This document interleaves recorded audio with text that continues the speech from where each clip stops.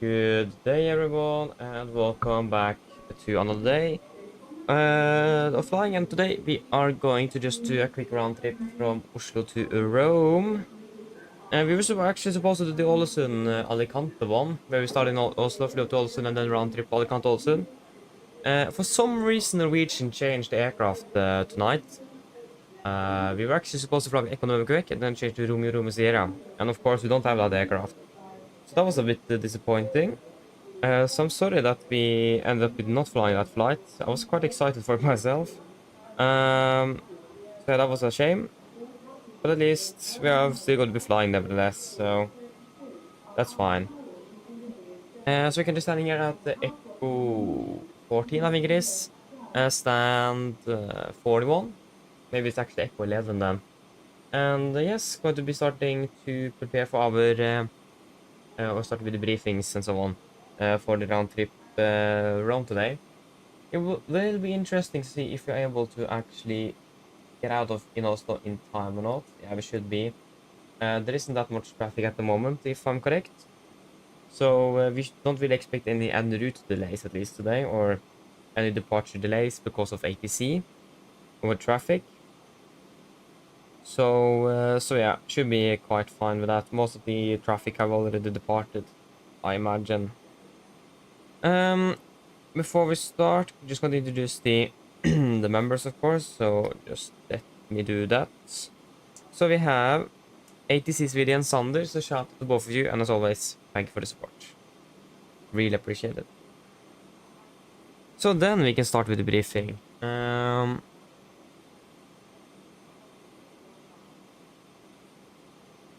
Just need to get things connected up here. How long that ever will take. Yeah. At least, Björn, hello, welcome. Hope you are doing well.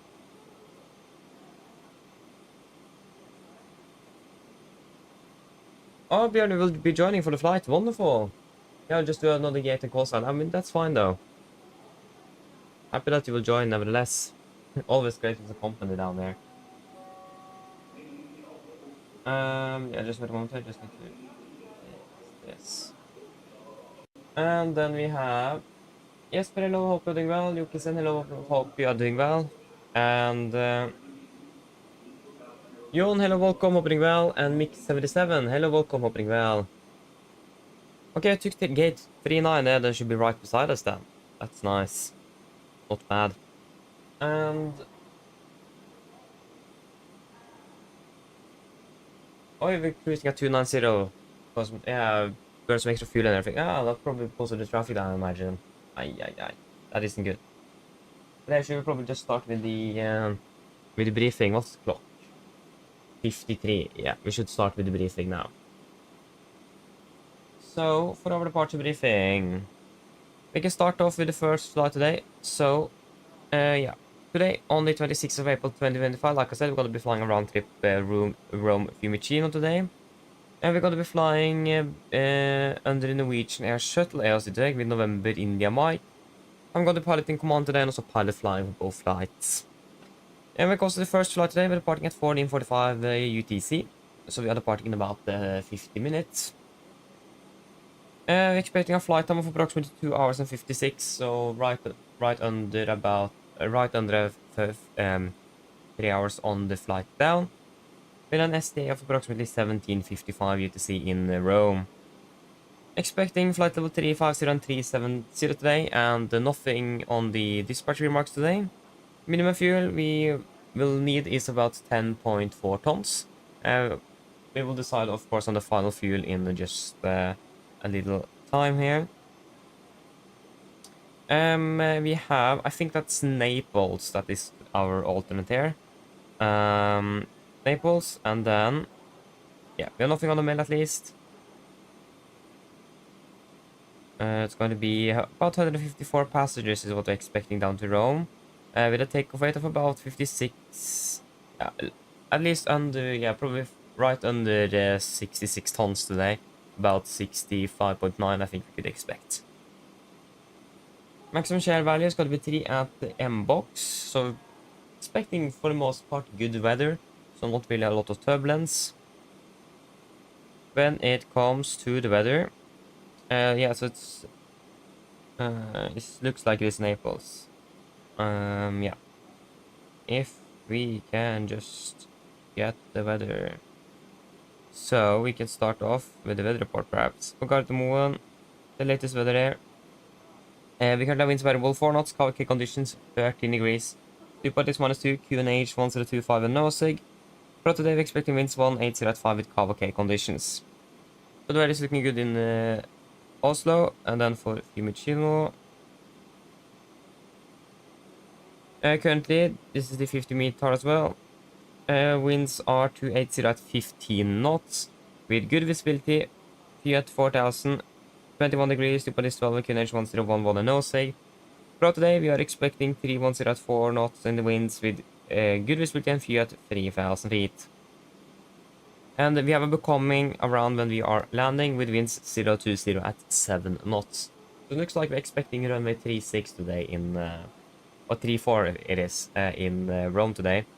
We are always be landing on 16 left, so another runway for landing in Rome would be nice as well. And then for Naples, our destination alternate. This is the 50-meter as well. Currently winds 230 at 5 knots, variable 180 to 70. Good visibility, scatter at 4000, scatter at 6000. Temperature 18 to 13, QNH 1012 and NOSIG. For today, expecting winds variable 6 knots, good visibility, scatter at 3000. So it's looking good at our alternate as well, so that is nice to see.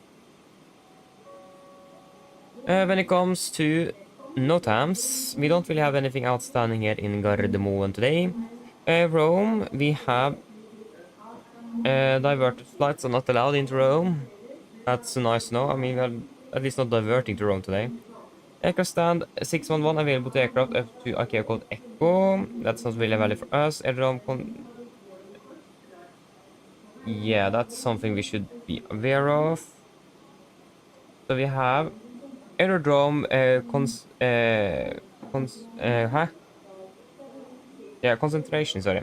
Aerodrome concentration of birds, swallows, of swifts around movement area from sunrise to sunset. So we're expecting, we could expect some birds in the movement area around.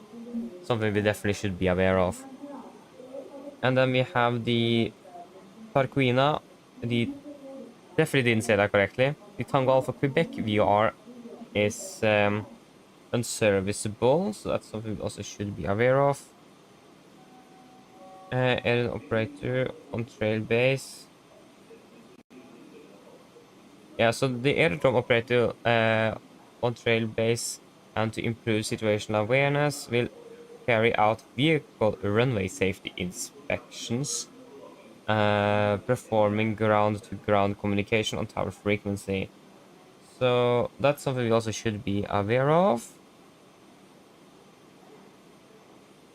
And then apron stands, yeah, not really that for us. New obstacle. New obstacle, mobile crane erected. It's going to be maximum elevation above the ground is going to be about 150 feet, 45 meters. And we have another new obstacle as well. That's going to be up to about 47 meters and 155 feet above the ground. And then we have electronic flashing light approach system, EFAS, for them 16 right, 16 left, 25 and 34 right, unserviceable.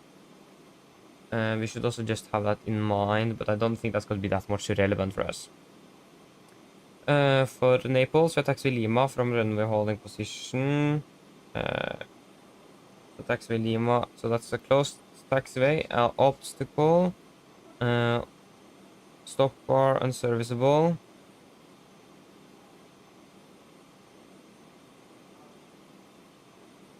VR unserviceable. Airdrome beacon unserviceable. Obstacle light. Monday to Friday, no. Monitoring of culverts limited.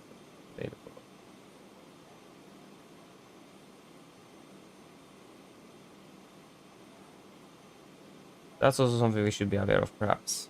Not that relevant for us, but I mean, still good to be aware of.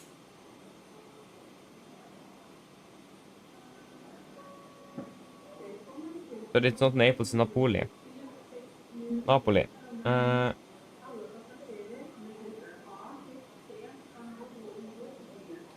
Also something we should be aware of in case we need to divert the part out again. Don't need to go through that now though, since we don't really expect to be diverting nevertheless. There is a significant weather charge. Where are you? You are. Here you are. This is significant. This is valid 18 UTC, only 26th of April 2025, between flight level 100 and 450 from Washington. So we just have some moderate icing over northern Italy and over Austria and Switzerland, between flight level 180 and below flight level 100. Other than that, we don't really have anything else. When it comes to the winds, oh, sorry, that was the wrong flight plan. We can take for 340 then.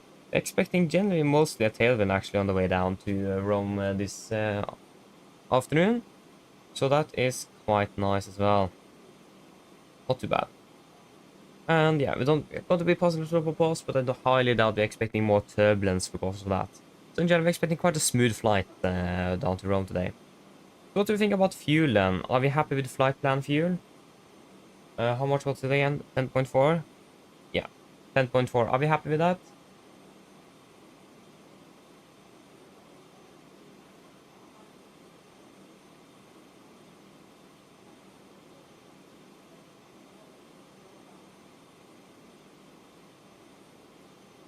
Yep, happy with that. Then we will take the flight plan fuel of 10,400.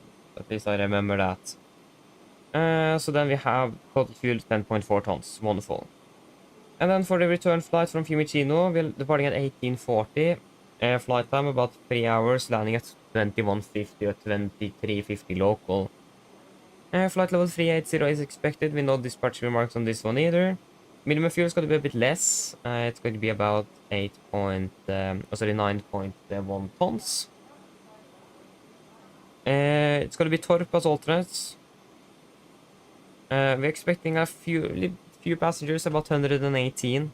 With a takeoff weight of just about 61 tons, I imagine we could expect.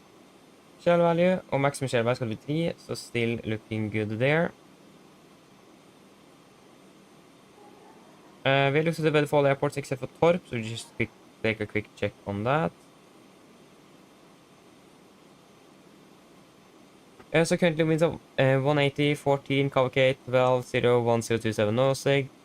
Expecting for today 210 knots Kawakate conditions, and also variable 3 knots. The probability of 30% with 2000 meters of mist is not before well after midnight. It's about 3 in the morning, I think, local time, so that's not really going to be anything to be concerned of, for us at least. So the weather is looking good at our alternate as well. No plan wise, we have Fiumicino, we have some new. Oh, yeah, this. I didn't see that. It is valid. Yeah, that doesn't really matter for us nevertheless. Got to mark out the same note times. Aircraft stand. Diverted flights. No. No. Aerodrome. Birds. Tango for Quebec VR. The runway operation. New obstacle. Obstacle. And EFAS. And there is nothing for Oslo either. And there is. It is Monday to Saturday, 2100. We're landing 2150, so the aerodrome is actually not. That's probably why Simbrief gave us Bergen, Flesland, and not Torp, because of this. Okay, so we will mark that and see if we will most likely change because the aerodrome is actually not operational when we're landing also, so we can't really have that as a diversion airport, can we? So we'll take a look and see. Most likely going to be changing our alternate airport and for return to Bergen instead then, since the Torp is actually not in operation. It's closed, or yeah. That's something we definitely should be aware of. That's why we're reading the note times. For the significant, this is the same valid 18 UTC, 26 April 2025, between 1 and 4 from Washington. We still have the moderate icing over the Alps, but other than that, everything is the same. Expecting mostly a crosswind actually on the way back to Oslo. Mostly crosswind is expected. Maybe a little bit of headwind, but in general the winds are very light today, so don't really expect to be delaying us any further or anything like that. So yes, that should be pretty much it. There's nothing really else to say, except that it is currently across the pond, and there is actually not that much ATC online, especially not in like the middle to eastern parts of Europe. We still have we're expecting ATC from the parts in Oslo until we're landing back again. Should be up and running until 2200 UTC, so midnight local. So expecting ATC on landing as well, so that is not too bad. But except for that, we don't really have anything else to say. If there is, that's going to be more for the individual briefing then. So then, are there any questions?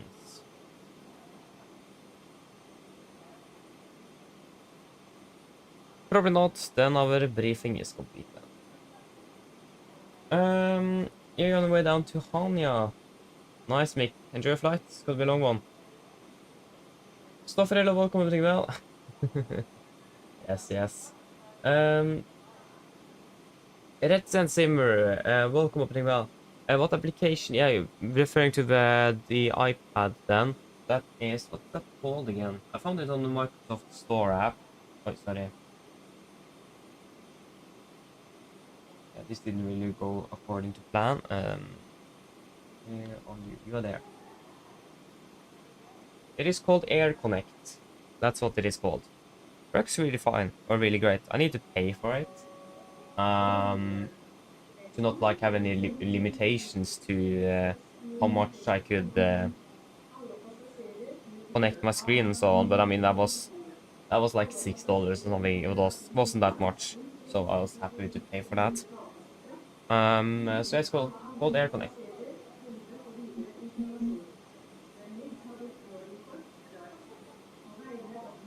Okay, Bjorn, see you after departure then. Indeed, see you soon. Or yeah, after that. Have our aircraft landed because this our aircraft is currently inbound from Copenhagen, and they should have landed. We have North Atlantic areas to Miami at the moment as well. Yeah, no, our aircraft have landed, so we can practically just walk out now. Um, the clock is 07, so we still have about more than half an hour until our STD, so that is also good. And there were no questions as well, that's also good.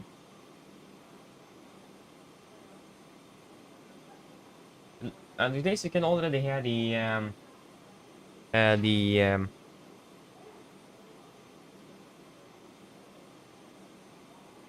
the air conditioning unit. That's what it is. That's already connected to the aircraft. So yes. I mean, it's actually surprisingly hot. Or I mean, maybe the temperature. What's actually the temperature? I will check once we have entered the aircraft. Please, every aircraft is standing, shining in the sun, and it is sailed on some sort of soap, if that's interesting. 230 Norwegian kroner. Go and buy. There we go, and then we have company on our right as well. That's good to see.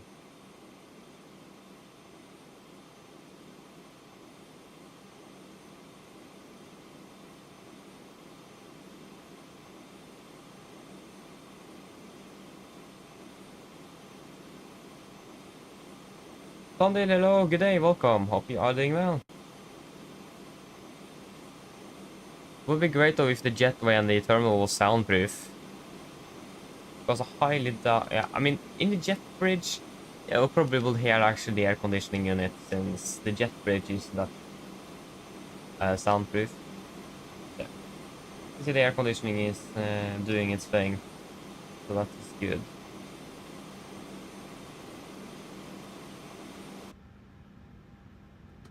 Now we got quite soundproof.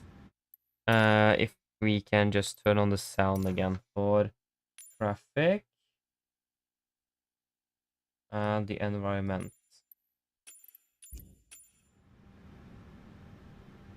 Okay, and also just sync up the time to make sure that's correct. Oh, sorry. Forgot actually to set it to live again. There you go. Yes, then we can walk in.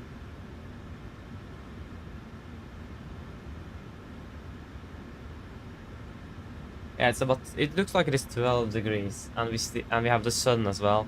That's shining on the airframe. It's gonna be quite hot in the cabin. Or generally inside the aircraft, it's gonna be quite hot.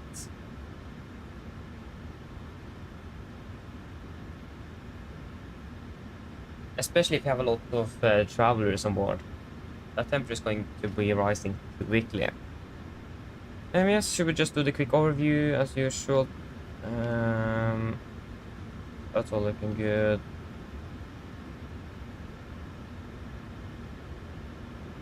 Yes. We have 81 and 81 and 100 and 100. So doing good on the oil and the hydraulics as well.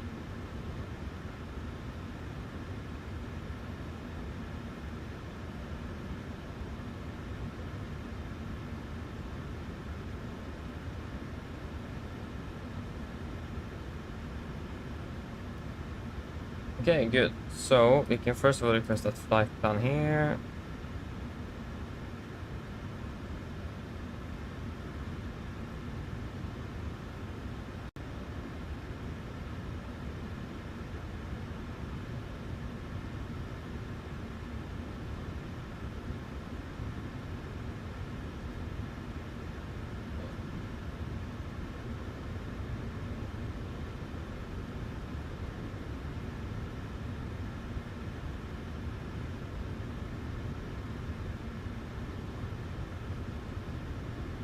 Yeah, we have Gardermoen Tower on at least, so we have some sort of ATC.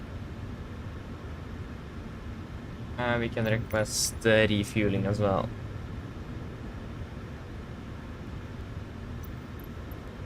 Yeah, refueling. Refueling truck is on its way.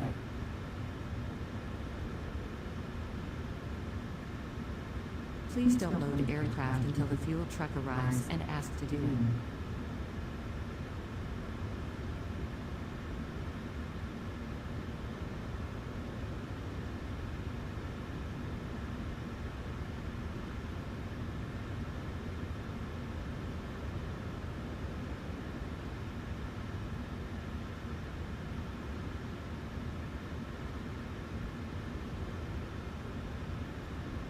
We have approach online, we have center controller. Yeah, the last part is going to be over Copenhagen or over the market, and it is going to be on the otherwise. Oh my gosh, there's a lot of aircraft flying. Back over the Atlantic. Insane. Go ahead.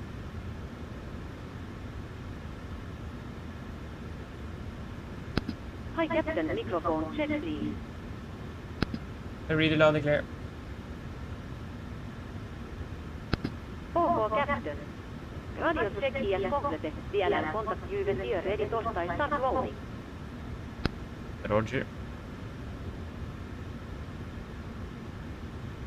The fuel truck is not here yet.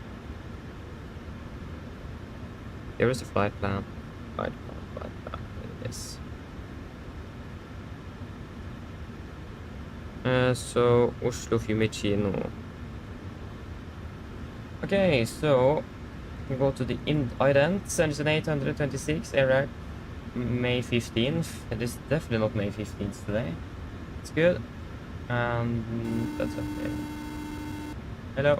Hello, Captain. Okay, I've spoken to security, and I'm told they'll be ready to send the passengers down to us in a few minutes. Okay, thank you. No problem.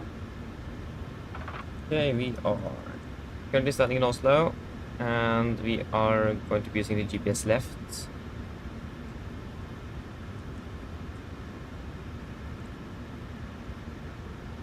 Something.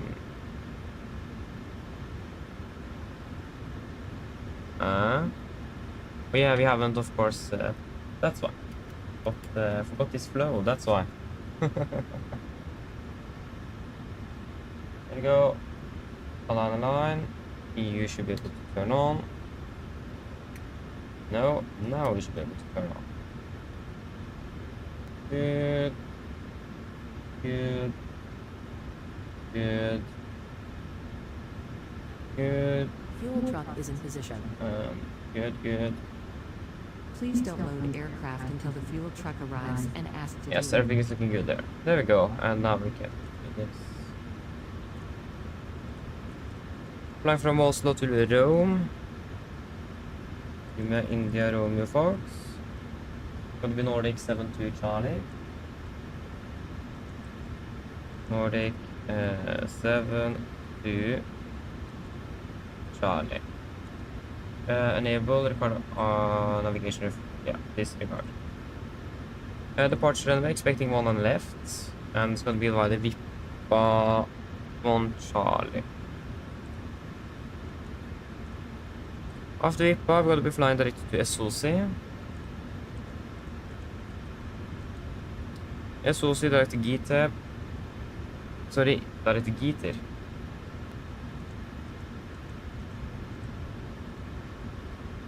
Direct to M-Box.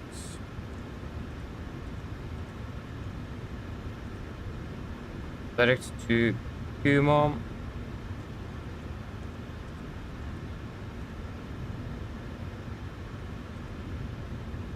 Direct to Depot.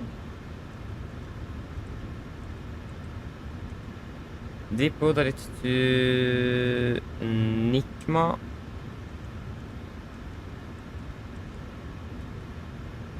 Nikma and then direct to Retap.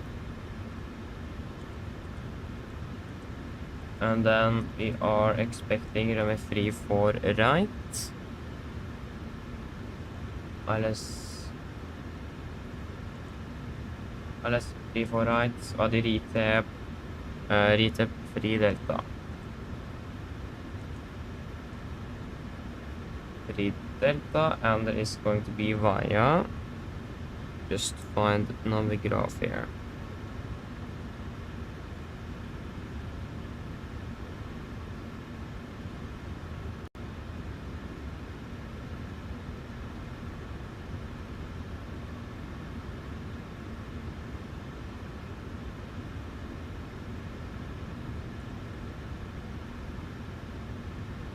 Hmm.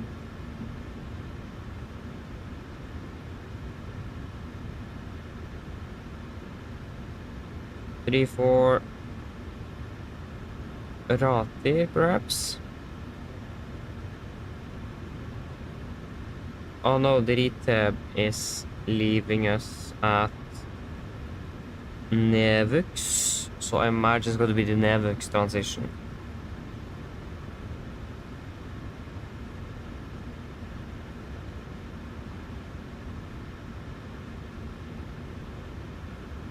Where is Nevux? Yeah, there you go, Nevux. It'll be about the Nevux transition.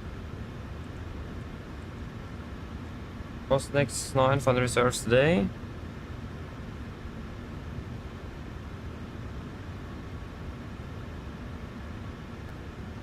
$2.9 tons. Flight level 350 initially. Cruising wind 318.17.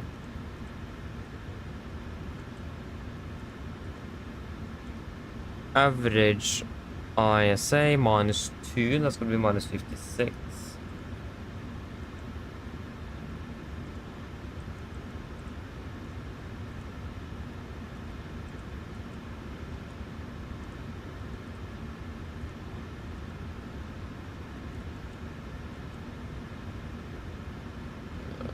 No ATC in a row.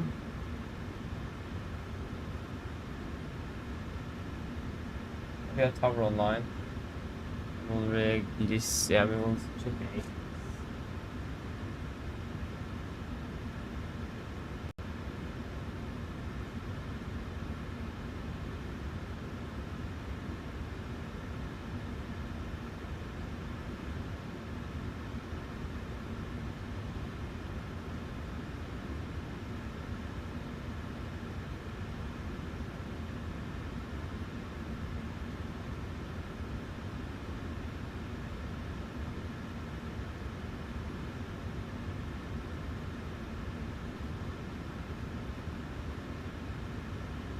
Transition level is 7.5 and the QNH is...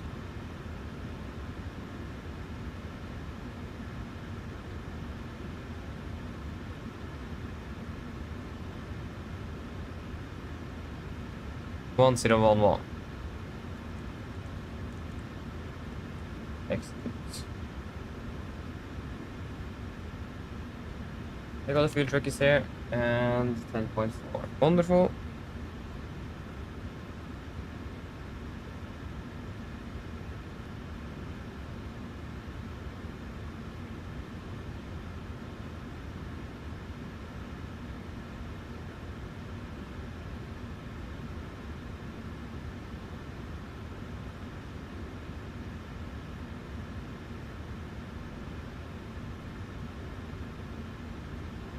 Avgeeksilas, hello, welcome, hoping well. Estimate ETA.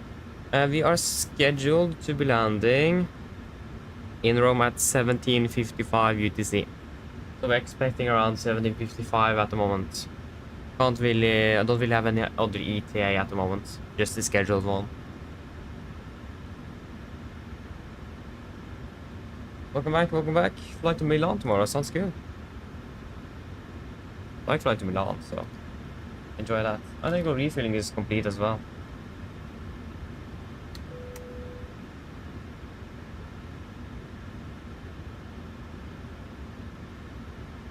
Okay. We can start boarding.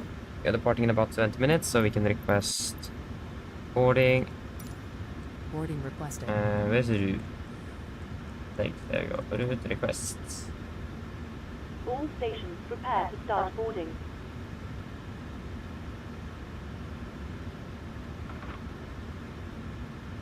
That's a good question. You can just, if you just do Norwegian flight both tomorrow.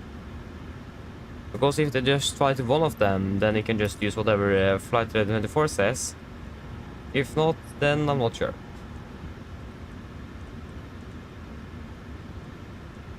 Okay, they're doing both tomorrow. I'm not sure. Is there one of them you haven't flown to before, for example? Yes, and the engine outside is going to be just the standard 25 and all. Good.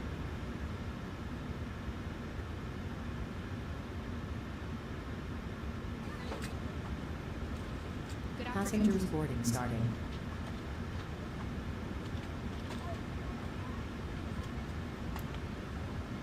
And the 8 this is 127,155. 127,155.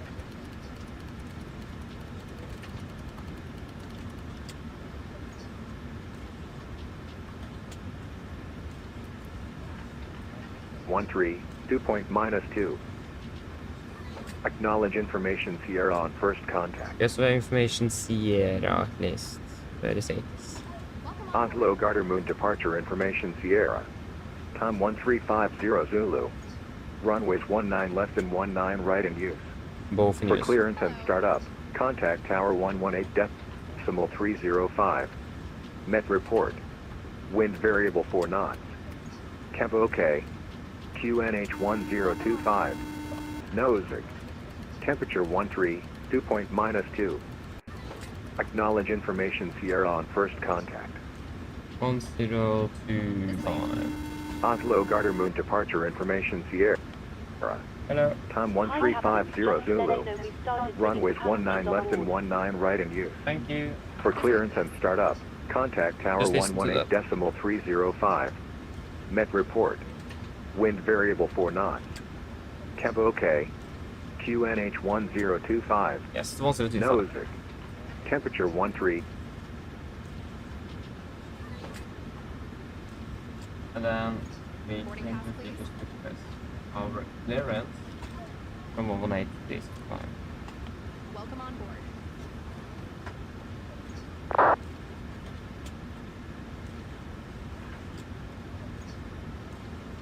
This way. Tower, god ettermiddag, Nordic 7 to Charlie at stand 41 with reservation Sierra, request clearance to row. First, Terra 2505, wind 153 at 4 knots, runway 19 right, clear for takeoff. May I see your boarding pass? Terra 2505, runway 19 right, clear for takeoff.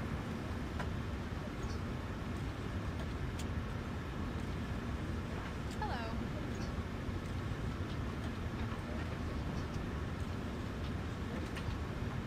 This way. May I see your boarding pass? Confirm North 72 Charlie, question Hey, affirmative. May I see your boarding pass? 72 Charlie, ground tower, west, cleared Roma, mid-1 Charlie departure, 19 left, to climb 7000 feet, squawk 6245. Nordic Center Charlie is clear to Roma, body VIP of 1 Charlie out of 19 left, initial climb 7000, squawk 6245. North 72 Charlie, read my correct. 45 Quebec, There you go, I've got our clearance, so 6245. Good afternoon. 6, 2, 4, 6, 2, 4, 5. Hello. And it's gonna be 7000. And that's one on the left, VIP of 1 Charlie. Wonderful. Good afternoon.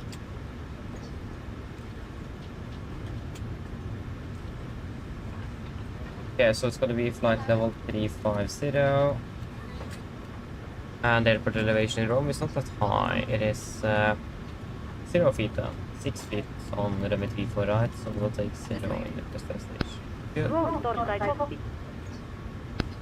Go ahead. We started the loading up. This way. We have. Hi Captain, just Arctic update Torstai let you know that we have started loading. DNL contact you again once we are done. Hello. Roger. Hello.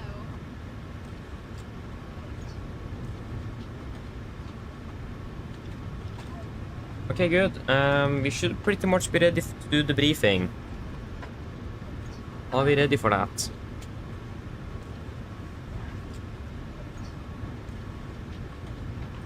Hello.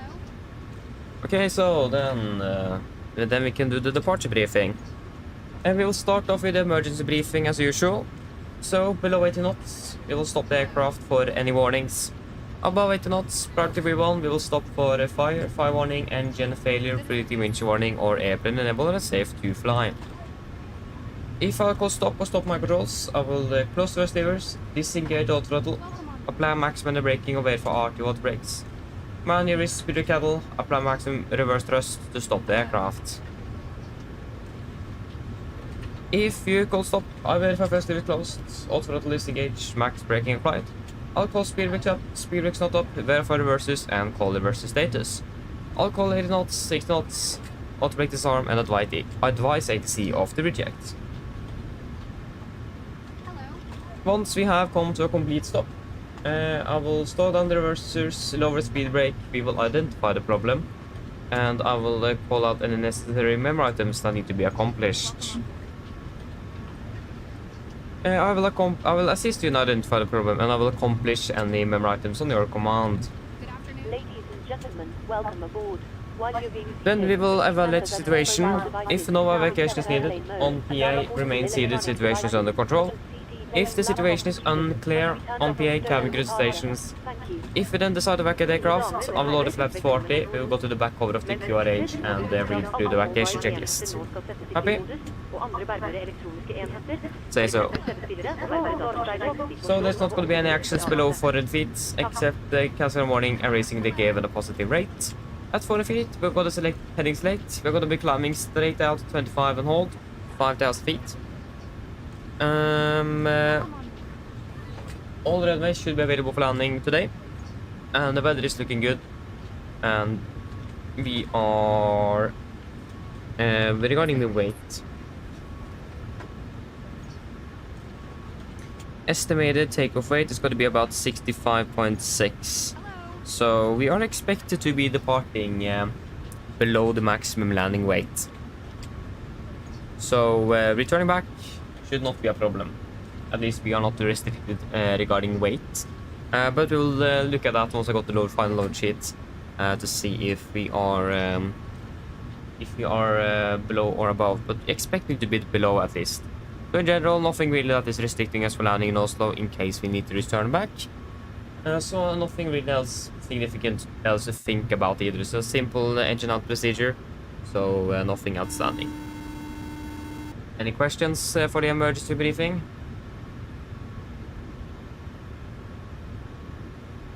Probably not, then we'll continue to check. Just stand by a moment. Hello. Hi, Captain. Okay, we've received the load sheet from ground. But it was a There's quick passenger warning, count, that's insane. Count is the total souls count, plus yourselves, of course. Thank you. Okay, looks like we're all set to go whenever you're ready.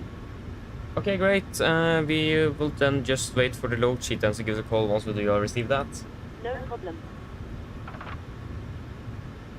Go ahead.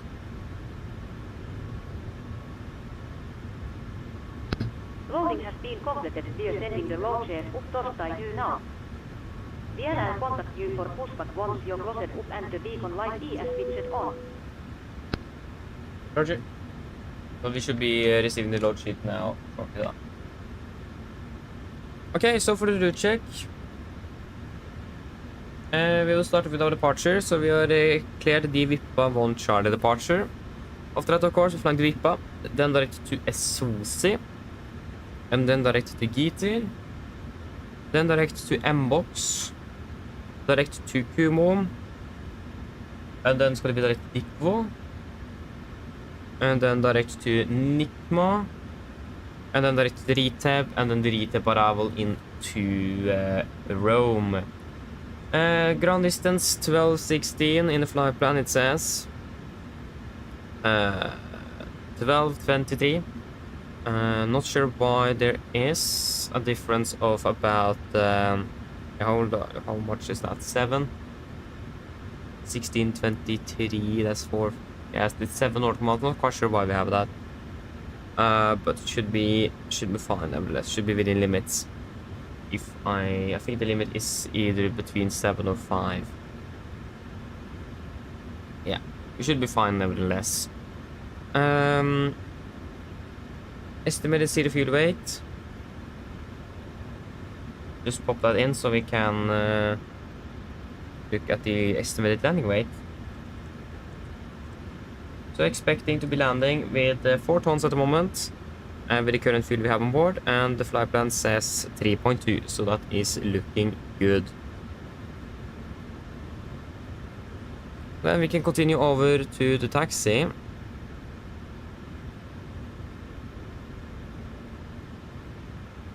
So for the taxi, these are airport charts. 10-9, effective 20th of March 25.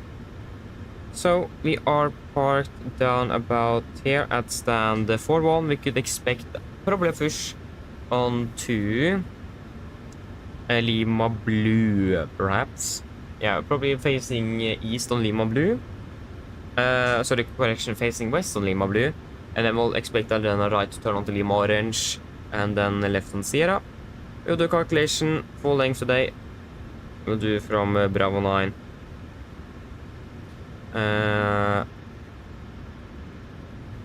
Actually, when I think about it, we can go for we can do a calculation from Bravo 8, but we will go Bravo 9 unless ATCs explicitly tells us to use Bravo 8 today. So we'll do a calculation from Bravo 8, but we're going to be using Bravo 9. We don't have any hotspots, tax restrictions, and notable times for Gardermoen today.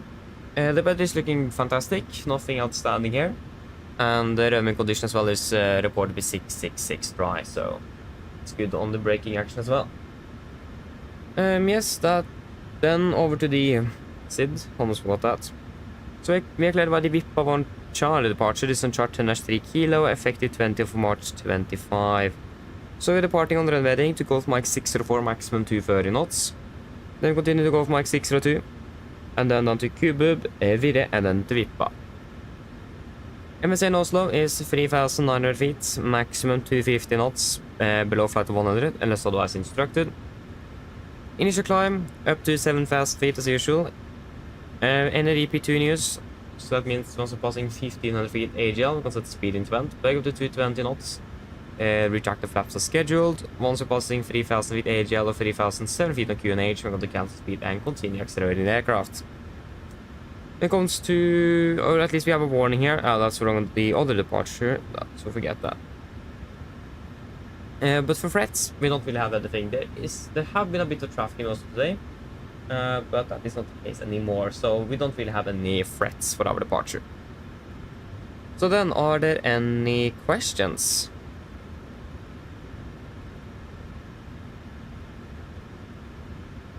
Probably not. Then our departure briefing is complete.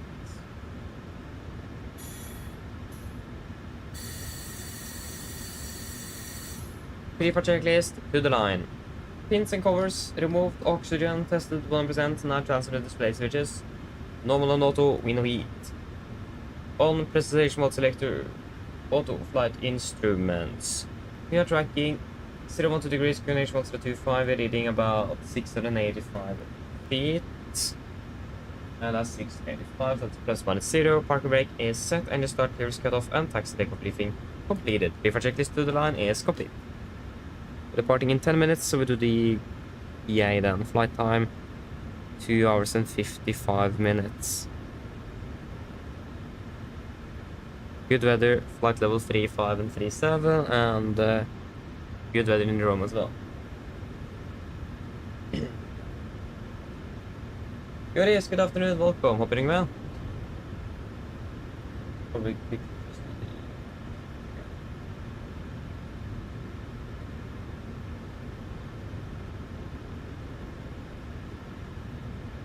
Mine damer og herrer, god ettermiddag.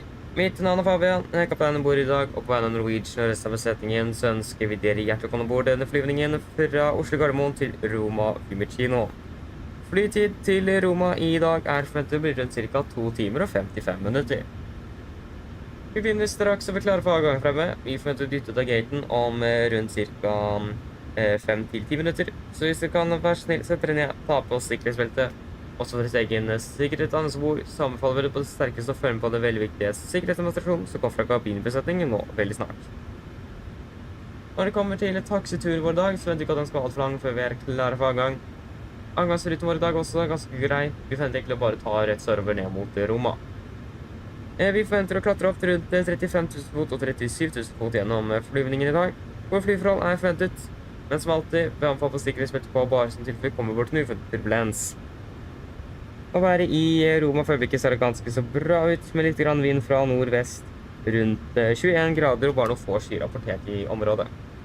Ellers, siden jeg slapp av, så håper vi dere får en veldig fin flytur med Norwegian. Ladies and gentlemen, good afternoon. My name is Fabian, I am the captain on board today, and on behalf of Norwegian and the rest of the crew, want to wish you very welcome aboard this flight from Oslo Gardermoen to Rome Fiumicino. Flight time to Rome today is expected approximately 2 hours and 55 minutes. We are shortly ready for departure in front there. Expect to push back in about 5 to 10 minutes. So if you may please sit down, take on seatbelts. And for your own safety on board, we do recommend to pay attention to the safety demonstration that is coming from the cabin crew in just a few moments. For our taxi today, we don't really anticipate that to take long before we're ready for departure. Our departure routing as well has been quite good today, and we expect just to depart straight south towards Rome straight away. When it comes to the cruising altitude today, I expect to be cruising at 35,000 feet and 37,000 feet today. Good flying conditions are expected through the flight, but as always, we do recommend the zips on just in case encountering some unexpected turbulence. The weather in Rome at the moment is looking quite good, with just some winds from the northwest, about 21 degrees centigrade, and just some few clouds reported in the vicinity. Otherwise, sit down, relax, and we're going to enjoy this flight with Norwegian. Thank you.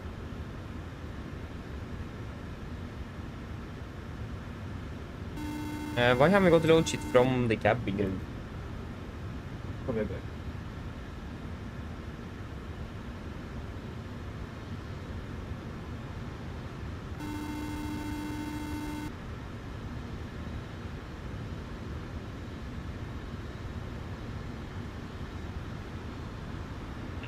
Hi.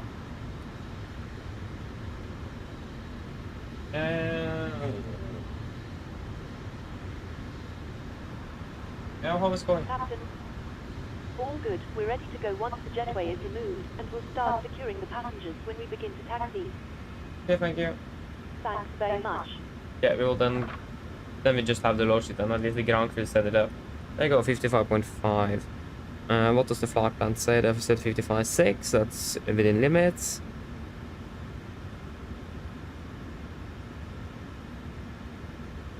And takeoff weight 65.6, 65.9, exactly what I expect. 65.9. And we requested 10.4 tons of fuel, and we have got 10.4 in the tanks that we can execute. And we can do the... If I can just get into the performance tool, that would be a good start. Airport, Gardermoen. Runway 19 left, intersection Bravo 8. Condition dry, winds currently 200 at 7. 13 degrees. QNH 1025. Flaps 5. Gonna be 65.9, so below maximum landing weight. And 20.2 on the CG.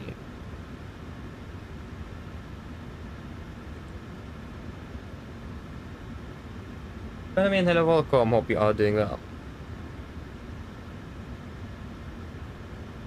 Yeah, we can at least power up the APU while we are doing this. Okay, so that is going to be AMD Radeon 2 with an assumed temperature of 39. So 39, 89.4, 88.6. That's because the packs are currently, or the air conditioning is running. So that is then good. 88.6, 89.4. Yeah, it's actually exactly within limits nevertheless. So that is fine. Flaps 5, trim 5.9, we have 625 here. Will be 32, 41, 44, 32, 42, and 44.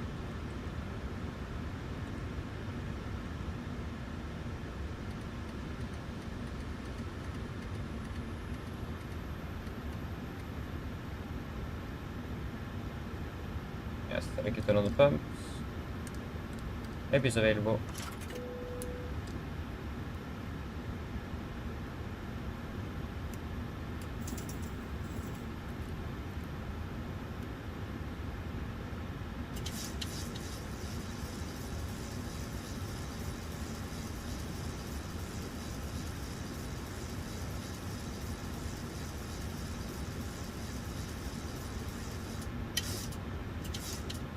Okay, brief checklist. Below the line, fuel, we have 10,400 kilograms aboard, 6 pumps on, passenger signs set, auto brake, RTO, CW cars completed, takeoff speeds. V1 132, VR 142, V2 144, MCP 144, heading 192, altitude 7,000, free flight checklist complete. Cockpit ground.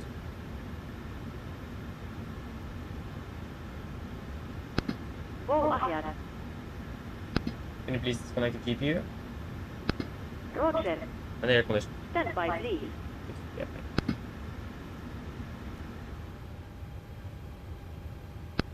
Ground cover has been disconnected. thank you.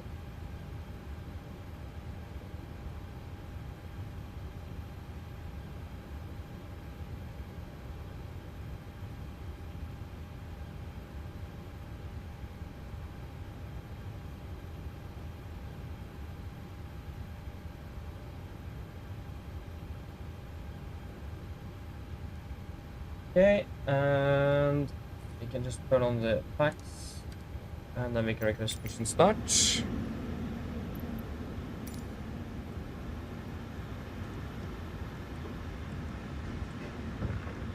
There you go.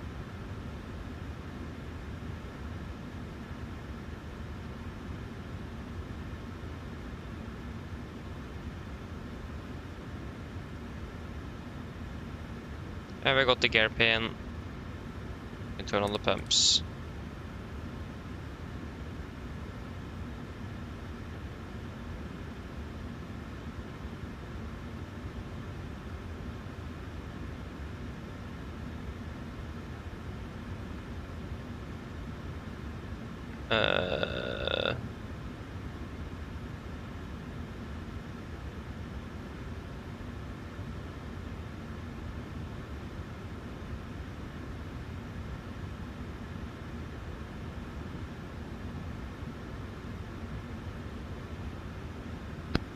Ground torstai cockpit.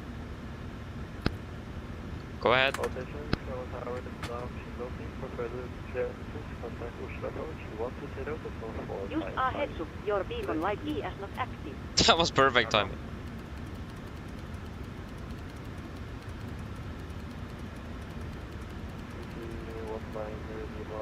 Contact Oslo approach 120.455.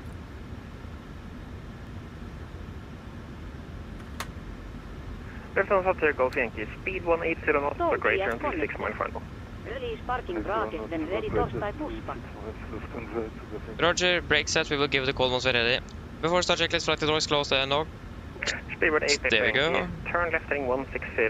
Doors windows Cleared closed and locked. runway Anti-collision 19 lights on. left. Transponder altitude off and rudder neon trim free and 0 before start checklist complete. A request push and start. Correction, left heading 220.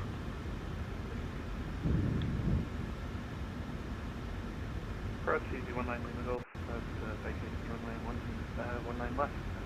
Easy 100 Lima Golf, taxi Sierra Juliet, stand 5-4. Taxi Sierra Juliet, stand 5-4. Oslo approach, go ettermiddag, Nordic 72 Charlie stand 4-1 requesting push and start. Nordic 72 Charlie, person start approved, spot 4 facing west, QNH 1025. Push start approved, position for QNH 1025 Nordic 72 Charlie. Okay, we are cleared for push. Copy ground, we cleared push, release point 4, brake set. Oslo, Grest Nordic 1054, information sign. Go ahead of clearance to Gdansk. Brakes released. First speedway till thank you, went through the localizer, continue left turn 160, descend 3000 feet establish.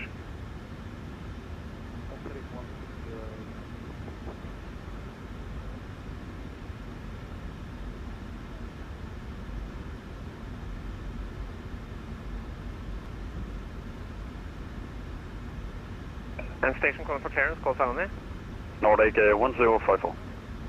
135 Garmon.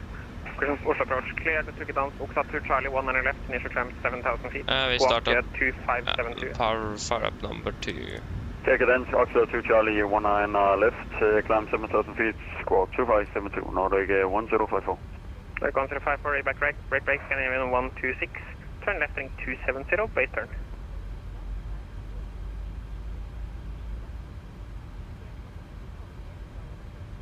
Turning left heading 270, Scandinavian 126. Lufthansa 2 Golf Yankee, runway 19 left, clear land, wind is 2037 knots. Lieutenant 19 left, Lufthansa 2 Coffee. Speedbird 88 Yankee, confirm push the approach button. Speedbird 8 Yankee, we're on for 1 Thank you, reduce correction speed 160 knots until 4 mile final.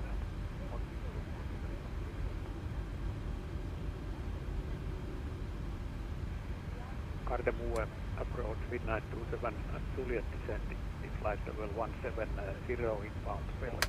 Starting at Connect out. with Juliet, Polaris control, hello. And starting number 1. Direct Ospad, expect a left, runway 19 left, descend flight level 100.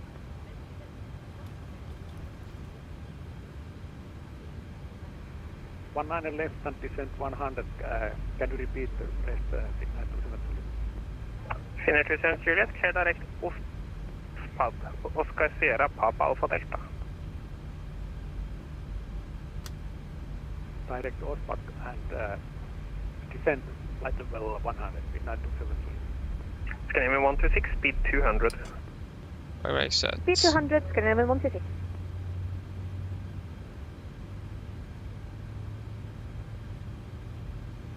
Speedbird 8 Delta Yankee, expedite your speed reduction. Sorry, my bad.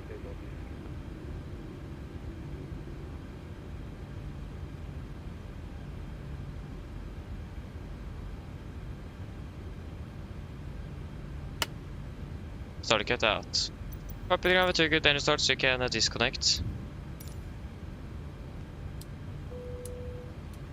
Scandinavian 126, turn left heading 220, clear ILS, runway 19er left. Turning left, heading 220, cleared for ILS, 19er left. Scandinavian 16. Freebird 6 Delta Yankee, reduce the final approach speed. Hi, Captain. The cabin is secured for takeoff. Thank you. No problem.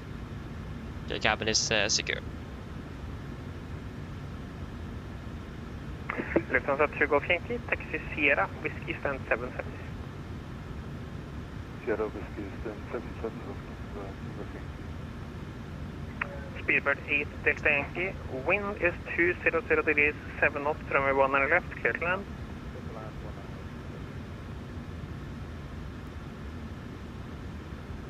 Scandinavian 126, speed 160 knots or greater until 4 mile final.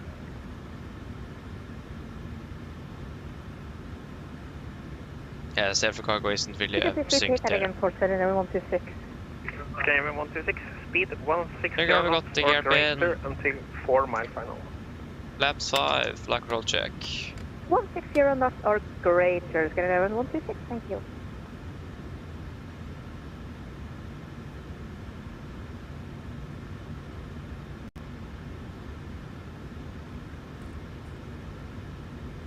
Before taxi checklist. Generators. On, ProBeat, on, anti-ice, off, air compress, packs, auto, isolation valve, auto. Engine start switches, continuous, recall checked, engine start levers, tent, flight controls, checked, ground equipment, clear, flaps, 5 land, 5 green, FU off before taxi complete. Nordic 72 Charlie requesting taxi. Nordic 72 Charlie, taxi Lima Orange, Oslo Sierra. Ibar Charles Short Sierra, Nordic 72 Charlie. Left clear, right clear. Nordic 72 Delta, once the company is on Lima Orange, persons are approved spot 4 facing west, UNHS 1025.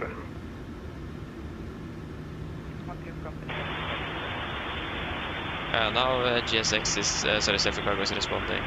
Speedbird 8 Delta Yankee, taxi Tango, hold short Lima Blue. Steer clear of the stand and your free Torstai start English. I mean, we're already taxing, so that's a bit Nordic too late. 1054, ready for pushback and start, please. Nordic 1054, persons are approved, UNHS 1025. Push and start approved, QNH 1025, Nordic 1058. Scandinavian 126, wind is 200 degrees, 7 knots, runway 19 left, clear to land. 19 left, clear to land, Scandinavian 126.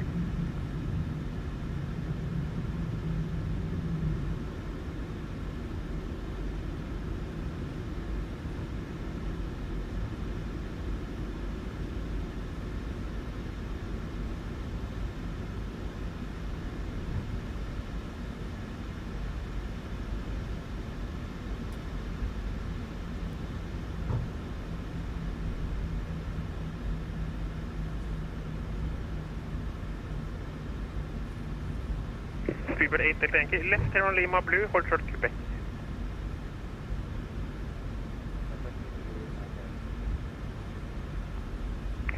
Nordic 72 Charlie, taxi Tango, and to holding point Bravo 8, runway 19 left. Tango to point Bravo 8, 1 and a half, Nordic 72 Charlie. Okay, exactly, we got Bravo 8, so... That's good. Hold short of Quebec. Right clear, left clear. The British Airways is taxing on Lima Blue, so we are clear of him.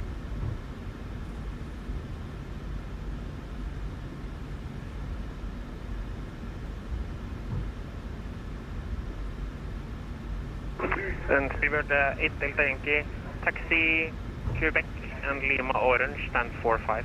Looks quite tight on the wingtip clearance there. Right clear, left clear.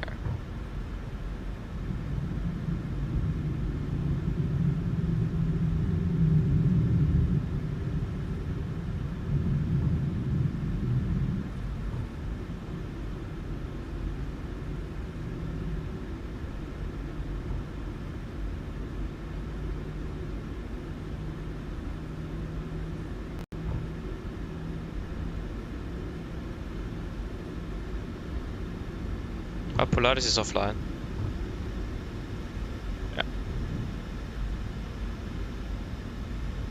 Left clear, right clear. Air 27 Juliet, descend 5,000 feet, QNH is 1025. And just confirm 1025 is set. Good.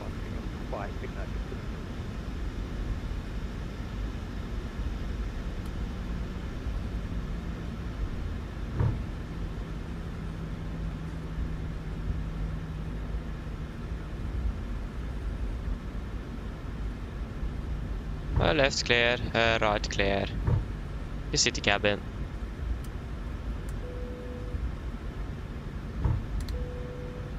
Before takeoff checklist. Flaps, 5 land, 5 green, establishing 6.25 units. Chemical given before takeoff checklist complete. And there you go, SES is landing. 77,700 as well. Bad. There we go, weather on my side, and we got terrain on your. There we go. Left clear, right clear.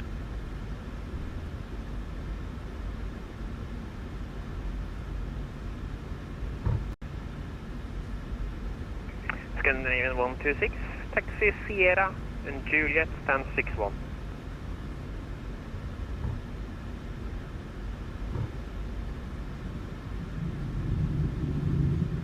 Taxiing Sierra Juliet at stand 61, Scandinavian 126.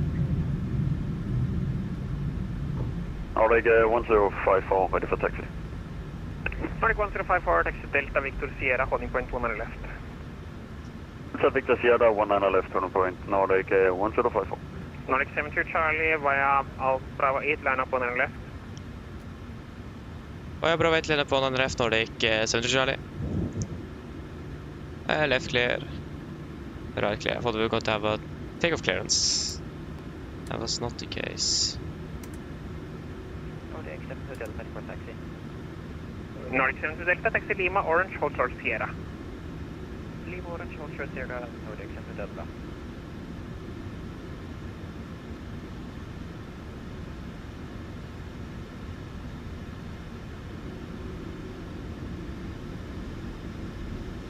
This aircraft is definitely a bit heavy.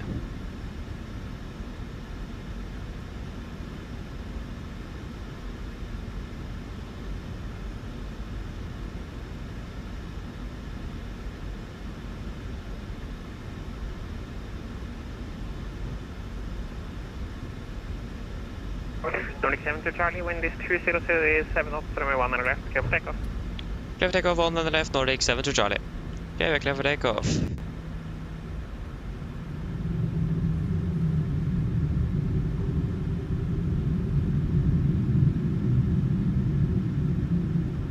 Okay, are we ready?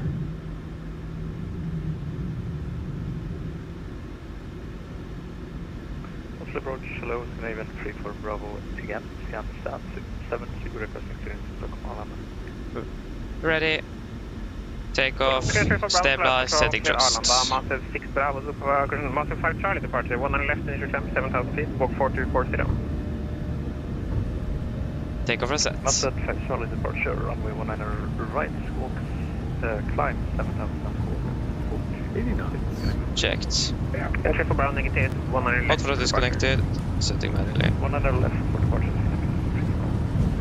Entry for Bravo, back, brake, Nordic 72 Delta, second left from Tango to holding point Bravo 8. Left Tango, holding point Bravo 8. Oslo Road, school line, 628, passing Oslo 250. Go 68, Oslo Road, 1 and close, and some remain on the call. Roger.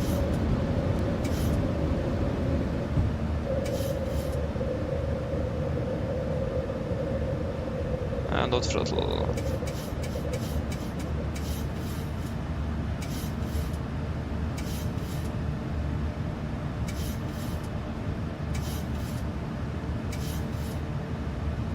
Clear 7 Juliet, descent 4,000, clear left, runway 1 on the left. Speed into vent, 20 knots. 20 sets.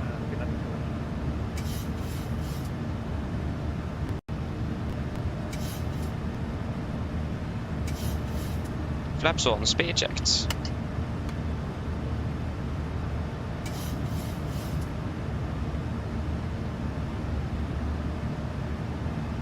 Flaps up, speed checked.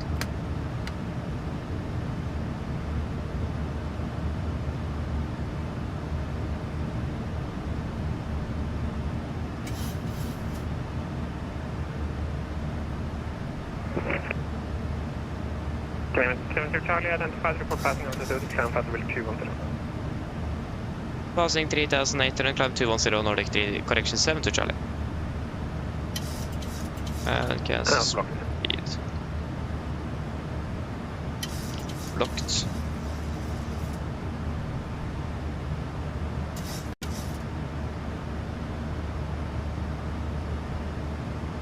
Command A.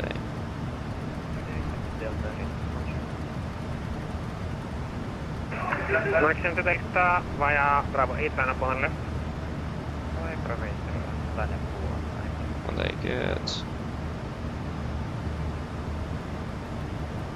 210 set.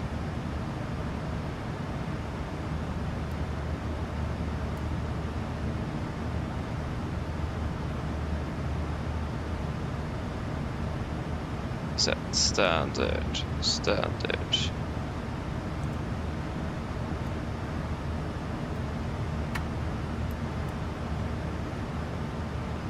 After takeoff checklist, engine blades on, packs, auto, landing gear, up and off, flaps, up and light on altimeters, standard set cross checked, passing 6,800 feet, now, plus minus 0 after takeoff checklist complete. Get ready to deal with the climb.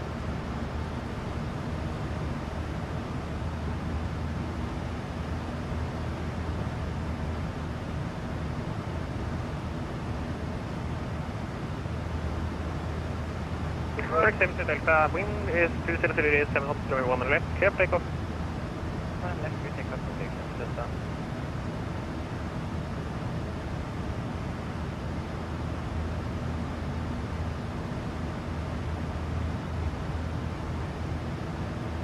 Mike 1054 behind the party company, while Bravo 8, line up on left behind.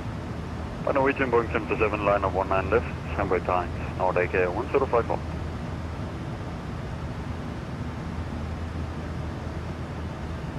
Passing flight level 100.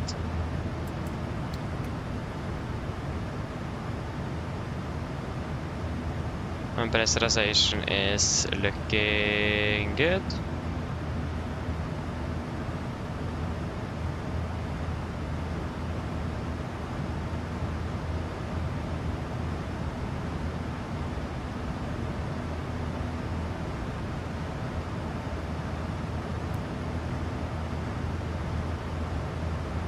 Mark 70 Delta, identified report passing altitude, climb flight level 210.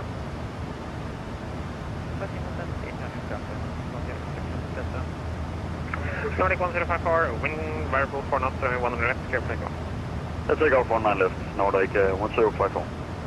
Get off the seatbelts. Mark 70 Charlie, Unicom, bye-bye. Unicom, Nordic 7 Charlie, ha det bra.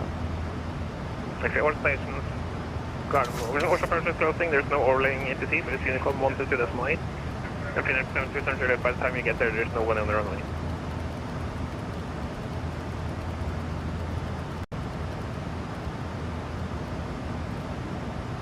On to date. Wonderful. So that is a threat we need to remember to think about, is that we have a company aircraft with quite a similar call sign. So miscommunication can be easy. So that's something we need to write that somewhere. So it's easy to recognize. We are going to be. I'm going to write it down here at the null times with red.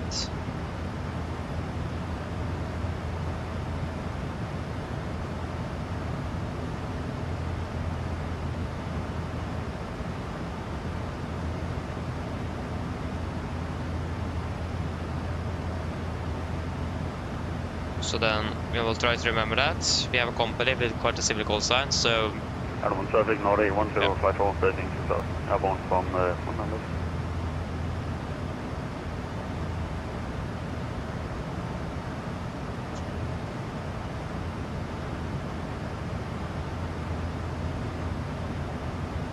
Continue to climb up to flight level 350 and 350 set. Just to confirm, yeah. Says that in the flight plan itself 350 to Geeter, then 37.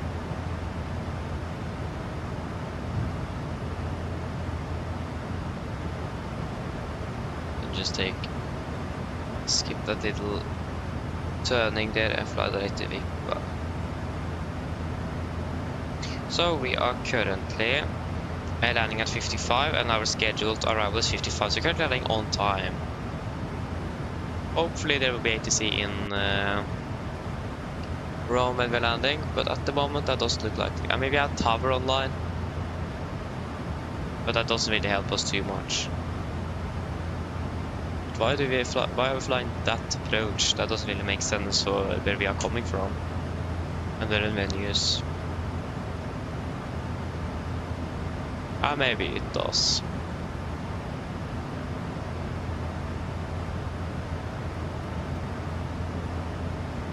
Are there any further ATC? No, there isn't.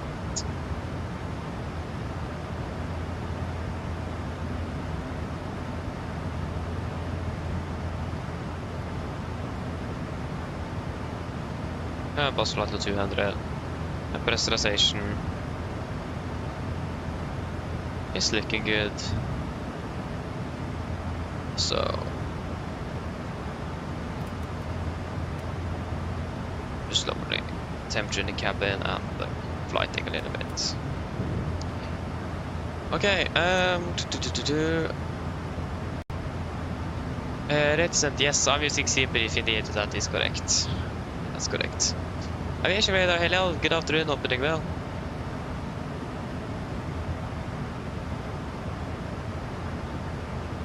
We're flying VFR. Nice, hope you're enjoying your flight. I'm not quite sure where in the world that actually is. Yeah, it's probably in Sweden, isn't it? I think it is in Sweden. Sounds Swedish to me. Welcome back, Björn, welcome back.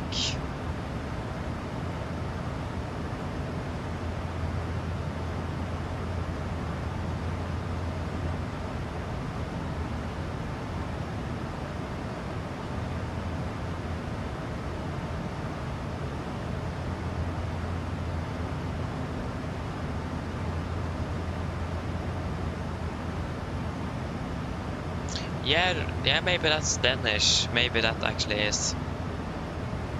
I mean, Kalmar at least, I think that is Sweden, isn't it?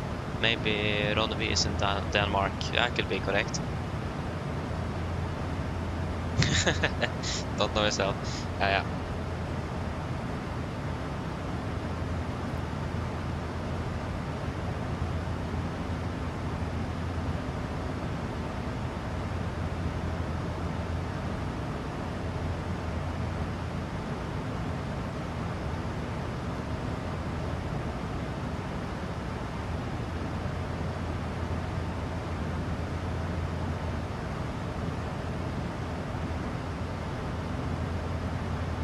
Oh yeah, confused it with Rome. Yeah, fair enough.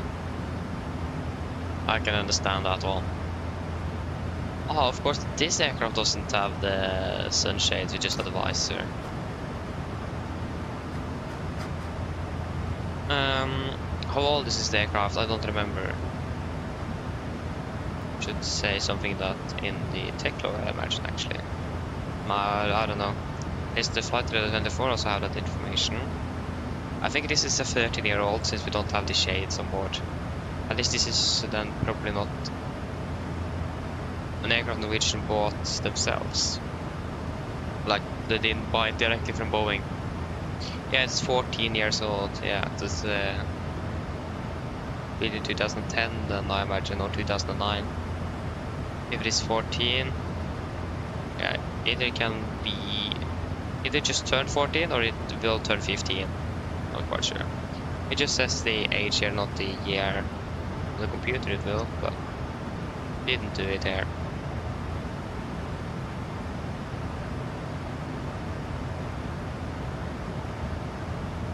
Yeah, there it says 2010. Yeah, so that it just turned then it's going to be turning 15. Yeah.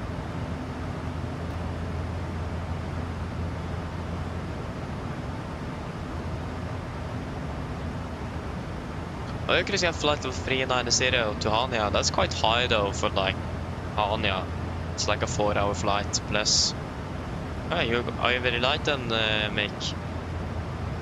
I mean, we are flying to Rome, and we are not able to climb to 390, or I think. Maybe we actually are. Yeah, we are able to climb to 390. We are. So then it will be about, the takeoff weight will be less than 66 tons then.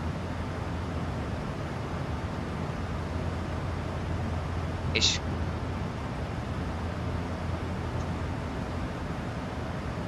Oh, nice SB. Sounds good. Oh, the aircraft is just 1 year older than you. Sorry, younger than you. Nice. Yeah, I mean, many of the aircraft flying for the Norwegian is getting quite old actually. So yeah. I think this is one of the aircraft that's going to be retired next. I think also November India Bravo is about the same age. I don't remember. November Oscar Delta as well. But also I don't really think this aircraft is going to be retired shortly either, because Norwegian need more aircraft in their fleet. So I think this aircraft is going to be flying longer than they have initially planned for because of production delays.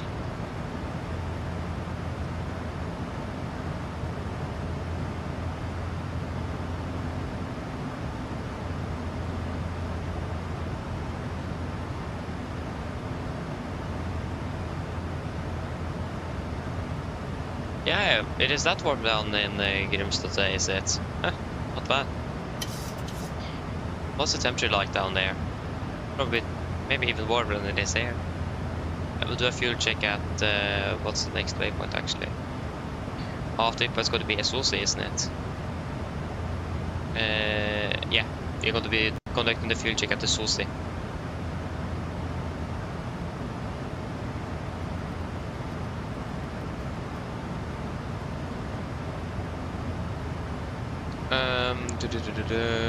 Yes.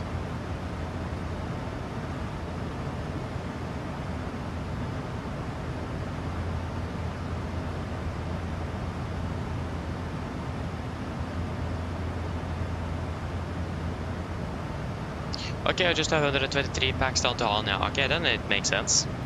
We passed like to 300 already. Yeah, so we had about 11-12 tons of fuel, and I imagine maybe even more than that. Yeah, the presentation is looking good, yeah. November in the Echo, yeah, that aircraft is all indeed, yeah, it is.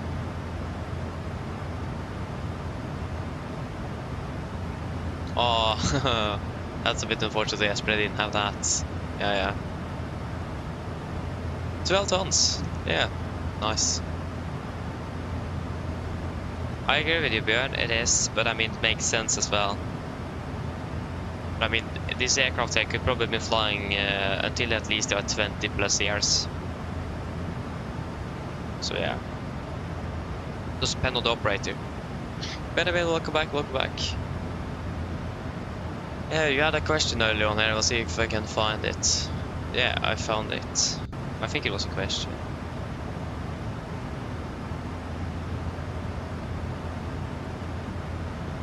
Oh, nice, flying with the FedEx 737. Currently doing Los Angeles, Honolulu. Enjoy it. Sounds like a lot of fun indeed. Enjoy that.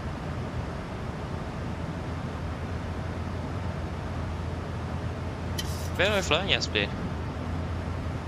Since you loaded 14 tons of fuel, that's quite a bit. Okay, 1,000 to go. And we'll do a fuel check at the Susi. 8.5 tons. We currently have 8.7 on board. That was 8.7. 1.8 burn. We are currently burned through 1.7. Flight time 17 minutes. We've been flying for 16 minutes. Good, so looking quite good already. Next one should probably be at the Susi then. Across with 461 knots, we have 445. Yeah, you're running a bit faster than us.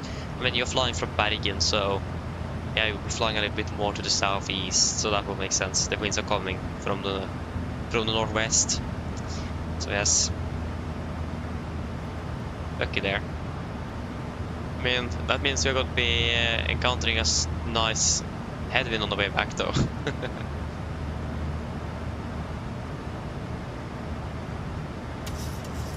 Stuff, yes, indeed. The nat tracks are packed indeed. It's insane to look at. Just look at this. There is so many aircraft flying over the Atlantic at the moment. It is definitely more. I think it is probably more aircraft here than in real life at the moment as well. I mean, this is insane. I'm not sure how many pilots that participate in the Cross the Pond, but I think it is well over 1,000 pilots or something. It is a popular event, and I can understand that. But if I hate to see all the way over the Atlantic, it is something special. We are flying to Athens, correct. Oh yeah, I didn't have Echo November. Ah, yeah. Just took a random one. And that works as well.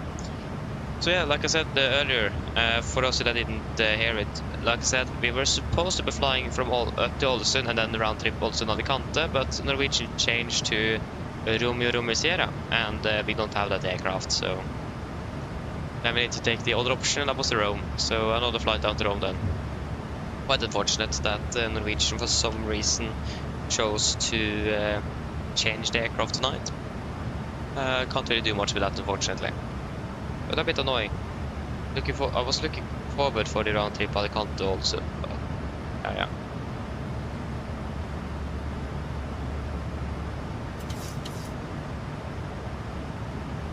Ooh, nice, Björn. Sounds great. I can say you're looking forward for that indeed. Nice. Yeah, exactly. You're landing 2010 Norwegian time in Hania at 1810 Zulu. So yeah, that's correct. We're landing. Yeah, we're landing 1.5 hours after we are landed in Oslo, if I'm correct.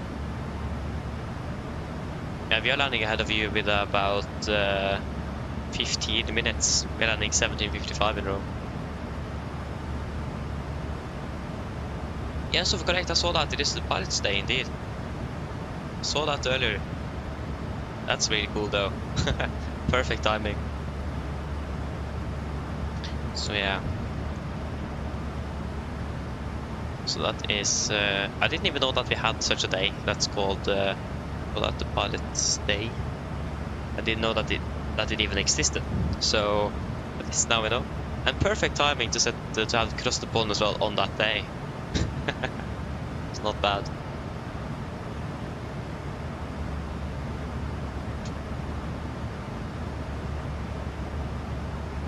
Yeah, Benjamin, the reason why is because there's an event at the moment across the pond. So we will have ATC coverage at certain times in Europe, over the Atlantic, and in the United States, or in general in the North America. So it is a yearly event. Well, actually, it is twice the year. It is from east to west in the spring, and I think it is from the west to east. So the return trip then is going to be during autumn.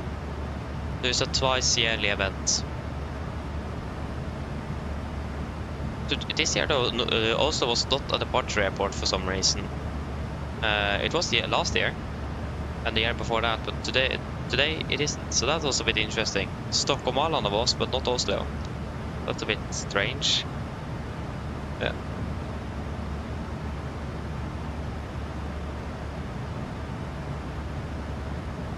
Exactly, we're landing 1:30 local in Bergen, so we're landing quite late. Yeah.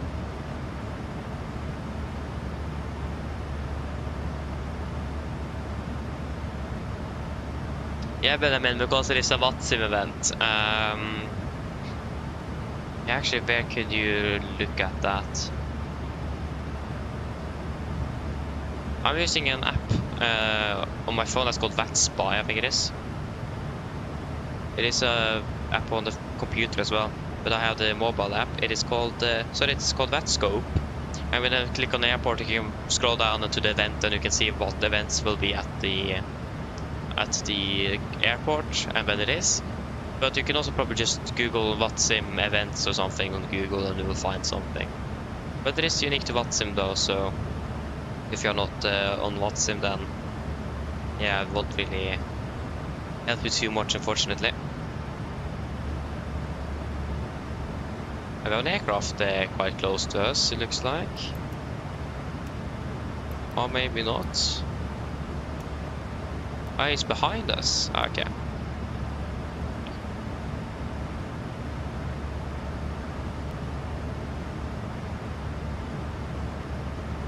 Oh, nice, you're flying around to the Copenhagen, Oslo and Stockholm tomorrow. You're departing at 13:30 actually, yeah. Sounds good. Oh yeah, okay, so for it is on Volanta. Okay, it is under activities and an event. Okay, nice. I didn't know that. But yeah, to be honest, I don't really follow events that much myself. So yeah, suddenly I remember 2 years ago, we were just doing a flight down to Copenhagen. It was a lot of ATC who happy with that, and at Copenhagen we need to disconnect from the network because the controller said that they didn't have the time for us. It was too much traffic in Copenhagen. And I just found out, oh, it's across the pond. I didn't even know it, and we were just doing a normal Norwegian schedule as usual, so yeah. So maybe it wasn't too bad that we didn't actually get or that we changed the Ålesund schedule today, because we probably then would have we could probably been delayed out also because of 80 slot restrictions out of Oslo, and that could have been quite bad. Yeah, maybe not. I think most of the cross the pond traffic nevertheless would have departed by that time, and Oslo was also not a departure airport for this event, so yeah.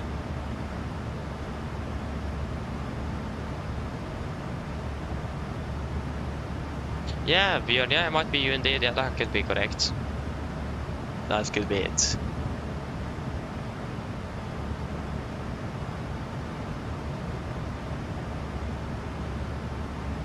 You it is. I imagine you need to wait for like 3 hours or something. I mean, if you that's maybe a bit too long. Huh. Which airport is this? I think I saw something. Is it Eindhoven? Okay, not that bad. Okay, 1.5 hours then. 90 minutes. Yeah, 1 hour 40 minutes. Okay, that wasn't too far away. Yeah, it was Eindhoven. Yeah, exactly. Nice. It's a local airport. Okay, then I understand. That's interesting. 1 hour 40 minutes for the package. That is quite a long time to wait. Huh. That's interesting. Wonder what happened to that.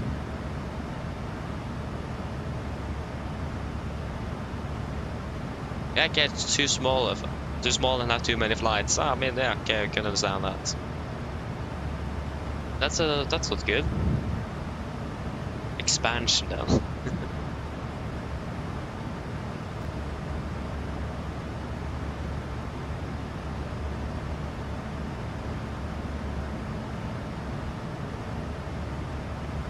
Yeah, exactly.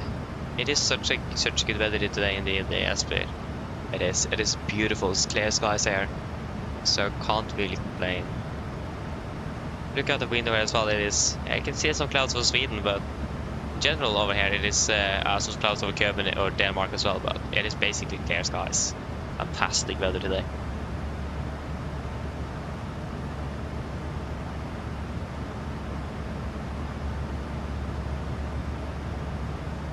Jon, yeah, that's yeah, offering that already actually.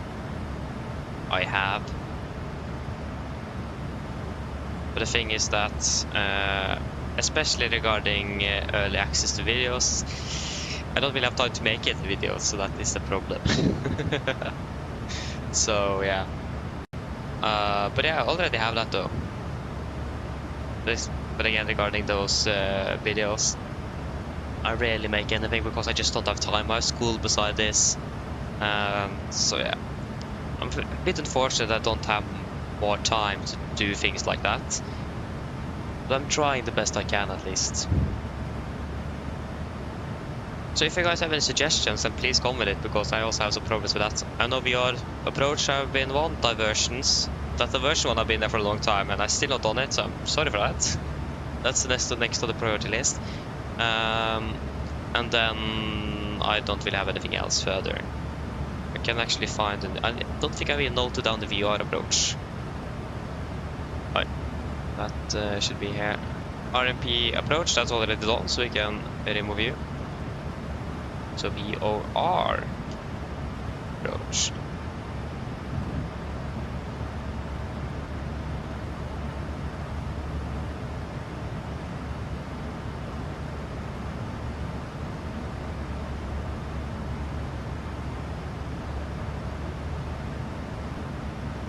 What? Okay, so we are experiencing okay, so in Eindhoven you have, it's usually morning fog and you don't have Cat 3 operational runways, or the airport's not Cat 3 certified. That is really interesting. That doesn't make sense at all. If you're experiencing low visibility like that so often and you don't optimize the airport for that, that's strange. Why doesn't even anyone fly in there? And that's something that needs to be done. I mean, it's quite expensive though to maintain and certify an airport like for that, so I mean, that could make sense. But still, if it's just in the morning, that also would make sense in a way. But still a bit annoying though. So yeah. Oh, Jon! Thank you. Welcome to cabin crew. Thank you for that. You found it? That's nice. Welcome. Again, thank you for the support as well.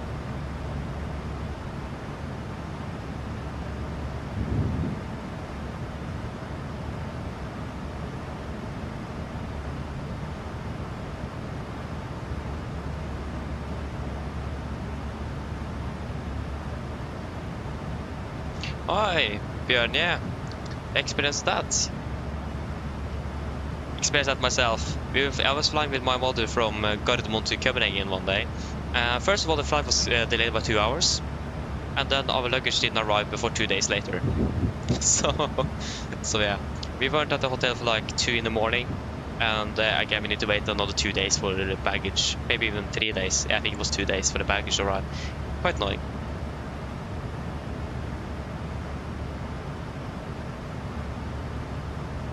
Okay, that's quite, yeah, then they definitely should do something in Eindhoven. Interesting. Hello. Sorry to bother you, Captain. I was just wondering if you'd like a drink. Do you guys want anything to drink?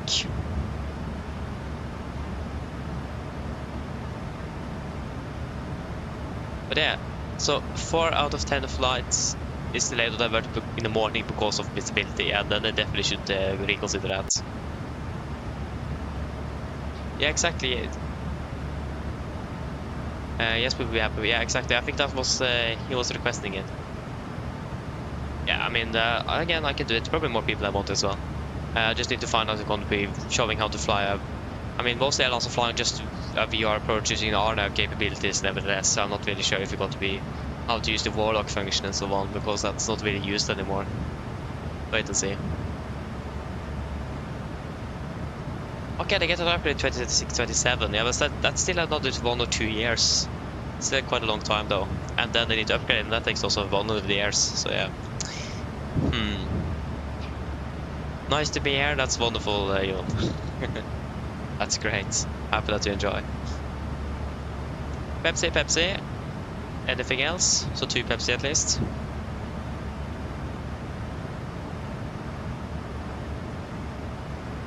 Uh, 3:30 in the morning. Okay, so we got that early with a 1.5 hour delay. Nice. Okay, see you soon then, Björn. Okay, so then 2 Pepsi. Okay, can we please have 2 Pepsi, please? No problem. I'll get it to you now. Thank you. So yes, but again, if you have any other suggestions to anything, any other tutorial videos you want, then please come with it. Because I don't really know.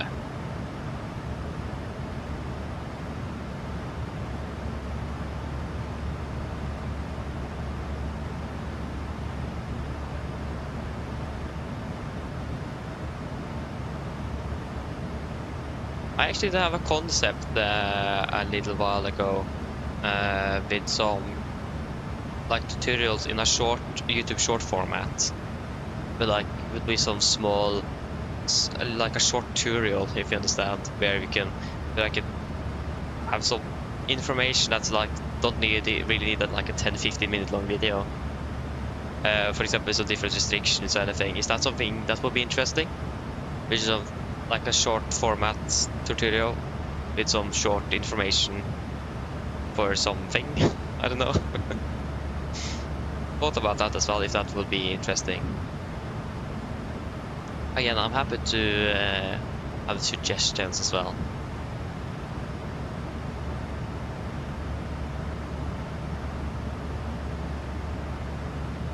Actually, when I think about that version video, maybe I have time to do that on Monday.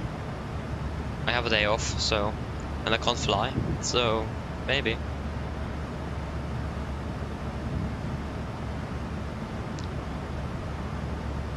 Is Tower still online? Yeah, Tower is still online.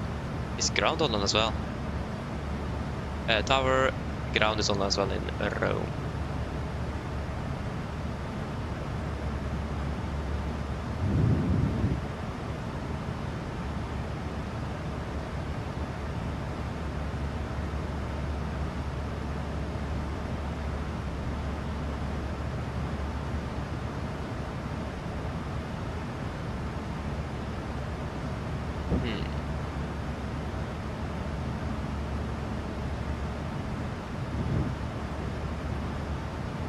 I think we will stay down here at 350 for a bit longer. I mean, still 100 miles to Gitu. And I think the flight browser said that the estimated, yeah, at Gitu at 370 at Gitu, but maybe we'll stay at 350 a bit longer since we have tailwind at least. Wait and see. Wait to see what we're ending up with. No. That please, thank you. So we'll do the next fuel check at GT. We should have about 7.3. And at the moment we are driving at GT with 7.5. What did we have on the last one? 8.7, 8.5. Yeah, so that's still 200 above. So we are at least not burning more than I expected, so that's good. That's really good.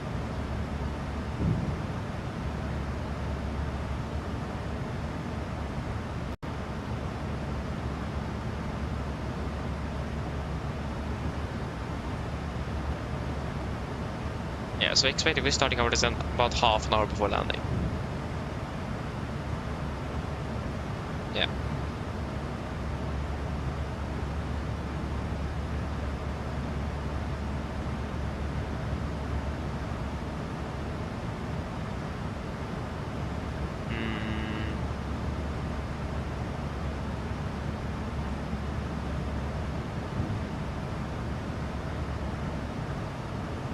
Oh, Joris, that's actually a good question.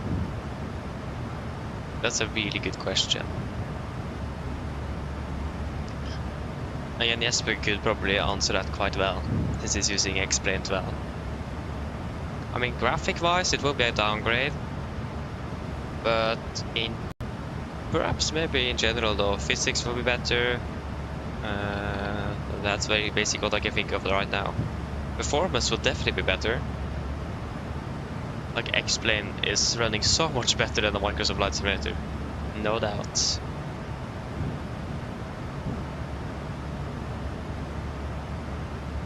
Yeah, I agree with you. The ground handling in Microsoft or in 2020 is really bad. It has been improved in 2024 from what I know, but that's also just for the new flight model. And I know, at least what I've heard, that most of the aircraft, default aircraft, are still using the old flight model. For some reason, they haven't updated the flight model of those aircraft. That also makes sense. I mean, the in-built aircraft at least are using the new flight model in the simulator, but like the Cessna, for example, doesn't use it. I just don't understand why. Why are they using the old flight model on some aircraft and the new one on some other? Doesn't make sense. Performance is the main thing, yeah. So yeah. Honestly, okay, I haven't actually tried those aircraft out of 2024. I mean, they're not as good like as Phoenix or PMDG, but as default aircraft, I think they're quite good. Like when you consider it default aircraft. But yeah, again, I haven't tried it out, so I can't really say anything. I'm not really flying much Airbus, nevertheless, so yeah, we're sticking to our type-rated 737.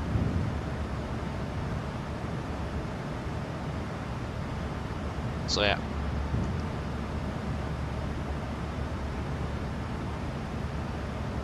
I haven't tried out the A350 either, but I imagine that's going to be a bit better than the default Microsoft aircraft I made.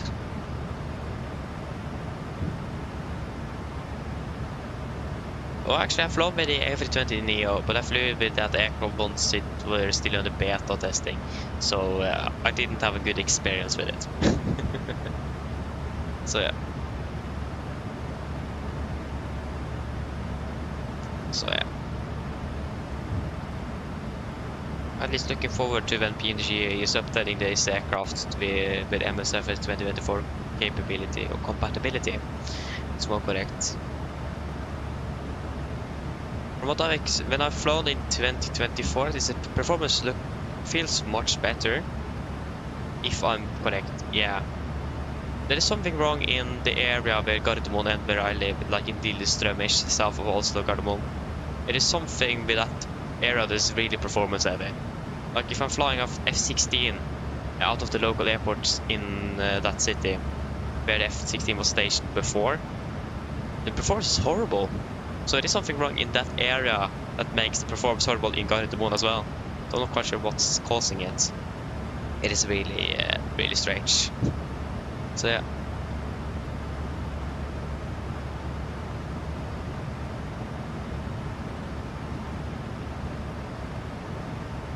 Aviation Radar, hello, welcome back.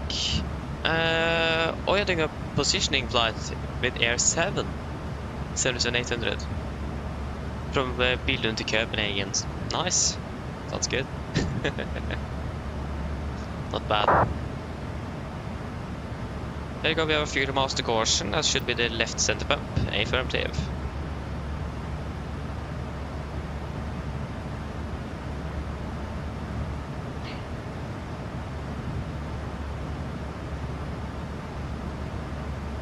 Where is my notebook? There it is. Minimum ground power, 8 section departure, winter operations, isolate back operation, and flying. Why did I write that down? I don't know.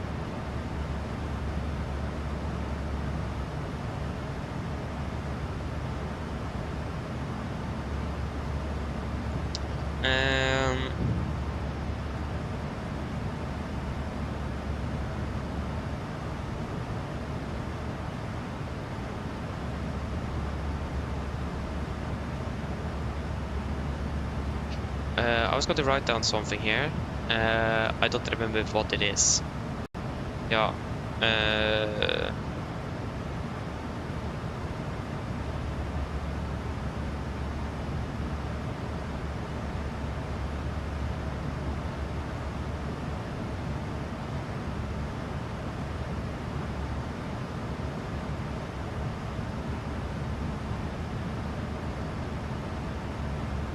To write down all the questions I have, in case I'm someday meet a Norwegian pilot. Would be great if they're up SOB, the standing operating position for Norwegian.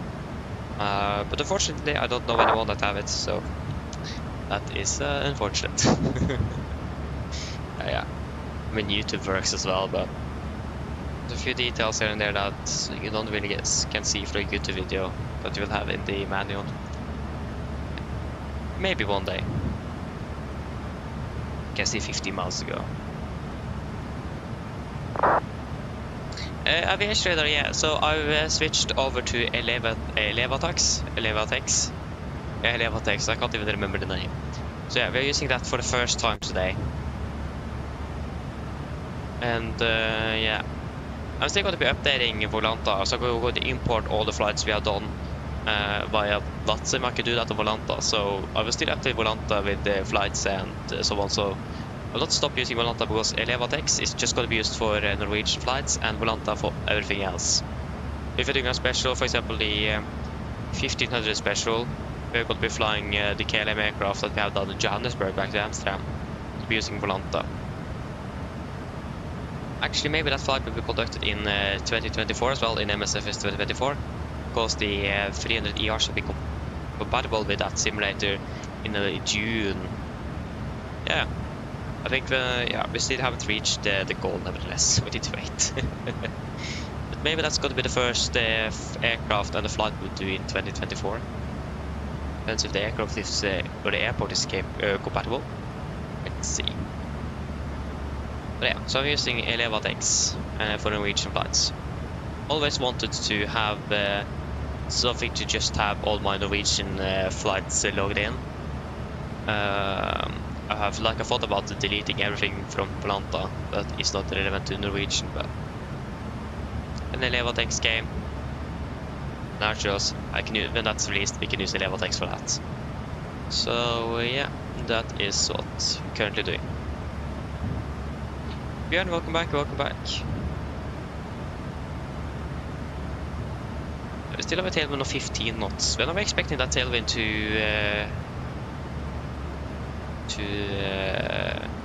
or that the wind to change direction? That is going to be once we're passing over northern parts of Germany after yes, it's going to be after we passed over Gitter and to the next waypoint after Gitter. Around there, so we can start climbing once the winds are changing to our crosswind. Then we can take the step climb to 370. Not really see a reason to do that now, since we have a direct tailwind. There you go, fuel mask course, that's the right center bump, so we can turn off fuel.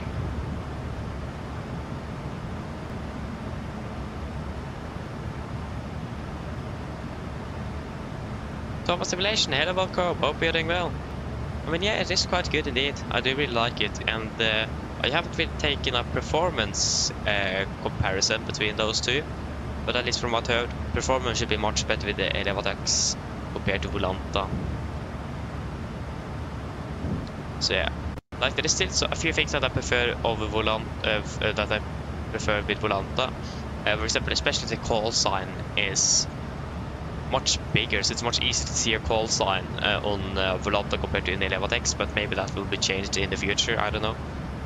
But it's just some minor things with that.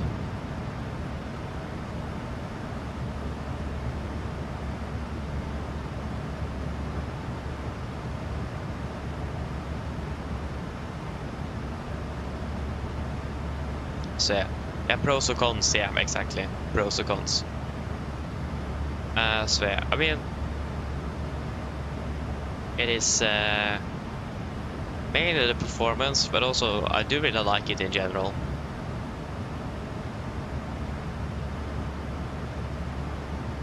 So yeah, and also then I have two trackers, so I will use Elevatex just for Norwegian flights and Volanta for everything else. But I'm going to be importing the flights we have done via Vatsum into Volanta, so Volanta will still be updated with all the regular flights we are doing. So I'll not stop using Volanta, but Elevatex is going to be the primarily used because we're just flying with Norwegian nevertheless. So Elevatex is going to be my Norwegian logbook then, basically. So yeah, there's going to be 2 flights that we don't have in here, and that is the flights we did yesterday. Oh, sorry, 4 flights. But I can't import them. So maybe, yeah, I can't really import them because the Leotex was down when we flew yesterday. And I've already imported all my flights. And I don't want to go through another round with deleting 400 flights and a million aircraft. So yeah. Wait and see.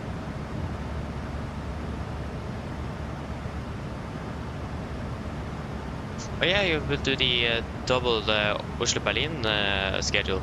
That's actually, yeah, I can understand that's tempting indeed. Done that once, I think. It's quite a nice flight. It was wasn't bad weather in Oslo. It was winter at that time. It was snowing, so we needed the ice. Really delayed, but so it is actually quite a nice rotation indeed. It is.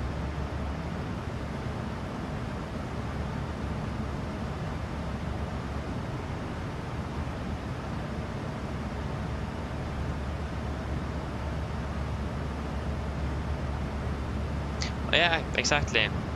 I haven't really gone through the Discord and so on to see that, but yeah, suggested through the forum and so on, yeah. I just need a way to import those 4 flights. And the problem with Volanta as well, if you download the export files, it won't really have the flight number or all the flights will just have some brand names, and it's impossible to find anything. Over 1,000 flights of Volanta. It's impossible to find those 4 specific flights in that mess. And it haven't updated either, so I can't really get them out either. So I need to find another way to import those. So yeah, I will give that suggestion indeed to see if we can import it manually like we can in Volanta. So I can just get those 4 flights in. It isn't that bad if I can't really get those 4 flights in. It doesn't really matter too much, but it would be great to have all the flights in. So yeah. Oh yeah, it was weird that reserved my name. Thank you for that. It is appreciated that you guys did that. It's really appreciated for it. Oh, we are already at Gitter. Got to do the fuel check. Sorry, Gitter. And of course, we are like in the bottom here. So Gitter 7.3. We have 7.6. Wait, 7.6. What? Yeah, 7.6. 3 tons burn. We have burned. Yeah, 1.9. Correction, 2.9.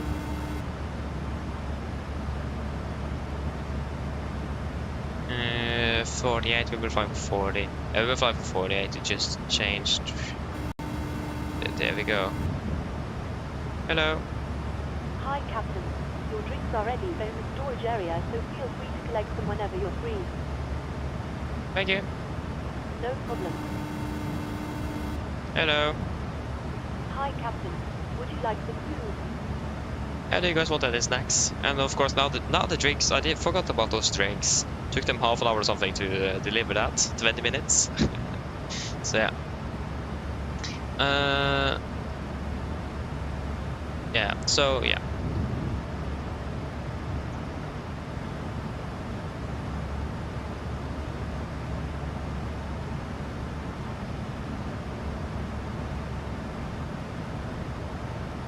Oh yeah, Don, that's really cool, Björn. Yeah, actually, what yoke are you using? Are you using the Thrustmaster one? Like, I would really like clipboard on this one, this yoke as well. With the Norwegian checklist would be wonderful to have. Not really sure how I should be able to make it, but would really like to have a clipboard. That would be fantastic. Quite unfortunate that just Thrustmaster did make it from the start. It's quite annoying. Yeah. You'll probably respond to it. Nice.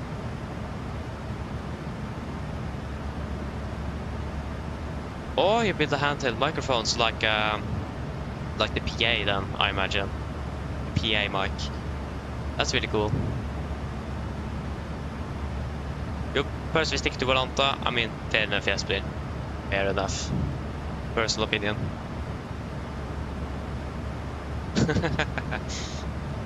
Maybe I need to ask the cabin crew. So yeah, I can't really ask the cabin crew. They will probably grant it to you. I think they have that on board since this is an international flight as well. Bigger chance for that is high. Just ask the cabin crew. So yeah, just want chips then.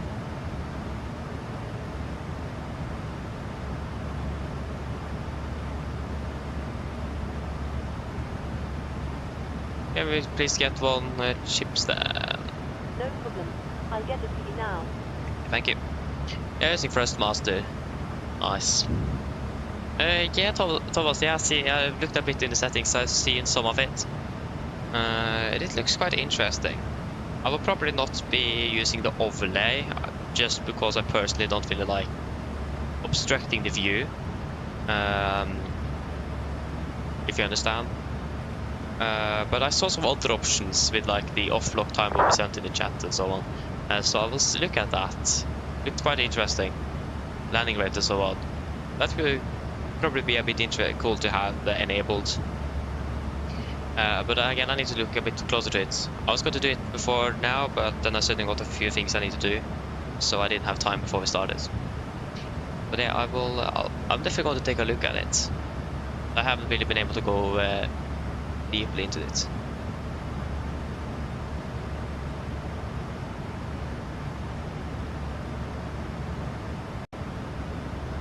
Okay, so just available on Twitch again. I haven't really looked through it yet, so I haven't really catched up on that.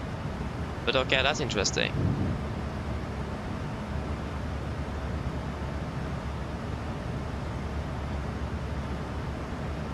So yeah. Hello. Hi, Captain. Your food is ready for you. I've put it in the galley so you can grab it whenever you're available. Thank you. No problem.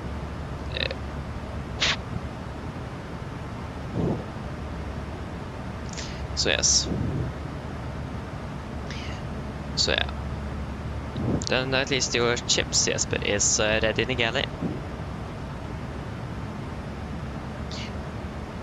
Yeah, so just one between 1 and 2 centimeters, I can understand. I will probably still not be using it nevertheless, but wait and see.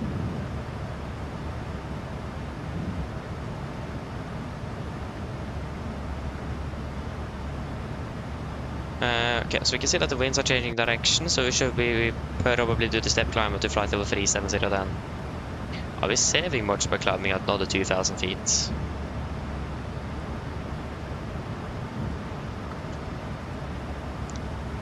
Yeah, 2.5%. Okay, that wasn't actually too bad. We can go all the way up to 3.7. Yeah, we can climb up to 3.70. 3.70 is set. Alt into vent. VNR speed, good.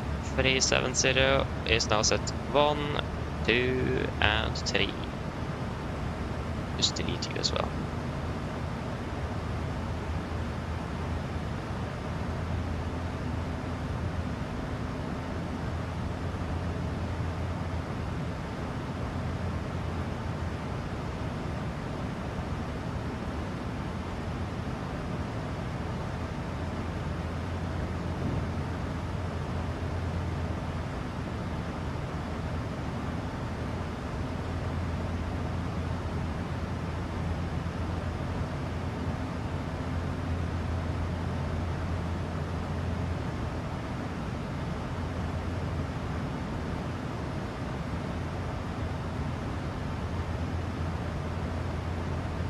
Yeah, so when did we actually pass over Gator? We've passed at 47, and we are expecting to be at 08, so about 20 minutes later. Yeah, we need to do a fuel check at M-Box because QMOM is about another 40 minutes-ish from M-Box. Not 40 minutes, 35, but we need to do a fuel check at M-Box as well. How's it go?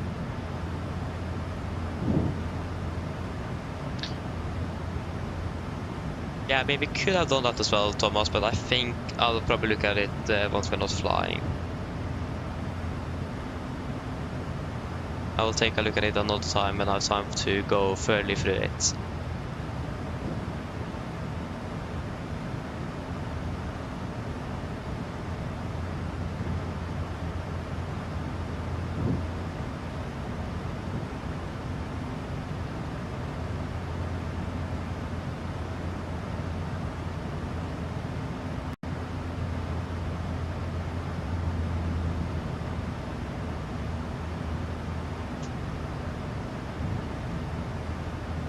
There you go, we are leveling off. Looks like we're actually quite light. Okay, we're 62.8. We are actually not that heavy. Like, since we are flying a international flight to Rome. So the descent is at 23. You said at least 1 minute. And we achieved about 8 knots high ground speed. So we're flying a little bit faster. We are landing.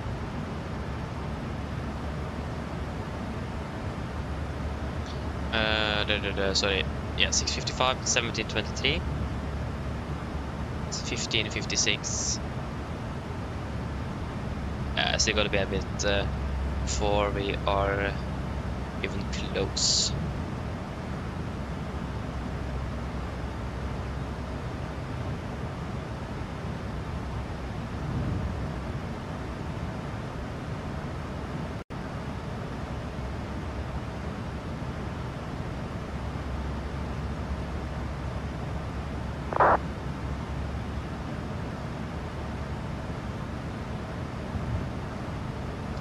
So yeah, we are at 08.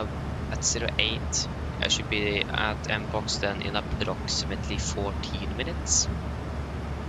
Not 14, sorry, 12 minutes. Yeah. 60, correction, 86 miles ago.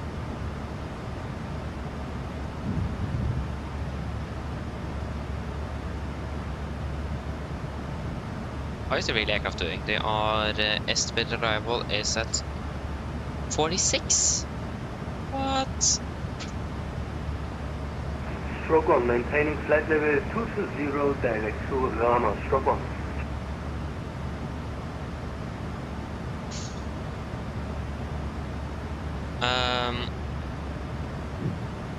Yes, 80C. I think still Tower is online in Rome. Not quite sure. Why does it say that runways 34 right and 34 left is closed in Rome here in the performance tool? That's a bit interesting. Yeah, there's almost no ATC online anymore. It's a bit annoying. It's our aircraft. Rome, we have still Tower online, yes. We also have Tower online at our... No, that was not our alternate, that was another airport. So, yeah.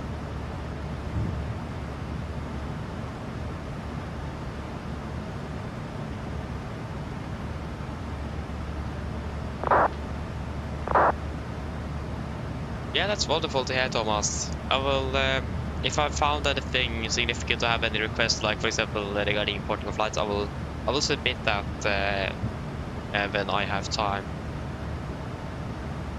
So I will come back with some feedback when I can come up with anything.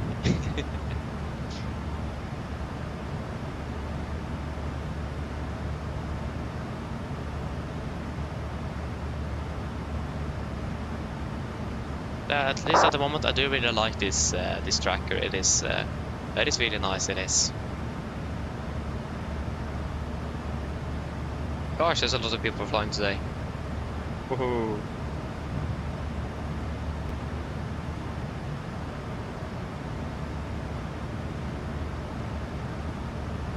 How many aircraft are currently inbound Rome? There's currently 15 aircraft arriving and 86 departures. Earlier today was 96. I think it was actually 98. Yeah, 98 departures earlier today. So it's having quite busy in Rome today. So to see how our arrival goes, but it will be wonderful with approach or center control online. Wouldn't really say no to that. Especially with our current estimated star.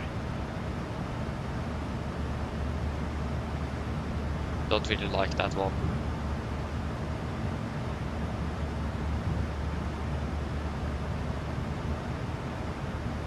Actually need to check if we have any information about what...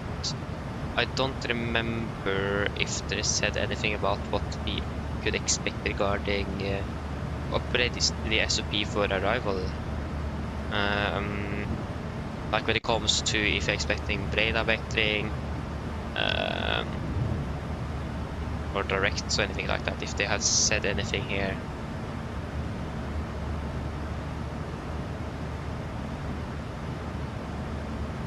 No, it isn't stated anything, fortunately.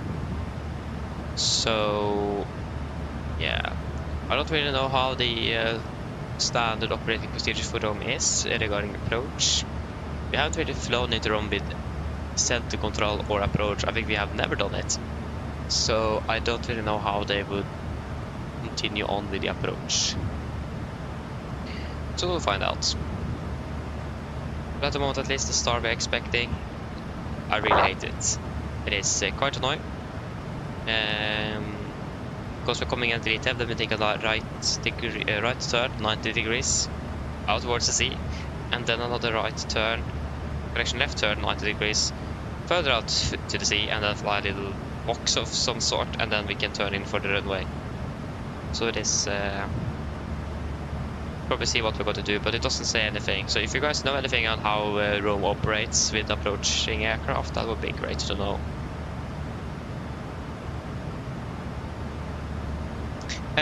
Thomas, no, I haven't invested in Chase plane yet. I'm not quite sure when I will do it.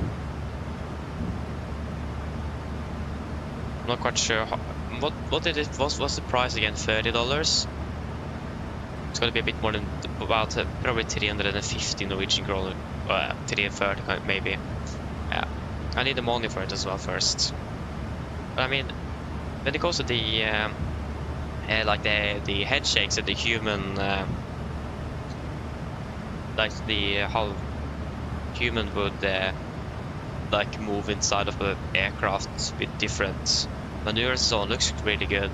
It looks better than FS realistic perhaps, but I will take a look at it indeed one day. I just don't know when yet.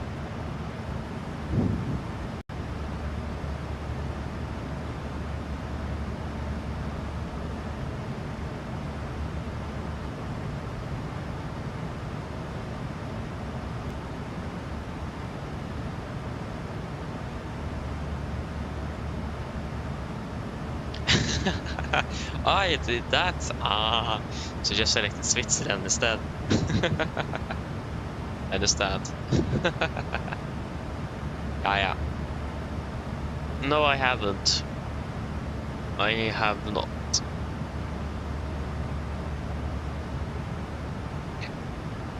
But yeah, I have seen some videos from Parallel 42, so again, I will probably take a look at it one day. It looks really good. It looks better than the standard Microsoft Flight Simulator camera system. I'll take a look at it. Yeah, it looks awesome with it. And also one thing, I don't need FS Realistic up running in the background, and that will also not drain my computer with or reduce performance. Because FS Realistic actually, surprisingly enough, takes quite a bit of the CPU, and it is the CPU that's limiting us here on the sim. So that is nice. What is currently FS Realistic using? It is using about... okay, it is not using that much now. It does really depend. Yeah,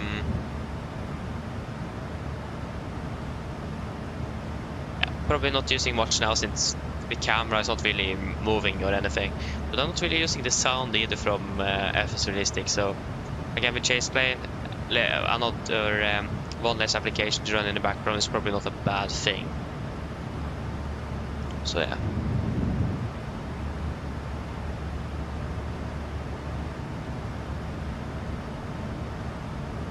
Yeah, exactly, there's a plugin, so again, we'll be inside the sim, don't need the application running, and so on. And again, I'm not really using the sound nevertheless.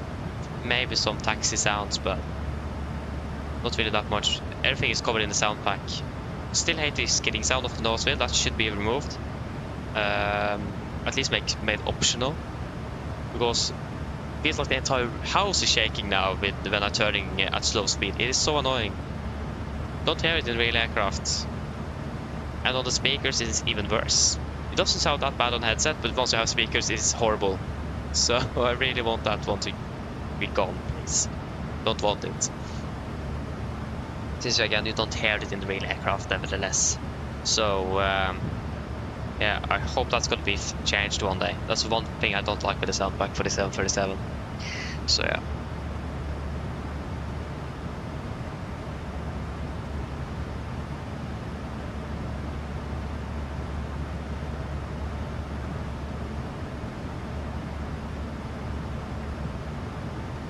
Yeah, I mean, yeah, fair enough. But again, I haven't really checked what they're offering, nevertheless. But I mean, FS Realistic isn't that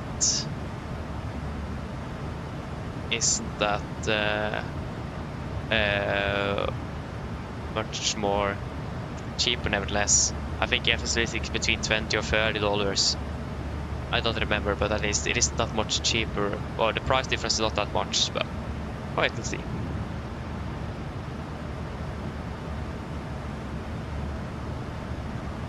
I mean, fair enough, Thomas, fair enough.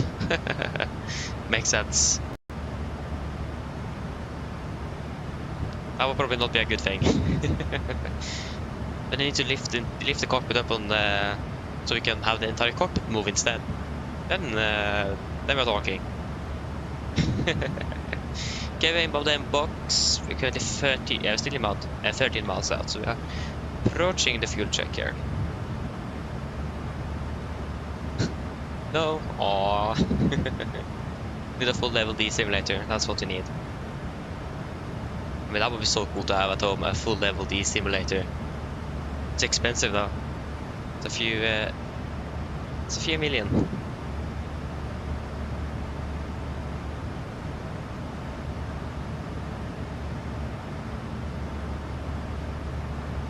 You can just okay, is that's tight. Yeah, then you have a problem indeed. Yeah, that's quite tight indeed.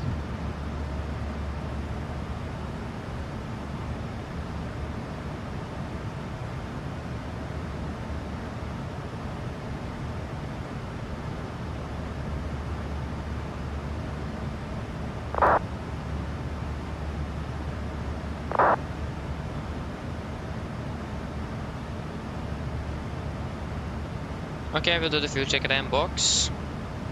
M-Box 6.5, we have currently 6.8. So that is good. 3.8 burn, we are currently burned through.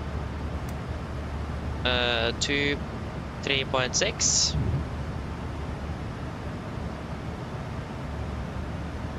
Yeah, 1 hour 9, we'll be flying for 1 hour 9. Oh, we can't really trust the clock here though. It is always about half a minute longer than the actual flight time is because of the takeoff roll. But yeah, that's fine.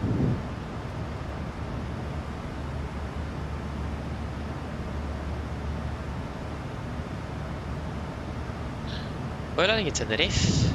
Where is the Canary Islands? There it is. What aircraft are you?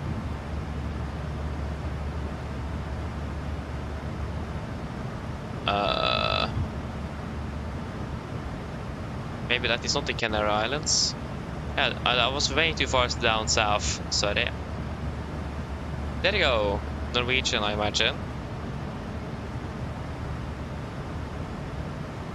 Can I click? Oh, there you go. Yeah, there you go. Found you. We're already on final approach. Happy landing.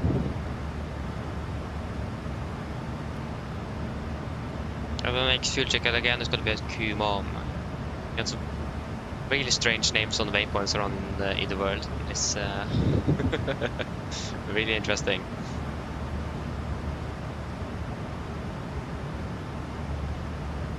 Oh wait, you see over in the Canary Islands as well. Huh. That's rare.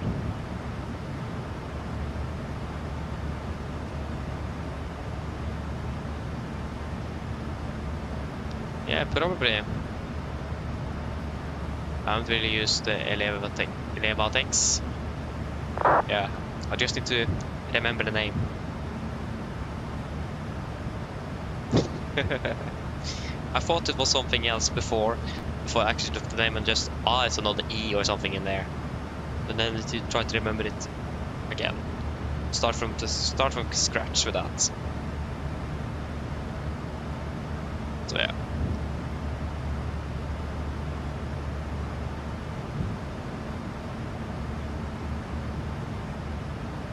Are we still landing 54? Yeah. Still a little bit over an hour until the top of descent. Might be a long one.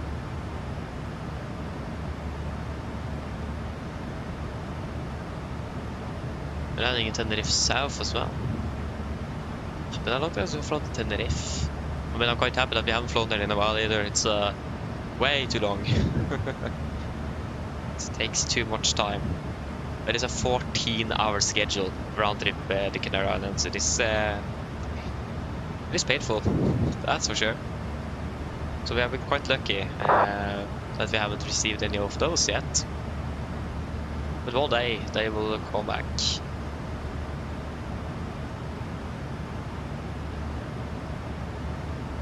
Nice, Björn. I mean, don't have anything to lose by trying, that's for sure. So yeah.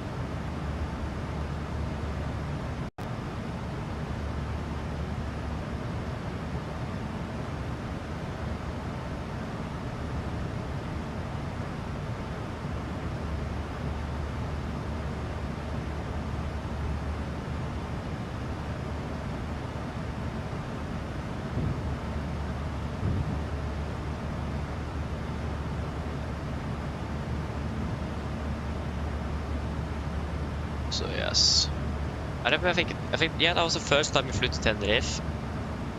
Maybe the only one. I think we flew to Tenerife twice.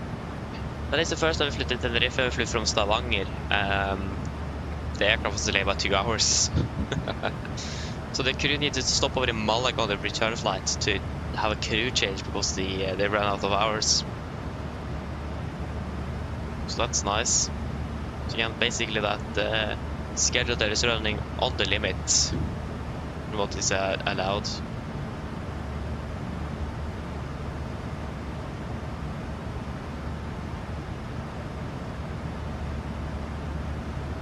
Yeah, it's windy in Tenerife, I can imagine that. We're landing quite farther down the runway, but other than that it looks it looks quite alright. There it is. No, that was an aircraft. That was not the landing rate. Oh my gosh. I still need to learn this application. I can't really see anything actually.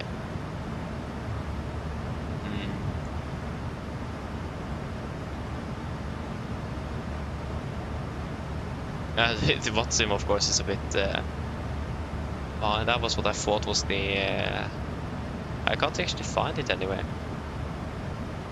Yeah, in the flight, but I can't see anything. Follow, no. Just go into Tenerife. I just see the white line of the aircraft's path.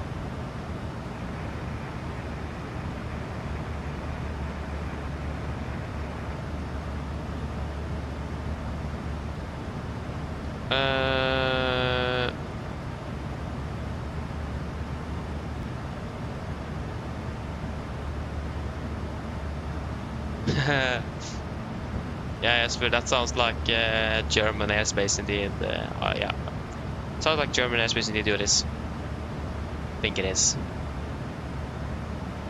Oh no, wait. Jesper is flying to Athens. It can't be German airspace, can it? Highly doubt it.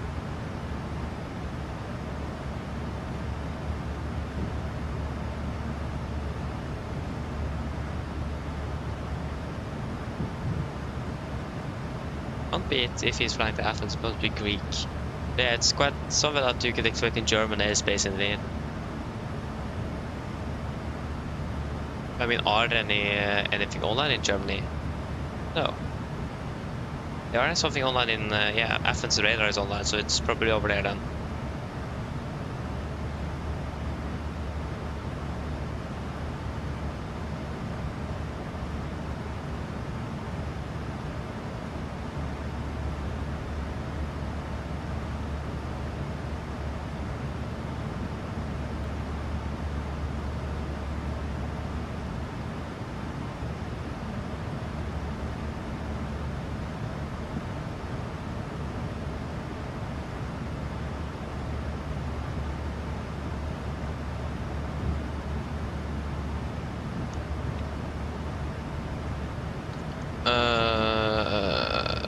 Let me just go in and out then.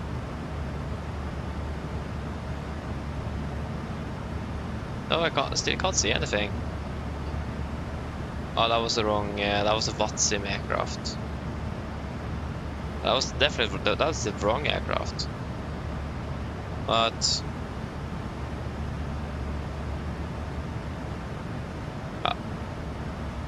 I can't find anything.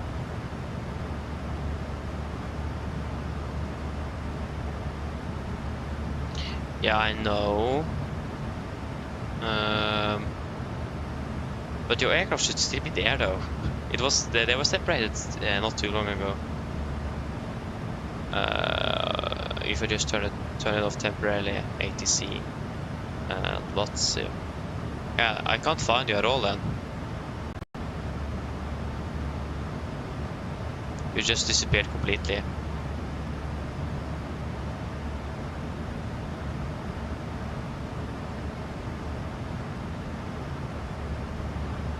Strange.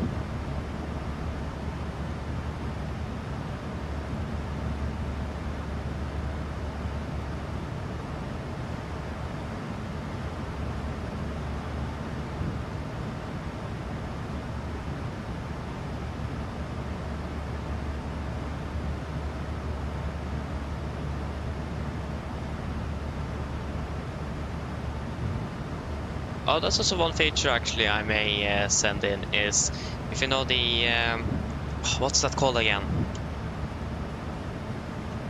I don't remember what that data is called, but when you're zooming into an airport, we will get the complete layout on the map. If we could have that as an option to link it up in Navigraph and have that air map layout when you're zooming into the airport on Elevatex, sorry. Then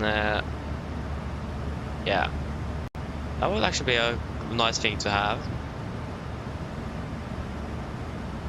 I mean, the only reason I want it is because it just doesn't look the best with like the default that I have here, but probably a lot of people would probably like that.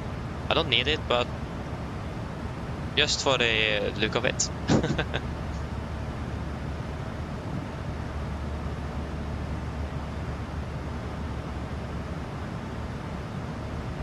Okay, it isn't possible right now, so it isn't possible to like to implement it. Is that the thing, or are you working on the? Yeah, it's called the AMDB data. That's what it is. Forgot that. Thank you.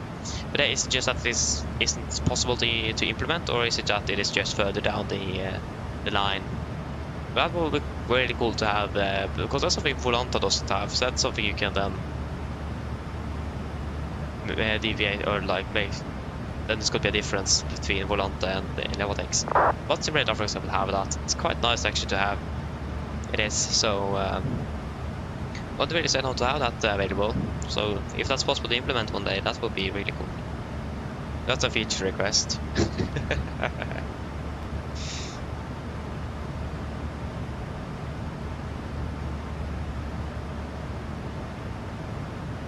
Oh, okay, so you don't have access to it yet. Okay, then I understand. Hope that you will be able to have access to it one day then. Yeah, then I understand. If you don't have access to it, it's not really easy to implement it. So yeah. But then I understand.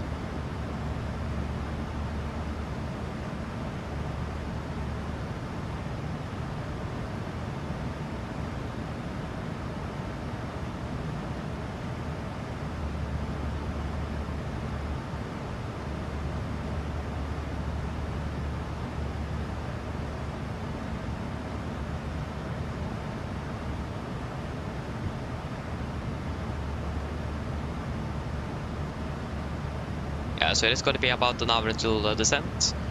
So yeah, we still have some time to burn off. You look at the weather in Rome and see if what it is currently. Tower is still online in Rome. I've probably been online for like 5 hours or something. No, he has been online for quite a long time. The weather in Rome at the moment is looking quite good. Still winds from the northwest. 20 degrees centigrade, so it's still quite hot. And that's also something I need to look at is the, I think we have air conditioning supplied at the airport. Need to find that out. If I remember correctly, we do.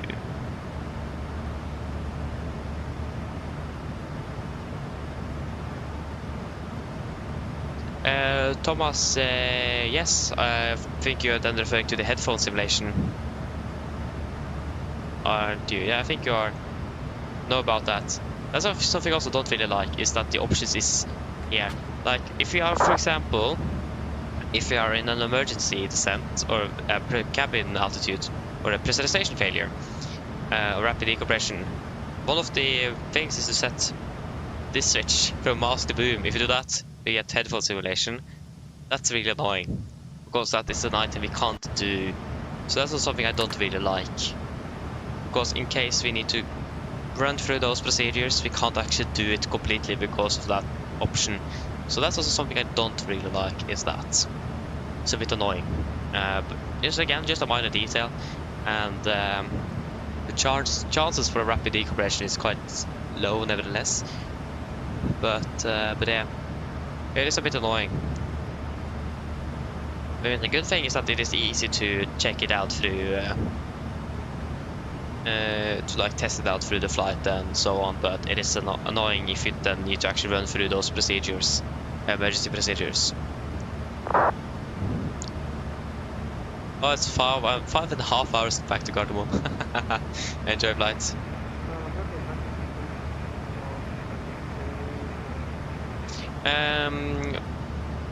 Yeah, we're expecting runway 34 right, I think. Yeah, I think most aircraft is landing 34 right. You can check on the 80s.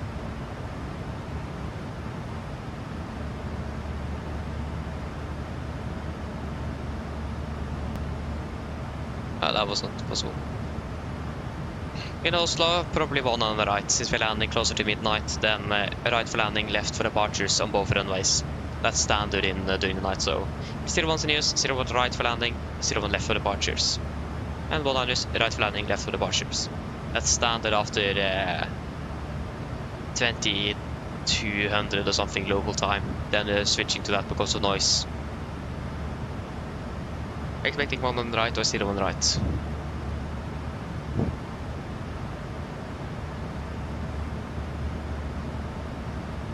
Oh, Thomas. Making it better to go to Malaga tomorrow. Then I understand you need to take the return another day.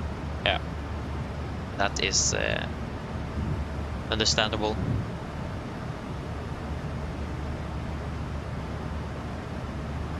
Yeah, I was going to look at first of all the 80s. So weather, 80s, and we want the. Okay, we just have one 80s. Arrival runway 34 left and 34 right. Departure runway 25. Yeah, so the arrival information India. Type of approach ILS. Runways 34 left and 34 right. Runway news 34 left, 34 right. Transition level 75 operational information. Dependent parallel ILS approaches in progress. The runway 34 right or 34 left shall be assigned by Rome radar. Yeah, we don't have Rome radar online though.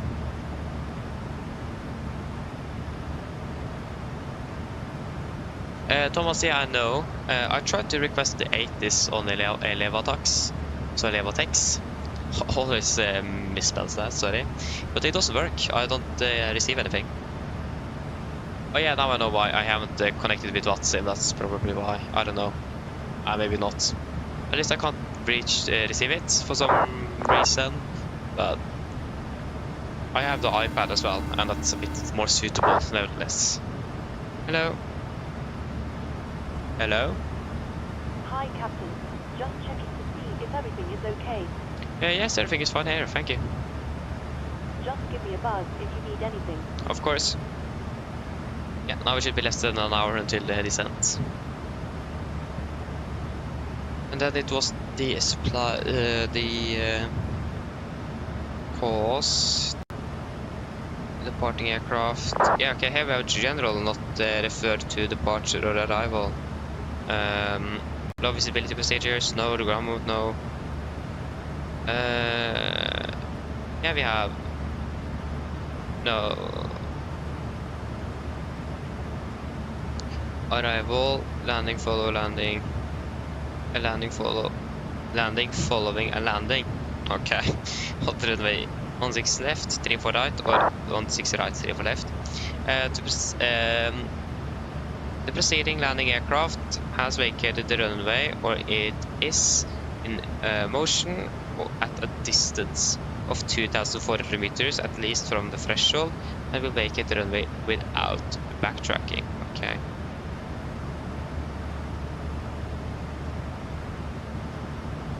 Oh yeah, now we're landing following a takeoff. Oh, now I understand that one. Oh, okay. That took a little while to understand. Pilots cannot use APU on parking bay when equipment is available to connect direct electrical power and cabin air conditioning. If equipment mentioned above is not available, it is compulsory to use mobile ground power, keeping the APU off. If aircraft is not equipped with connection for electrical power or air conditioning or mobile ground power, it is not available, or only for wide bodies, the outside temperature is too high or too low, pilots may use APU for the time strictly needed for departure and arrival procedure from the assigned gate.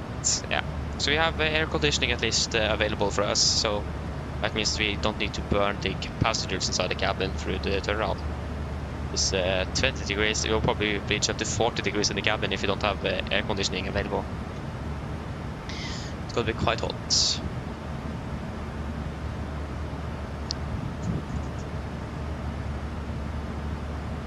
Mirta, hello, welcome. Hope you're doing well. Okay, Thomas, see you later then. See you later. Is the relay still landing early? May look like it. Yeah, they're landing at 46 for some reason. Arriving in 1 hour and 20 minutes. Maybe we could probably expect to be landing there as well if we are expecting some vectoring or direct, something like that.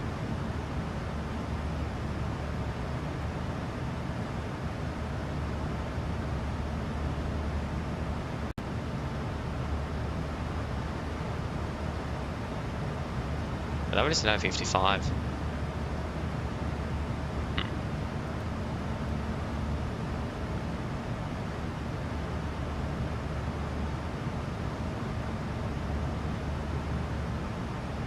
Yes.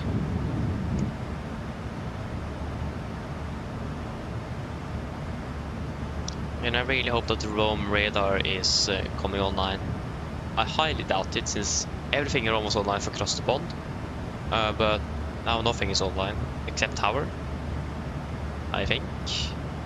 If he's still online though. Yeah, Tower is still online. How long have this guy been online now? Way too long. Now Oslo approach is online again. ATC. This tower control have just been online for 50 minutes. Okay, so probably just change them, perhaps, yeah. Could be it. I mean, we have what's this called again? Something with A. That's a Wizard aircraft. Position. AMD radar is online. So perhaps, if you're lucky, we will have Rome radar online as well, hopefully. If ADRA is online, sometimes also I see that Rome may come online, at least Milan, and also sometimes also south of southern France also will get online actually, over Nice and so on. Yeah, wait to see. What would be fantastic with ATC in Bern, especially now with the arrival we're doing now. Because it's a bit different that we're used to, that we have always landed 1-6 left. And now we're using 3-4 right, expecting 3-4 right, unless the conditions in Rome is changing. We're expecting some wind changes. We're expecting winds in general today. Sorry, we're expecting winds from the north today. So it is going to be 3-1 right for us. Correction, 3-4 right for us nevertheless. The clock is currently 16. We're getting 17 and we're departing 18. Yeah, so actually that becoming between 19 and 21 still is not valid for us, since we are departing before that is in force. Well, we're departing 1840. Unless we're using like 20 plus minutes on the taxi then, or delayed, then we will not really expect any, not the winds there. But it could also come a bit earlier, so we'll wait and see.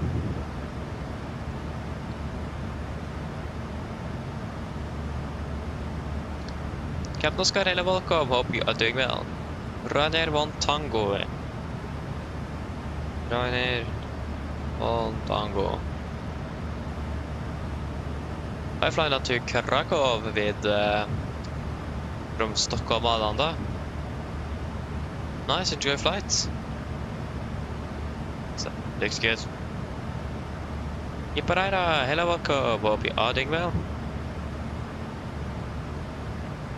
The clock, it is 18:32 local time, 16:32 UTC.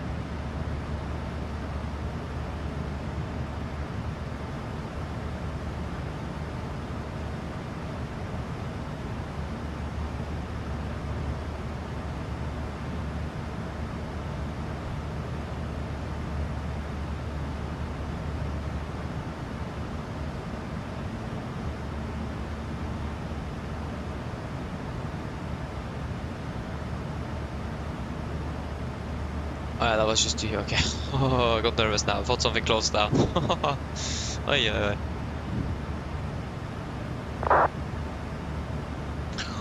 Yeah, that's actually a very good question. Currently, we are just doing specials with the 782s 777. So, but if you guys really want to, we can probably do as classic as well. I mean, it's quite expensive though, so wait and see if I'm going to be buying it at all, because then I will just be flying with like 2 flights and then, so yeah. But I mean, Norwegian did fly with the classic though, the 300. So if it is something that you guys want on a special when it's released, then yeah, we can probably do it. I just need to go through some difference training first. I don't think it is very often that you will be doing a different training to an older aircraft. That's a bit unusual perhaps, so that could be interesting.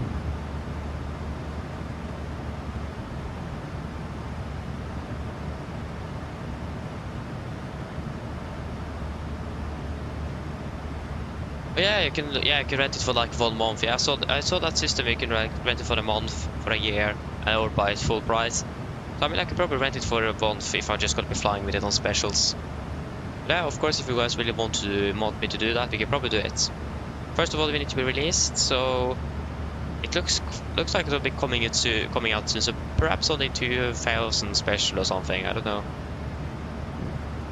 So yeah, but I mean that would be quite cool indeed. Do a historical with Norwegian on the classic.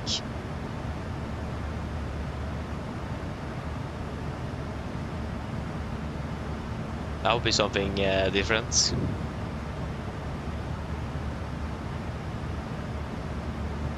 I mean, we are type rated on the 747, so we are allowed to fly it.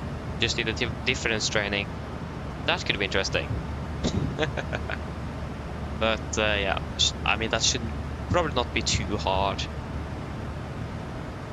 So yeah, going to see. Most likely we are going to be able to, we can do that if it is, if you guys want to.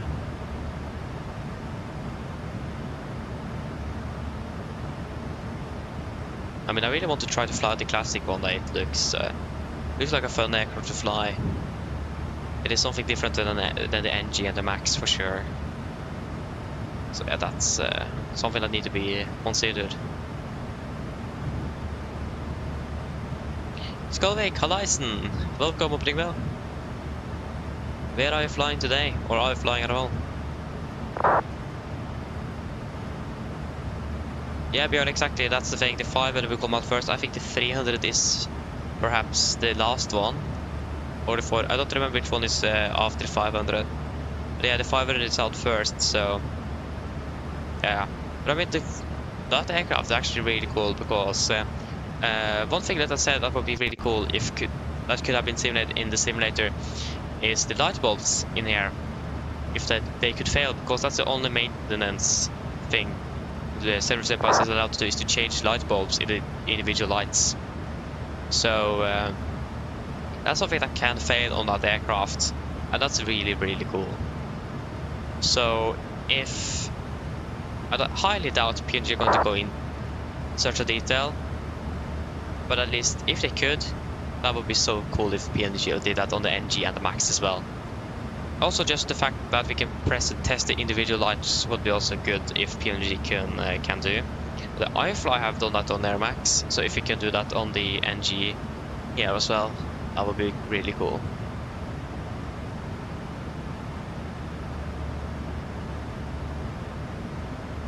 Yeah, maybe they did, I don't really know. But if we're going to be doing the classic, we will probably just go with the 300, since that's what Norwegian mainly operated. Skydrift Aviation, hello, welcome, opening well. I'm doing great, thank you.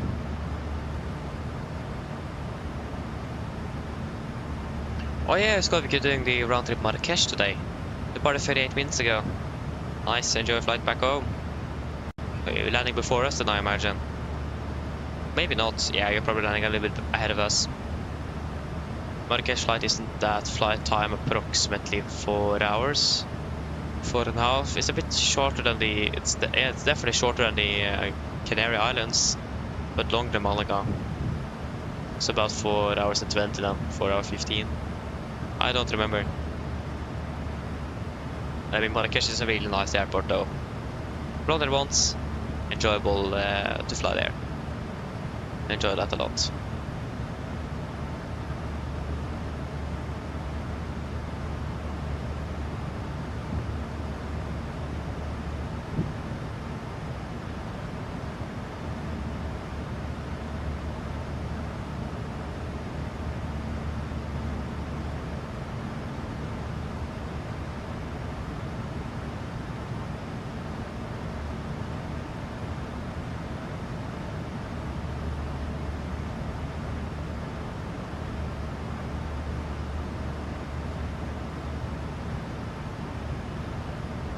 .2045 it's C, minus 5 minutes, yeah, because of the star, of course. So yeah, that's landing 2040 then, 2240. Yeah, landing about an hour before us. We're landing 2150. Good to see. Or maybe it's actually 55. No, I think it is 50.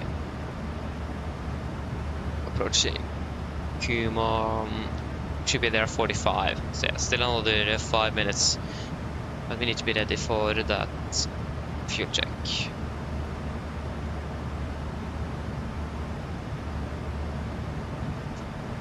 Yeah, we're landing in before us nevertheless. Not bad though. Not bad.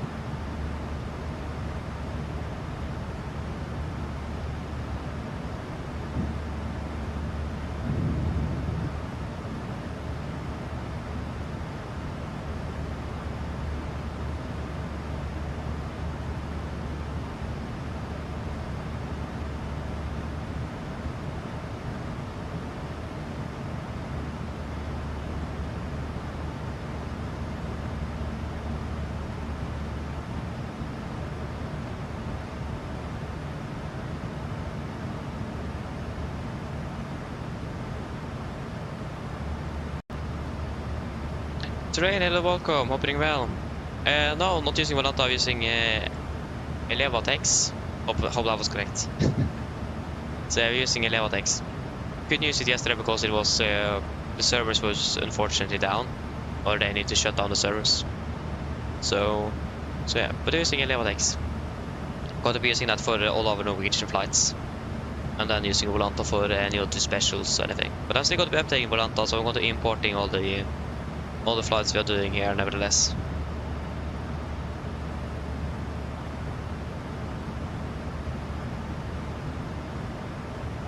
Terrain, actually the developer, I think actually the founder as well, popped in one stream a few months ago and told about it actually. So I have wanted to try can't remember the name, Elevatex, for quite a while actually. So yeah, it was Don that came in here one day and talked about it. So yeah.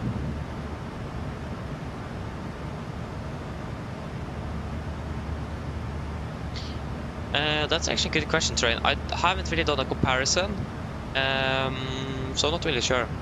But it looks like it is performing better than Volanta. That's the second time there now, Skolvik in Marrakesh. Nice. Whoa, 29 degrees.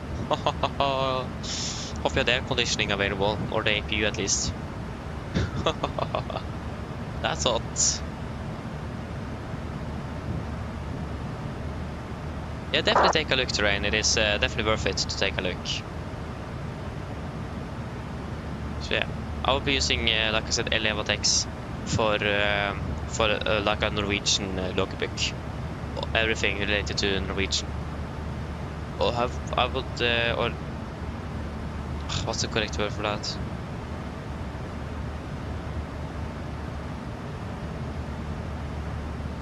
I can't think.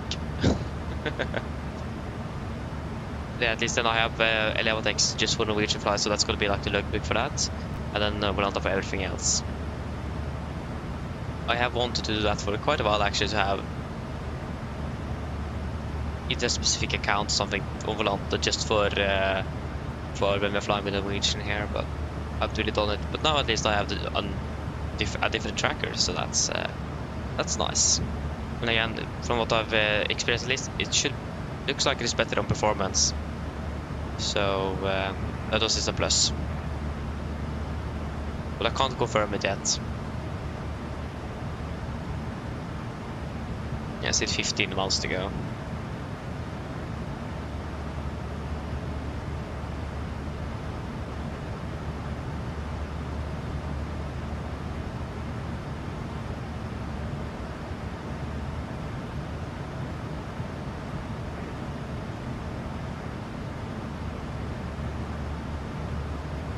Yes. Oh, at the Q-bomb here, we should have 5.1 in the tanks and burn 5.1, so 5151. Perfect. It's the same for the tanks and the burn. That's or the on board and the burn. That's nice. Easy to remember at least. Here's also the maximum share value at 3. Well, here's the share value at 3, so that's the maximum as well.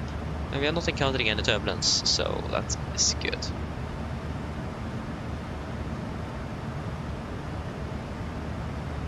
Björn, yes, I know. I was going to try to do that before Easter, but for some reason YouTube don't want to cooperate with me, and I can't make anything. The video and so on freezes when I'm trying to make something. So yeah, I tried. I can't do it, so I need to try to see if I can do it on the computer instead of my phone. Maybe on my iPad as well could work. I don't know, but it doesn't work. It's a bit strange. Yeah, 5.1, 5.6. 5.6, yeah. Not bad. 5.6.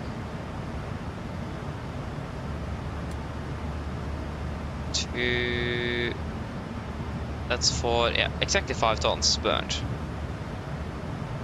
Flight time 1 hour 46, 1 hour 46, good. 146. Damn. Yeah, it is really strange indeed, Björn.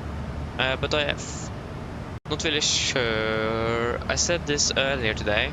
I'm not really sure if you heard it, but I have had a little thought of doing like tutorials in short YouTube short format with like small things specifically to 737 that doesn't really need a full video on it. That is like a quick explanation or something, a short tutorial. A little bit creative on the name there as well. If that's something that would be interesting, thought about doing that as well. But then I just need to find something, so if that would be interesting, that would be nice to know, and also perhaps what it could potentially be about. Like, for example, specific limitations, like wind limits, how to calculate the wind correction, for example. That is also quite easy. That's something we could probably do that there as well. Things like that. So if you have any suggestions, then please let me know. Because then I don't need to... So that's something I can make. Because then I will not use the same procedure that I've been using before on making shorts from videos. Because then I need to edit completely something new. So then that should be possible without this YouTube bug at the moment.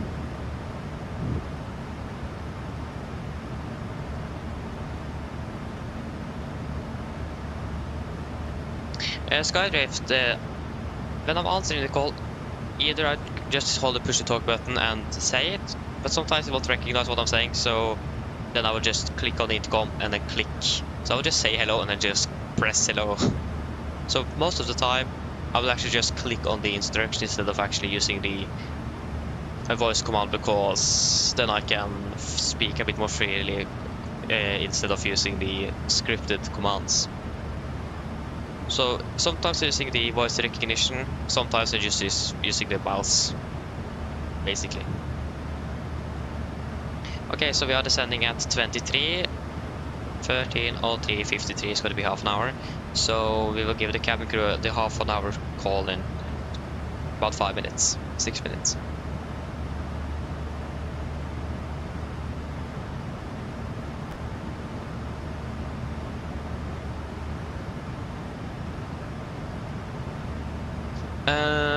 Skolvik, fast map update. What is that, the fast map? Never heard of that before.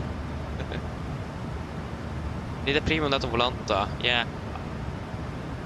I think one of the reasons they started with the Elevatex is because of performance, because Volanta is really performance heavy, and the fact that you have this premium thing that I didn't really appreciate, like limited screenshots and things like that. I think they're going to be introducing a premium subscription in the future, but if I remember what the developer said when he was here a few months ago, it was mainly just to cover the costs of running and maintaining the servers. So yeah. But what actually is it?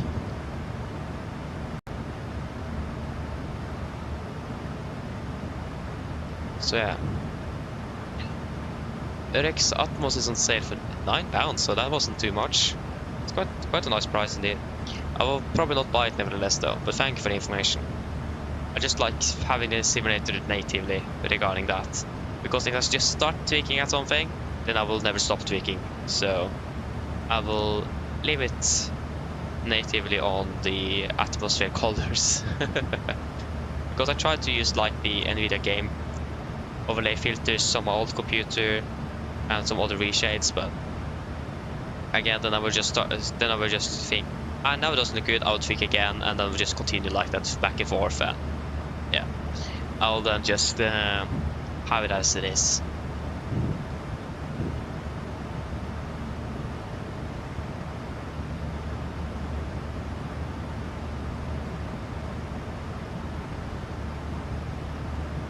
Skolvik, okay, that's what it is. Nice though. So yeah. I mean, also the Volanta Premium is also really, really expensive. It is insane how much it costs per year and per month. Insane price. So yeah. Without thanks, it is really great. And it's all free as well. So yeah. Skydrift, yes, I may have some tips. Are you using the rolling cache? I think it is called rolling cache, isn't it? So not confusing with something else. But are you using the rolling cache? And if what is the size of it?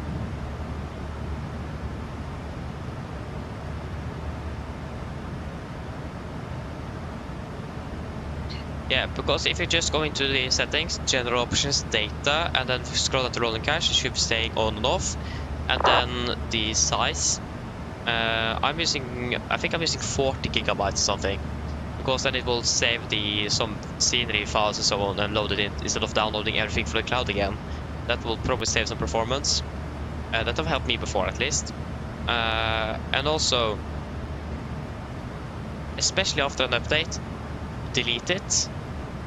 But I also suggest doing it regularly as well, maybe once a month as well, to just refresh it. Because if you're flying, especially if you're flying a lot around the world, definitely delete it once a month. But since, for example, I'm just flying around in Europe, that is, then we are basically flying to the same places quite often, the same region. Then you don't really need to do it that often anymore, but especially if you're flying a lot around the world, where you will be loading in and saving files from different parts of the world, definitely then delete it a little bit more regularly than if you're flying in just the same region. So we don't have the files that you're never going to be using again saved there. So we have space for other scenery files and so on. So if you just check if you have that on and what size it is too.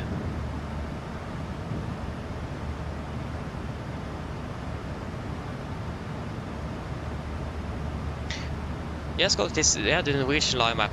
Yeah, you are correct. I've basically never used it.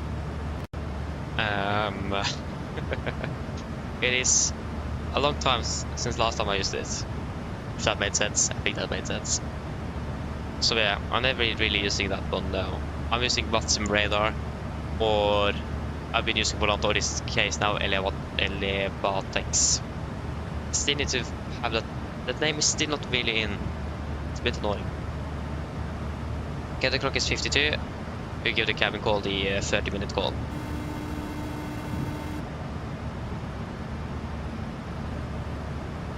Hi, Captain.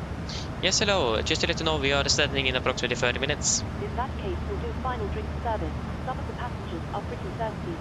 Okay, no problem. There we go.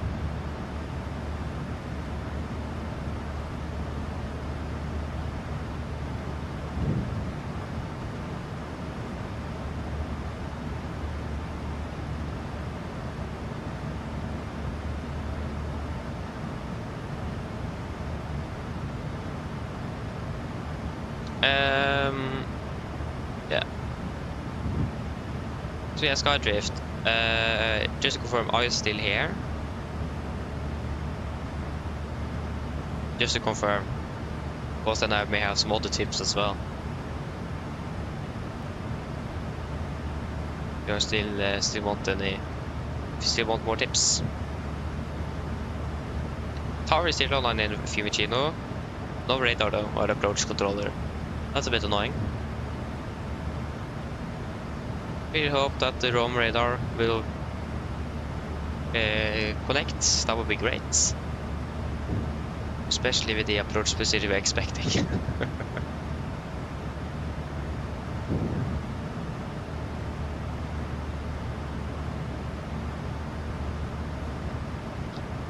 Okay, that is nice.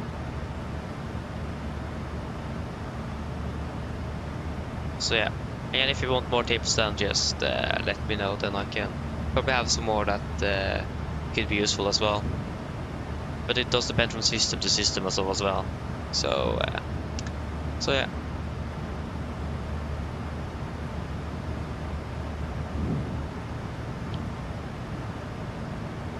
How many track miles? Wait, we are not inside the same. That's the problem. There you go. 214. Okay.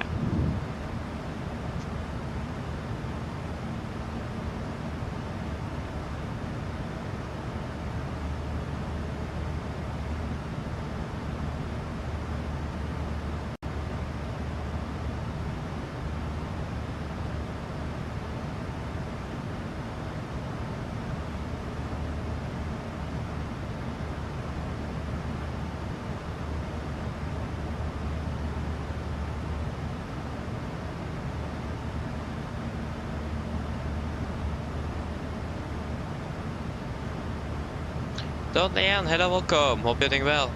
No, I'm 72 Charlie. There is another one flying behind us. That's the 72 Delta. So we are 72 Charlie here. Almost.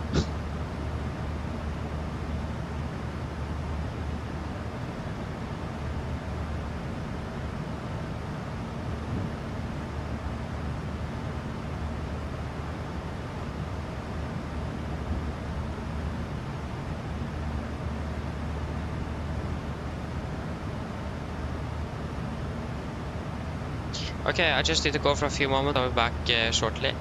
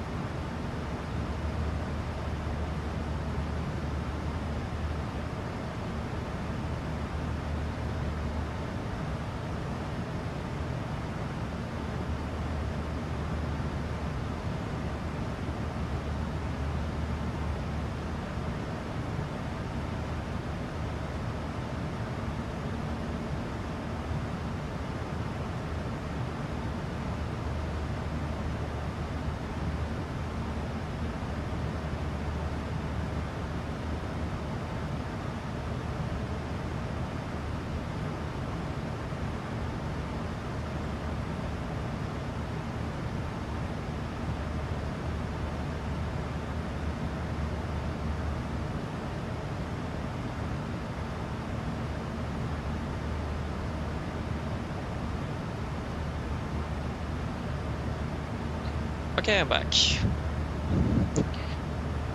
Just to quickly check how many miles. It is 184. Yeah, we're soon going to be starting to prepare that. Probably going to be using a bit longer time on the briefing since we are going to be landing on a different runway than we are used to in Rome.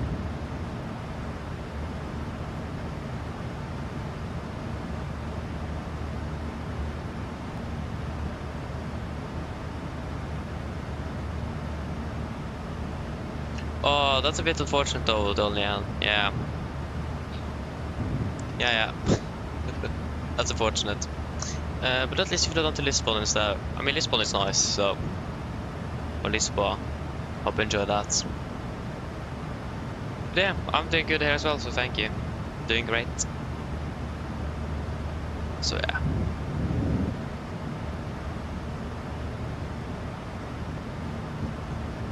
Oh, nice skydrift. Hope you will enjoy that. Sounds good. Oh, how is the weather down there? Is it hot? I mean, I imagine so. It is Cyprus after all. So yeah.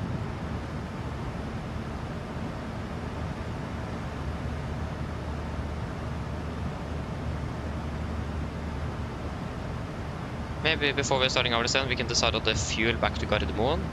So we'll just quickly look at the weather forecast again. And yeah, we need to change the alternate as well, because Tor is not in service, or it's closed basically when we are landing in Oslo, so we can't use it as an alternate. The weather is looking fantastic. It also don't really expect you to be diverting nevertheless. Yeah, when I think about it, I can't decide on the field because then I need to refile the flight plan. And if I do that, it will get active.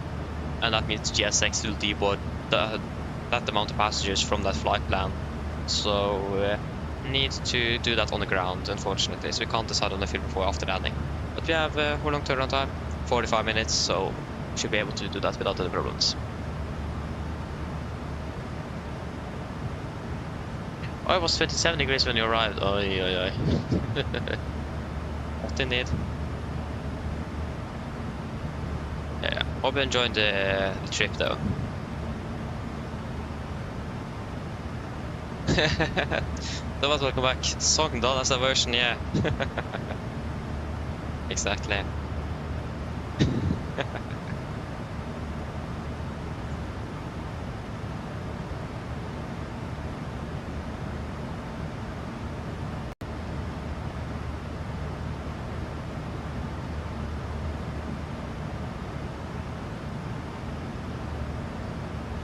Jon, it is how long?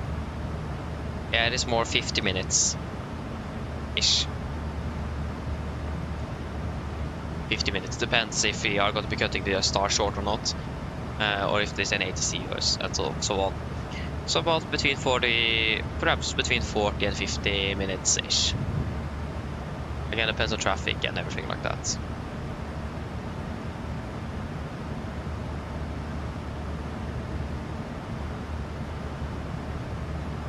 Yeah, Norway is 1 hour behind Cyprus. Yeah, that would make sense. Does it? Hello? Hi, Captain. I just wanted to come by and ask if everything was going okay. Yes, everything is fine here, thank you. Great. If you need anything more, just give me a call. Of course. Because Great Britain is 1 hour ahead. Or are they? No, yeah, Great Britain is 1 hour behind. No, huh?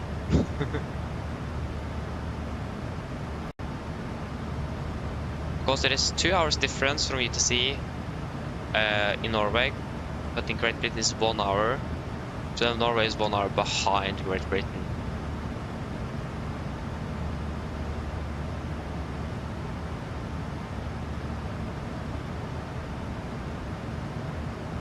Or are they?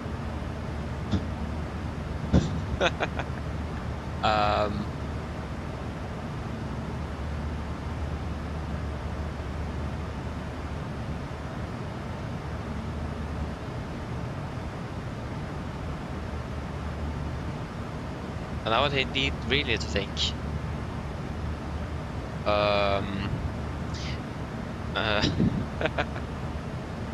Yeah, nice. So if the clock then is 21:20, then it's going to be 20:20 in Norway.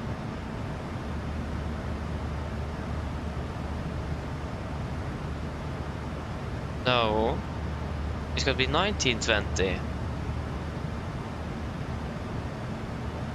Because Norway is ahead of UTC time, yeah. So that means Cyprus should be 1 hour ahead, shouldn't it? I don't know.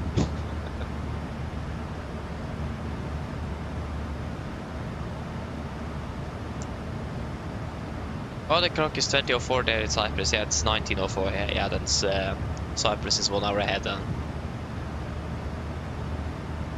Yeah, Cyprus is 1 hour ahead. Yeah, can't think. Yeah, exactly. Norway 2, London 1, Cyprus 3. Yeah.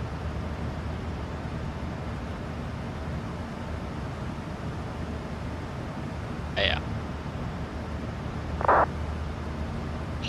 136. Yeah, we'll start thinking about the approach then. So, if you look at the 80s, the arrival 80s, Kilo, ILS 3 for left and 3 for right in use. Transition level 75.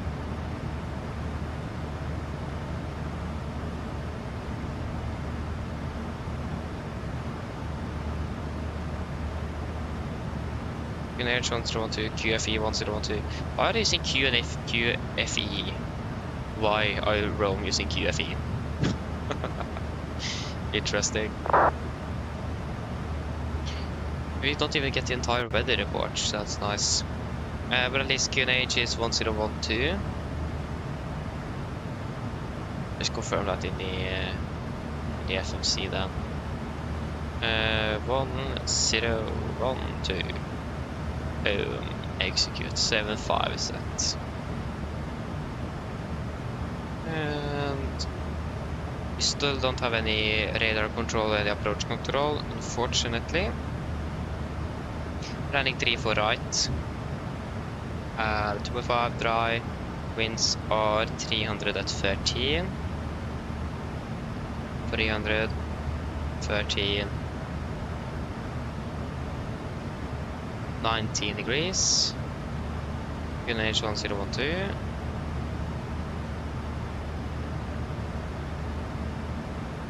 Flaps 30 auto off. Idle. That's 1 ton. Yeah, so 59.3 tons then for landing. 59.3. At 13 knots, we will do a wind correction of 6 then. So you have a crosswind as well, so 6 knots on the wind correction.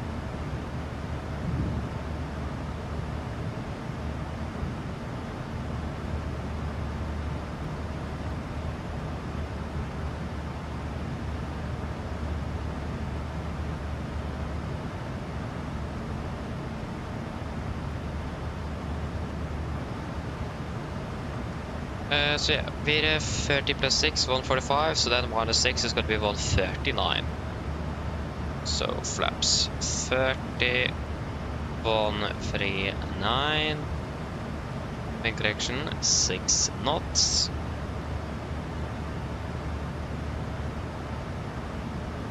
Yes.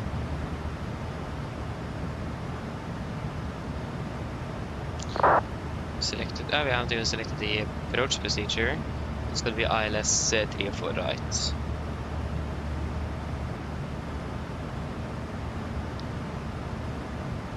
The heading is 339.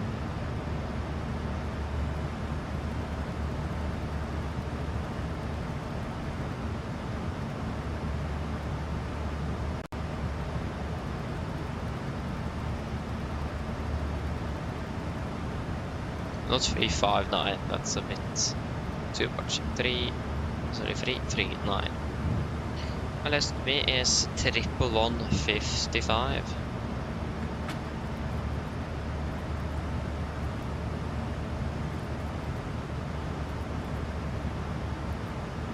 Do we need any VRs? Do we need Ost VR, for example?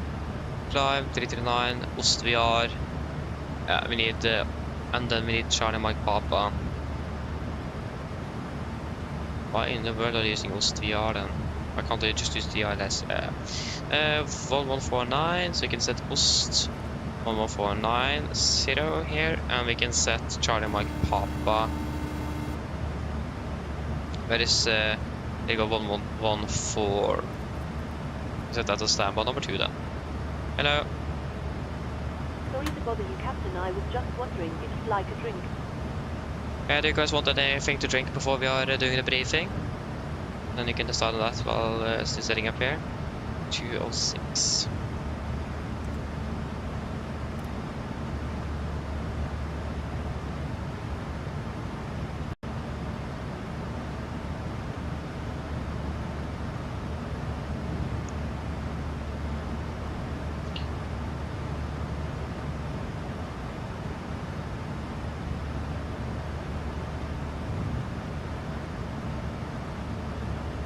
Okay, nice guy drift.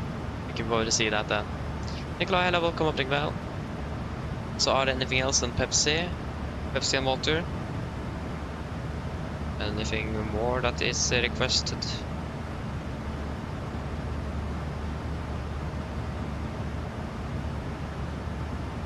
Sprite.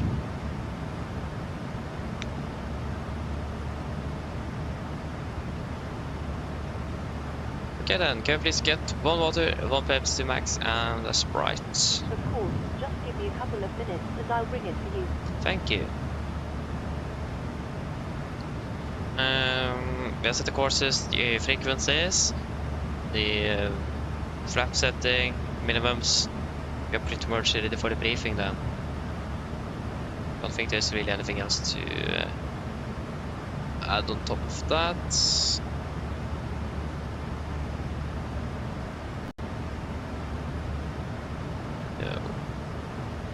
No. Stop.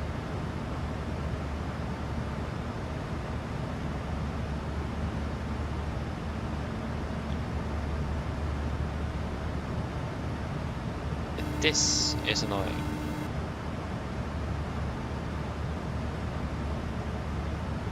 Hello. Hi, Captain. I've made your drinks. They're waiting for you in the galley area. Thank you. No problem.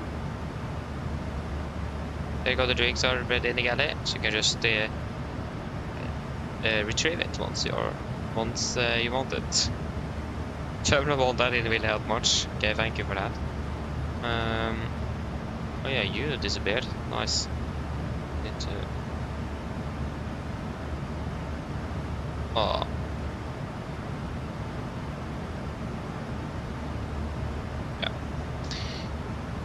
Yes, should we perhaps do the briefing then? Just want to take the latest weather again for Rome. And that's looking good with okay conditions. Still no radar control online. Tower is still online, thankfully. That's better than nothing. And then we have the approach plate ready here. And we also want to know times. That's going to be relevant as well for this briefing.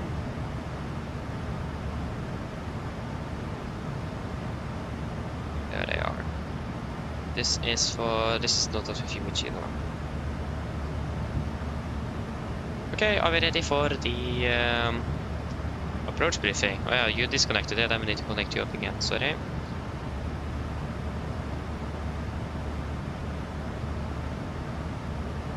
There you go.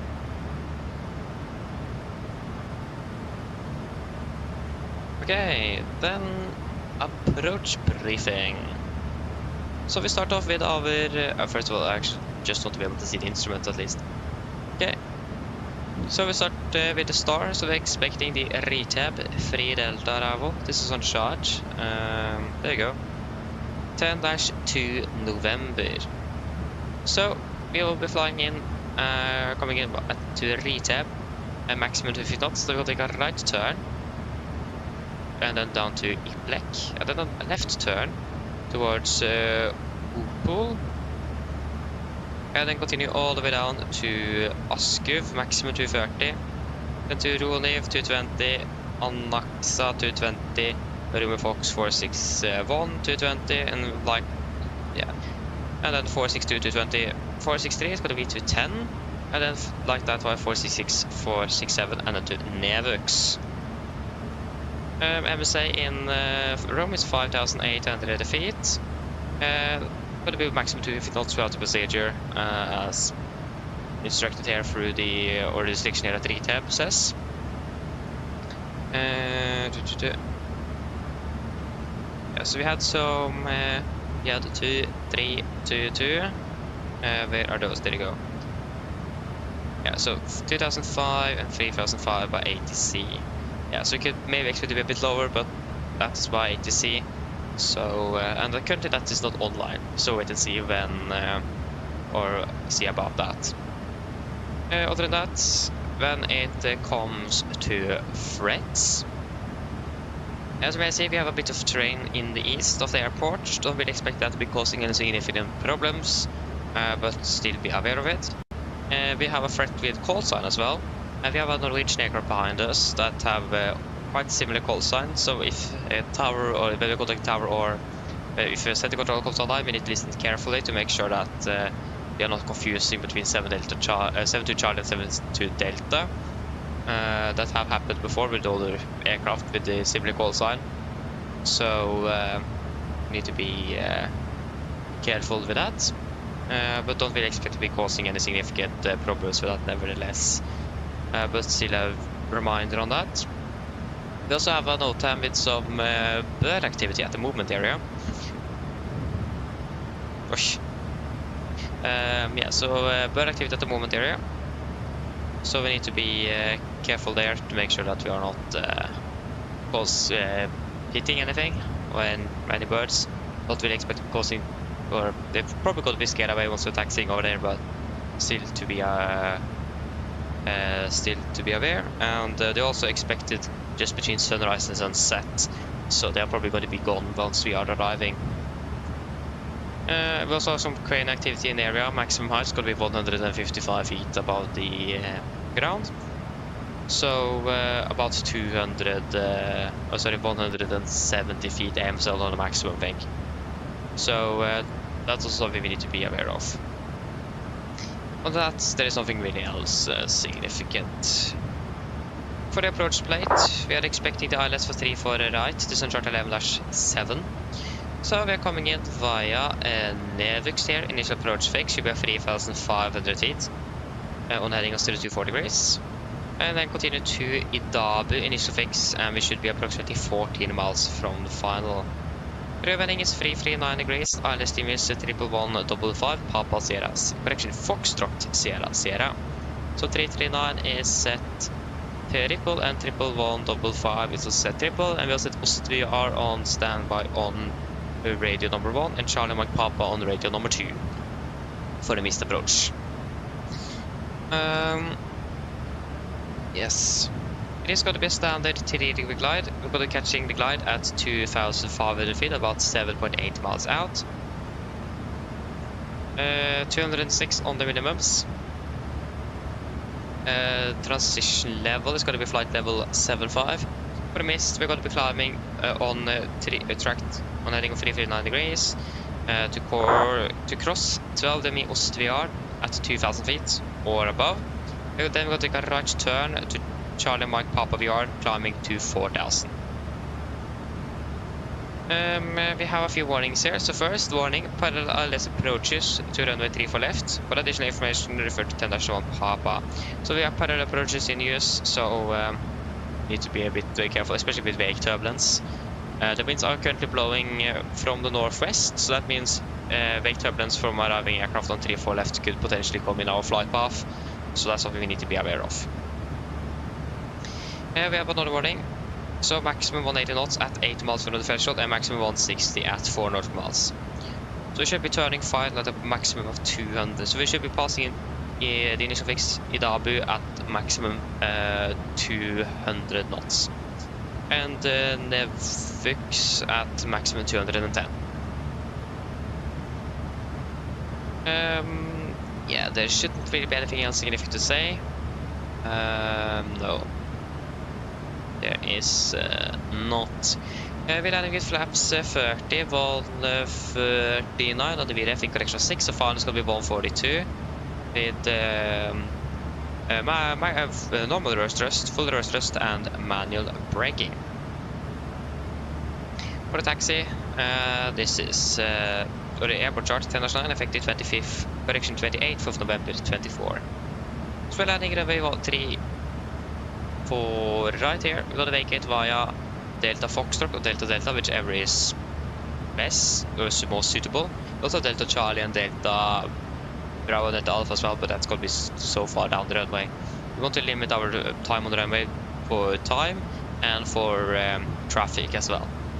And we can expect to taxi via Delta and Delta 4, and then perhaps via either Echo Golf and then Delta Stand, most likely Echo Golf, and then Hotel Golf down to Terminal 1 here. Not really sure where we expect to be parking at. That's what we will find out. We have one hotspot available for us, or applicable for us. That's hotspot number 5.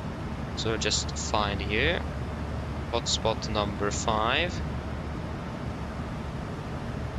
So hotspot number 5 says, be sure to have the right of way before crossing taxiway Delta. That's fine. Yeah. Other than that, we don't have any other hotspots, taxi detections when it comes to the NOTAM, so just want to take a quick look again. So we have the, again, we talked about the birds already, so that is already briefed. Tango Alpha Quebec VR is out of service. We are not expecting to be using it nevertheless, but still be aware of that in case that would be needed. Also, the aerodrome operator will also have safety vehicles on the runway that will be coordinated with tower, so we need to be aware that maybe we could expect a late landing clearance because they are doing some safety work on the runway. That's something we need to be aware of. Again, the fractal call sign, we already discussed that. We discussed obstacles and the runway here, the EFAS for 16 correction 34 right is unserviceable. But still not really expect that causing any problems. It is still going to be quite light when we're landing, so that it should be fine. Other than that, runway conditions should be dry, and the weather as well is looking very good, so nothing really to say. Are there any questions?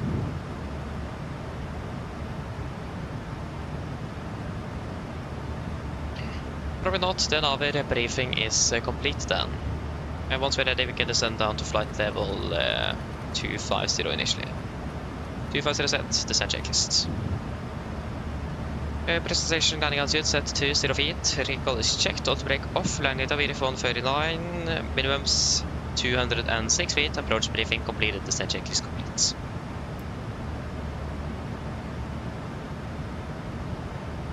No questions, that's good. And we should start our setup with passing over ETAP, maximum 250 knots.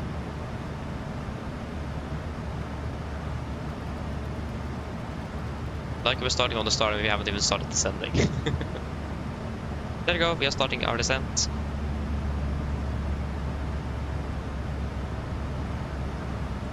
We should be landing at 54, we could probably expect.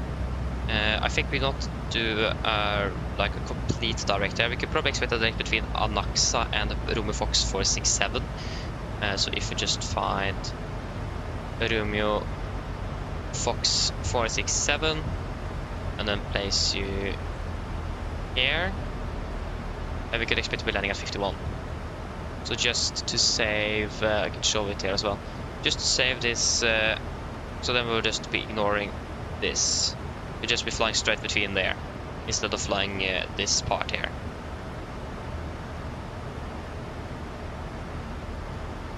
So yeah.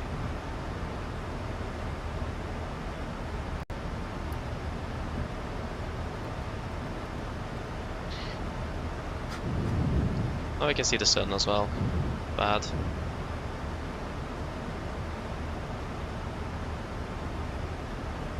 Right.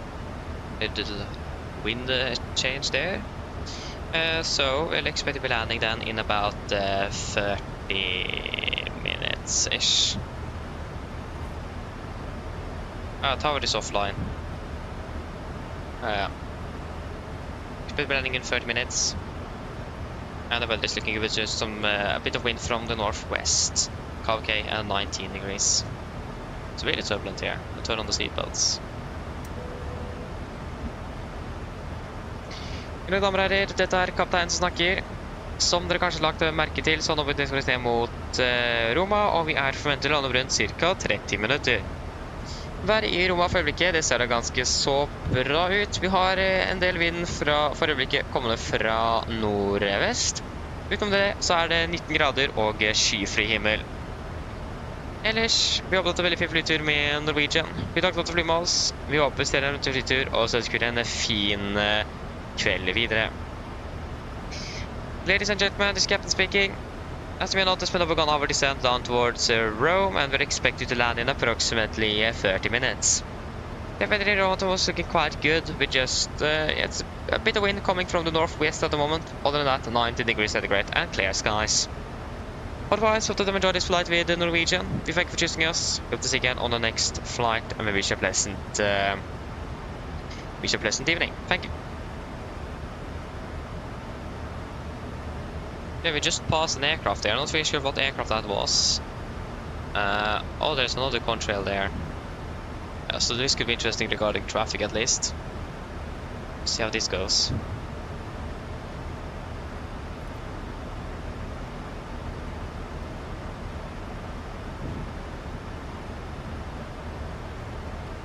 So we're landing right behind us. Are you going for the same runway, Björn?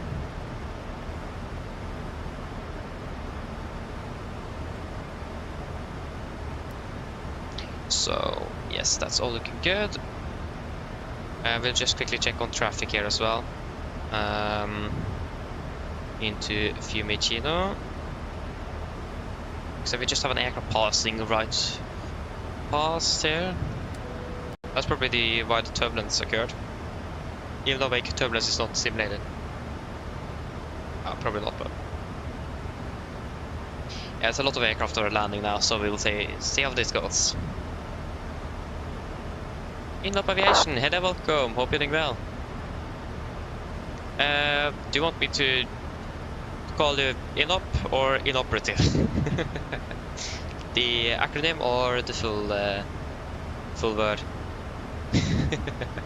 I assume the acronym. You just need to make to be sure. Okay, see you later then, Skydrift. Bye bye.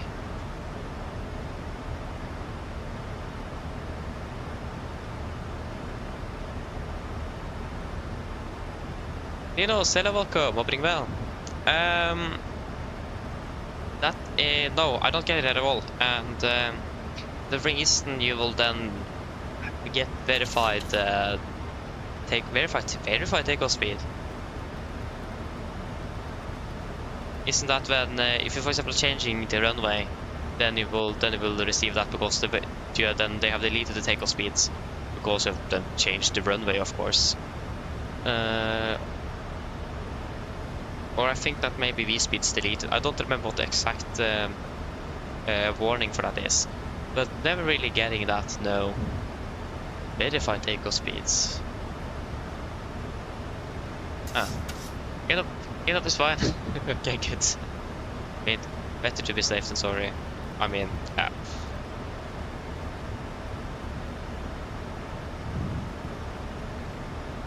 Yeah.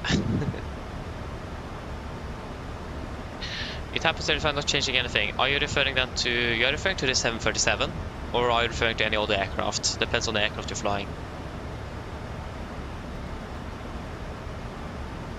We will just quickly erase you since we are just not planning for that yet.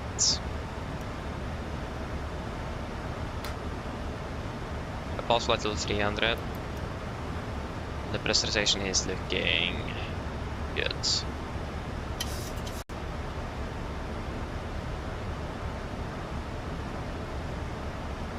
Yeah, no, we are landing at 51, so we are landing in about, about, how much is that? 23 minutes. Only in the PMDG 737, okay. So...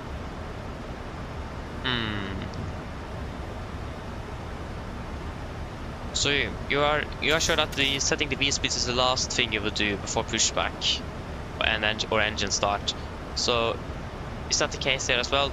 You do the performance calculation should be the last thing you do. Do you do that as well, or do you do it a bit earlier? Because then it might be something in there that could explain it. Yeah, you're welcome, Skydrift. You're welcome. Happy that you enjoyed. Yeah, we continue down to flight level 200. 200 sets.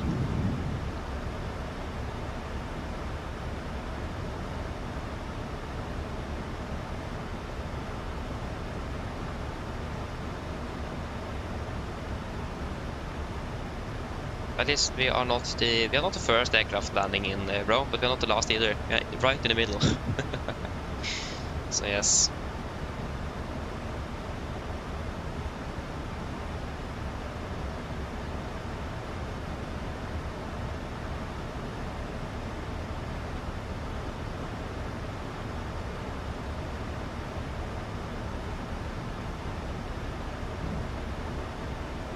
Björn, no, unfortunately, looks like tower went offline.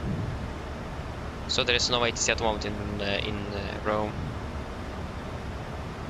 Unfortunately. I mean, tower in general wouldn't really make a difference. So yeah.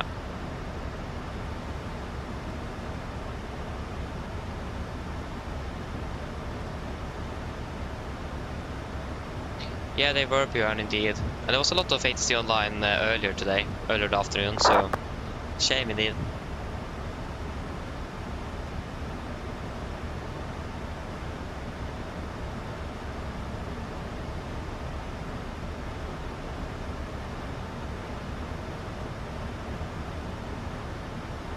Okay, because if you're changing the runway for the departure runway or anything regarding the weights in the FMC, then it will tell you to verify the V-speeds. So for example, if you are inserting the estimated zero fuel weight and then you're loading up the aircraft at the same time, and then you just click it twice again to get the accurate one, then it will do that because you have then changed the weight of the aircraft. So it might have been because of that. Because any changes to the departure runway or the weight of the aircraft will then delete the V-speeds and then need to verify again because you have then changed the parameters. Even though it is the same, it will still do it. So that could maybe explain why it happens.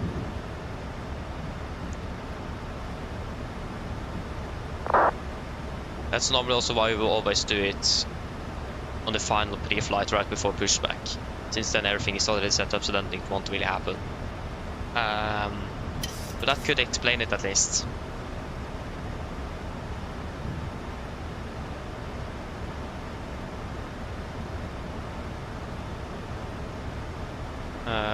I don't really find any other reason why it can do that.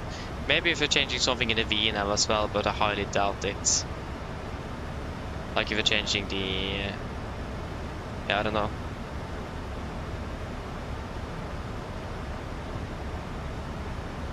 I will continue on to 150. 150. Set.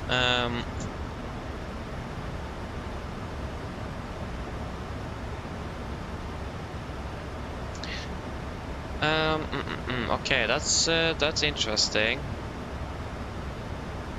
So, if I'm correct, you have set the weights, executed that, and everything, do the calculation, setting up the flaps, the CG, everything, acceleration height, and so on. Everything in that order, if you understand. Because if that is true, then it's strange.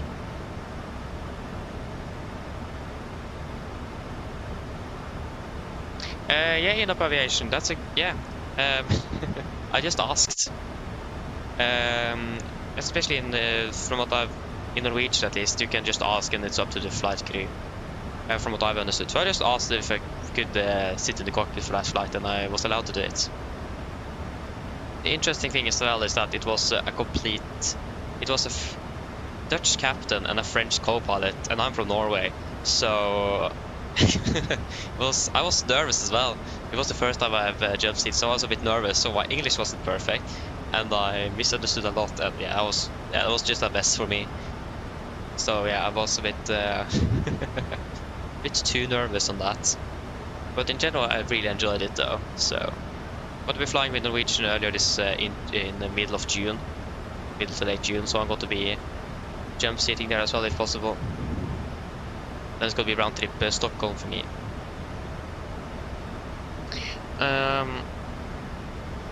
Okay. So if I'm correct, Ninos, you are setting the EV speeds. That's the last thing you do, and you don't do you do anything in the FMC after you set the V speeds? Just to confirm. I would really need to think. First of all, 45-50. I will give the 15-minute call.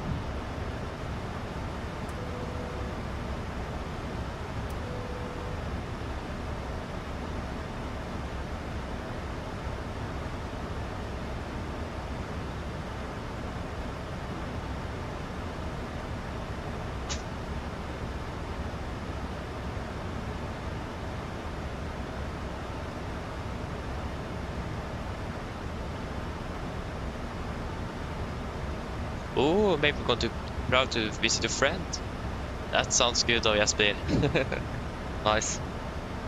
Oh yeah, departing now, okay. Happy takeoff.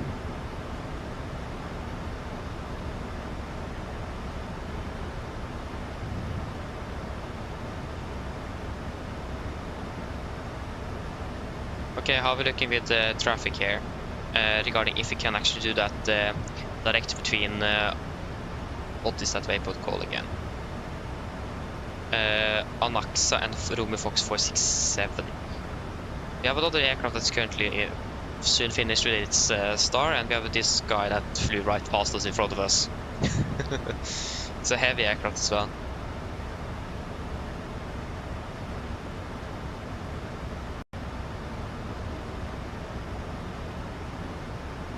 Can you guys hear me?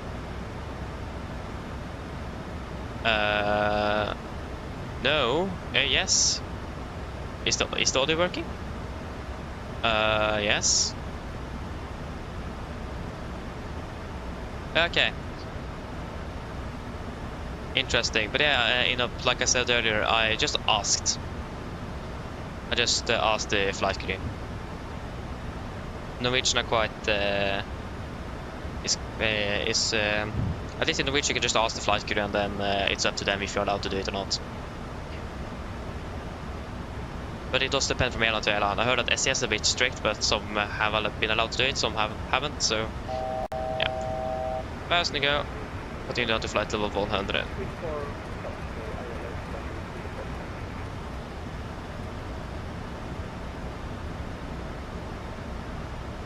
Yeah, I know it is. I really like it though. It is really great that I actually do that.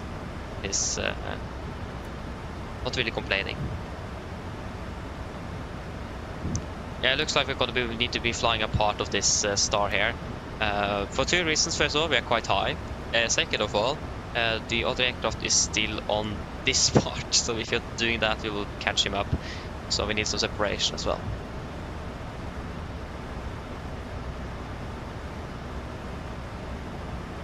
Yeah, exactly, Björn. SES is a bit more stricter on it, but sometimes you will be allowed, sometimes not. It does depend. It heavily depends on the flight crew on board.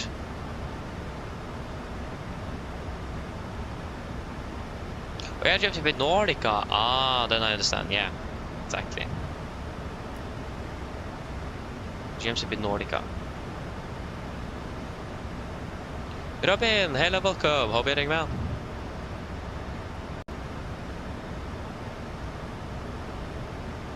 Yep, dette er Norwegian. But yeah, regarding that V-speed thing again. Again, have the audio been working all the time? Or did it not work for a period? I don't know.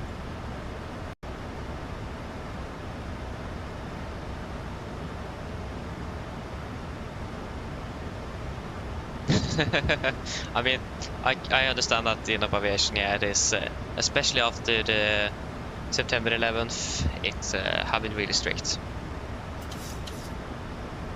So it does really depend which company you're flying, the flight crew, and where you're flying.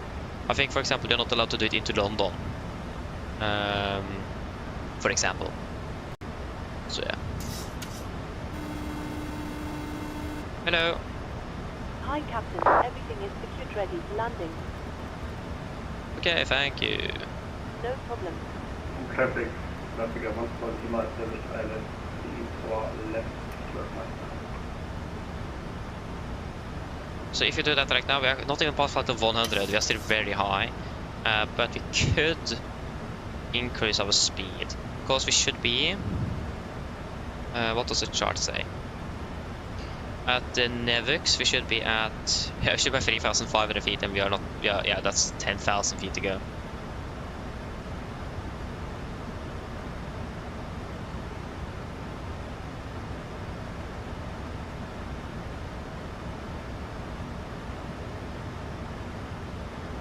No, I haven't tried X-Plane 12. I have X-Plane 11 actually. I've flown a little bit on it, but not too much. I got it from a friend that purchased it 2 times. So he had an extra copy.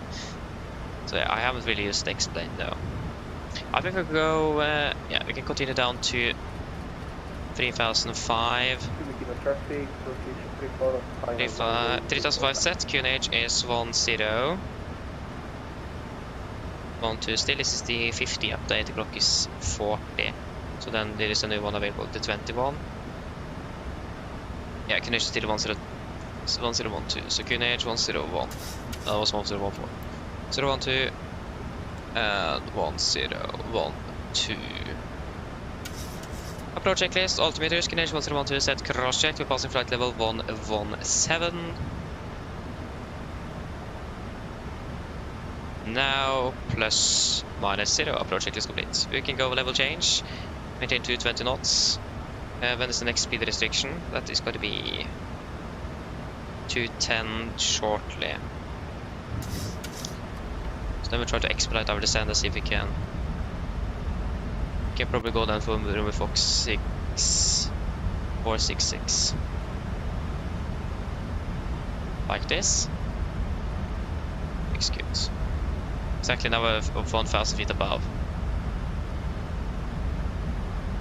No, I'm not a real pilot. Unfortunately not.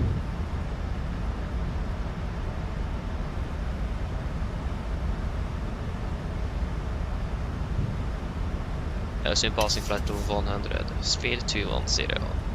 210 set.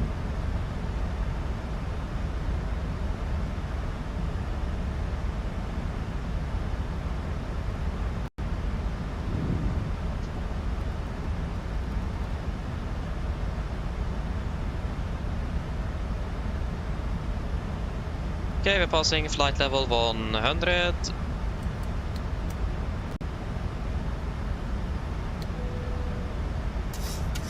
And the pressurization is looking good.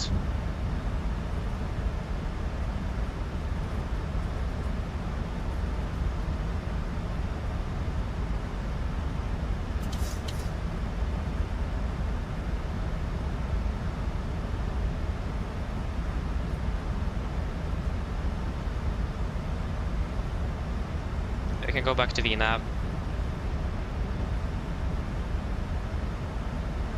Okay, what's at 220 knots? What? Why? Is this maximum 210 here? And then maximum 200 at Nevix. So that doesn't really make sense. But yeah, of course, because we left a waypoint maximum 220 and then we're approaching a waypoint maximum 210, of course, yeah.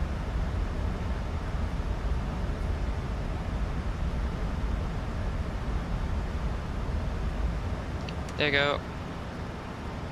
And we can go speed it 20 to 10 knots. 210 set.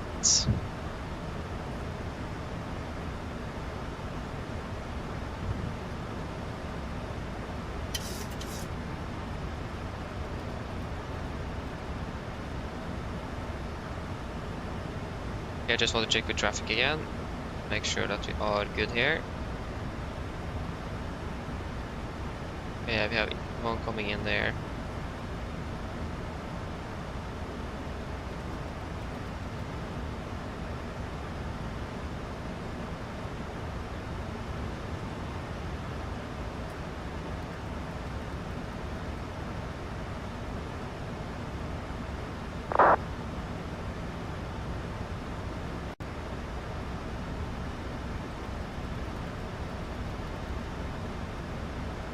This is alive. Fox Sierra Sierra, 25 miles.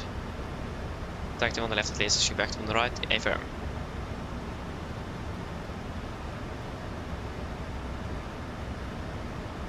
And then it is, yeah, at least we should be good on traffic wise, so we don't need to worry about that. It's going to be maximum 200 at Nevix. And the flap up is right above. 005, continue descent 5,000 feet for runway 34 right. And we're going to be catching at 2005.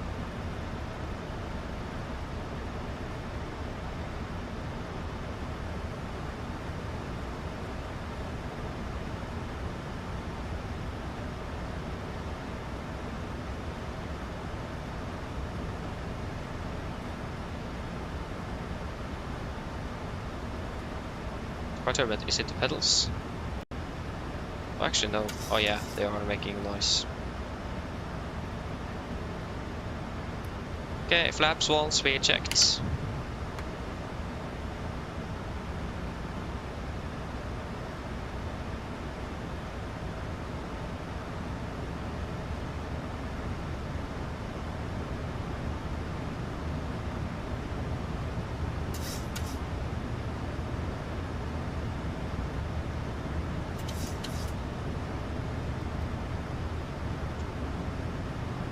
And 200. Yes.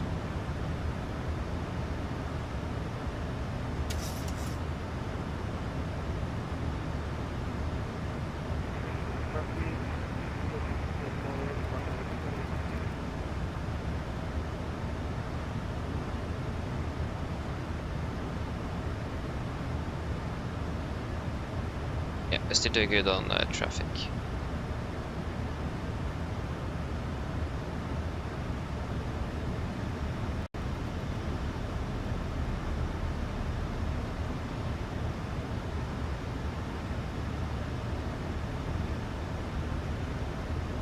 This is 16 miles out.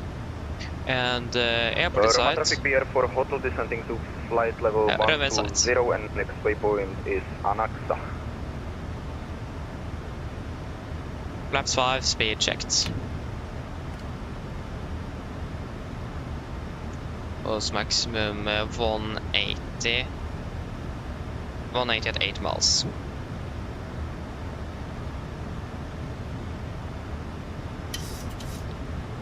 And approach. Hello, Crosser, class of captured. 339. Mr. Approach altitude 4,000 feet. Set.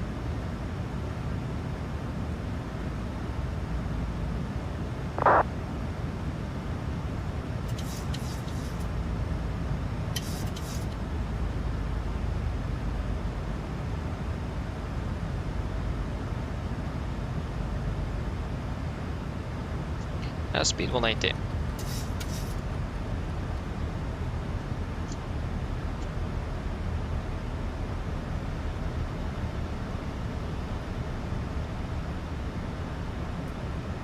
Rome traffic, Nordic 72 Charlie, established 3 for right, 12 miles out, Rome.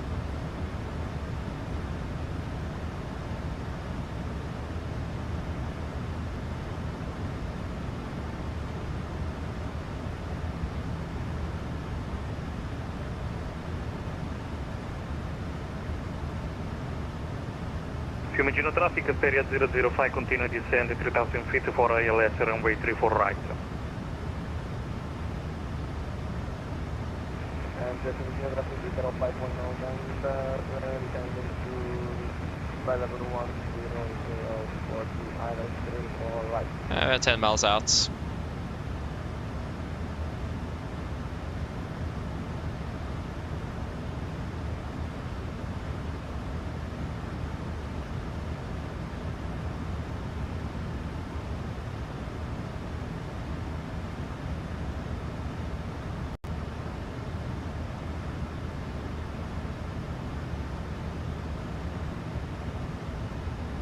And was maximum 1 for connection 160 knots at 4 miles.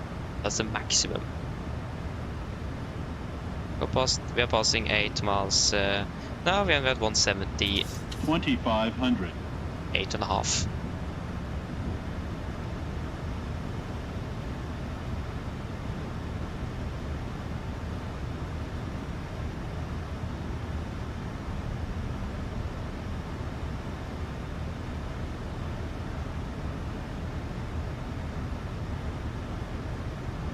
Traffic Fiumicino, maintain separation please, thank you. Get down, flaps 15, speed checked.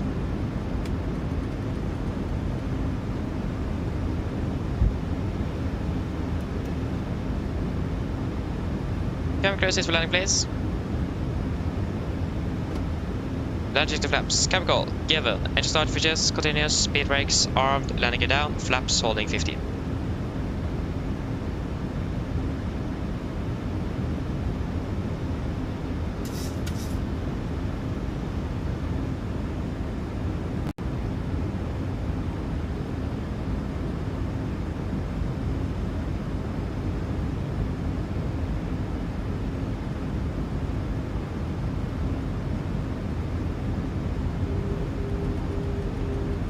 Match speed, make correction 6, 145, flaps 30, speed checked.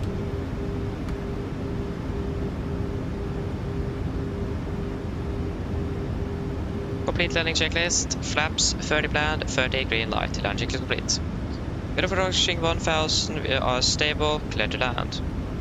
Female Kilo traffic, Nordic 72 Charlie, short final 34 right, Female Kilo.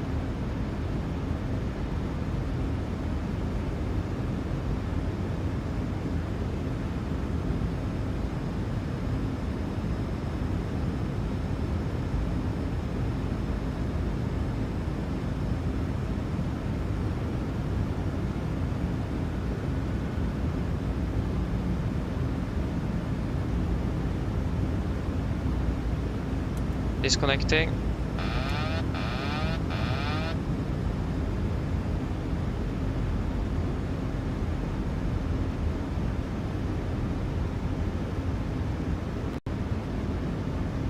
$500.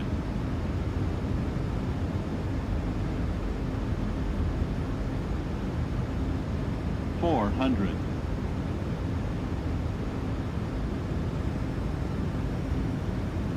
$300. Approaching minimums. Contact. 200. Minimums.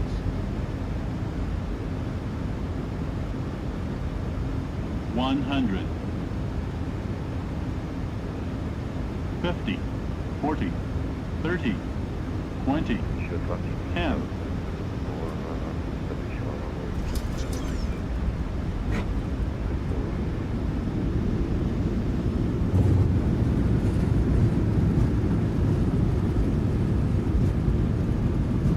Knots, 80 knots. No traffic, soundtrack 2 with the Echo line up to 5 and we'll wait for the arrival. 60 knots. For left. You guys, welcome to Rome. Flight time 2 hours 54.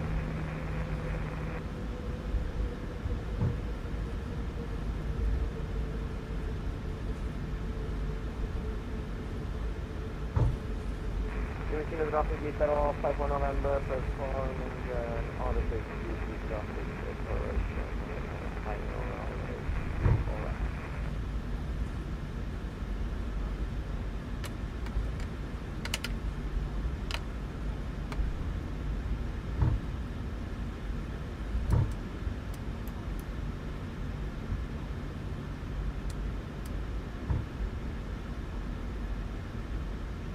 Female Kilo traffic, Nordic 72 Charlie, runway 34 right vacated.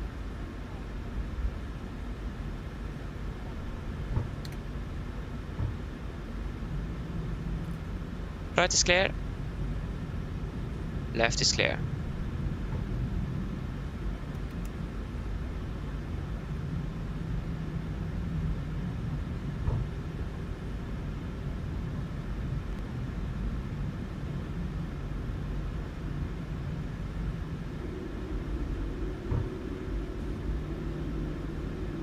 And it's just a painfully long taxi.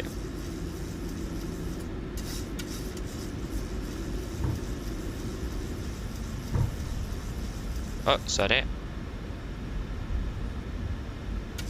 I just got to confirm that I actually had a GSX profile installed. I mean, it isn't that long since we actually flew here last. Yeah, it's with GSX with the GS good. Then that means we actually have a visual docking guidance system in.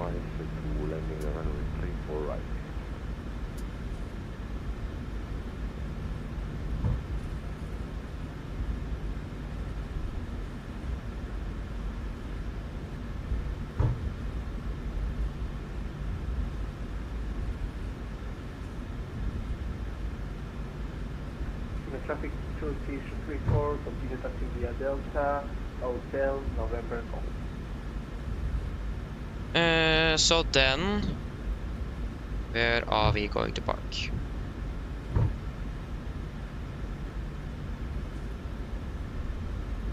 Roma traffic beer for hotel establish ILS runway 34. We are going to be parking. Oh, we're going to be parking there. Interesting parking spot. Never parked there before.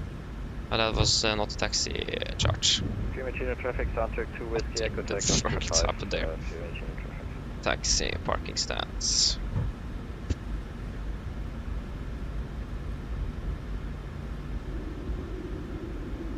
What do we park at stand 307?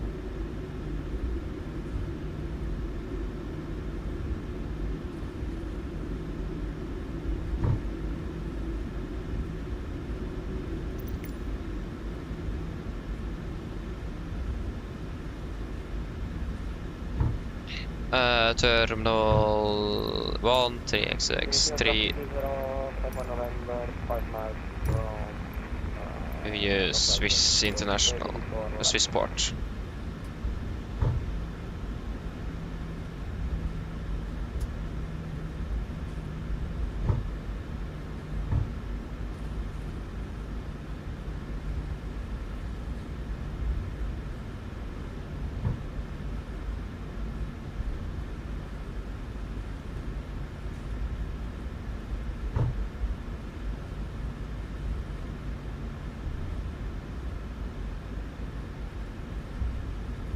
Okay.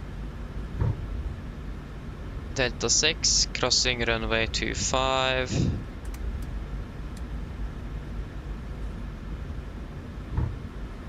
Right is clear. Fiumicino traffic, Seria 005, exit holding Podula. Number 1 for ILS runway 34. So gonna be taxiing via November, correction, Echo Golf, the Delta.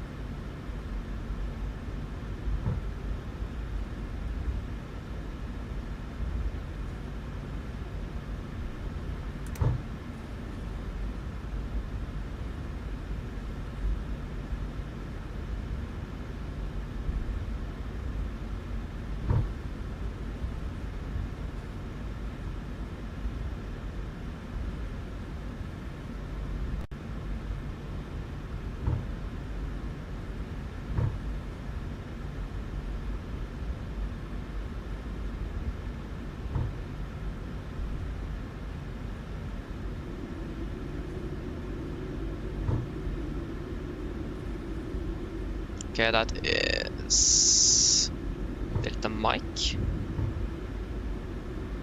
Yeah, Delta Mike 1. So after passing Delta 2, left clear.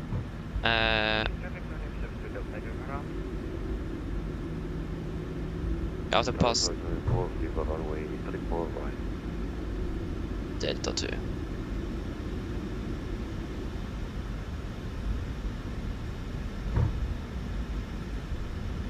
Så Echo Golf, gått inn i Echo Golf, den hotell for stand 307. Delta 3. That should be Echo Golf. Fiumicino traffic, Seria 005, reported established localized runway 34 right.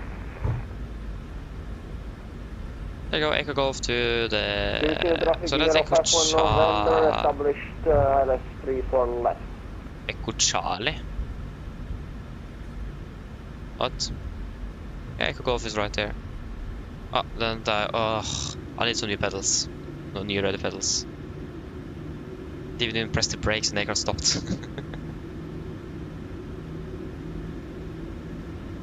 At least left is clear.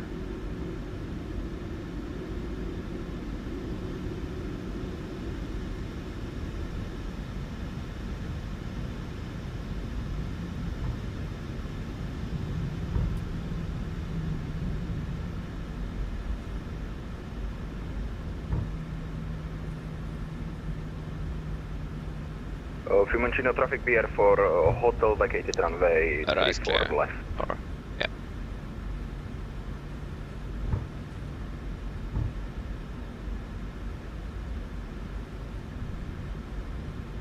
And left is clear. And we're going to then continue then a right turn onto hotel.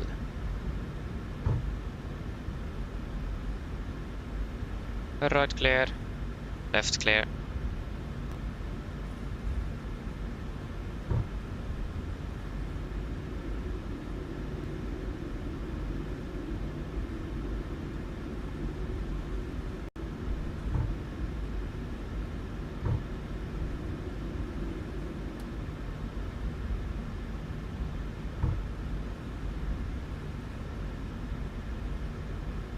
We're taxing for 6 minutes.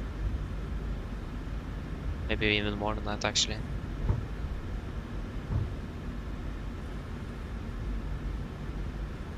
And left clear. Fiumicino traffic beer for Hotto taxiing to stand 821 via Alpha Whiskey. Right is clear. We can fire up the APU.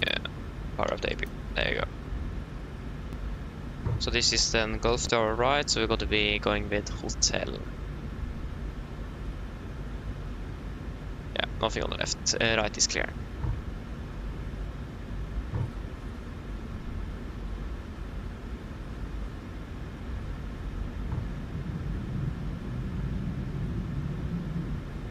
Area 005, Fiumicino traffic, report establishing LS runway 34 right.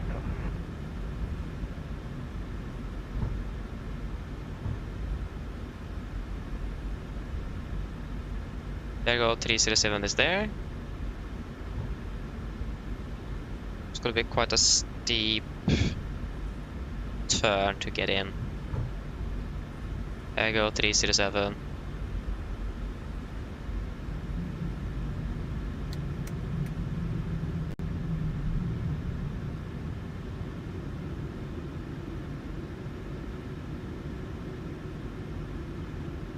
Of course, it's default. Is it default? Maybe it is. Yeah, it is. It is also default services there.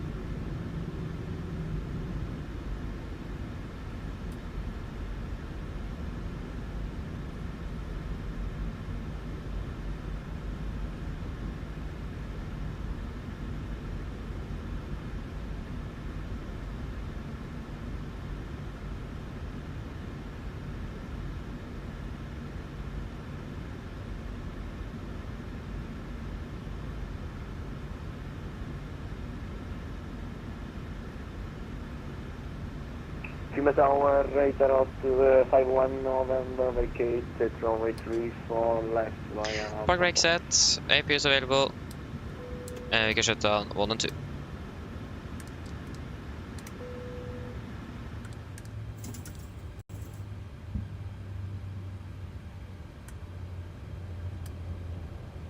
And we will turn off the packs.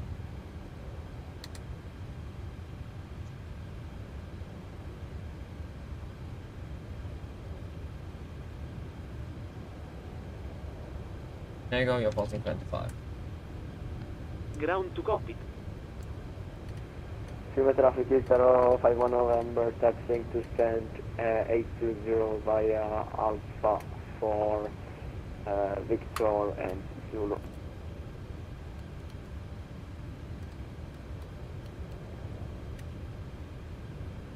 Go ahead. You're still thinking we are pushing back in Oslo? Hi, Captain. Microphone check, please. Read it loud and clear. Roger. Ground power and Okay, Captain. Ground power is available. Stand by. We'll start getting you offloaded in a couple of minutes. The boarding requested. Roger. There you go, ground power available. Okay. Brief correction, shutdown checklist.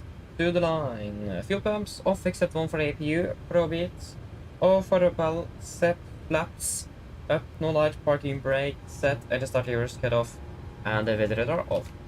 Correction, no. You should go. There you go, weather radar off. Shutdown checklist. To the line is complete. Did also remember to turn off the terrain radar. The APU is still up and running, so we need to wait that down.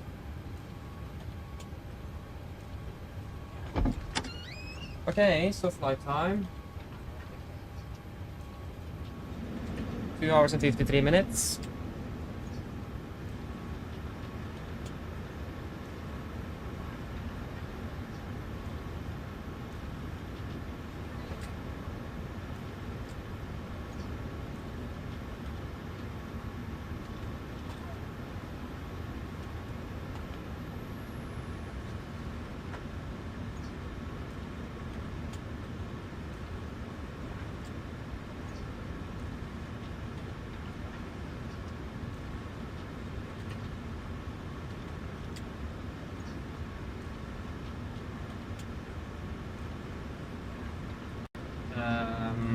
Yes, so then we need to first of all generate the new flight plan and change the alternate airport. That is what we are going to do. Rome Gardermoen, edit.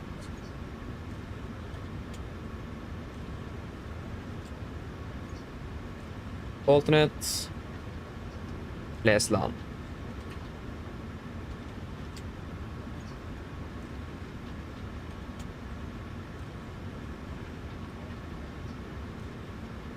There we go, and we can regenerate.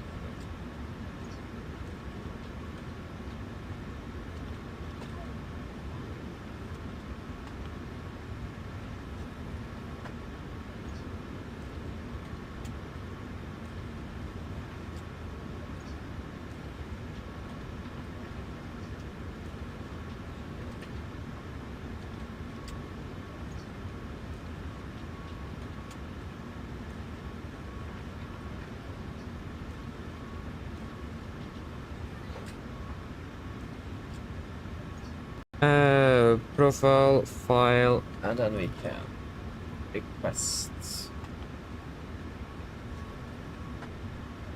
There we go.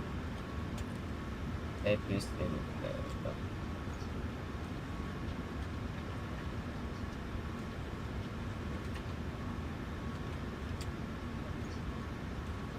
Yeah, 8-7 Golf.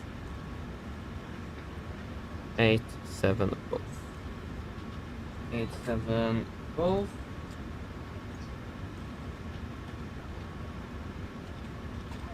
And the final fuel then, I think we'll go with flight plan fuel. In this case, that's going to be 10.2 tons. It says actually 9, 9, and 9, and 9. Quadruple 9. So we will go with 10.2 tons the flight plan fuel if you guys are happy with that. At least I don't really need anything more than that. So yeah, the weather is good in Oslo, so that should be perfectly fine. Yes, and then we will come this flight here.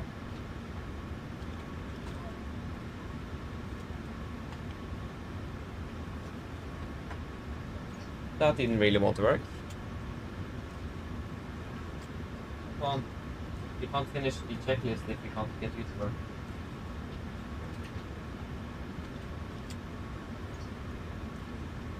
You are ready. It is just 11 seconds.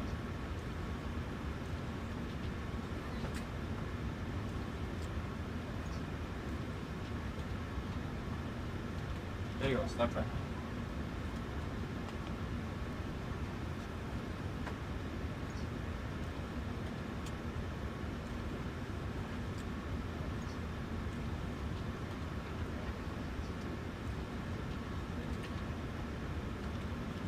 Yes, and then shutdown checklist below the line, technical completed, EFB completed, shutdown checklist complete. AP is, yes, I know a little bit there. Yes, so sorry for that. Then we are finally finished with that. We are departing in half an hour. Okay, Robin, thank you for tuning in then. Hopefully, hope to see you again later then. Bye-bye. Oh, you're back already, okay. Welcome back again then. There you go, the AP is off.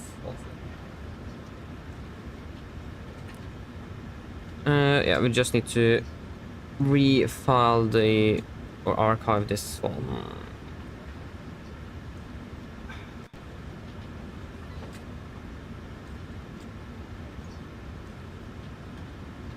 Oh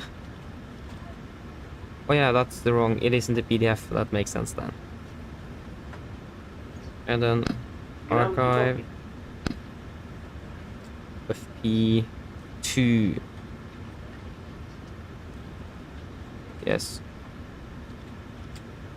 OFP2 archive, and we will replace.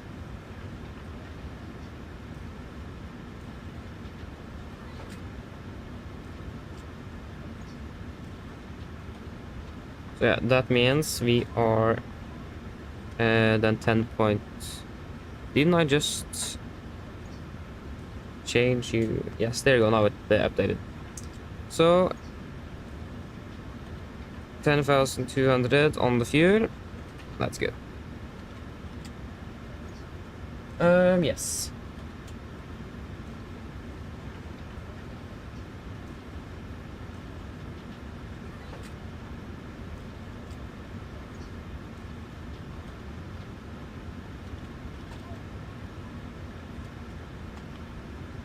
What's the temperature in the cabin? It is 20 degrees in the cockpit and 20 degrees in the cabin. Only. That isn't too hot at least.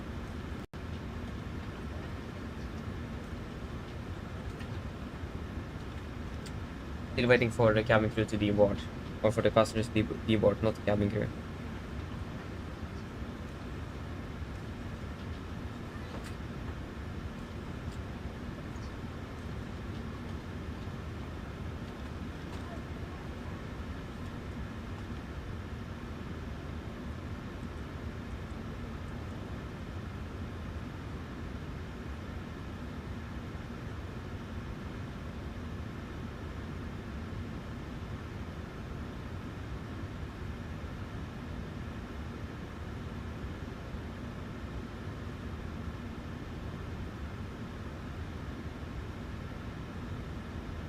Yes. Sounds like deboarding is pretty much finished. Just waiting for the call from the cabin crew, and then yeah, we will request refueling. Then that's going to take a little time.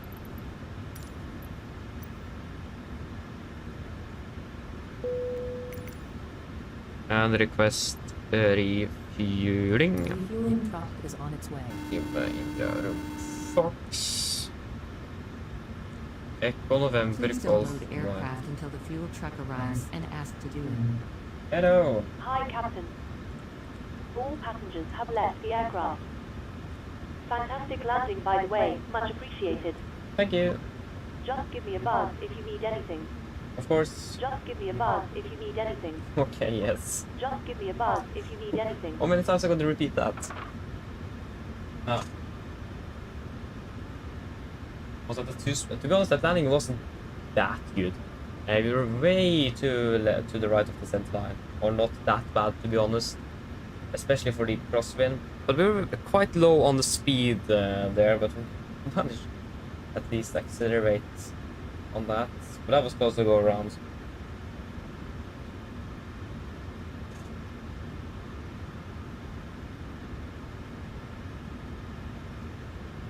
In general, it wasn't too bad, but again, was a bit low on the speed there, so we should have been a bit faster. But yeah.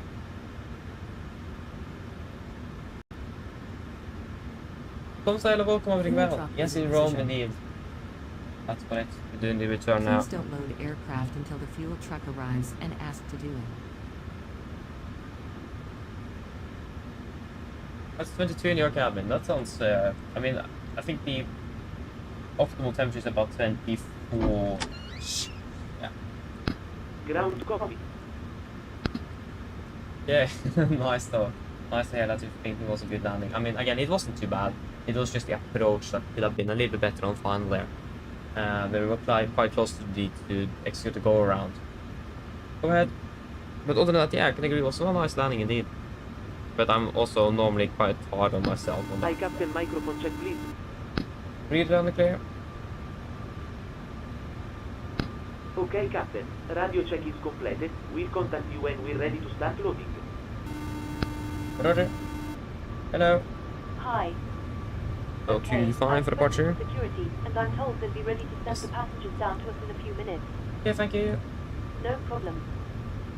It's going to be by the Sosev. I think it actually may be another departure routing.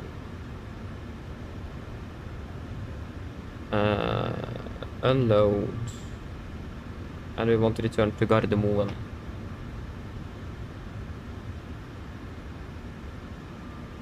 An unexpected occurrence in please try reload navigation charts. If the problem, visit our support. Huh, the app just crashed. Try to load it again. We can't really fly with the inoperative charts. That doesn't really work too great. Rome Oslo. Yes. What does our charts say? Yeah, we got the Sosev 5 Alpha last time, so we can expect that as well. Sosev 5 Alpha by the Suvan transition.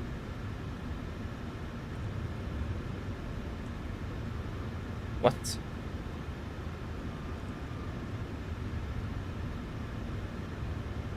I took the Sosav. That was the wrong departure, sorry. Runway 25, gonna be the Sosiv 5 Alpha, and then via Solvan 7 Alpha.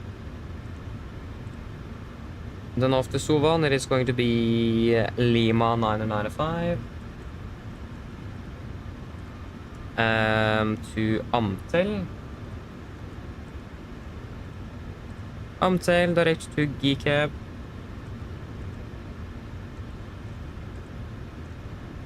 Direct to Reno.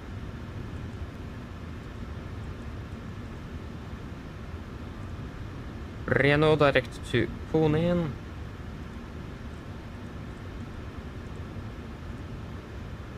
Direct to KMS.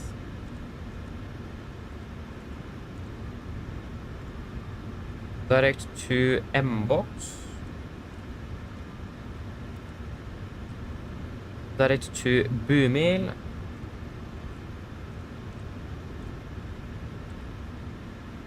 Direct to Gimru.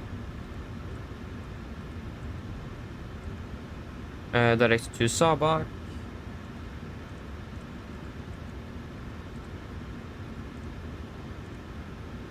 Then direct to Exenta. And then direct to Regma. And then Lima 997 to Runi.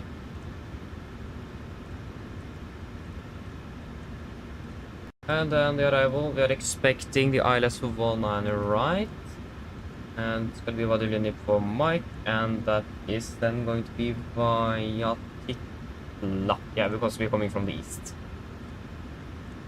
Performance, cost index 9. Final reserves today is 2.8. Expecting flight level 380.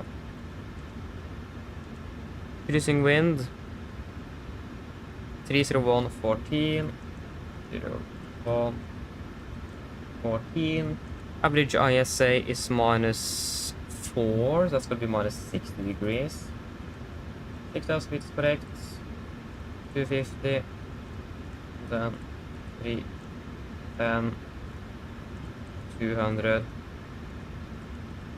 100. Flight level 80. QNH in Oslo is. Just quickly check. Echo November Golf Mike. QNH is 1024. Execute. Engine outside. I think it is just a standard out of 25 if I remember correctly. I don't remember, so we'll check. Fiumicino runway 25. Standard, yes.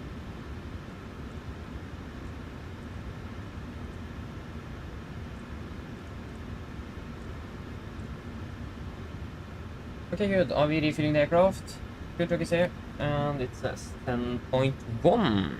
We requested 10.2, didn't we? Affirm.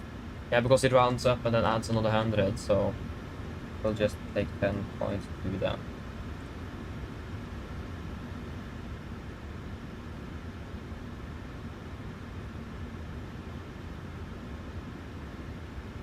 Yes, that's all good there.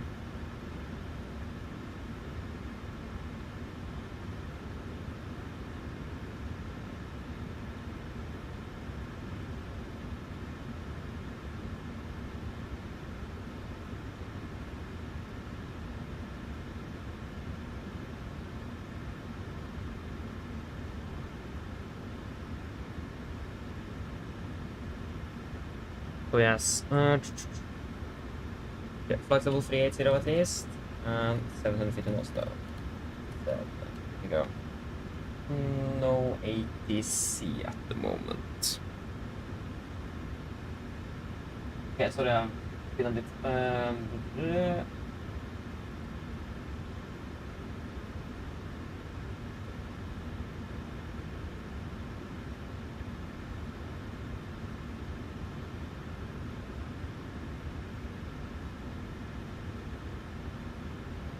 We're finally on the ground. That's wonderful, Björn.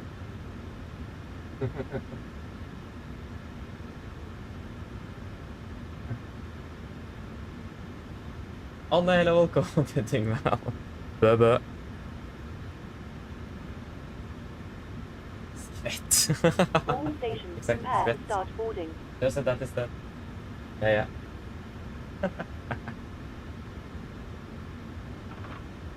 Yeah, we should start boarding. We are departing in... we're departing in 15 minutes.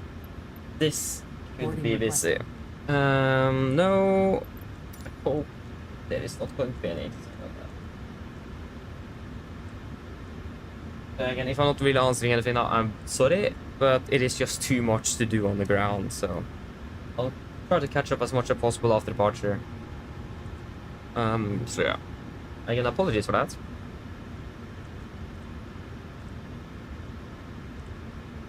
Execute, please, thank you. There we go.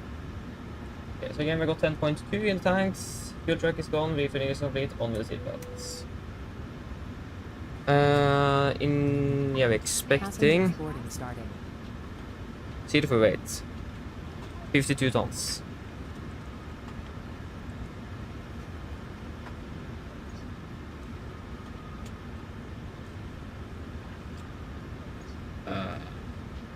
Landing dispatch.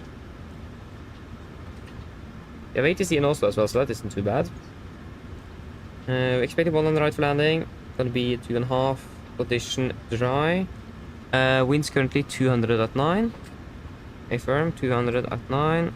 Basically a straight headwind. With a temperature of 11 degrees. And QNH 1024. 24. Flaps 30 auto off. Idle reverse calculate.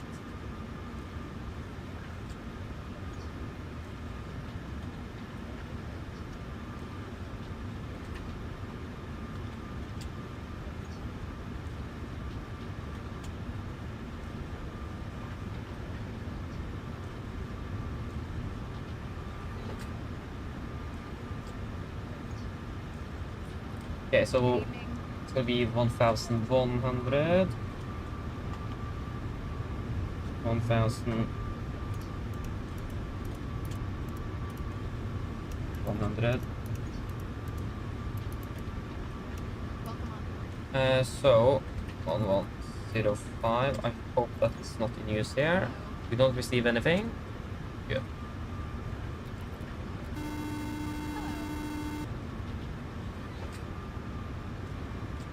Hello. Hi, Captain. Just to let you know that the passengers have started boarding. Thank you. So I just got to confirm initial is 6. Oh yeah, this is again one of the airports where we don't have the initial climb. Yeah, thank you for that. Rome. Yeah, we'll just set 6. Transition altitude, so. Yes, that's all good. So I think we may be ready for the departure briefing.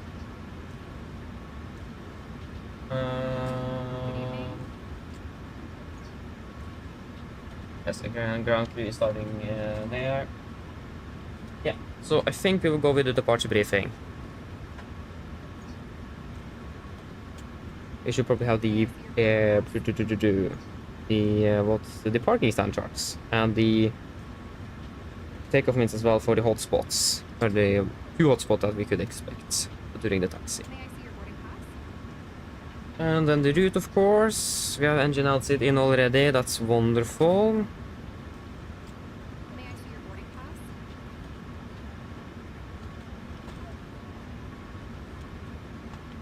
Okay. Are we ready for the departure briefing? We can start off with the emergency briefing. So that's going to be the same as we have discussed earlier today in Oslo, except for the engine outside. That's going to be a little bit different. So for the engine outside, actually, sorry, that's going to be exactly the same. Ground to go. We're just going to be climbing straight ahead, 25 and hold. When it comes to the altitude, we are going to be climbing to. We will climb up to the initial climb clearance of the 6,000 feet then. MSA 5,008. It's going to be a bit lower, about 2,004, I think, over the sea. Well, we can go to 6,000 feet, so then we have a bit of altitude at least in case something goes wrong. So again, straight ahead, 6,000 feet. All runways should be available for landing in case that is needed. Weather is all quite good here in Rome at the moment, so that is nothing to be concerned of. We have, or we're expecting to be departing below the maximum landing weight, so weight is also not going to be a restriction for a potential return. yeah, that should basically it. Are there any questions then for the emergency briefing?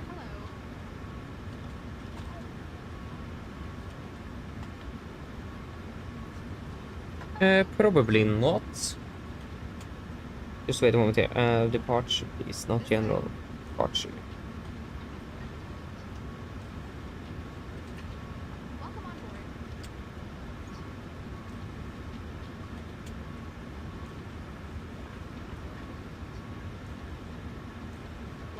What? No. No. No.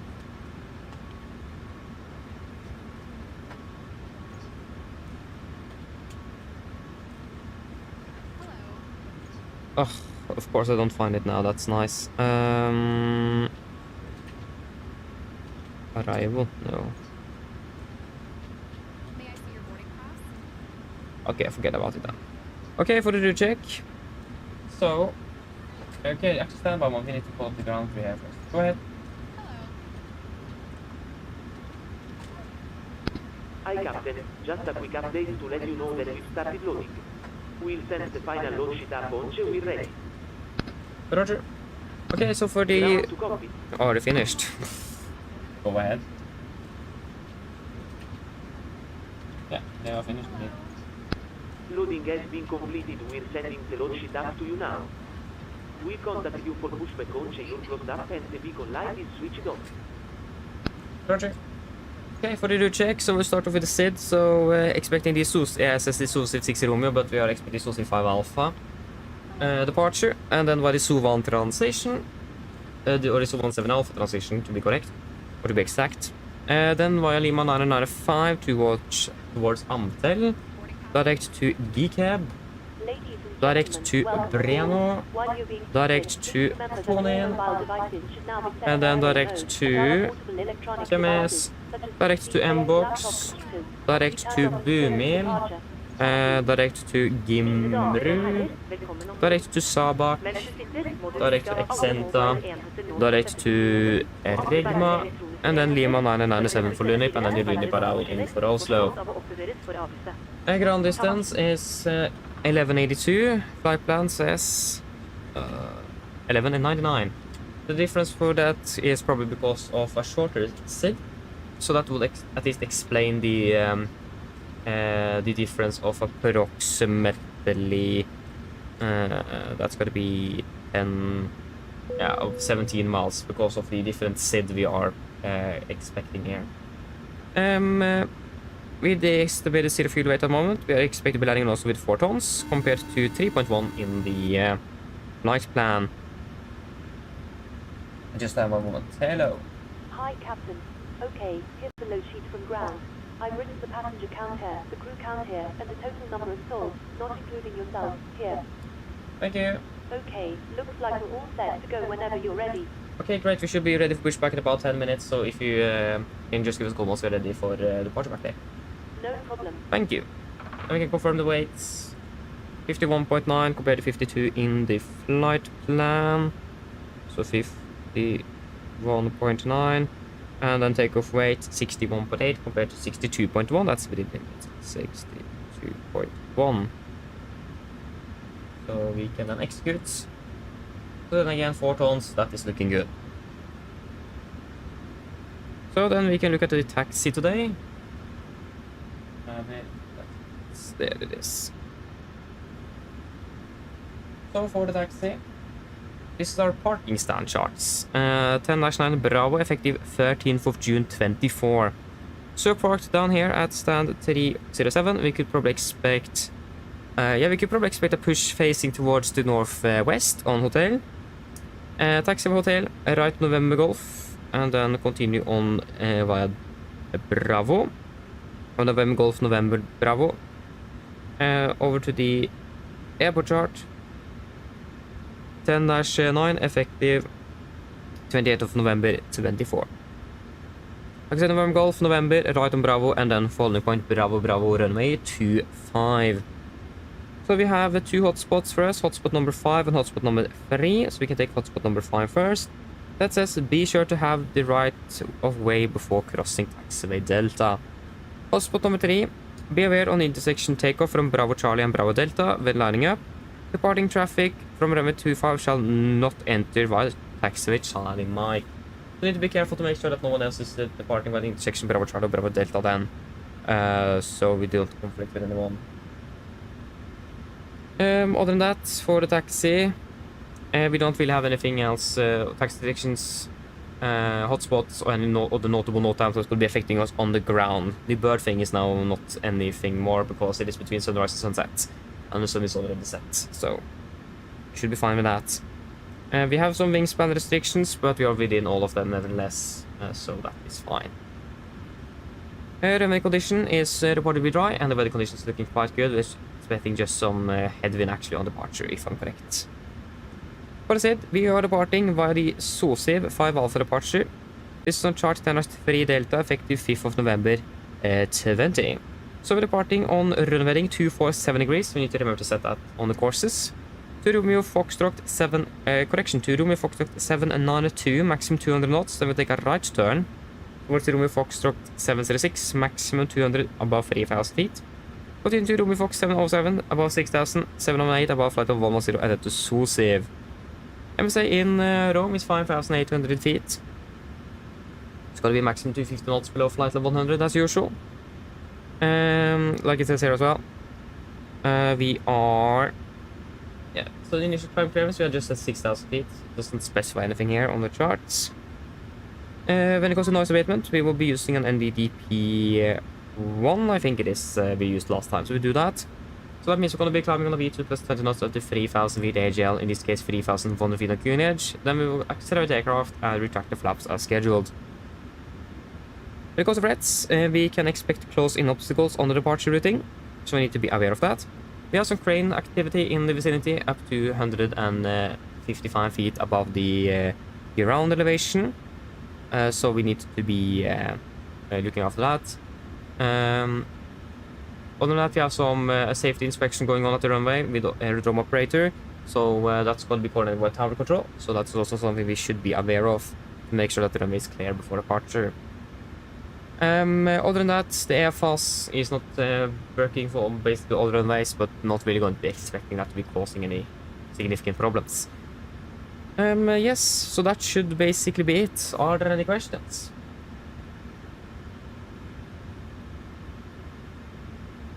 ETA in Oslo is expected to be 2150 UTC, if I remember correctly. 2350 local time. Any other questions? Probably not, then our departure briefing is complete. And we have 5 minutes.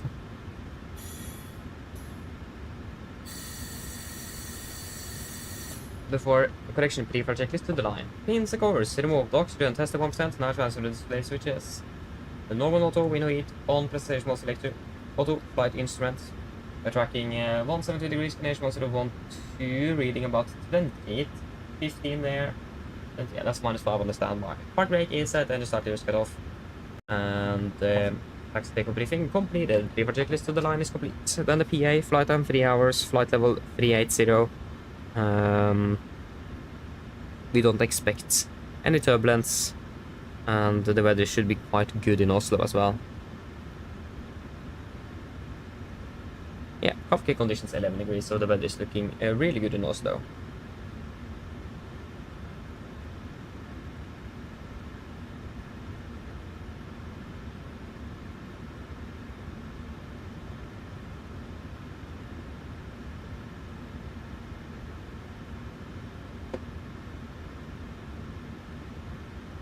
Mine damer og herrer, god kveld. Mitt navn er Fabian, jeg er kaptein ombord i dag, og på Oslo Norwegian og resten av besetningen så ønsker vi dere hjertelig ombord denne flyvningen fra Roma til Oslo Gardermoen. Flytid til Oslo i kveld er forventet å bli rundt ca. 3 timer. Vi begynner straks å bli klare for avgang her fremme. Vi får dytt ut av gaten om rundt 5 til 10 minutter. Hvis du kan være så snill, sett dere ned, ta på sikkerhetsveltet. Også for deres egen sikkerhet og andre som bor, så anbefaler vi det på det sterkeste å følge med på den veldig viktige sikkerhetsdemonstrasjonen som kommer fra kabinbesetningen om noen få strakser. Når det kommer til taxituren vår i dag, så kan den kanskje bli litt lenger enn vanlig, kommer litt an på trafikk og så videre her i Roma. Når det kommer til avgangsruten vår, så forventer vi å ta først vestover. før vi ganske raskt forventer å svinge nordover oppover mot Oslo. Vi forventer en marsj i dag på rundt 38 000 fot. Gode flyforhold er forventet, men som alltid vil anfall på sikkerhetsbeltet på bare sin tilfelle kommer bort til uforventet turbulens. Å være i Oslo for øyeblikket ser altså ganske så bra ut, med litt grann vind fra sør, rundt 11 grader og skyfri himmel. Ellers sitter jeg, slapp av, stå på veldig fin flytur med Norwegian. Ladies and gentlemen, good evening. My name is Fabian, I'm the captain aboard today on behalf of Norwegian and the rest of the crew. We want to wish you very welcome aboard this flight from Rome to Oslo Gardermoen. The flight time to Oslo this evening is expected to be approximately 3 hours. We are fairly shortly ready for departure, expected to push back in about 5 to 10 minutes. If you may please sit down, take on the seatbelts, and for your own safety on board, we do recommend the important safety demonstration that is coming from the cabin crew in just a few moments. When it comes to taxi today, it can take a bit longer than usual. It does depend on traffic here in Rome, but not really expected to take too long today. When it comes to the departure routing as well, we're departing initially westbound, but we're expecting quite quickly to take a right turn to the north and continue northbound up towards Oslo. We're expecting to be cruising at approximately 38,000 feet today. Good flying conditions are expected, but as always, we do recommend a zip zone just in case we encounter some unexpected turbulence. The weather in Oslo at the moment is looking quite good as well, with just some slight wind from the south, about 11 degrees centigrade and clear skies. Otherwise, sit down, relax, and we're gonna enjoy this flight with Norwegian. Thank you. Okay, good. We are departing. Yeah, we should actually depart in about 2 minutes, and we haven't done. We did the landing dispatch at least. That's fine. That's good. We are going with full length, condition dry. 307. 307. Temperature is 17, and the QNH is 1012. Flaps for departure is going to be 5. The takeoff weight is 62.1 tons. And the CG21. So then we can fire update.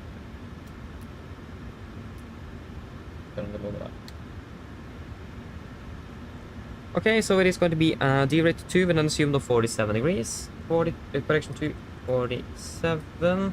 That's going to be 87.7, 86.7. That's one difference. We have the packs or the air conditioning is running, so that is explaining the difference. So then we can continue on that. So that's yeah. So it is going to be correct then once the packs are off. 575, 56, 33, 37, 40, 33, 38, 41, and acceleration height 3,000 feet.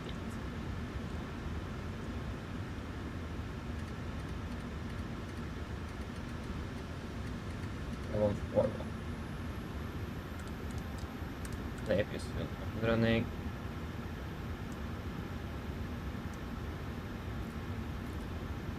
And the runway heading again, what is that? 247 degrees.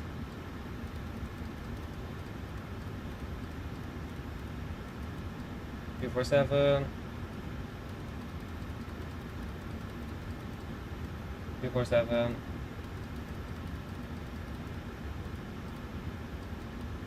247. And then the trim says, or at least in the OFP it says 575.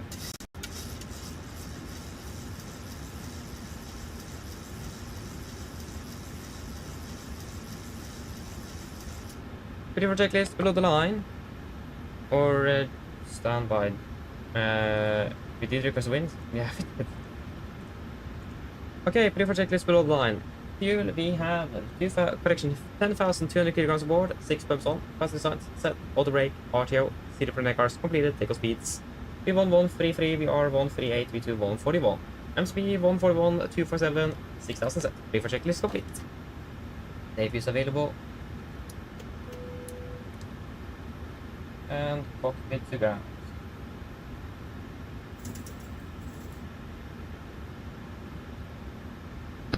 Go ahead.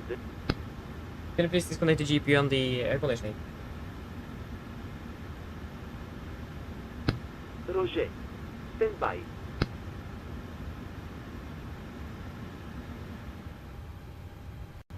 I can turn on the packs in the meantime.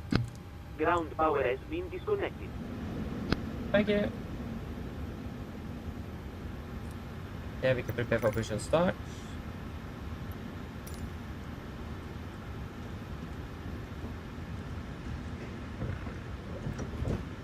There you go. That is the correct, yeah. And he's, wasn't even walking, was flying on the ground. I got the gear pin, so we have turn on the pumps, we have pressure. Wonderful. Is there an ATC here? I hope it isn't. Ground to cockpit. No, it doesn't look like it. No. Go ahead.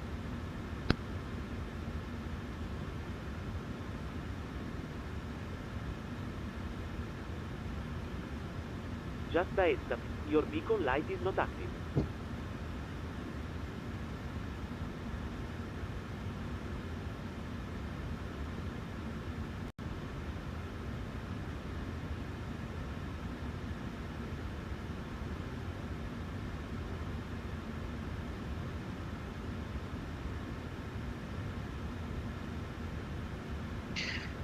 Good.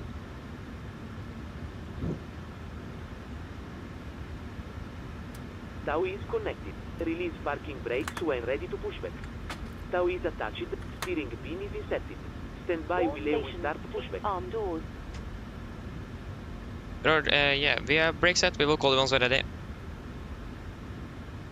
Okay, before start checklist, flight deck door is closed locked, doors windows closed and locked, anti-collision light on, transponder altitude of Radeon trim free and 0 before start checklist complete. So I'm going to be facing west.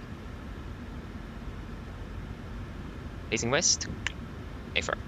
Copy ground, we're cleared push, facing west, brake set. And there is no traffic behind us.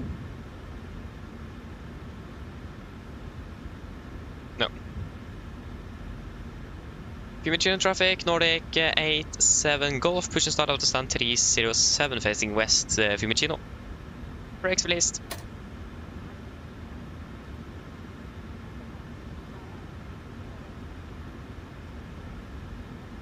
And we are pushing about 4 minutes behind. It's not too bad though.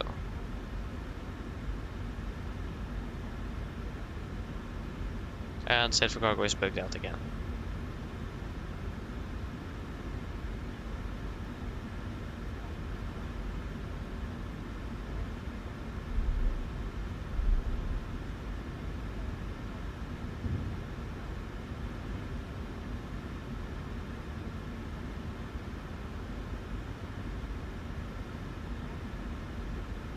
Starting number 2. Starting up number 2. Fiumicino traffic, Nordic 87 Hotel, pushback startup face north.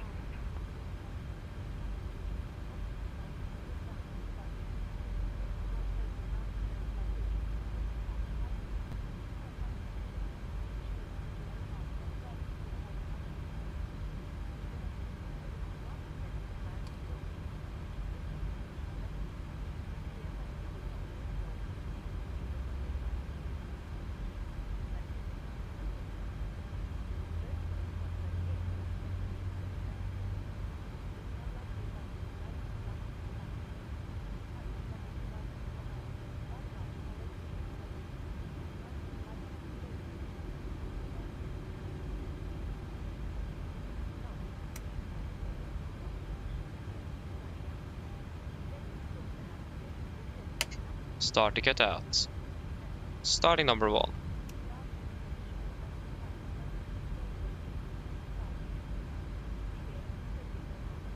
there's a push and pull as well. Italia 801 taking on runway 25.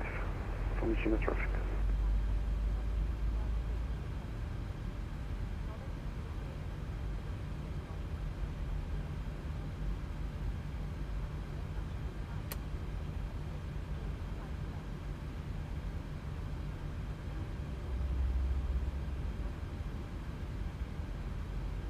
Okay, Captain. We're clear of the stand and you're free to start engines. That's a bit too late.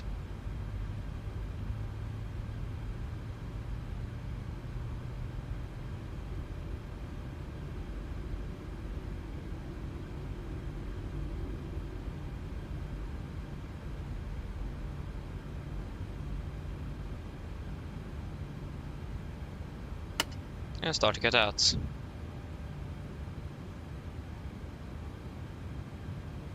And now we're complete. If the ground speed increases drastically now, then we're definitely finished. Please set your parking brake. Park brakes is set. Copy ground, we have to good engine start so you can disconnect.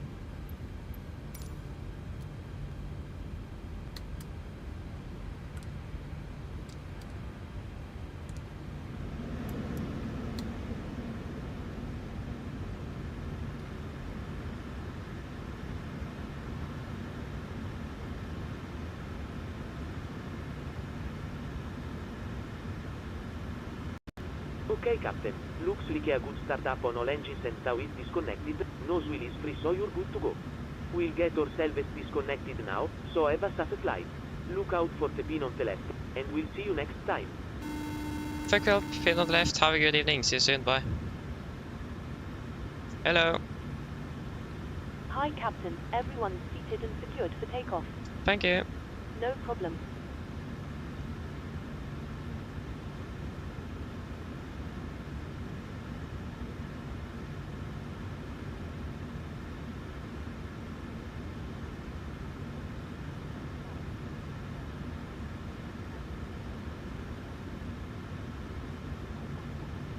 There we go, we got the gear pin. Good. Flap 5. Back for a check.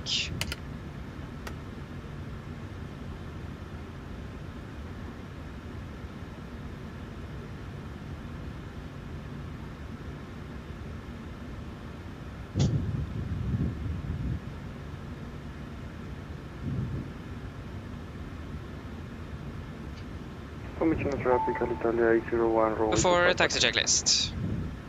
Generators on, probate on, anti-ice off, air compress, packs auto, isolate valve auto, engine start switches continuous, recall checked, engine start levers, all the 10 flight controls are checked, ground equipment clear, flap 5 land 5 green, and APU off before taxi complete. Ground just called us up. 1219.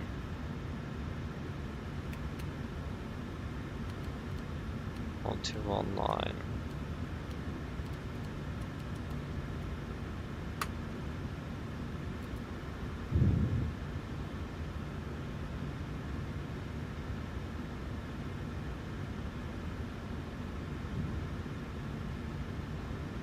Ground, good evening, Nordic 87 Golf, requesting clearance to Oslo.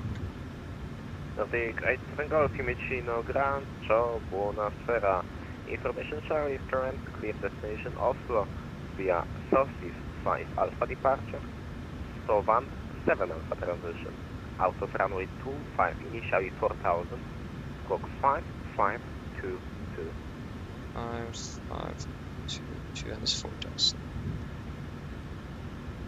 Nordic 87 Golf, cleared to Oslo, information Charlie current, cleared by the Save 5 Alpha departure, by the Sovan 7 Alpha transition, out of 25, initial climb 4000, squawk 5522.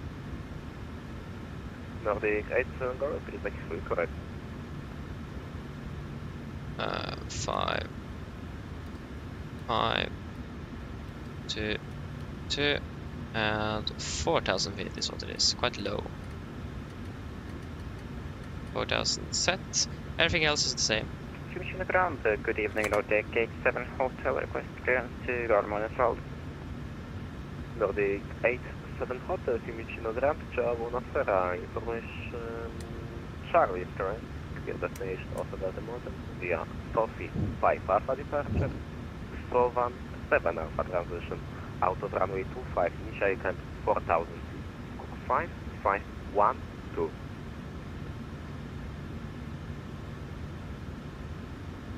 At Oslo via the Social 5 Alpha departure, Sovan 7 Alpha Transition from 4,000 feet, squawk 5512 Nordic 87 Hotel.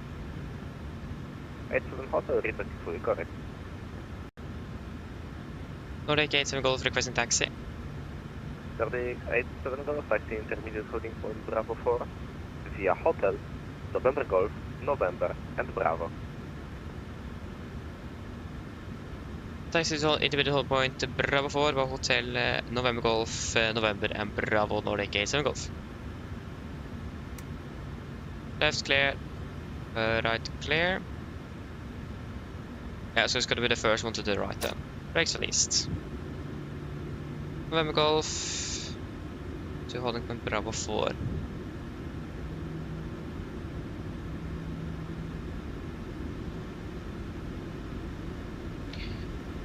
Taxi is right there.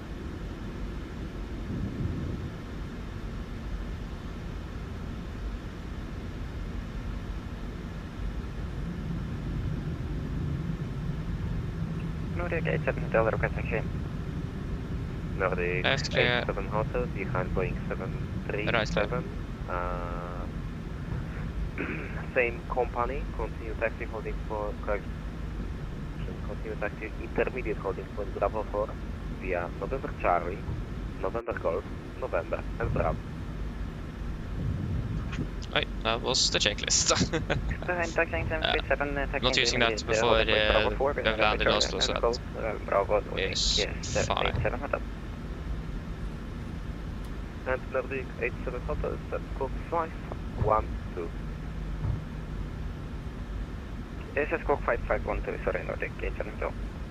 Sorry. Yeah. So again, another threat, it is, that I forgot to say, is the call sign confusion. So we need to be careful to make sure that we are the same. At least now the call sign is not that similar compared to what it was earlier on the flight out, right clear. But still need to listen carefully, so, and also catch up if the controller mistakes the call signs. So that is important to remember. Left is clear. Right is clear. That's going to be Delta here, and we're just going to continue up on November and then right turn on Bravo. Hold short of Bravo 4.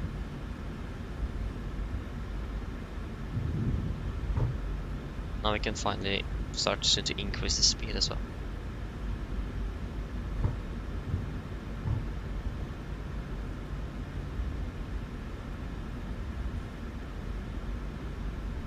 And left is clear on Bravo, right is clear on Bravo.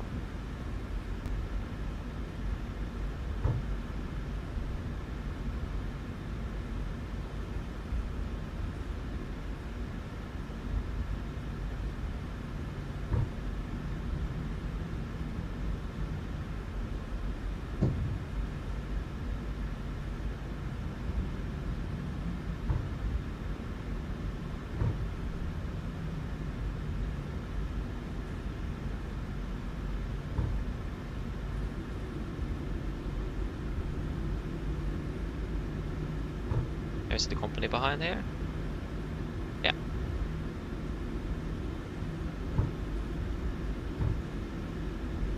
We expect to switch over to advisory shortly.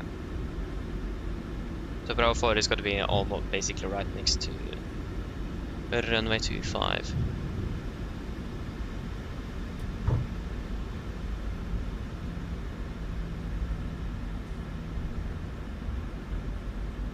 And we can see the cabin.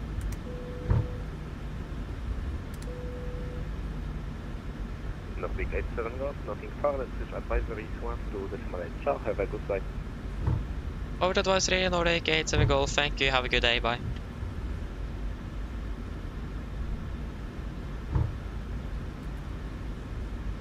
Before the checklist, flaps, 5 land, 5 green, stable stream. It's gonna be 5.75 units, chemical given before takeoff complete. Fume traffic, Nordic 87 Golf, landing up and departing 25 by Bravo Bravo, Fiumicino. Right clear, left clear, approach path clear. We will go weather on Y, terrain on your.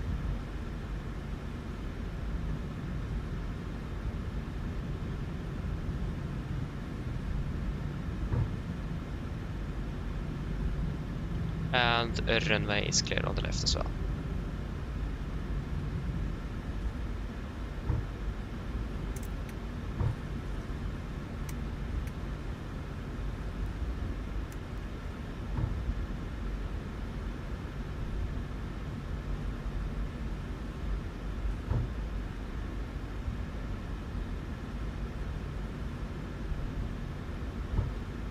Machine traffic, Nordic 87 Hotel, behind departing 737, lining up to 25, machine traffic. Okay, are we ready?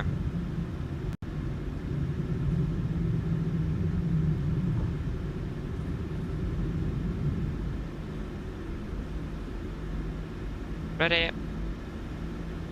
Take off. Stabilized, setting thrusts.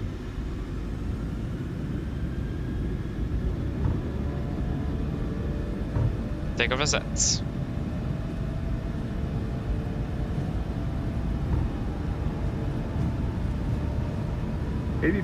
Checked.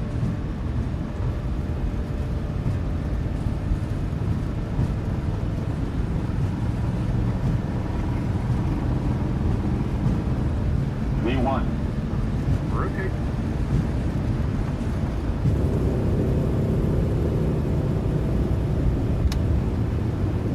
Positive rate. Gear up.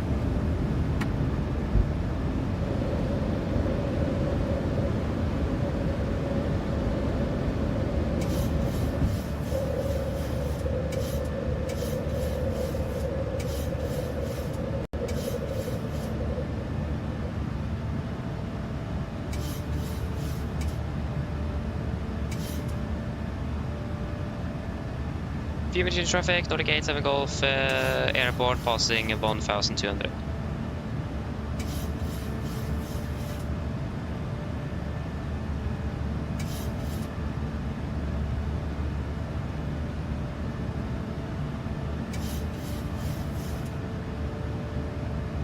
Machine traffic, Nordic 87 Hotel, take off runway 25, machine traffic.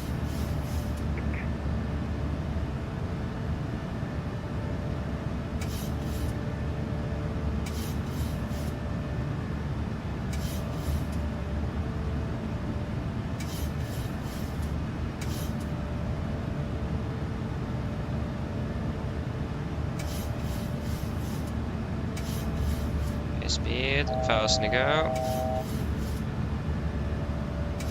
Continue. Higher. Command A. And we are in VNAV altitude. Alt into vents.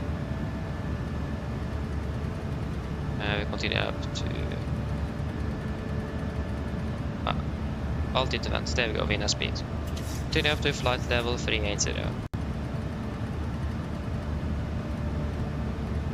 380 set. Flaps 1 speed checked. Is it standard? Standard.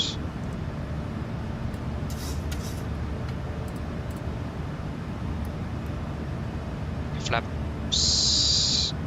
Yeah, disregard. Get the ETD ready to climb. Traffic Nordic 87 Hotel after departure, passing 700 machine traffic.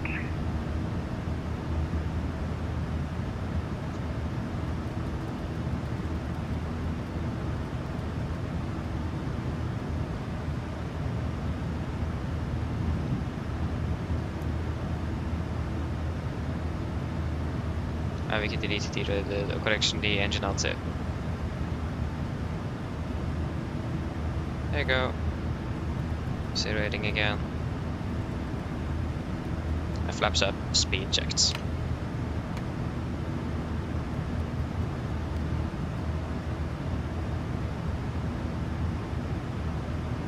Off the takeoff checklist.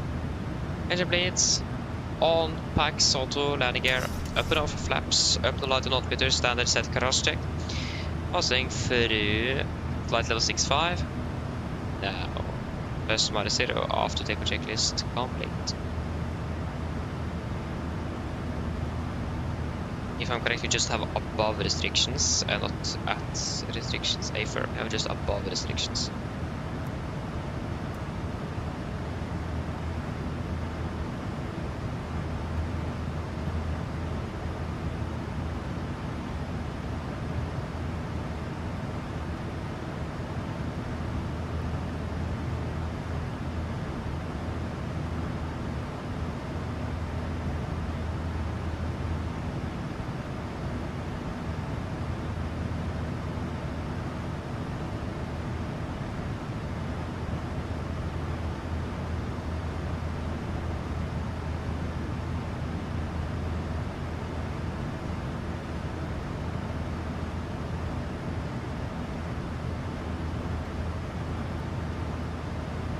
passing flight level 100.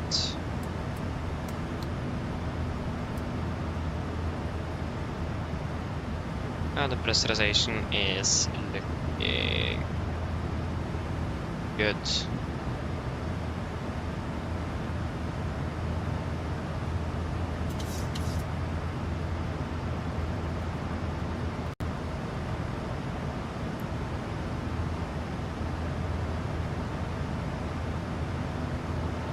I'll probably just fly the link to Uptail actually. Uptail for execute. Just to make it a bit easier. Didn't really save much time, but this time we will avoid most of this turning around, so that is a good thing.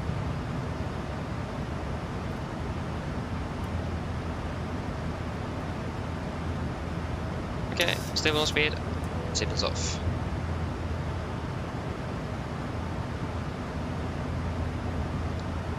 Yeah.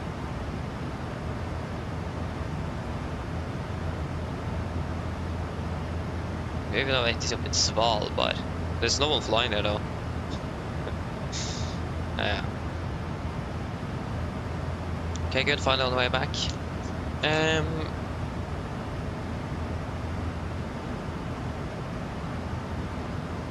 Well, Silla, welcome. Hope you are doing well. Welcome. Yes. Then again, we're finally on our way back to go to the mall. It was quite a stressful turnaround there. But at least we managed to get off the ground not too far behind.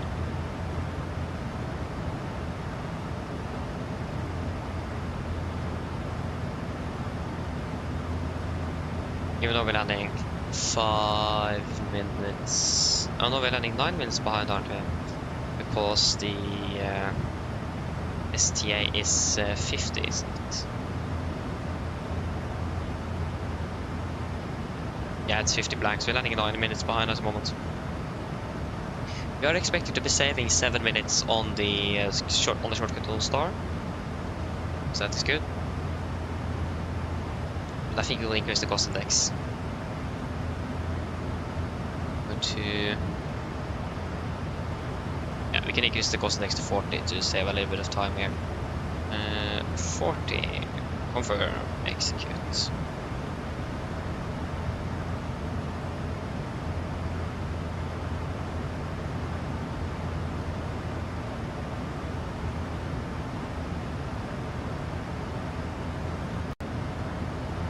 Oh, there's some errors there.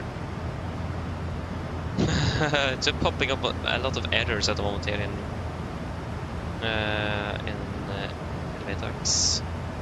Elevatex, sorry. Unknown error with HTTP status 500. What is in the world does that mean? I have no clue. Yeah, I mean, fair enough, Björn. I mean, I understand that. I do understand that. So that is acceptable. Or understandable is probably more correct. What's happening with Elevatex? Error after error. That error is popping up all the time here. Passing flight level 200. Pressurization is looking good. Firm, but it's all looking good up here.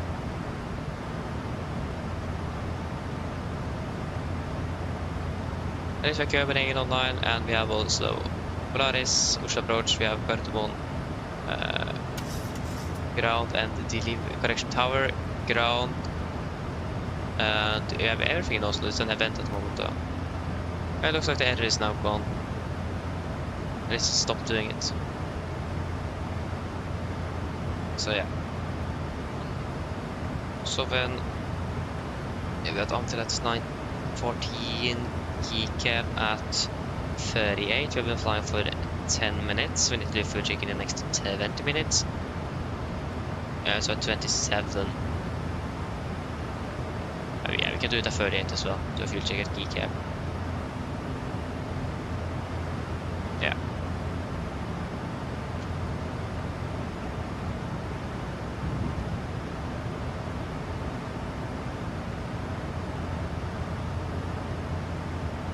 Good.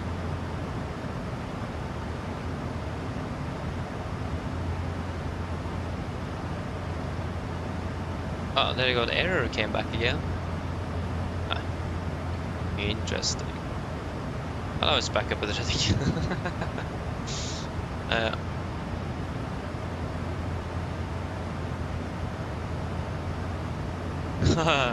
They showed the PA in your life as well, yeah. Understandable.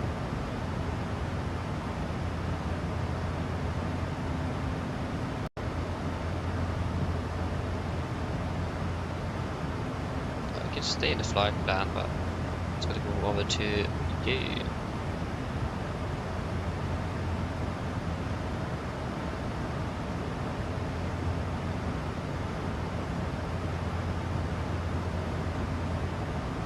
We don't really need anything for you. Oh, Switzerland is online. Are we flying over Switzerland?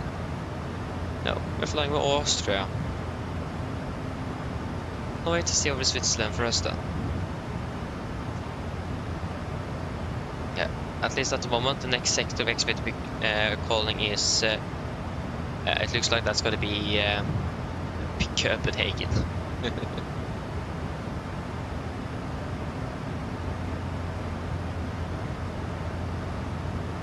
So in Denmark then. Oh yeah, it's gonna take a little while then. That is fine. 21.54, yeah, we saved at least 5 minutes by increasing the cost next to 40, so that is good.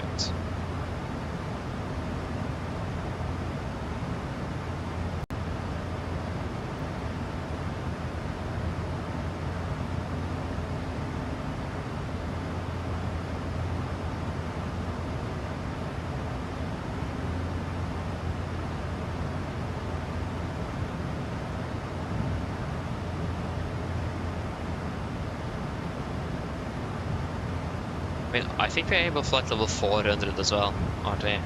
Yeah, we are. I'm expecting headwind all the way back.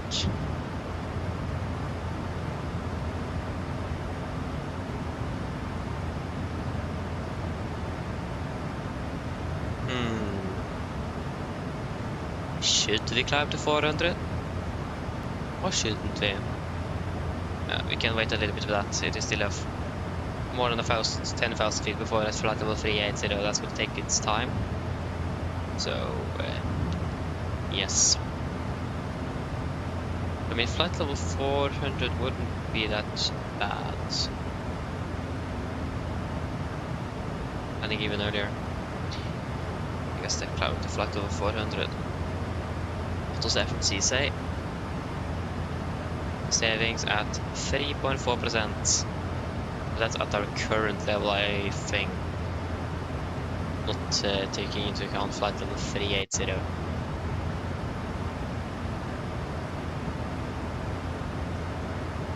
3.5%, so it's actually increasing. Oh, that's even more interesting. 3.7. That was saving 2 tons. No, sorry, not 2 tons, but 200 kilograms of fuel. That's quite a bit. Yeah, we haven't passed flight level 300 yet, so we'll wait and see if once we're closing in. Again, the winds might even be stronger up at flight level 400 compared to 3.8. So we are currently inbound until that is not even an option here. Then we'll take Kikelen. Yeah, it's gonna be 2 knots difference in the speed. Direction is basically the same. Exactly at KMS it's going to be 1 knot, but at flight level 400 it's going to be 6 knots. And then it's going to be 7 and 10 again, so that's going to be... Yeah, so in the long term it looks like we may actually save on it. They go past flight level 300. And the pressurization is looking good. So I think generally we'll save, of course, climbing up to flight level 400. It's thinner air, we'll fly faster, less headwind. So, and I mean, landing early back now wouldn't be such a bad idea.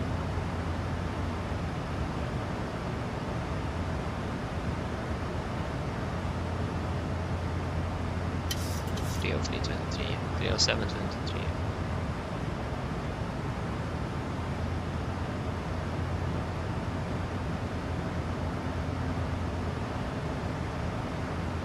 The only thing is that I don't really want to conflict with other aircraft. We don't have any ATC online, so chances for traffic conflict is then, yeah, I mean, even though we're staying at the banned flight level, we will have encountered traffic conflict, so that won't really be anything to be too much concerned of. But yeah. Now it's 3.6%, it's actually good. In general, we will saving quite a bit climbing up those 2,000 feet.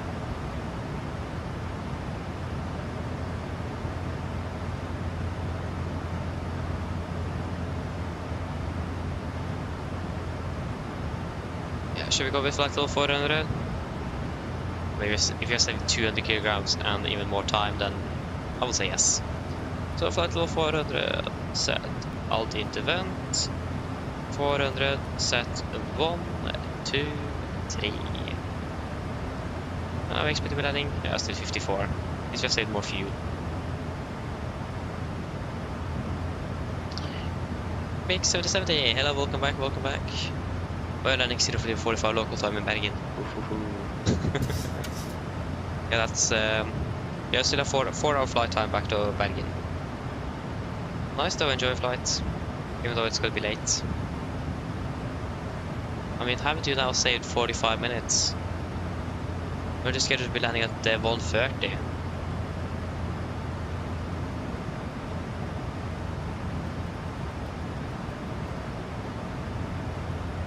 I mean, if you manage to save 45 minutes, that's impressive.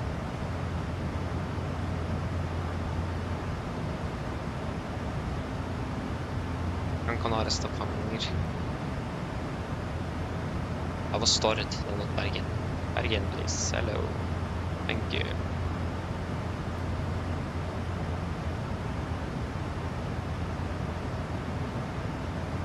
Oh yeah, I took up 25 minutes before schedule, ahead of schedule. Okay, then I understand.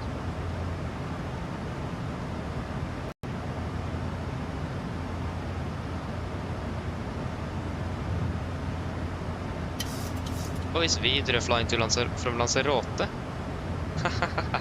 When did they start that operation with the Embraer? That's cool though. I've heard that the E2 is a really nice aircraft to fly, so I imagine it's a comfortable ride up to Lanzarote, to and from Lanzarote with that aircraft. Efficient as well.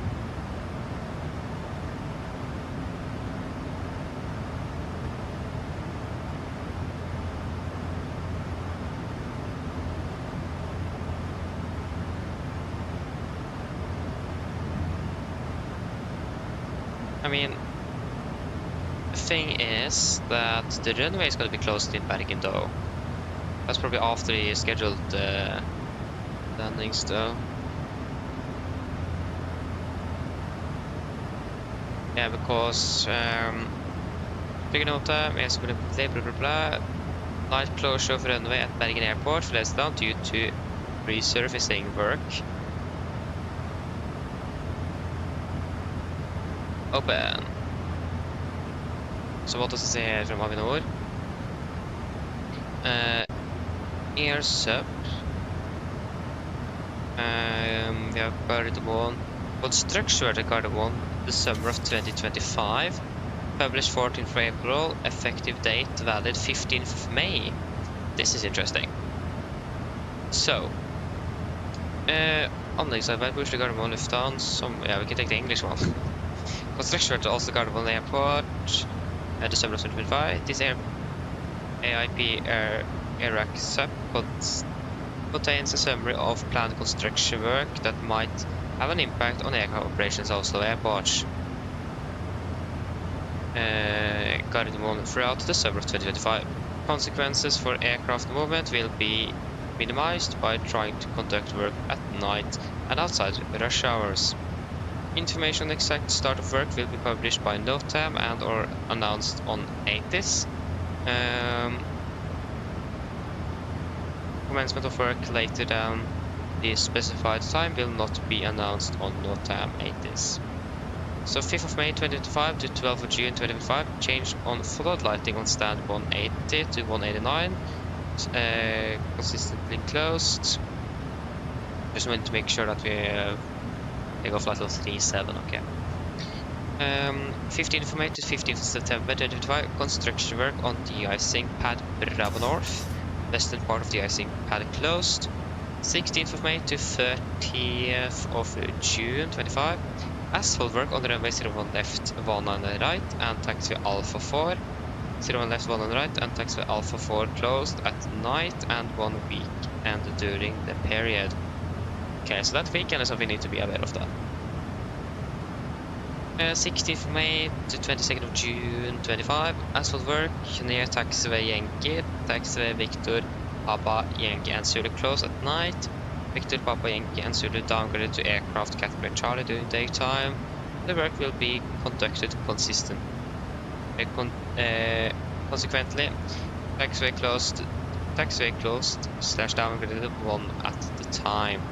If I remember correctly, didn't they do construction work on that taxiway, or those taxiways last year? If I remember correctly, they did. So that's interesting.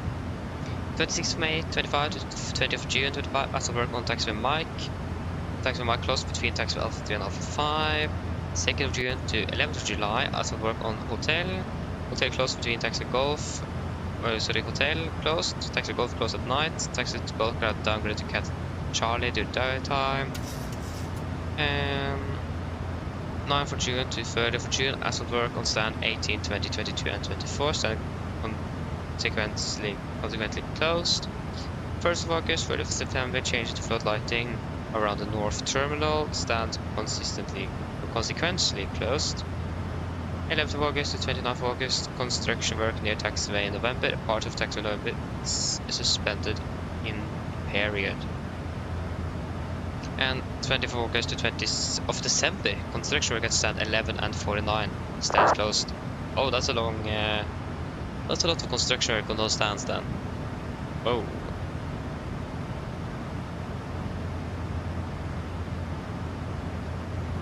And then we have a map as well of the affected areas. Okay, how's to go?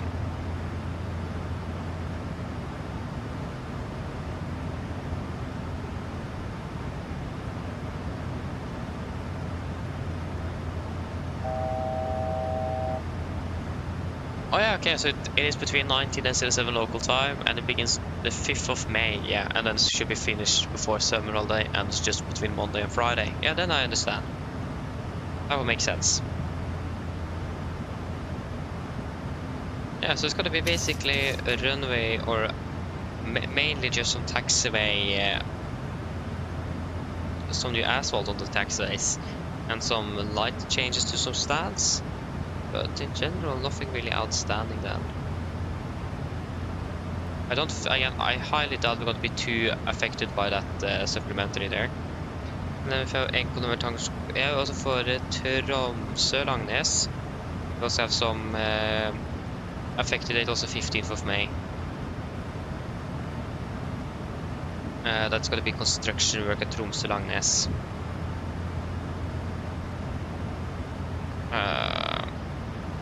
I mean, we can go through that if that's actually... If we're flying to Tromsø one day, we can go through that then.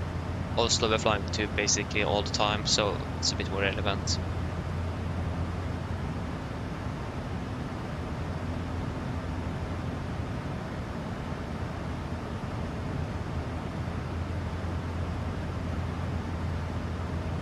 So, routing and guidance unserviceable at Oslo Airport Gardermoen, routing guidance unserviceable. All routing and guidance area are turned on. Follow me, vehicle mandatory for code Delta and Echo aircraft. For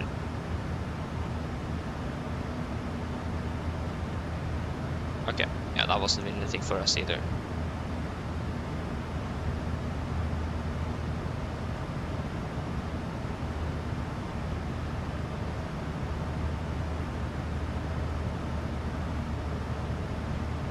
Yes, at least we have leveled off, so that is good.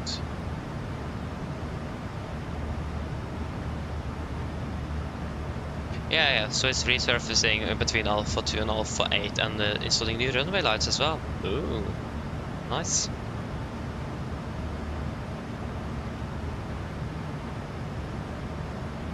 It isn't March. No, it is March. I thought it was April. Wait, is it April? It is. What am I thinking with? It is April. Yeah, nothing really. But construction work is what we will look at closer during after 5th of May. I think they're starting, if I remember correctly. Already for what?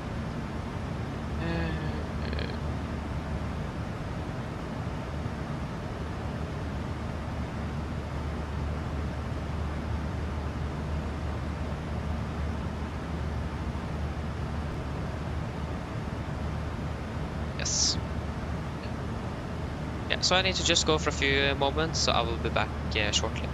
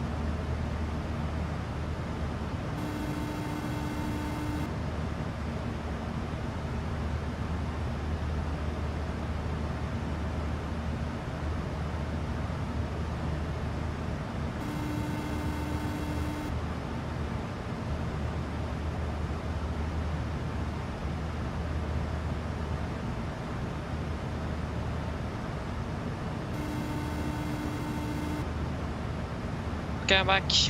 Hello. Hello. Hi, Captain. Would you like a drink? Tea, coffee, or water? You guys want anything to drink? Okay, Robin. Thanks for tuning in though. Hope you've enjoyed. Ha det bra.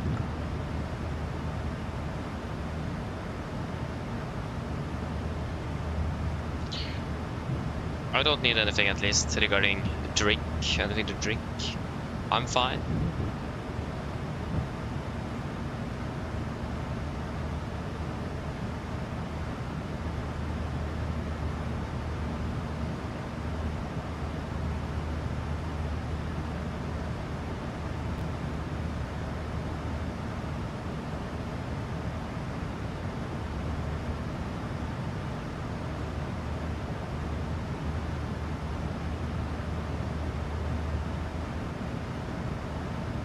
Ice team?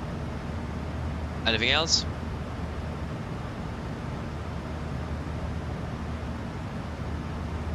No.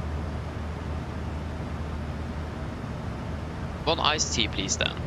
No problem. I'll get it for you now. Thank you.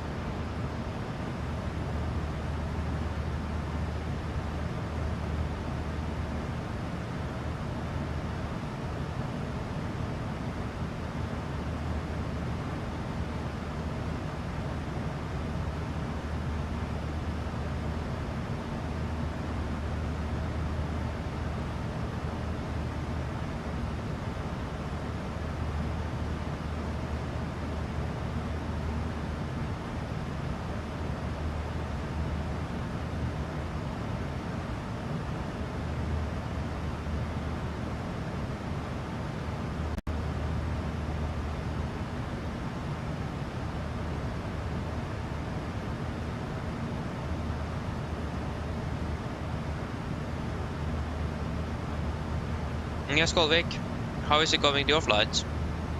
I know this mic is on its way back. What else are you using at mic? And also, if I may ask, how many passengers you have on board? There we have a fuel master course at the left center as always, off with you.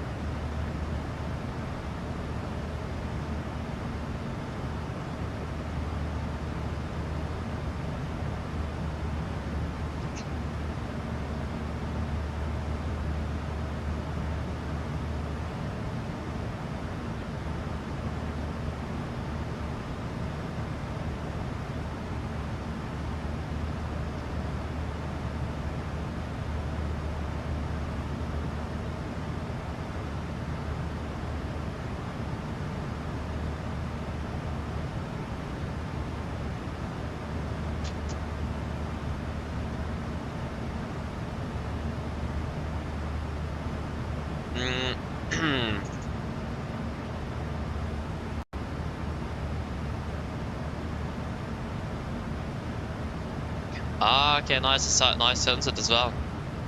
All 60 packs, they're not too bad then. So it's some bumps. So, what setting do you have these turbulence on or at? Low, medium, or realistic?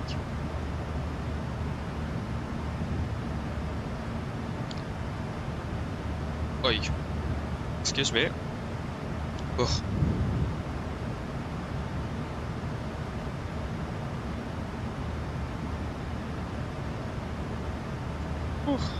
It's getting a bit cold in here. The window have been open for since before we started.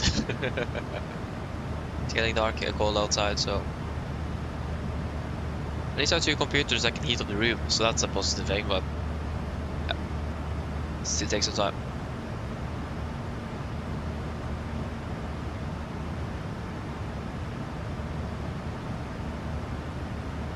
Yeah, I set it to low, but so you don't experience any problems when you're flying into Oslo.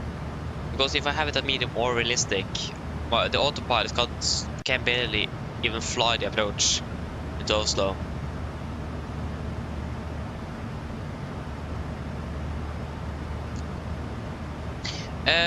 Joris, no, I don't think Norwegian is based there, but I think they have a layover there. So I think it is either the Alicante or Malaga base crew that is conducting the flights out of Mallorca. I don't think they have a base there. If they have, that's at least seasonal. I'm not really sure actually. A good question. At least they have in Malaga and Alicante, if I remember correctly. At least in Malaga. Yeah, fuel was the caution. Yeah, they have in Alicante as well. I think they have in Barcelona as well. Joris, yes, I have real turb, but I don't really experience the turbulence to be what I'm expecting it to be. I'm currently using real turb, and that doesn't really help too much. We still don't have anything.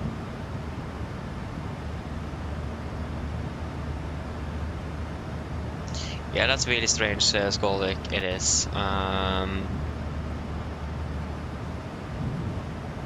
Yeah, because if you're seeing the flights where I have had it to medium or realistic, it is just unflyable.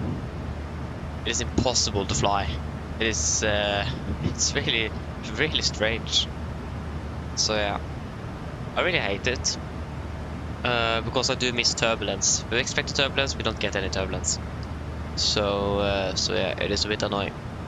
And again, like I said, the real turb doesn't really help too much. I have set settings to max. Still don't really have. We don't really have much turbulence in general. Skilled, hello, welcome. Hope you're doing well.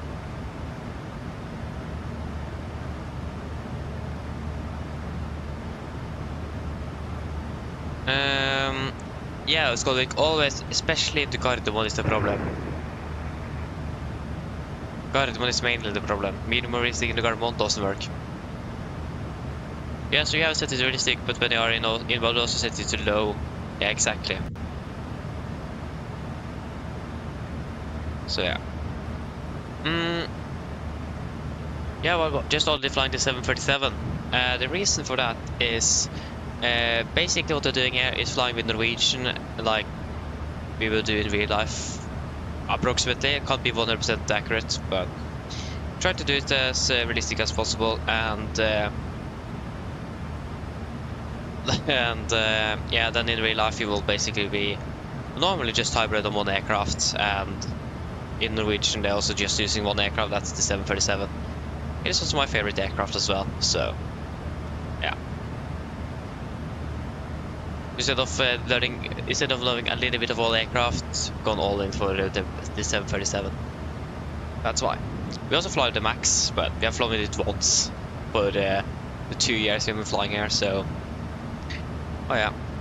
Actually, the day we flew with the MAX the first time and the only time was actually the 2 year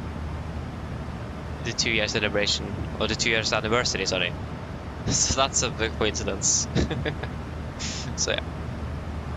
And yeah, like Yoda says, the A320 is crap. Yeah, I do like Boeing better than Airbus.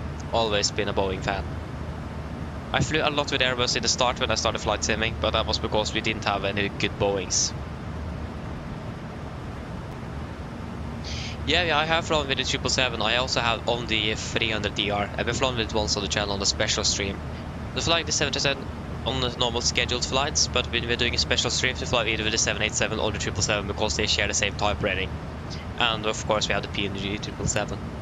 So yeah, flown with the 777. It's a wonderful aircraft. I can't fly it because, or I struggle flying with it because I can't fly flyby aircrafts. It flies so different than a 737. It is insane. Look at the landing in Johannesburg and you may see why. Okay, so fuel check. Why did you go away? No. How do I do that? What?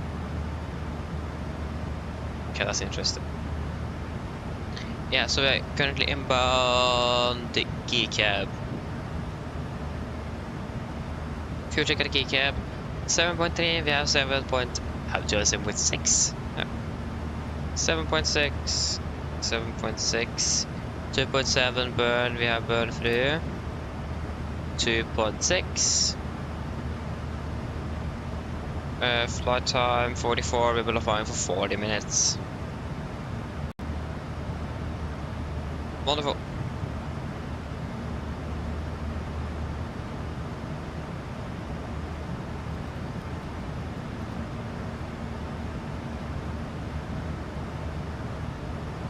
I mean, yeah, I agree with you. That's the thing with Airbus. It is just too much automation. I mean, yeah, imagine if you're like a real pilot, so it's probably a really nice aircraft to fly. It is quite easy, it is comfortable, and so on. You have this tray table you could use. But except other than that, again, it is way too much automation. You don't really do much yourself anymore. I mean, yeah, still you do quite a bit, but nevertheless, it is more in the Boeing. So yeah. Yeah, it's also much more room for the legs, exactly. That's the positive thing. Basically just more comfortable sitting in. But yeah, I've said this before, was an A330, was a pilot that is now targeted on an A330. He flew with the 737 before, and one thing he said that he really liked with the 737 is flying in gusty conditions. It is much easier because it is direct flight controls, it is cables, so when it's gusting you will actually feel it in the control column. So it's much easier to compensate than on flying with the Airbus where you don't have any feedback on that. So yeah, it is sounds like it's a lot of more fun to fly, and because of the direct cabling you will also have feel more of what the aircraft actually does. So you need to trim as well, so we have a bit more control over what the aircraft is actually doing, and you can feel it a bit better as well. Yeah, you have 177. Yeah, I think I'm around the same height actually. And I think about it. Maybe actually a bit shorter as well. I don't really remember how tall I am. So yeah.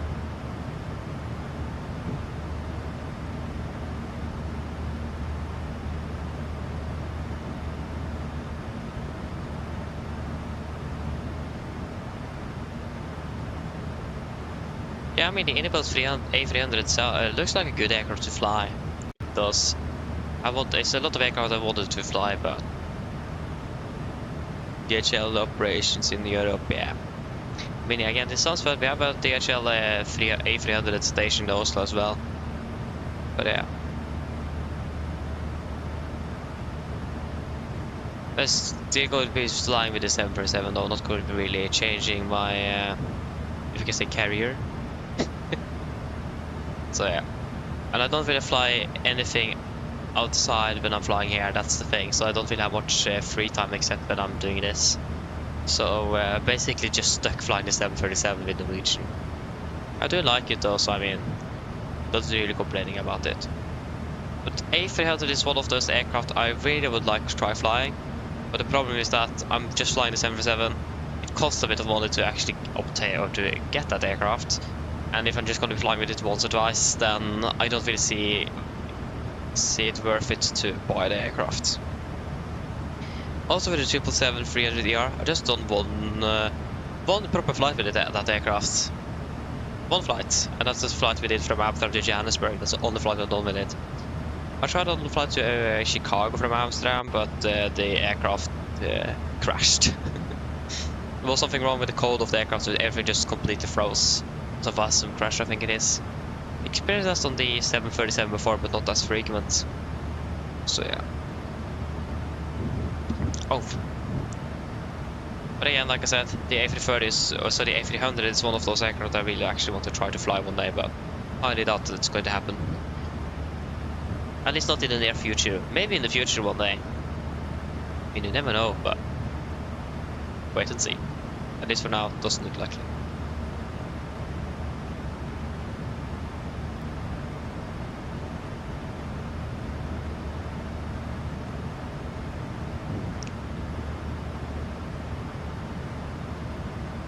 Yes, but welcome back, welcome back.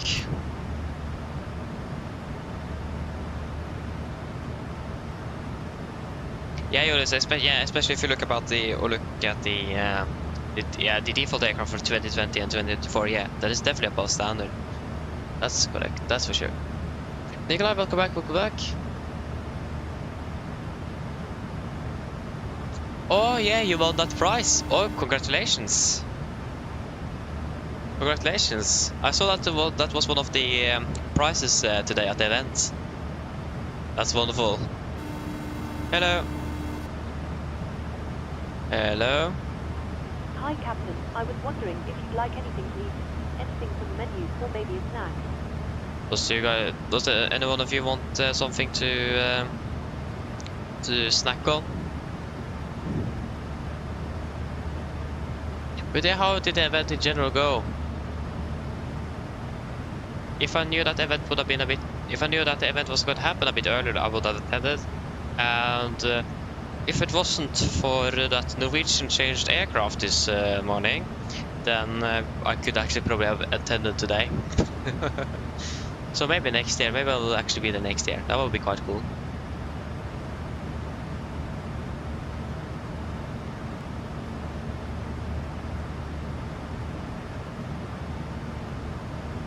Right, lasagna. Sorry to say, we're not really going to be able to get that on board, unfortunately. That is 2 quick lunch. Yeah, I can request a cola for you, Benjamin, and of course welcome back as well. So 2 quick lunch, and I'll request a cola for you. Okay, can we please have 2 quick lunch? Of course, I'll go and get it for you now. Just give me a few minutes. Thank you. Hello, Captain. Hello, can we also please get one Coca-Cola? Of course, I'll go and get it for you now. Just give me a few minutes. Thank you. Oh, nice. 0.97 Gs on the landing in Honolulu. That's really good.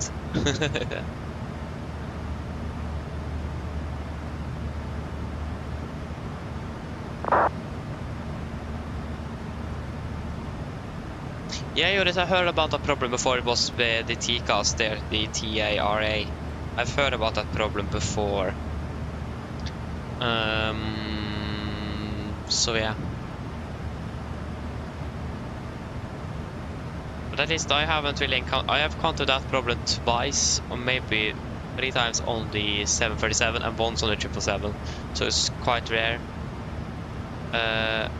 We encountered it, yeah, maybe actually more, because we encountered it in Tromsø once, twice on the turnaround. I was just able to reload the aircraft at the stand, and that thankfully fixed it. But it happened twice because I was doing some stuff too fast. So that's something I will have a warning for you there. Flying the 747, or probably 777 as well, don't do things too quickly. Then everything will freeze up. I did also when we flew down to the Canary Islands for the first time. We did a go around there because it was way too windy. It was too unstable. I went around and was going to do something in FNC. I did it too quickly. The entire simulator froze. We sat there waiting for 15 minutes and nothing happened. Hello. Hi, Captain. Your drinks are ready. They're in the storage area, so feel free to collect them whenever you're free. Thank you. No problem. So yeah, then we ended up with cancelling that flight. We never landed in Granada. We wasted more than 5 hours to get down there, and the simulator froze, and we couldn't return back. So that was nice. Yeah.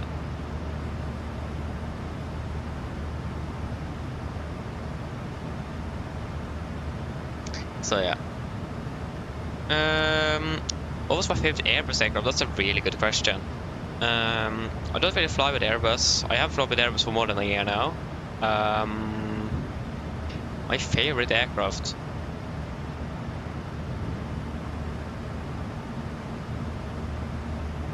That's a good question.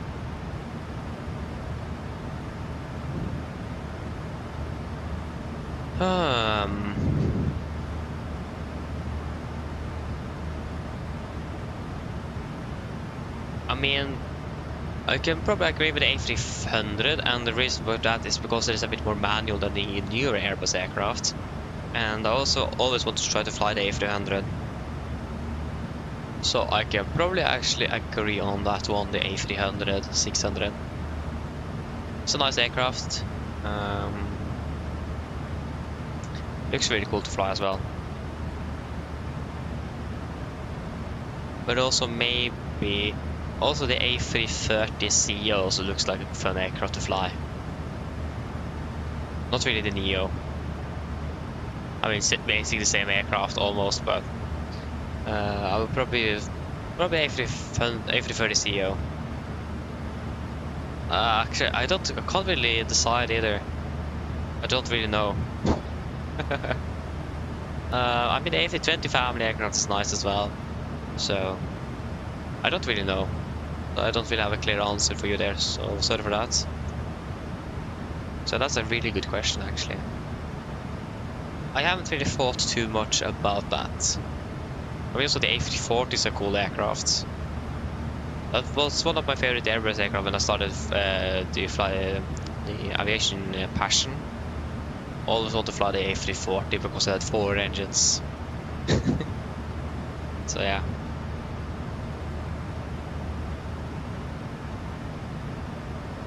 Where I'm from? I'm from Norway. Living not too far away from Oslo. Or takes 40 minutes with car and 25 minutes with train, but not too far away. So yeah, I'm from Norway.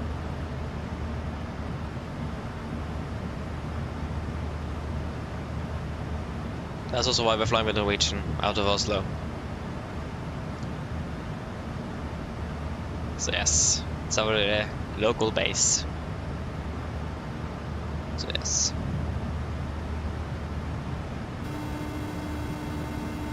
Hello.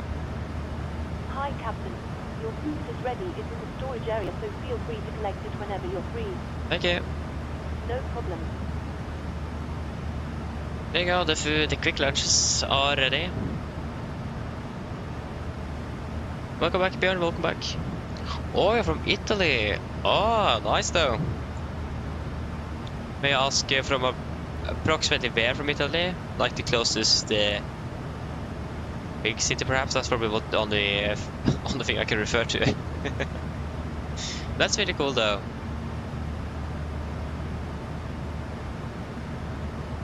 Okay, should we do a fuel check at Konen? No, we can wait to take KMS at 05. Oh, your local airport is Fiumicino.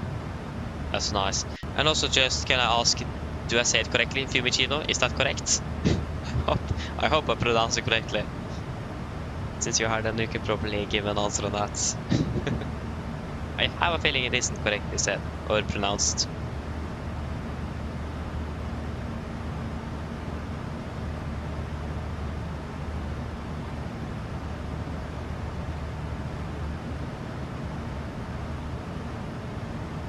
That's cool though, so you saw from that area then. Nice.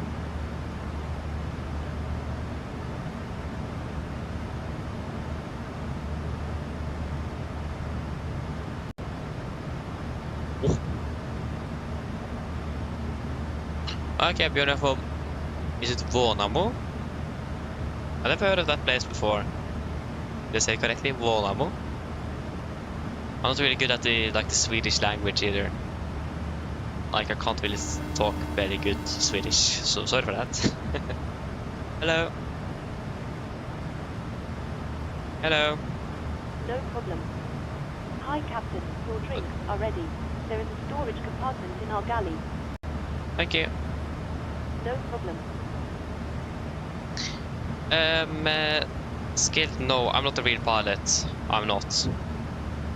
And unfortunately I can't become a real pilot either. So yeah, but I decided the flight simulator, that's better than nothing. So, yeah.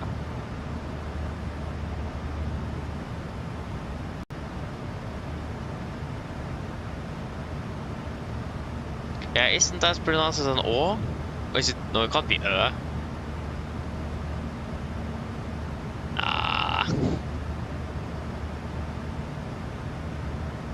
You do, yeah, you're from, yeah, you from Sweden is right a bit different than me in Norway. I mean, the writing-wise, we share basically everything with the Danish, but it's much easier to understand Swedish than Danish when it comes to speaking.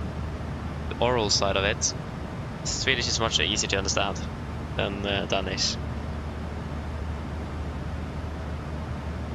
Värnamo. Okay, so what is okay, then I understand. Värnamo. Yeah. I need to learn. So when there's two dots on the top of the A, then it's an A, and is it one dot, then it's an O. Or what is O for you then? We had this. We had like in. We actually had that in Norwegian as well. It is where we had about Danish and Swedish in Norwegian class. But I don't remember exactly how that was. Yeah, okay, so it is correct. Okay, then I remember a little bit at least. Oh, I saw. Okay, so that is the same in Swedish and Norwegian then. Okay, good to know.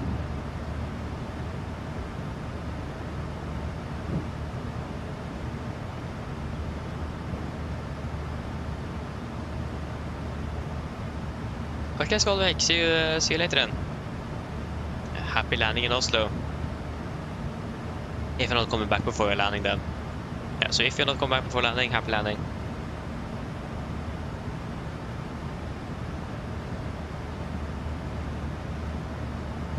How far away are we from landing? Quite far away. 21:17. Yeah, it's still more than an hour. About a little bit less than 1.5 hours then to descent. How old am I? I'm currently 17. So yeah, 17.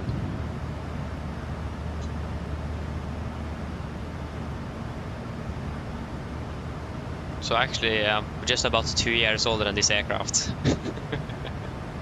This aircraft is 14. Turning 15 this year. That's a fun fact. I don't think Norwegian unfortunately have any aircraft that's older than me. SES did. So what's a bit fun with flying those aircraft that's older than me, but other than that, yeah.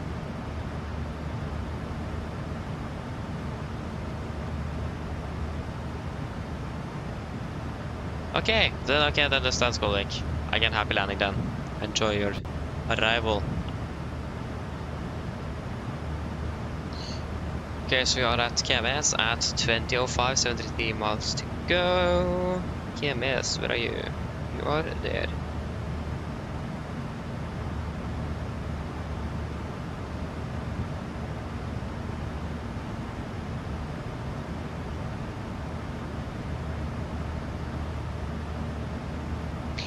So we should actually have ATC all the way into Oslo.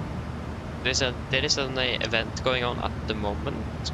Should wait to see until midnight local time, 2200 UTC, and we're landing before 2200 UTC. So yeah, that should be good.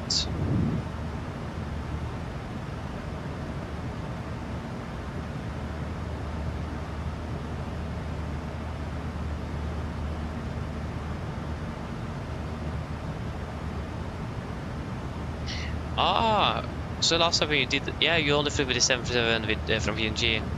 Nice, hope you enjoy that then. I mean, the 737 from PMDG is a really great aircraft, and it is going to be updated. Hopefully sooner rather than later. Need unfortunately to pay for that update, but I mean, I'm quite happy to pay something. It wasn't really going to be that much, nevertheless. And it's basically almost a rebuild of the entire aircraft, and I'm definitely not complaining. Yeah, probably a lot of people that is disagreeing with me on that, but I'm happy to pay. I like this aircraft. I'm using it a lot, so it is worth it. In my case at least. I think about it on the Dash 700 as well. Yeah. I think I own, yeah, I own the Dash. I don't know if I don't remember if I own any other variants in the Dash 700. I know I own that at least. I'm probably not going to be paying for that update in a while. Just using the 800, so yeah.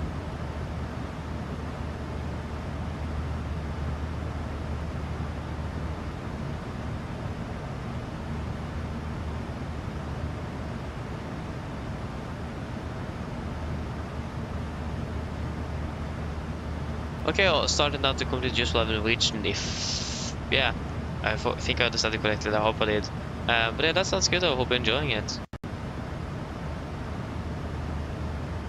So yeah, Norwegian is a great airline, so... Yeah, I really like it. It's my favorite. What I think about the 757? The 757 is one of my favorite aircraft. It looks really cool. It is like pilots are saying, it's basically a sports car, just with wings. It is insane performance in that aircraft. I know Bluebird is working on that aircraft, and that should be it should be coming for the simulator in the future sometime. If I want to be buying that aircraft, flying with it, again, that's totally not a question. I'm just flying with the Norwegian Radeon 77, without time to anything else, and if I try to fly anything else, it just doesn't work. It doesn't feel the same, so I'm just quitting in the middle of the flight. I just can't fly anything else. It's a bit interesting. I'm just so used to fly with Norwegian on the 737, so flying something else doesn't feel correct. So yeah, it's a little bit annoying to be honest, but yeah. In general, basically the entire Boeing lineup is a great aircraft. The 77 and the 707 as well is quite cool, but in general my favorites will be the 73, 74, 75, 76, 777 and the 78. So yeah, why didn't I say just 777? I don't know. Yeah. At least in general the entire Boeing lineup is great. I do really like Boeing. Probably I already noticed that, so not really a surprise. Okay, then we at least passed our first hour, so it's about 2 hours left to landing. Why chose Norwegian? That's a good question, Björn. Yeah, why did I do that? First of all, actually, Norwegian is actually Norwegian. SAS is Swedish, even though it's the flag carrier of Norway. Still not understand why it is. But then Norwegian at least is fully Norwegian. Second of all, it flies my favorite aircraft, the 737. Third of all, the livery looks great. And also, yeah, I always like, from when I started this passion, I read a book from the founder of Norwegian. That's how I started to learn like the different aircraft types and so on. Like started with A320 and the 737, but I actually learned that because I read the book from the founder about his story through when he was in the army and so on, and also how he founded Norwegian and how the story have been there to 2013, I think, that when the book was released. So yeah, it is basically things like that. I really enjoyed that book, so definitely recommend for those of you that want to read it. Called Høyt and Lavt. I think it is just available in Norwegian though. So yeah, that is a few of those things at least.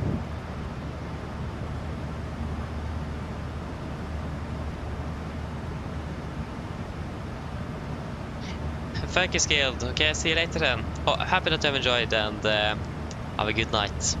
Bye bye.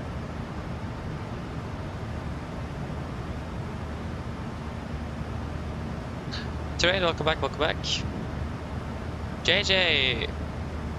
Hello, welcome over the ground. What about Airbus? I started flying with Airbus when I started flight simming, but I do like Boeing better. I can't fly Airbus anymore. I haven't flown with an Airbus aircraft for more than a year now, at least. So yeah, I don't really fly much with that.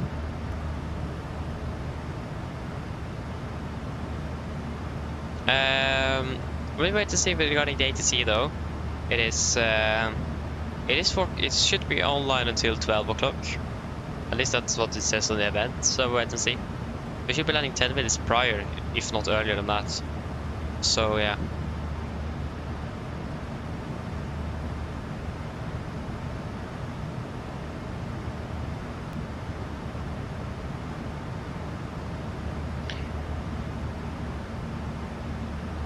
Björn, and from what I know, I don't think SES was a merger.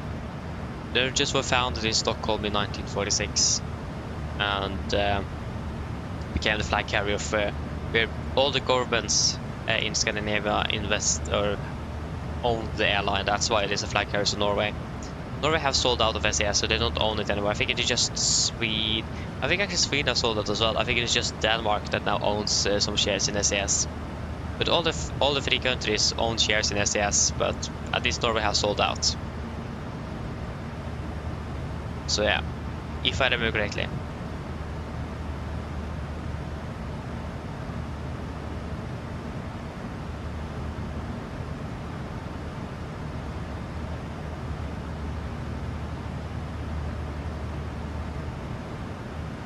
Okay, I understand that train. Nice. Nikolai, no, I haven't updated or installed the Operation Center 3 yet. No, I haven't.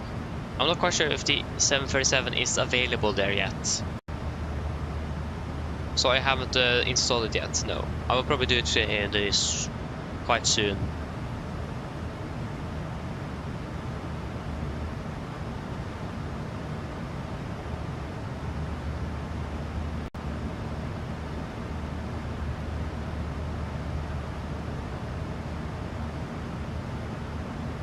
Okay, we can do a fuel check at KMS.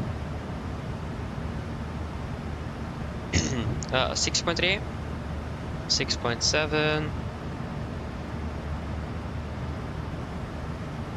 3.7, 2, 3.4, 3.5. Wait.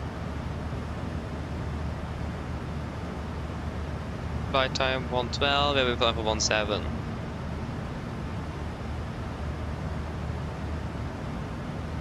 Oh, yeah. Oh.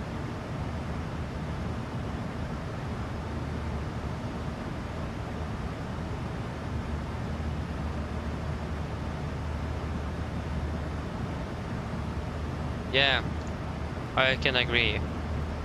I think if I would have started with SES on the 747, I would probably have switched over to Boeing, sorry, to Norwegian nevertheless, when they retired the 737. Because I don't think I would have changed to Airbus. So, so yeah. It's a shame that I stopped using Boeing, but yeah. No food on domestic. I mean, Norwegian doesn't offer that either. Norwegian actually doesn't offer any services at domestic flights. That's shorter than 1 hour though. If you're flying to Tromsø, for example, that's more than an hour, so they will get some snacks.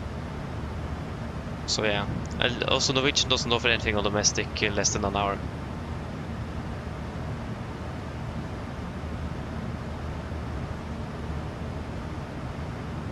Yeah, okay, so the 737 ain't available yet, okay. So then I will probably wait a little bit. I don't really see a reason to install it yet when I don't have the 737s there. I'll probably install it when I'm required to. Need to force me over.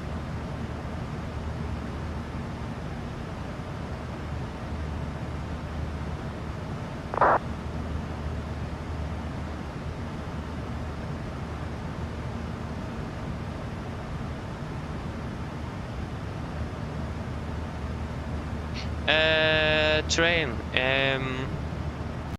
Yeah, I think I haven't really seen the Norwegian part to it. I actually did that a period before. Probably some Norwegian parts does it as well. I think it is more personal preference on that. So yeah, I think it is more personal preference.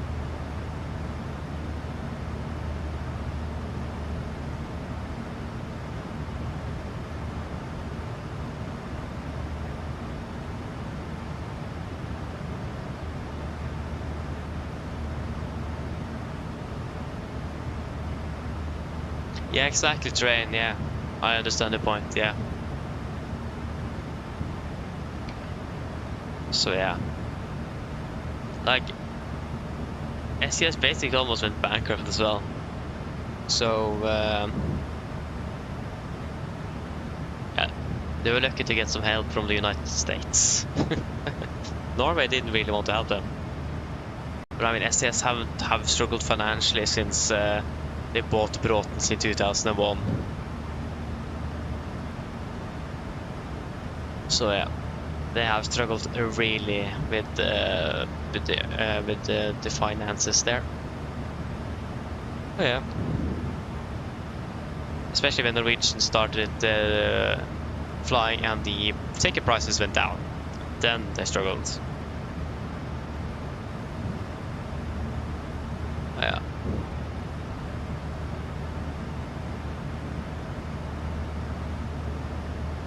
Yeah, exactly. That's a bit. It is a bit interesting that I don't think much tax money go to SAS anymore.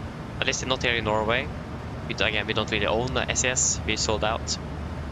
But that it did before, and with so high ticket prices, you can begin to wonder why we are spending tax money on an airline that you need to pay 10 times the amount of money to get to Tromsø than with Norwegian. Like before Norwegian started, it was 5,000 kroner to fly to Tromsø or down one way. Norwegian started with 500 kroner. So yeah, definitely shake the market when they started up. But I mean, Norway in general is one of the countries in the world that's most expensive to fly in. It is still expensive. It is more than 500 now, but we also have a few taxes here and there that airlines need to pay for, and the ticket prices would have been quite a bit cheaper if it wasn't for those taxes. Because it is quite a lot on that one tax that was implemented in 2016. That's why Ryanair pulled out of Rygge in Moss, because of that tax that was implemented in 2016. So flypassasjeravgiften, the passenger,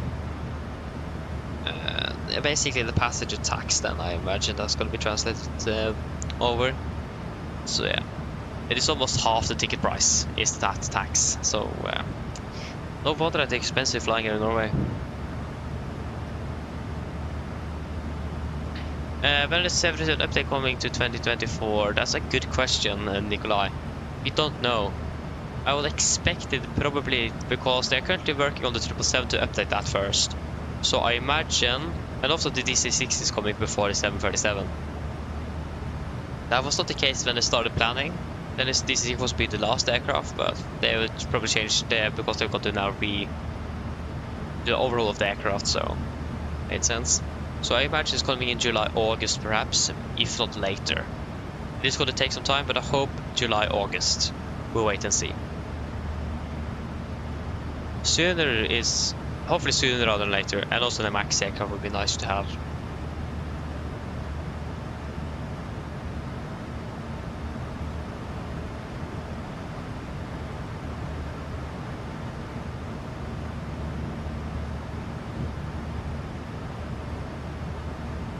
I think in December. I mean, I can see a point in that train, and then they really need to be delayed on that update. Do you think they're going to take that long? I mean, they are already working on that update, and I've been working for a little while already, if I'm correct. I mean, we'll wait and see. They will give us information when they have something. Lazy or lazy? I mean, that we can discuss that, to be honest. Can't discuss that.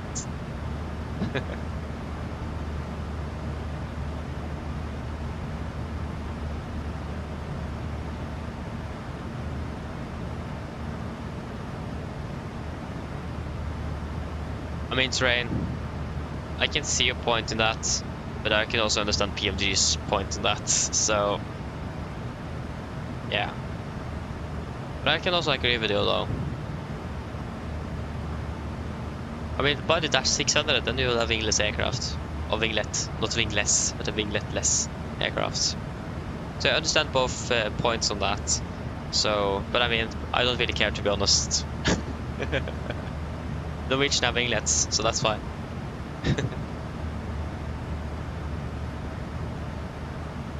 I mean, we are, especially if they encounter problems, they will definitely work for that long.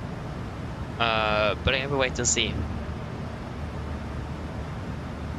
It is hard to speculate. I hope July, August, but we'll see if it's going to be later than that. I'm not surprised if this comes like in December, like you guys say. I'm not surprised if it happens, because PMDG are really work to have their aircraft complete and finished before releasing it. So yeah, I can't really have never experienced many bugs with this aircraft.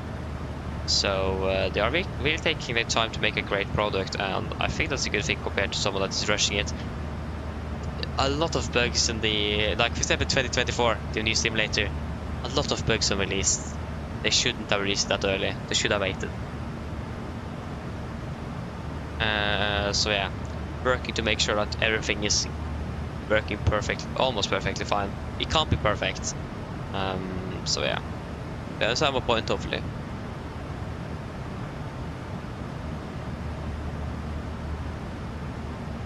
But today, Björn said something about that on the flight down. We can do it on a special occasion. For example, if it reaches before we are reaching 2000, so for example, we can do a 2000 special. So yeah, we can do the 77 Classic with Norwegian historic flights on a special occasion. We can do that if that's something you guys want to.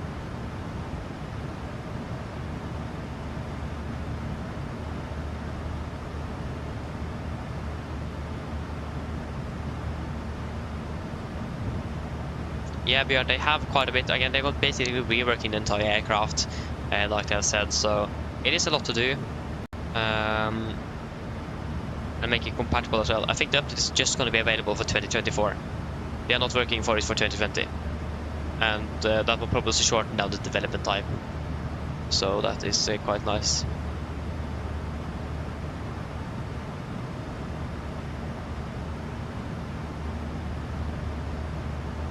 Hi Red, hello! Welcome opening now. As you are enjoying the time here.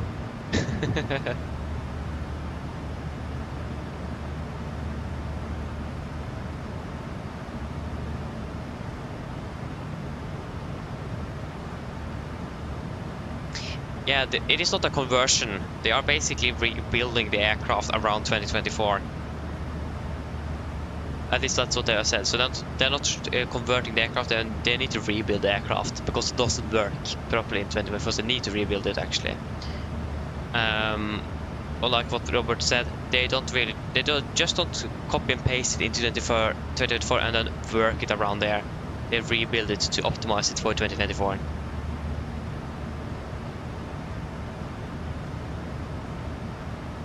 So yeah, that's also why we need to pay for that update, because it is quite a significant update.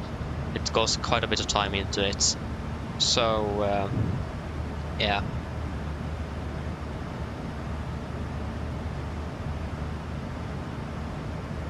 Marcus, hello, welcome. Opening mail. And we are arriving. We are at the moment, estimated time of travel is 23:54. Yeah, we expect to be landing about 20. You can say 23:45 local time, 21:45. You could expect some directs and so on. So yeah. Takk, Einren. Happy pilot to you as well. Oh, forgot that it is the pilot's International Pilot Day today. That's really cool though.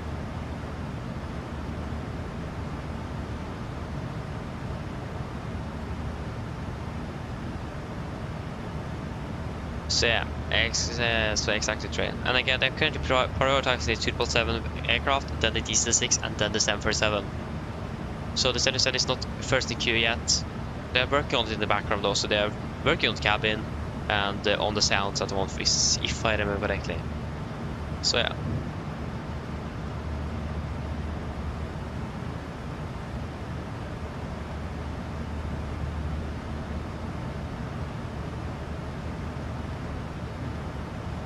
Yeah, that's a good point, Björn. More series will be compatible and other add-ons as well that we are using. So that's a good thing indeed. Good question, Björn. It should be compatible. At least Airsoft released an update for that scenery to make it compatible with 2024 a few days after the release. So it should be compatible with 2024. But that's a good question. I'm quite sure it is fully compatible, like you say. But it should be compatible at least. At least it says so on the Airsoft one. So that's a good question, actually.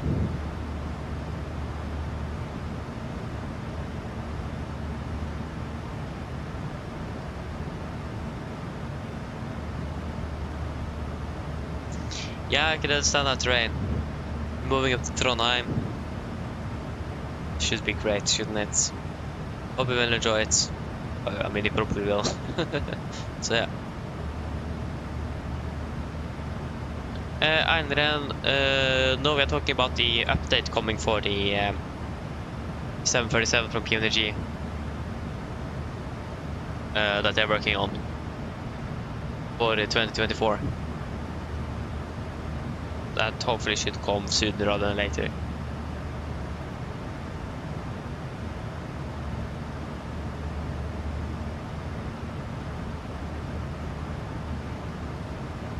So yeah, Björn, you talk about the 737. Yeah, I mean, I've heard some people actually have the aircraft working quite well, and some doesn't. It does really depend from user to user, actually. But mainly the problem is that there is something going on in the background that isn't working, from some memory leaks and things like that. That is not things in the background primarily that is causing instability in the sim. So that is mainly the problem now. That's why they need to rebuild around the new SDK, because the aircraft is just not stable. Again, for some people it is, some people it isn't. It does depend from system to system. Like for example, very high problems with the turbulence in the Gardermoen with the realistic mode, and for example, Skolvik here doesn't have. It is system to system.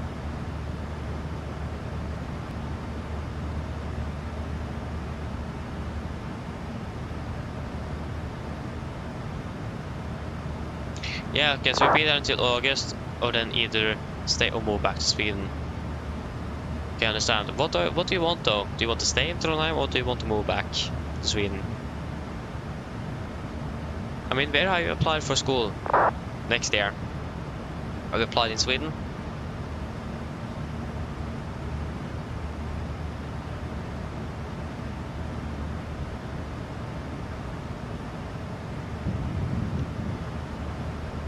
Vi har lagat Airbox 2025. Yes.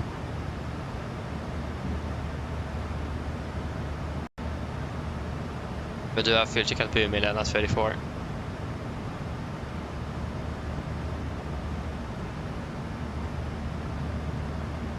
Ah, we're already over there. Ah, we're doing quite well on the flight then. I mean, the flight is running. Time is flying by fast. Not past, fast. And you have, especially when there's something to talk about. So it does really make a difference. That's for sure. So yeah, it's nice.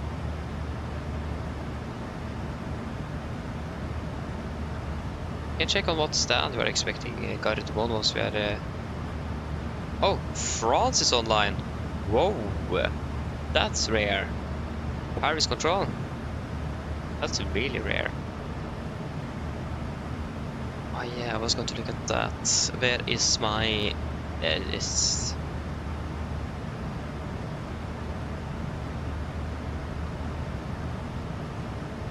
Oh no, you could be there in 3 years. No.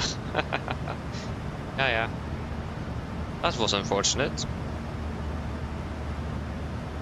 Where is... Oh, there.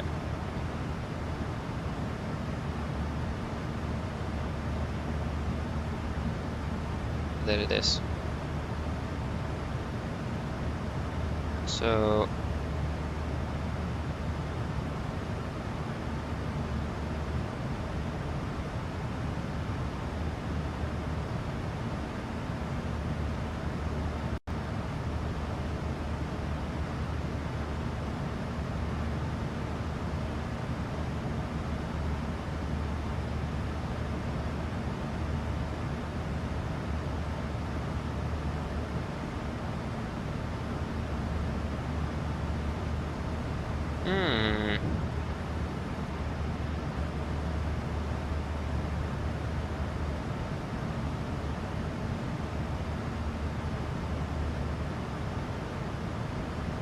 There you go.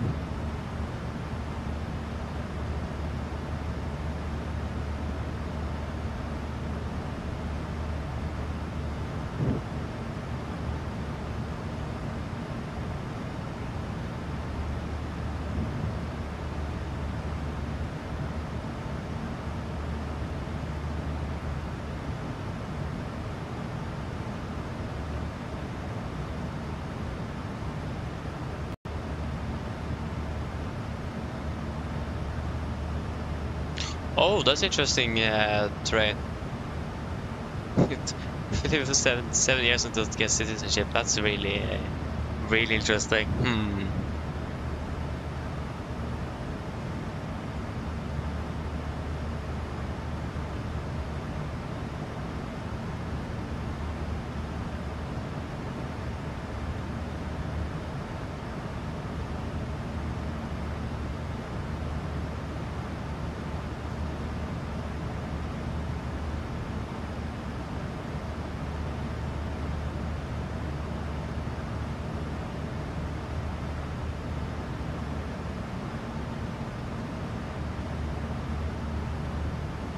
Okay, I understand terrain. Yeah, that makes sense.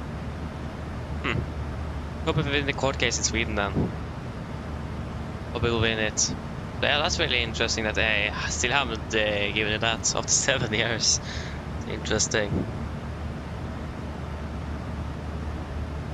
9 years. Oi.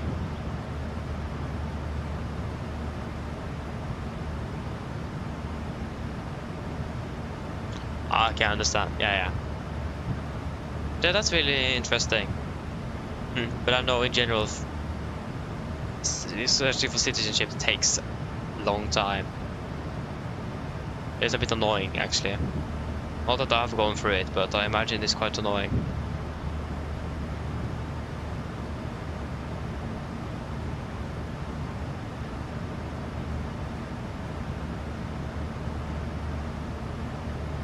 It's back of the queue after the election. Oh, that's even worse though. But why after the election of all things? What? That's even stranger.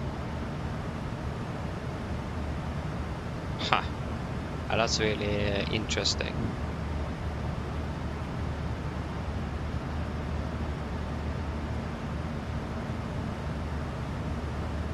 So yeah, again, I hope we will be able to sort it out though. Like I said, you can at least live in Trondheim, so that is at least you have somewhere to be, and that's a good thing.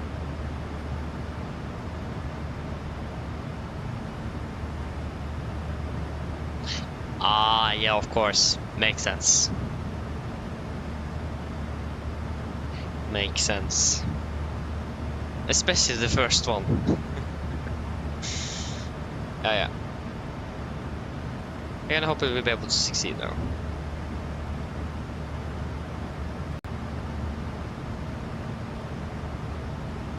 Yeah, Köperingen went offline. Unfortunately.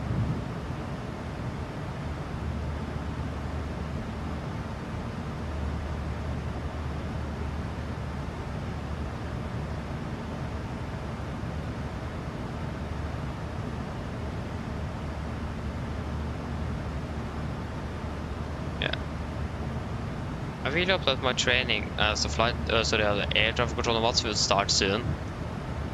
But sooner rather than later, at least. Would really enjoy that.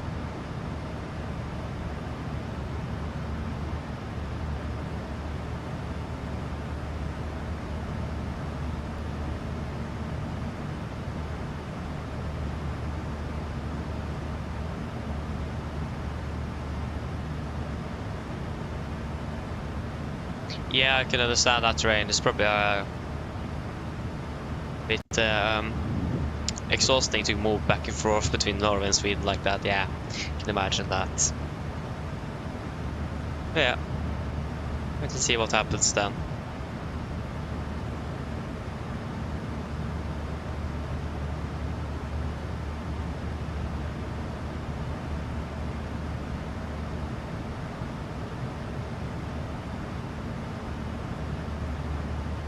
Yeah, exactly, train, that's the thing. It takes way too long to start training. That is the problem. So also, when I'm starting training, or hopefully when I can start training, I hope it is going to be around in the summer period, otherwise, again, I'm not quite sure if I have time to do it. So that is the problem, it takes way too long to actually start training. And one thing that annoyed me a little bit as well is that when I read through my application a few weeks ago, I found out that I have so many spelling errors, errors, because I fixed all my spelling errors through Translate, and when I read back now a few weeks ago, I see that Translate messed up everything. So it's a bit how to say? It's a bit what's the correct word for that?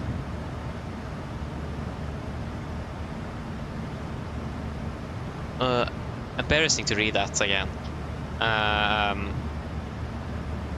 Because I didn't really properly read through. I thought I did, but I definitely didn't then.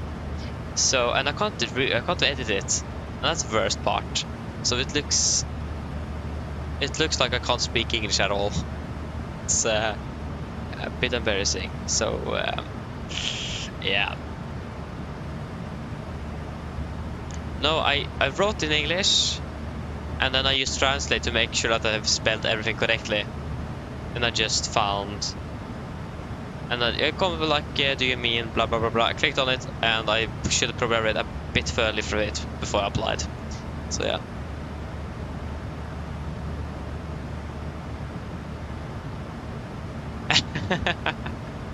Training, yeah, of course. And thankfully, I actually didn't need to do it. Thankfully. But yeah, sometimes, yeah. I mean, Translate is a great tool, but definitely not for correcting spelling errors. So I don't recommend that then. Use Word instead, much better.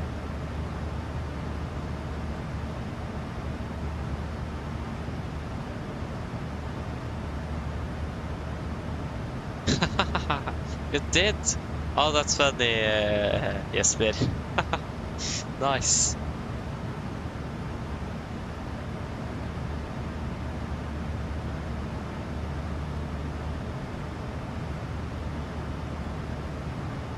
What? What are you drinking? What? What is that? I probably have heard of it before, but I just don't recognize what they have written down here. At least it doesn't.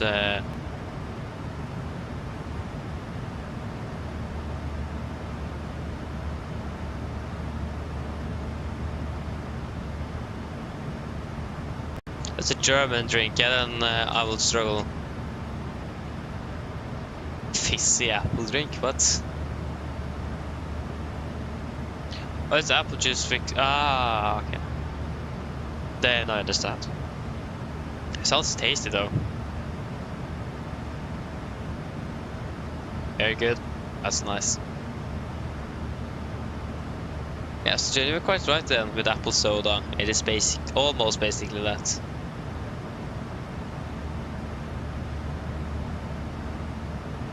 Yeah, I could do it all juices. I don't really have sparkling water home though. Should maybe I should get that. No, I can't get it. I don't have. I can't invest in that. Without parents, and I definitely don't want to do it. I mean, never say never, but I highly doubt it.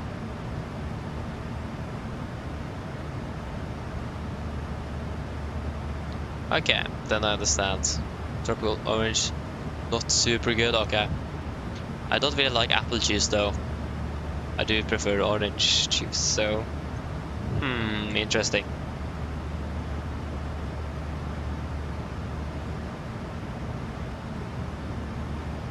Oh, do you have that in Sweden? Huh, interesting. I don't think we have that in Norway. I don't think so. I never heard of it. That's interesting.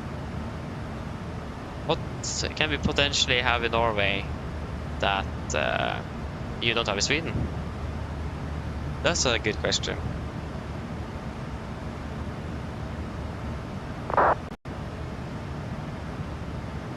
Brunost.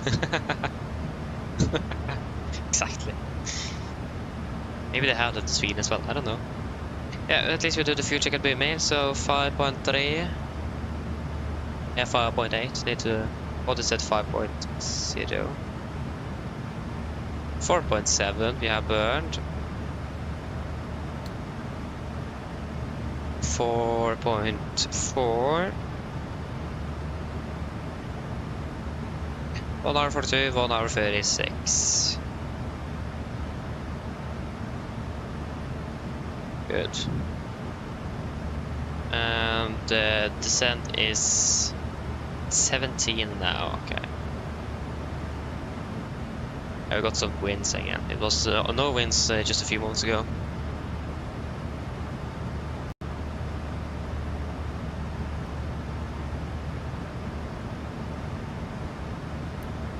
We'll give the cabin crew a call at 47 to let them know that it is half an hour to descent.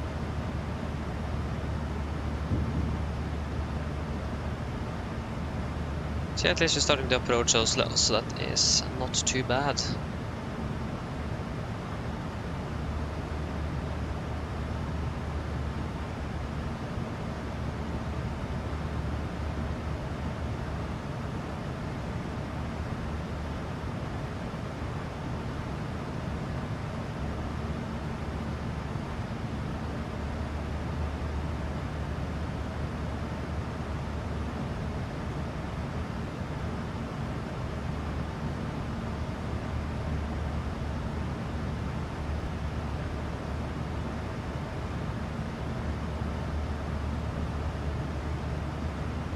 Mountains, Björn chosen money. Perfect. Exactly what we have.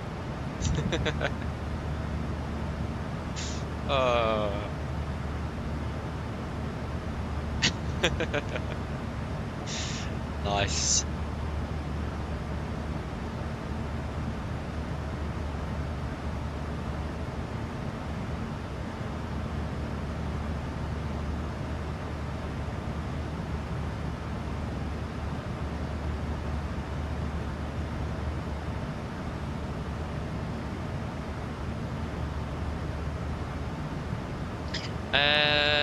Yes, Björn, we do. We do have julemust and påskemust, or brus, julebrus, påskebrus in Norwegian. So imagine must is brus then. Yeah, should be it. Soda. We can refer to soda, aren't you? At least we definitely have julebrus. That's a classicer.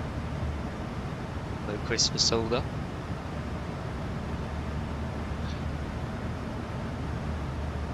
Yeah, lost his streaming, of course. Yeah, I've seen that before actually. That's nice. He is Polaris, or is he? No, he is approach then. No, where is he? Oh, yeah, he's Stavanger ACC.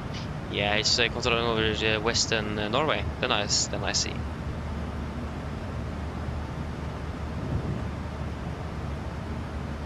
So yeah, even his last at least, he's Stavanger ACC. So he's controlling Western Norway, south of not Ornes, sorry, Ålesund. Two quite different places.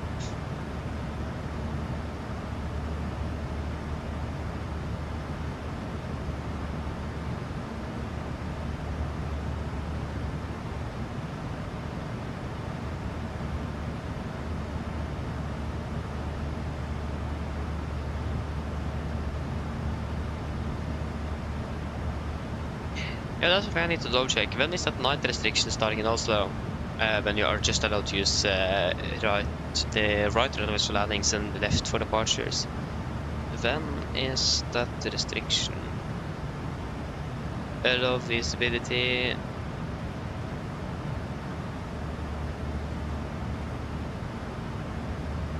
Between 23 and 06 local, well, that's the wrong airport. Maybe we should actually select the correct airport.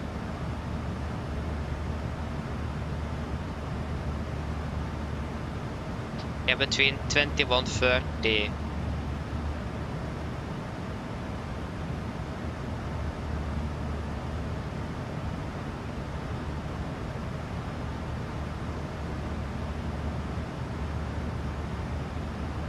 Just between 21:30 and 2300. Yeah, again, then... there's a spelling error here as well.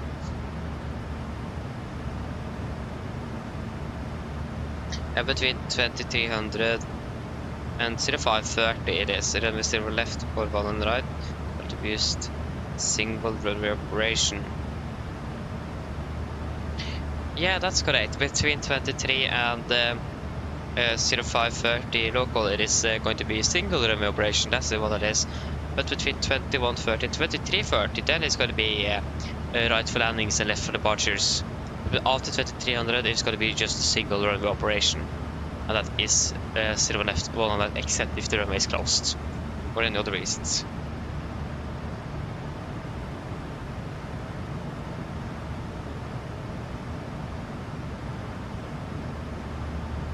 Correct. Then I think check that at least.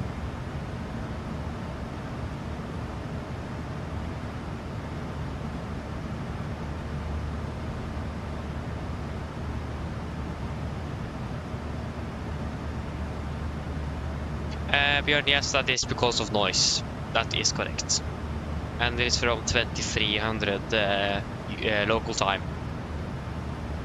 It says Zulu there as well, but that is the wrong time. It is 2 hours difference now, not 1, so the UTC time is actually incorrect. But at least, yeah, it is 2300 local time. That's a single runway, and between 21:30 and 2300 local time, it is right for landings, left for departures. So yeah.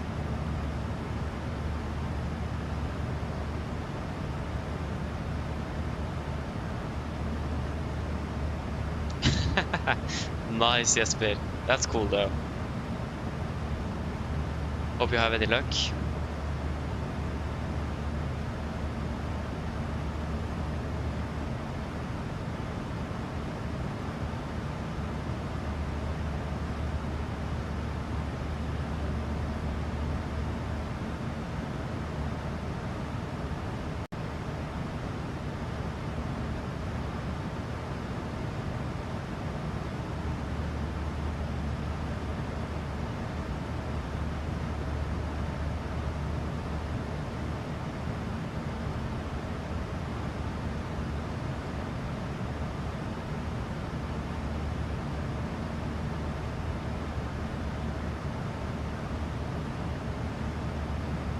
Huh?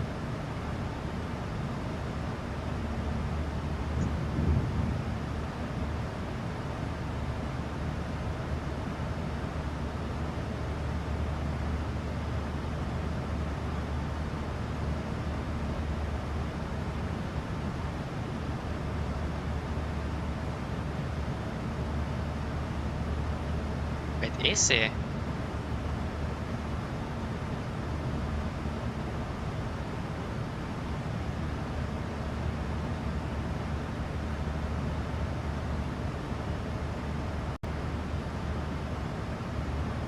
Wait. Is he actually Jesper? Wait, are you talking about Lasse there?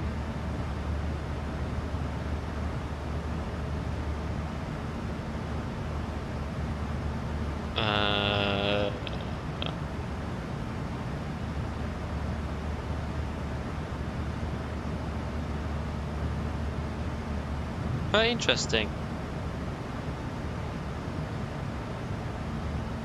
That's really interesting. Didn't know that. Yeah, Lasse is one of the... he's streaming on Twitch, I think, and he's a controller in Norway. Jesper, does look like we are going to the cabin, so it doesn't look like I will be able to attend, but it isn't finalized yet. So the 9th of June, I don't know yet.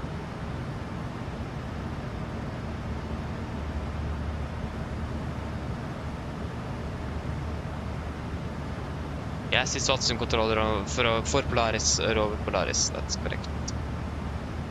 Or approach, depends if Polaris is already occupied. So yeah. Again, plans can change, of course, so we will wait and see.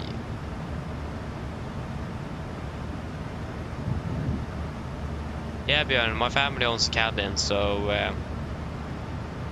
yeah, it was just that some of you were going to planes to Oslo in June.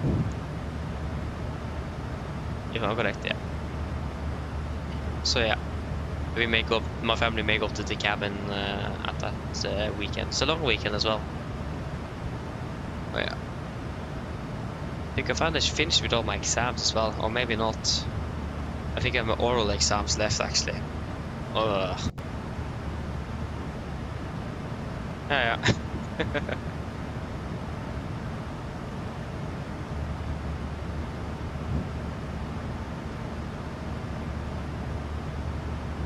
Actually, when I think about it, I do really want to have an oral exam instead of a written exam.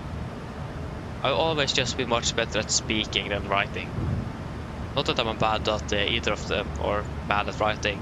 It's just I do prefer speaking instead. I always have done it better there. So I actually hope I will get an oral exam instead of a written one.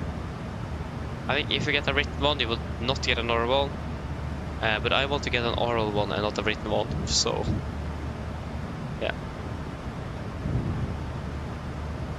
Wait and see.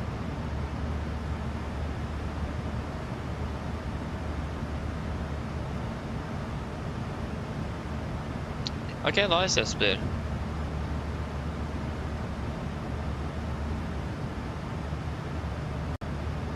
Eight is information uniforms. This is one on the left and the right. Yeah, the clock is in 23. Oh yeah, wait, this is still. Oh, that's interesting. Yeah, then it's probably either something. Yeah, maybe they're just not following the procedures. Maybe they don't even know. I don't know. Hello. Hi, Captain. I just wanted to come by and ask if everything was going okay. Yes, everything is fine here. Thank you. I didn't even push the talk button. I just said something and clicked. It's really annoying when that happens. So yeah, I mean that's at least what it says on the briefing material on Navigraph, and from what I've seen of Flight 24 as well, it makes sense. So, and also when it comes to where people are living around the airport, also makes sense. So yeah.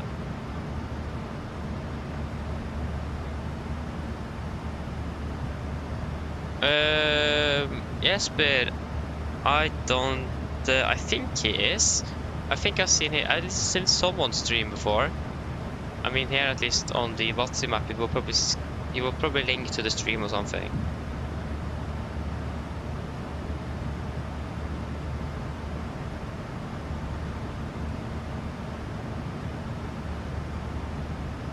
Oh, it doesn't say anything here. Maybe it's not. I mean, if you find out the streamer that is flying over Polaris, if us fly or controlling over Norway, if it was that, then if you find out which sector is controlling, then it will be a bit easier to find out who it is. Or just ask.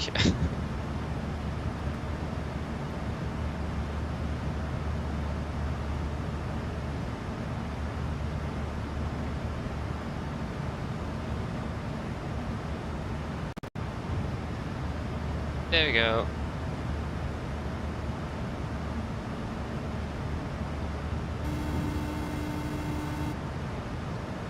I think I probably misunderstood you, Jesper.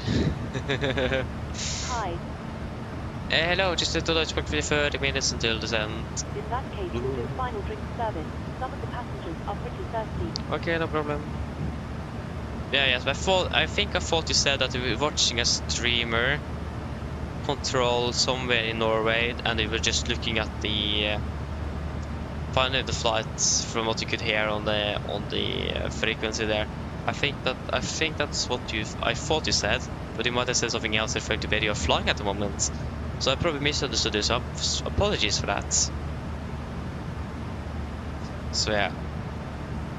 Not long into double descent, yeah, that's correct. 208, not bad.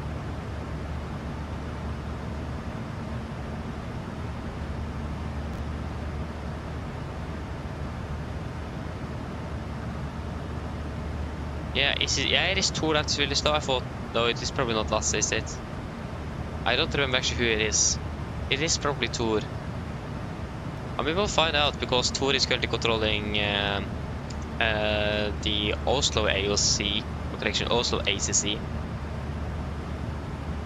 So, yeah.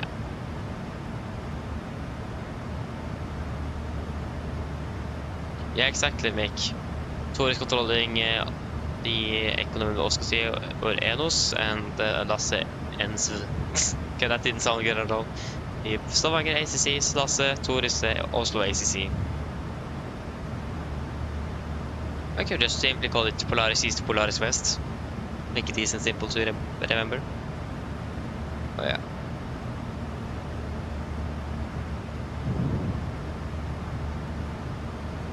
It says here on the Matsi map that delivery is booked between 1700 and 2200 Zulu, but it isn't online. That's interesting.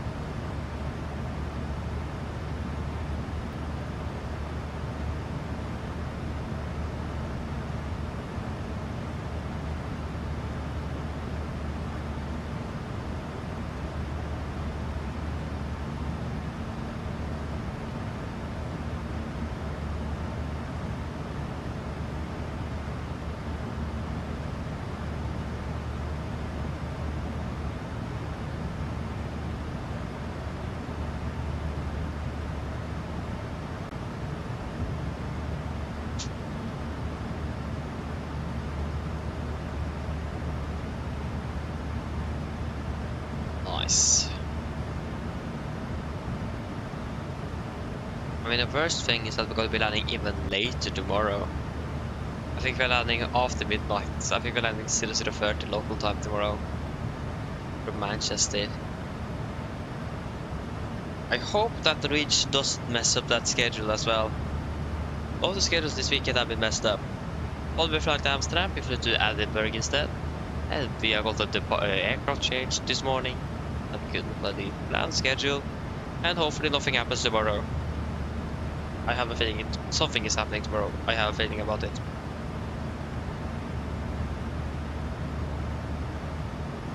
Yeah, it's 4:30 is the first flight tomorrow.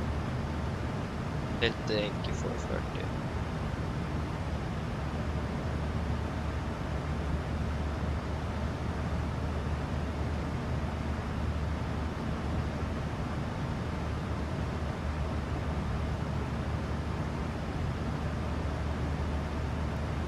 Yeah, like I said, we are flying tomorrow. It is expected to be round trip. I probably actually didn't say it. Sorry. It's gonna be round trip Molde and Manchester. At least that's what have happened on that same day, on that same schedule before this year. So it most likely that at least that happened before Easter and so on. So I imagine that's what we're flying. I hope so. So the part will start about 1500 local. So 15 minutes. So 45 minutes earlier than we started today.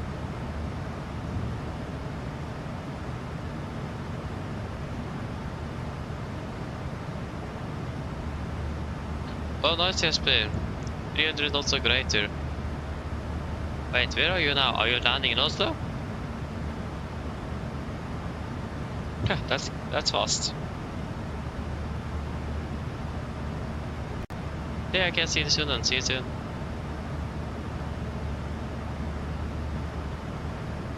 Oh, nice. 443 on the ground speed. That isn't bad. Ah, we're running 2 knots slower than you. They're nice though.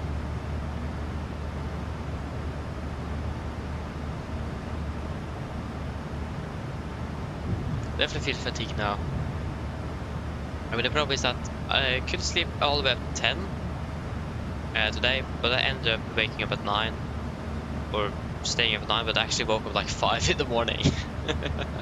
But like 4 or 5, between 5 and 6 hours of proper rest, and I just, yeah. So I hope I got to be sleepy, or could sleep a bit better tonight than I did yesterday.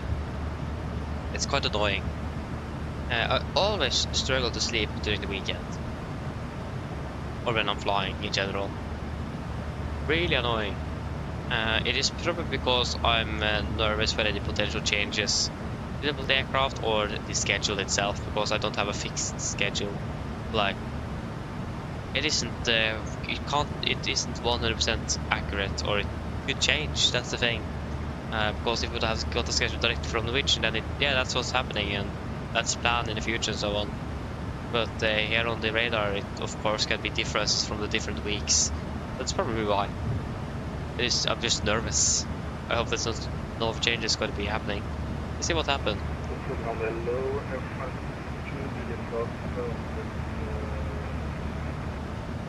He's transmitting on guard.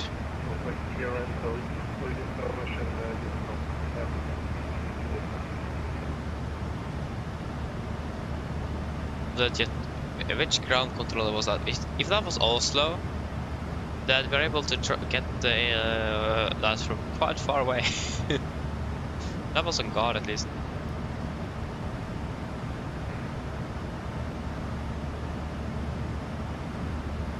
So yeah.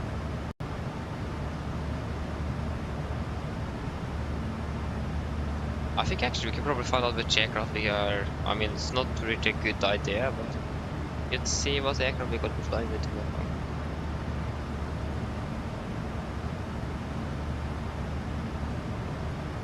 Because we should be flying around to the pool first. Yeah.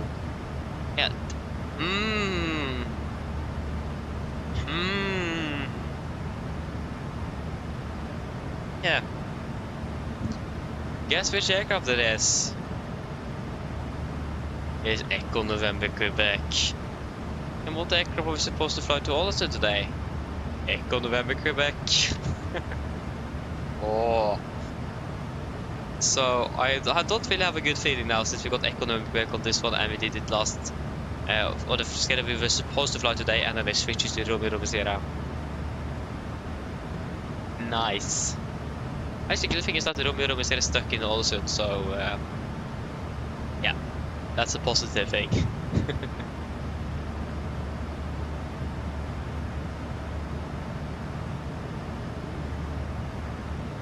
Yeah, that is interesting.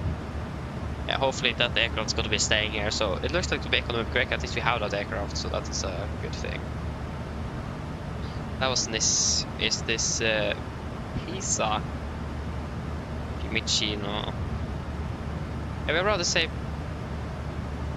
Actually, we're doing a bit better than the real aircraft. Whoa! The expected landing at 45. Wait, what? Yeah, we expect to be landing at 45 around there as well. I hope.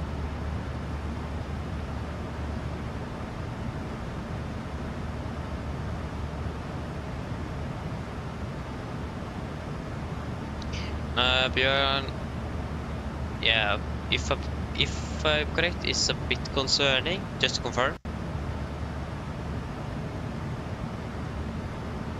But if I have at least referred to the aircraft we're going to be flying with tomorrow, yes. But they changed that today with that same aircraft to another schedule, then it could also happen here. Like, I was really looking forward to fly that Ålesund schedule. We're going to be starting the aircraft cold and dark at 12 in the afternoon. And I'm going to be flying up to Ålesund and then to go down to Alicante for 3 flights. And so on. Looking forward to that. Then heading home for the flight to Molde and Manchester tomorrow. Yeah. And then of course I change it. Yeah. But again, it doesn't really help you having a proper schedule if you don't have the aircraft. So that's a bit unfortunate thing, is that we actually don't have all the aircraft for Norwegian in the sim. And I thought about today, if I could just have taken a blank tail livery. That's also what this Romeo is also a blank tail aircraft. I just changed the registration. But the problem is, I couldn't find anywhere regarding copyright regarding deliveries I'm using. So I didn't want to take the chance on doing that. So yes. And I'm not quite sure if I would have time to do it nevertheless. I had 3 hours on me after I found out that they changed the aircraft to the thing we were actually supposed to start, but yeah. So yeah, that is an option to actually just make the registrations myself. But again, I'm not sure, and I highly doubt that I'm allowed to actually use those liveries myself and just change the registration. Good, of course, just ask, but I don't really remember how I do it. Many times I've made deliveries, so yeah.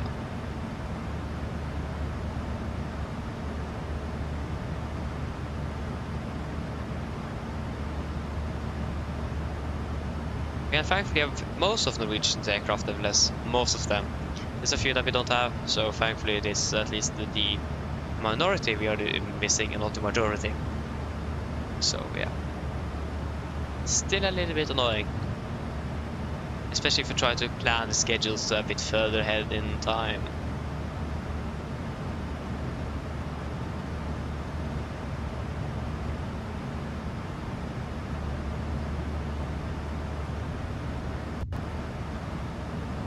I should probably check on the yeah, 123.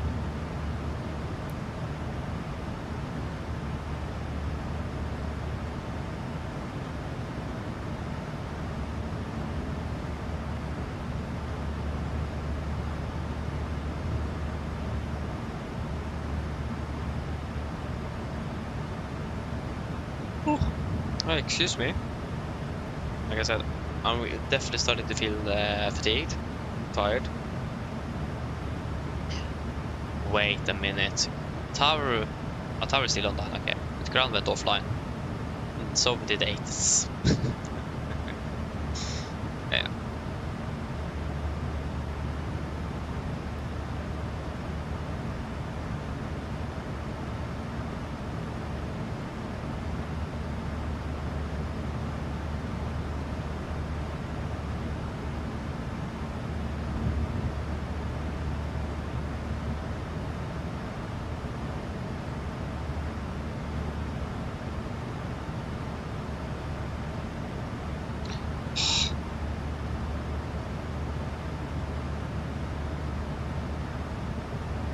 I'm not sure if I like the new USB-C cables for the iPad here.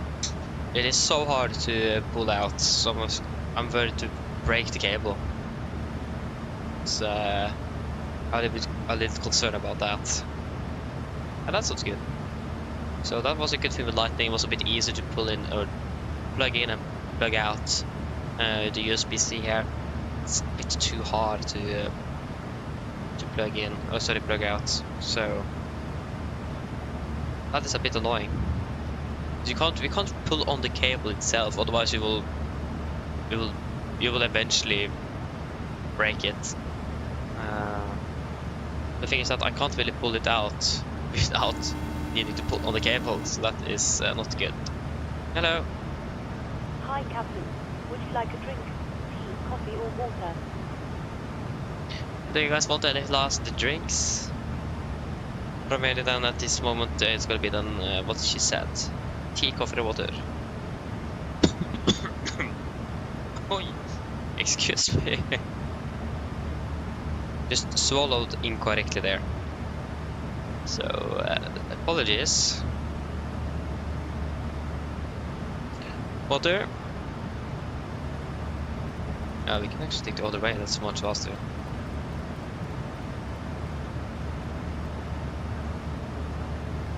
No?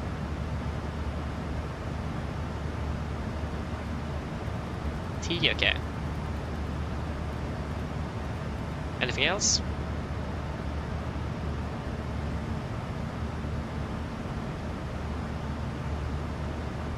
No?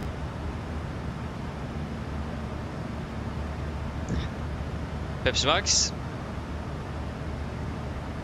Okay, can you please get 1 tea and 1 Pepsi Max? Hi, Captain. Oh, Would why you did like that a happen? drink, tea, coffee, or water? Oh, this application is still Just so give me bugged a out. couple of It's minutes and annoying. I'll bring it for you.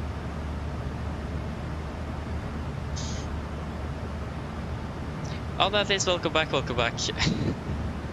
Welcome back. Vi har valgt to Scandinavia streaming as on Twitch. Which controllers is on then? Is it Polaris approach? We have 3 Polaris sectors and 2 approach sectors. And of course Tower in Oslo as well. But we're planning, we're preparing for the approach of course. Triple 1-3, no, that was not in. Okay. Minimum's 876. Oh, 871. No, it was 876. Oh. Still, the one thing I don't remember is the minimums. It's annoying. Need to check how many flights do I have in and out of Oslo. It's basically it's well over 800, and I still don't remember the minimums. Yes, 876 landing weight. That's 1 ton, so that's going to be 55.7 on the landing weight. 55.7. 55.7. Wing prediction. 5 knots. Hello. Hi, Captain. Your drinks are ready. There's a storage area, so feel free to collect them whenever you're free. Thank you. No problem. 6 degrees. Okay, it's actually not that bad regarding temperature at least. 1025. Out reverse. Let's calculate. Yeah, where we're landing. We are. Let me check.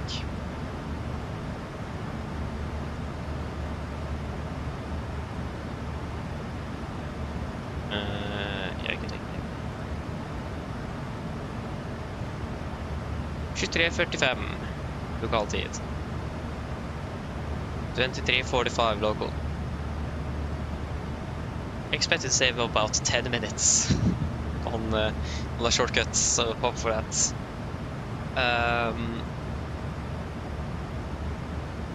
1:35.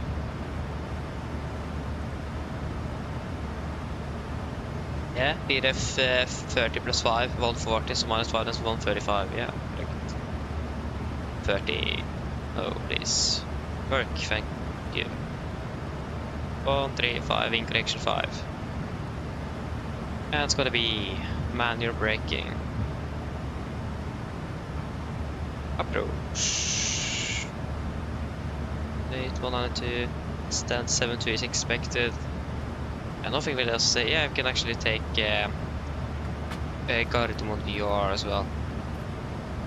In case we need that for whatever reason.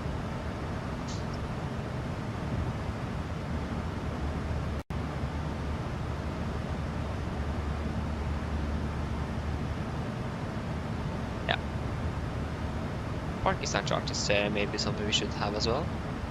Parking stand, there we go. Okay, then we can do the approach briefing.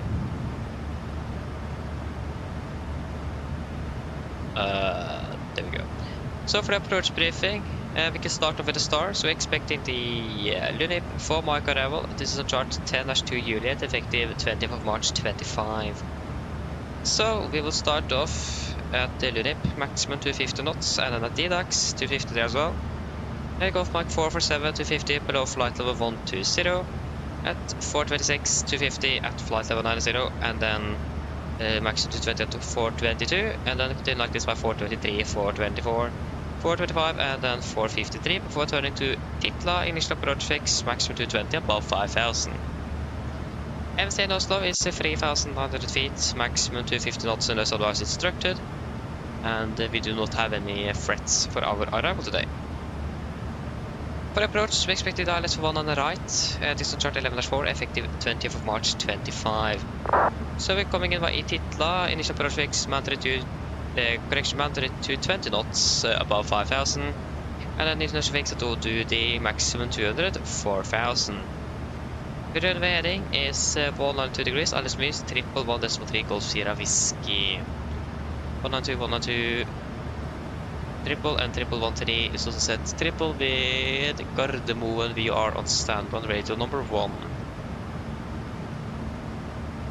We are also going to be maintaining a minimum 160 knots until 4 miles final. 30 degree on the glide, minimums 876 feet. Transition level. Have we got a new 80s or is it still nothing available? Yeah, we have. Arrival 80s, transition level is... yeah, it's flight to 80. So 80 for the mist, if we need to go around, we're going to be climbing on the runway track 190 degrees to DME 2.5 Golf Sierra Whiskey, then we'll take a right turn. The track 2 to 3 degrees, climb to 5,000, expect vecting by Oslo approach. And we have that online as well, so that's perfect. Yes, we're landing with flaps 30, 135 on the VRF in connection 5, final is going to be 140 with manual braking and idle reverse thrust. For the taxi, airport charts 10-9, effective 20th of March 25. We're landing 19 right, vacating by Alpha 5 by Alpha 4. And then taxi via Kilo, November, Hotel Golf to stand 72, or just straight on Hotel to stand 72 is what we're expecting. No hotspots, taxi restrictions, or any no times in Oslo this evening. And yeah, nothing really else to say actually. Any questions? Probably not, then our approach briefing is complete then. Send checklist. Pressurization, landing altitude 700 feet, recall checked, auto brake off, landing data, VRF 135, minimums 876 feet, approach briefing completed, the set checklist is complete. So if you are landing at 23:45 local, that means you'll be landing in about 35 minutes. Good. I've been able to actually save quite a bit of time on this flight, even though we departed behind schedule out of Rome.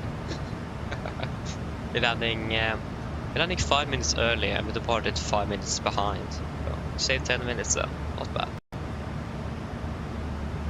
I mean, it also took quite a long time to actually get to the runway as well. Yeah, no questions, that's good. Yeah.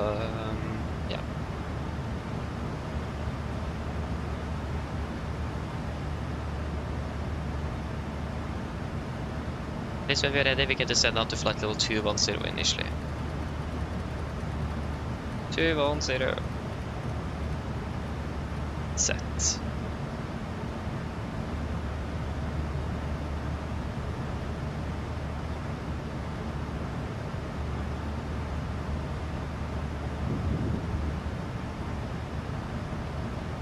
Terrain, yes, it did. I've seen that on 80s. And again, that's also what we're expecting, so that is perfect that I've changed that to 1 on the right. So yes, that's good to see. Yeah, it is still KVK conditions in Oslo. Weather. Yeah, it is winds direct headwind, 6 degrees and KVK. Like I've just looked at the weather information and I forgot it. That's nice. 1025. 1025. Execute. 54. Select with the landing 45. Hopefully. But there's quite a bit of traffic at the moment inbound Oslo, so I have a feeling we might be landing a bit later than that because of traffic congestion. Wait and see. I hope we will not encounter any problems with the traffic, but I have a feeling it might happen. How many? I think we have over 30 aircraft currently arriving into Oslo, so it is a bit.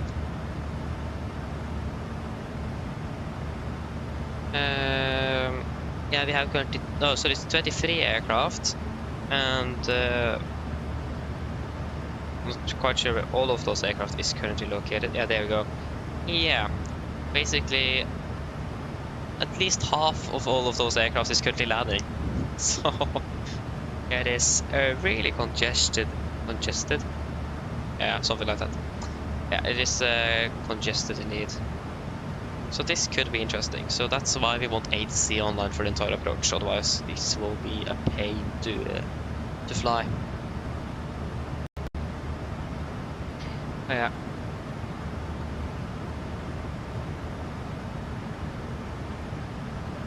So again, we may expect to be flying parts of that star because of traffic. And especially now that they're just using one runway, it won't really help too much with the traffic flow.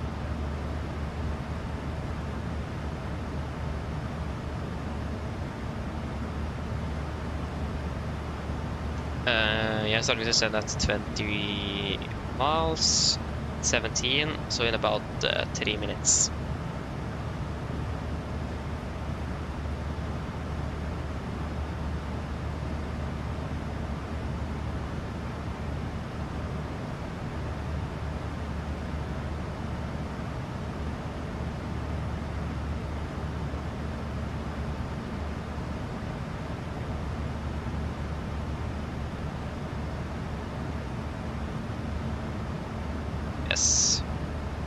Okay, so how long have Tor been online here?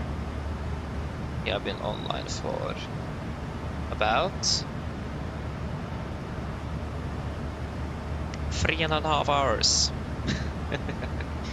3.5 hours, yeah, I've been online for quite a bit then.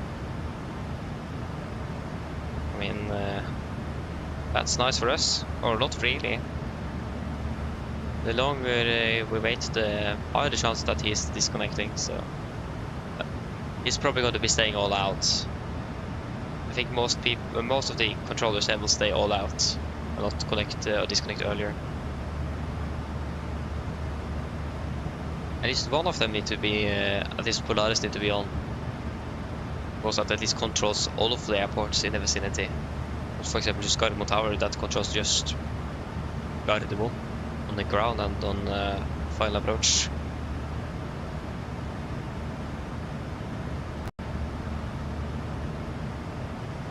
So yes. Ovi, hello, welcome. Hope you're doing well. That's a good question. I actually don't know. I have a feeling it is either every 2 hours, between every 2 and 4 hours, I imagine. I don't remember. I think it depends from the type of shift you're working and the country you're working in and so on. So I mean, 2 hours would make sense though. I mean, in general, between 2 and 4 hours would make sense. But yeah, I'm not quite sure actually. That's a good question.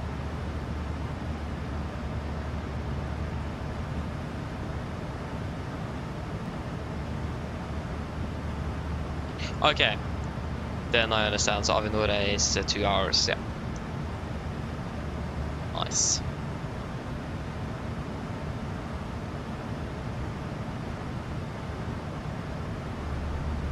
There we go. We are starting our descent. Finally, after 2 hours and 20 minutes in the air, or 2 hours and 18, or 19, depends.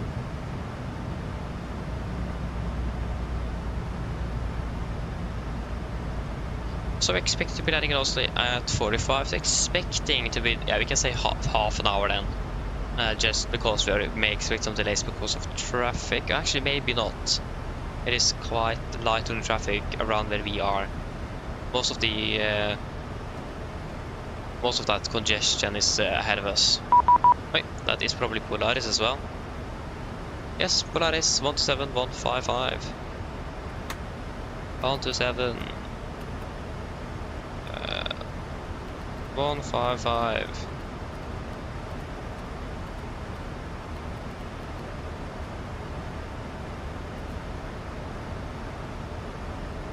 No, it's 255, sorry. No wonder it was silent on the frequency. Control, hello. Clear Adobe 3 mic arrival. Adobe 3 mic arrival, generated 7 Echo. Skyway 272, unfortunately no further ATC. Advise if you want to do this one late, bye-bye. Over to Unicorn, to the point, have a great story, and enjoy the night.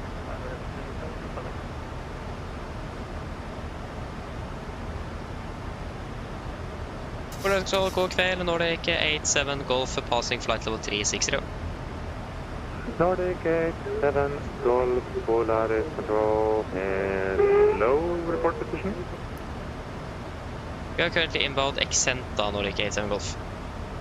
Nordic 87 Golf, there you are, clear Lunip 4 mic arrival, proceed direct D-Duck, descent flight level 120. Clear Linux 4 mic arrival, direct to D-Ducks, descent 120, Nordic 87 Golf. 120 set. And D-Ducks. Confirm. Execute. And Scandinavian 4010, descent now, flight level 120. so the weather is looking good, and Seabird, about half an hour to landing. Contact with approach 120.455. Mine damer og herrer, dette er kaptein snakker. Som dere kanskje har lagt merke til, stående betis ned mot Oslo Gardermoen, og vi er forventet å lande over ca. 30 minutter. Været i Oslo for øyeblikket, det ser ganske så bra ut. Vi har litt vind fra sør, 6 grader og skyfri himmel. Ellers, vi har håpet at veldig fin flytur med Norwegian. Vi tar godt å bli med oss. Vi håper ser om rett flytur, og så ønsker dere en fin kveld videre. Ladies and gentlemen, this is Captain speaking. As we noticed when we got over the stand out was Oslo Gardermoen, and we're expecting to land in approximately 30 minutes. The weather in Oslo was looking quite good, with just some slight winds from the south, about 6 degrees centigrade and clear skies. Otherwise, thought to enjoy this flight with Norwegian. We thank you for choosing us once again on the next flight, and wish you a pleasant evening. Thank you.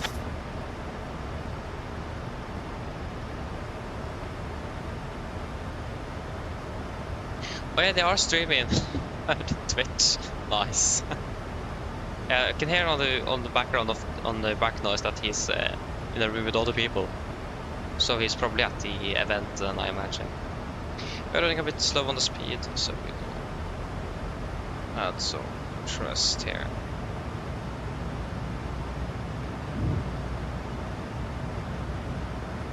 We got stand 13. Hey firm, Jesper, already planned for that, so that is all in the ready. Expected one-line rise from the start off, because of noise. Oh, you got stand 4-3 instead of 1-3, okay. Oh, that's a long taxi. Oh, nice. Happy taxi.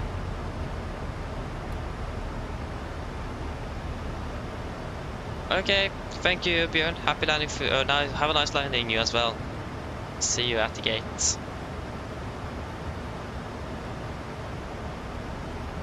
November Victor Sierra Lima Orange. Then I understand.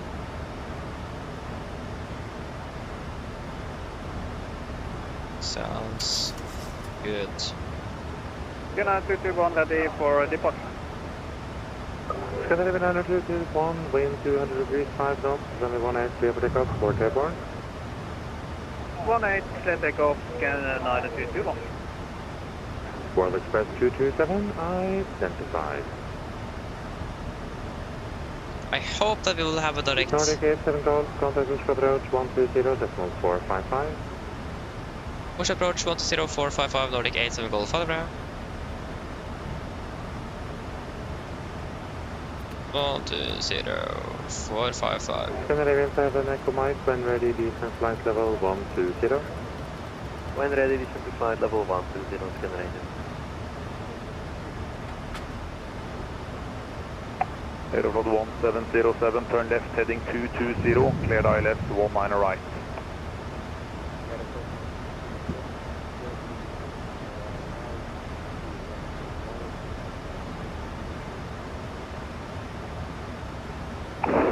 Nordic 1162, contact tower 118305.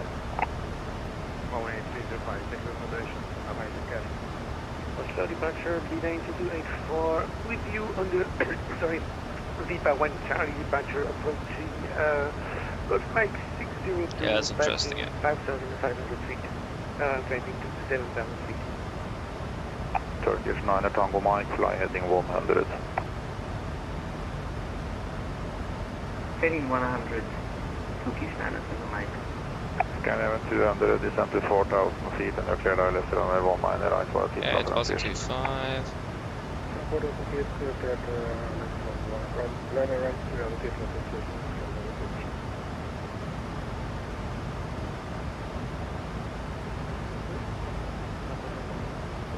Cabin descent 5.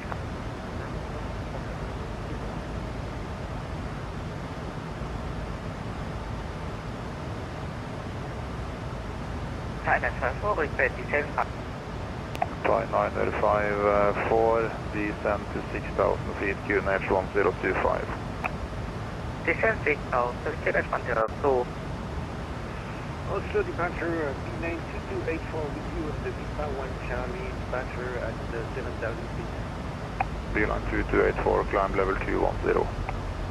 Climb level 210, B9 2284. Aeroflot 1707, contact tower 118.305. They were able to contact this guy.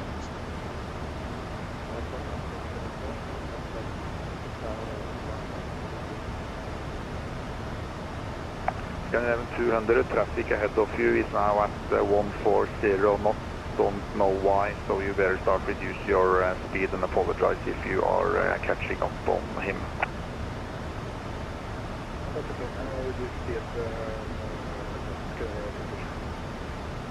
Approach lower from 62 Juliet Golf with you, but in the 500.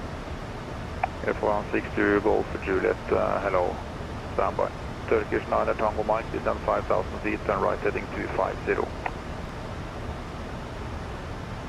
Right heading 250, descent 5,000 feet, Turkish 9 Tango Mike.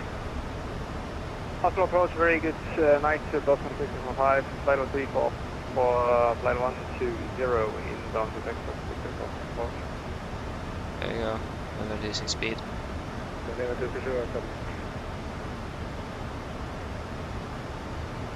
Scan 200, contact tower 118.305.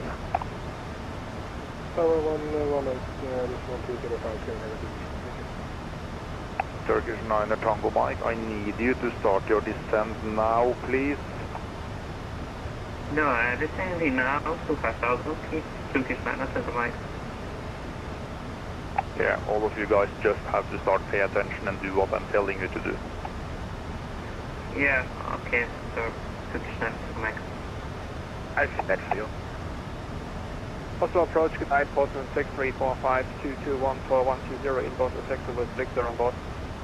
Postman 6345, hello, level 1, coordinate 090 for 19 right. 1 and a right, Postman 6345. Beeline 2284, contact Polaris on 127255. 127.255, B9 284, thank you, good evening. Turkish 9 Tango Mike, turn left heading 220, 3500, cleared ILS, 19 right. Pass flight to 200. Left heading 220, descend to 3,500 feet, clear left approach, 19 right, Turkish 9 Tango Mike. Thai 954, descend to 4,000 feet, cleared ILS, runway 19 right for a titla transition. I mean, no worries that we haven't contacted him yet, but... right. Descend to 2 Juliet Foxtrot, cleared direct titla, descend to 5,000 feet on QNH 1025. Direct Titla and 5,000 feet, QNH 1025, just under 2 Juliet Fox. Airphone 62 Juliet Golf, we are at 7,000. Airphone 62 Juliet Golf, apologies, climb level 210. No problem, Airphone 62 Juliet Golf, 210. Oslo, hello, NNR 9221, inbounding to level 1.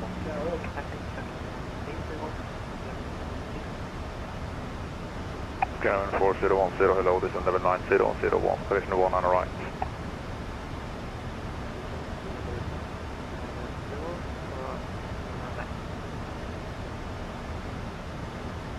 Tim Raven, 7 Echo Mike, 227, Oh. 120. Passing 180. Second, Echo Mike, hello, descend level 100 for 19 right. Level 100, 19 right, Tim Raven, 7 Echo Mike. Speedbird 9 kilo Yankee, clear out Bava, descend to 6,000 feet, QNH 1025. Descend to 6,000 feet and QNH 1025, speedbird 9 kilo Yankee.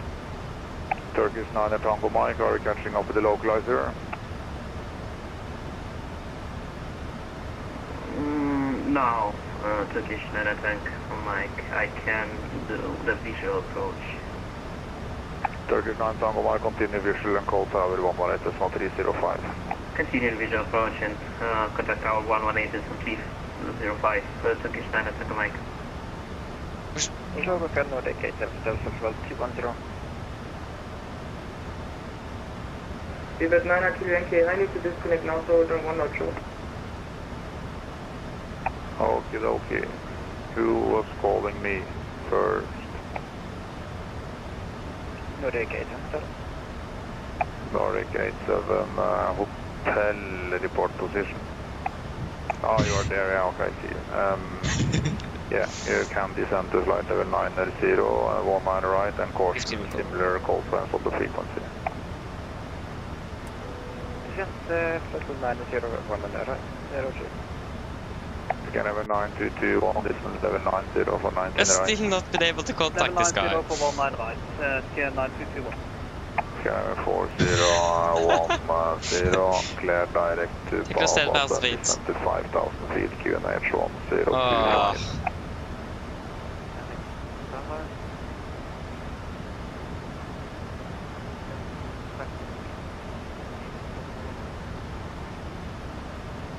Push approach, Cocaine Nordic 87 Golf, passing 150 for 120.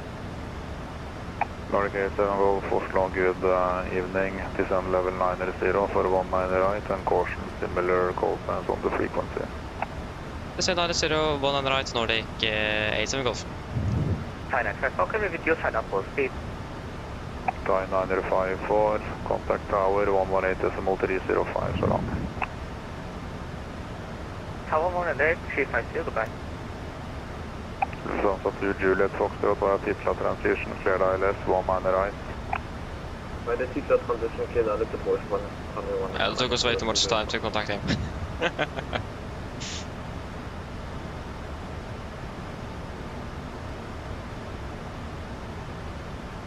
Lufthansa 4 Uniform X-ray, clear direct Titla, speed 220. Speed to 20, So again, the threat, forgot to actually say that on the briefing, but the threat again is similar call sign between Golf and Hotel. Scan 200, hello again, turn right, heading 320. Right, 320, Air France 262 Juliet Golf, contact Polaris 127.255, so long. We're going to take Polaris into Air France 262 Juliet. Train, oh, that's unfortunate though. Turkish 9 Tango Mike, hello again. Fly the standard missed approach procedure. Yeah, that happens. Can you right please have a problem with my headphones now? Turkish 9 at Tango Mike, follow the missed approach, the published missed approach procedure.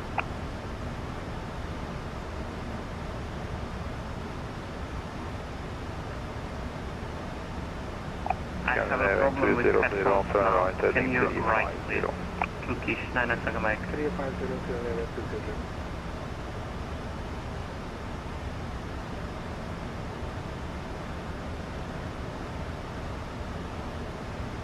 Turkish 9 Tango Mike, Oslo.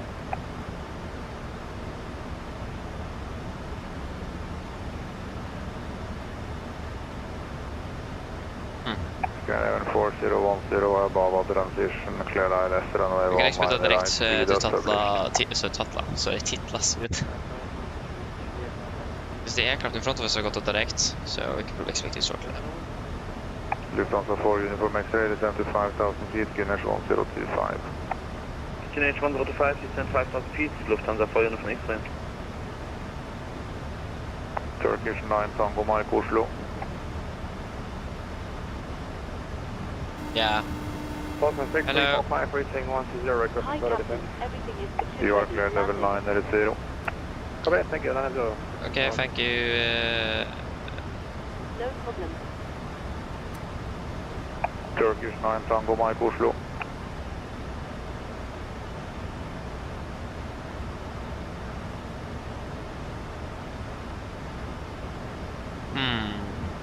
Yeah. We'll see how this goes. At least we're shortly crossing over to flight level 100.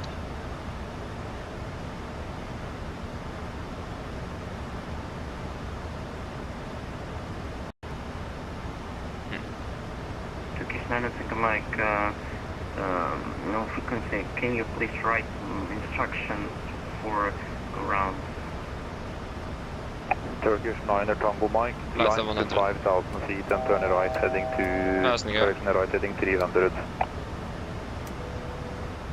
Climbing flight level, correction, climbing 5,000 feet and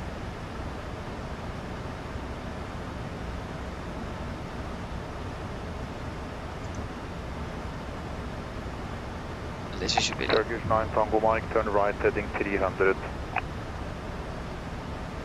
right heading 300, Turkish 9 and Tango Mike. Scandinavian 7 Echo Mike, speed 220. Speed 220, Scandinavian 7 Echo Mike.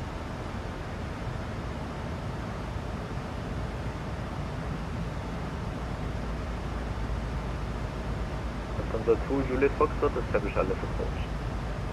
Lufthansa 2 Juliet Foxtrot, contact tower 118.305. 18305, Lufthansa 2 Juliet Foxtrot, med det bra.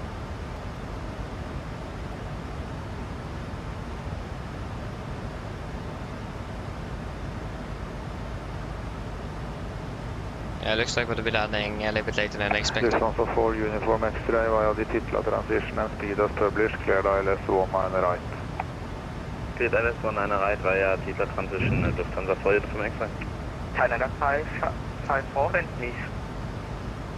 Scandinavian 200, turn right heading 3, correction 030. Right 030, Scandinavian 200. China 54 and please. Again, try 954 roll again, climb to 5,000 feet and follow the procedure. 2 go-arounds, that sounds good. Interesting. Time 954, turn right heading 310. Yeah, it doesn't look like we're going to be expecting a direct in the near future. China heading 310, China 54. Yeah, all guys on the frequency, you just have to be patient with me now. It's soon 12 o'clock and I have plenty to do, so yeah, it will take some time. It's okay. Yeah, that is fine.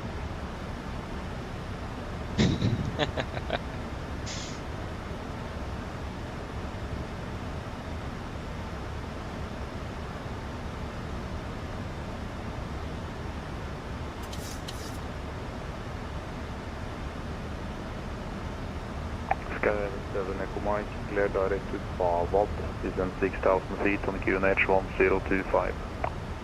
Bavad, descend to 6,000, QNH 1025, Scandinavian 7 Echo Mike. Scandinavian 200, descend to 4,000 feet. To 4,000 feet.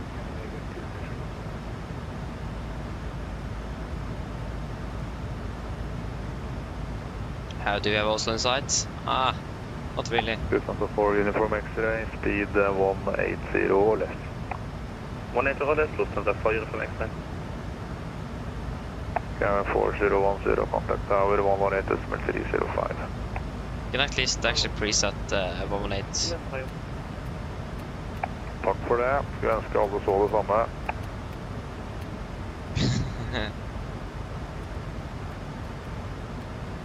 Scandinavian 200, turn right heading 070.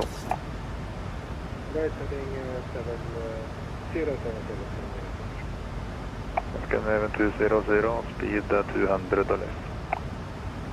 Speed 200 or less, Scandinavian 200.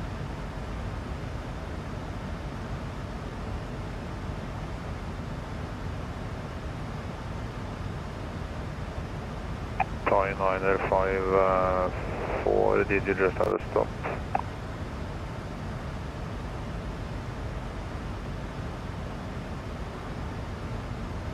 Pardon? Hallo, ja. Back? Thai 954, turn right heading 005. So right heading 005, don't crash out please. Turkish 9 Tango Mike, turn right heading 010. Right heading 010, Turkish 9 at the mic.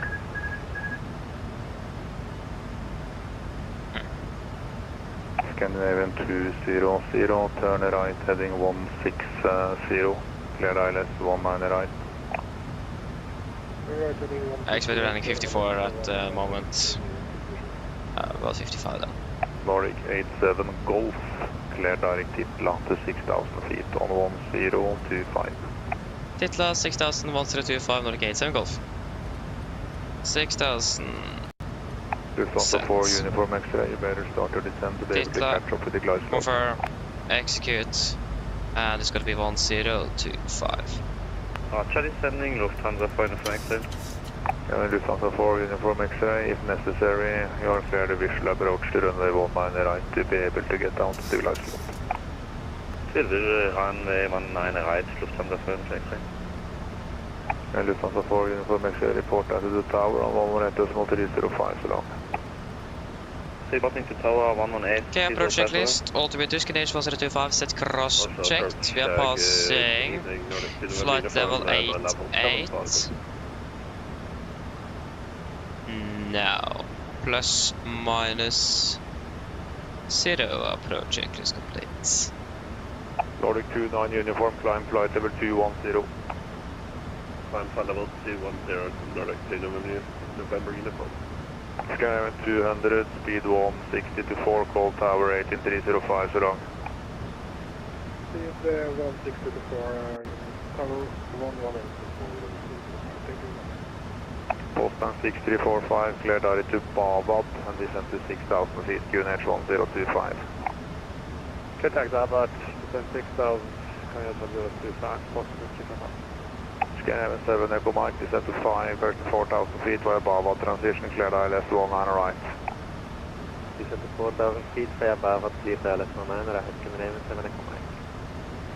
Departure hello, Scandinavian 988, passing 4,000, climbing 7,000. Scandinavian 988, hello, identify, climb flight level 210. Climb 210, Scandinavian 988. Thai 955, turn right heading 04, 050. Alright, 050, 954.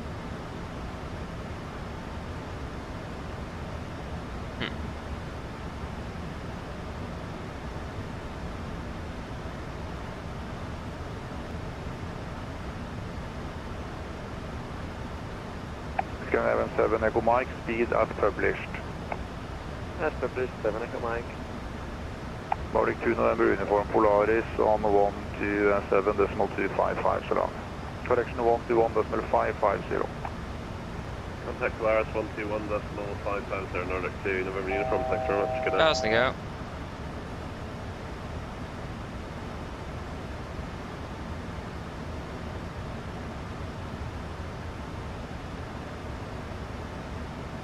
Thai 954, turn right heading 080. Alright, it is 954.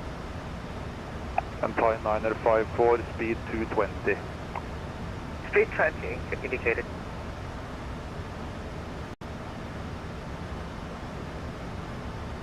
Nordic 87 Golf, speed 200. Speed 100, Nordic 87 Golf. Speed advance, speed 200, 200 set. Thai 954, continue right turn to heading 110. Continue to the right turn, 100, standard takeoff. Negative, heading 110. Correction, heading 110, standard takeoff. Leveling off. We're going to be a little bit high on this one. So we'll probably configure the aircraft a bit earlier than usual. 6345, speed 200. Speed 200, possible 645. Gonna have a 9221, speed 200, direct Babad, and descend to 6000 on 1025. 200, direct Babad, QNH 1025, and take an altitude, QNH 221. 6000 feet. 6000, QNH 221. Thai 954, descend to 4000 feet. You can go flaps 1, speed checked. Nordic 87 Golf, descend to 5000 feet. 5000, 87 Golf. 5000 sets, altitude event.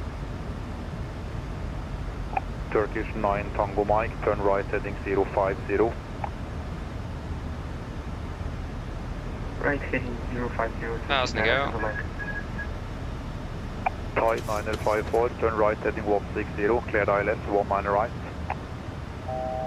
Turn right 160, cleared ILS 19 right, Thailand 54. Scan 7 Echo Mike, tower 118.305.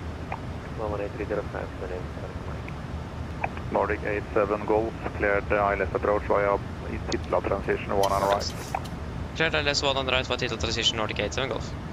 4000 sets.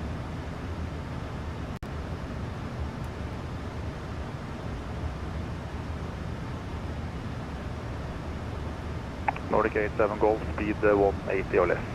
180 less, 87 Golf. 480. 180.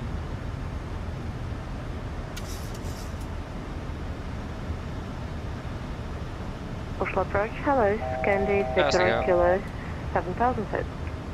Scan 60 kilo, Oslo, Flaps hello, 5, speed checked. 210. Climb to start off at 210, Scandi 60 kilo. Scan 988, go Polaris 121550. Copy, please, force good 980. Thai 954, you are overshooting to the ILS 19 right, turn right heading 230 to 3000 feet, cleared ILS 19 right. 3000 to 10, ILS 19 right, glide slope. Postman 6345, turn right heading 1, correction left heading 110 and descend to 5000 feet. Left 105,000, course 64. Turkish 9 Tango Mike, turn right heading 080. Right heading 080, Turkish 9 Tango Mike. Yeah, clear for approach. Thai 954, contact tower 1183 so long. 183.5. Nordic 7, correction 87 Hotel, clear direct Titla down to 5000 feet of 1025. Clear Titla descent 5025, Nordic 8 Hotel. Localist captured. Postman 6345, descend 4000 feet and speed 180. Descent 4000, speed 180, Postman 6345. Scan 9229er, speed to correction 190. Thailand 54, miss completely localizer.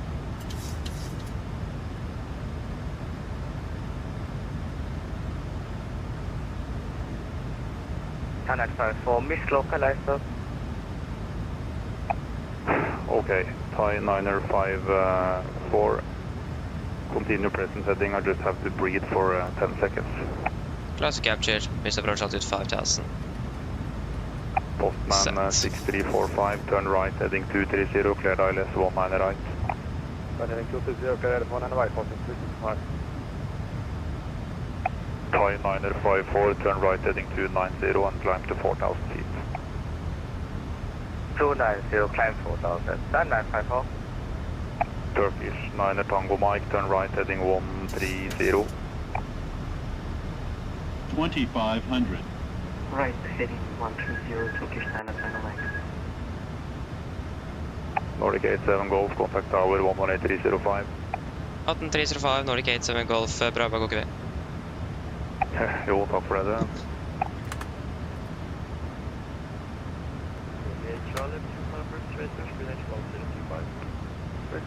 A little bit more calmer here on this frequency.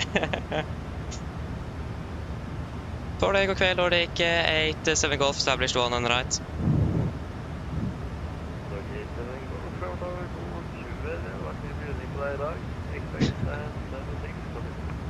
76, continue, Nordic 87 Golf.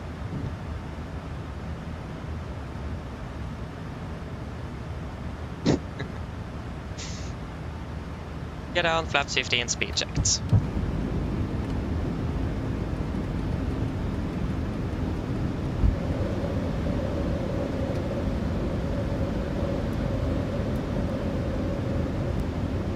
Temperature is for landing, please. Landing checklist, do flaps, cab call, give it, edge start switches, continuous, speed brakes, arm landing ground, flaps holding 15. Second right, November Kilo, stand 11, Scandinavian 7 Echo Mike.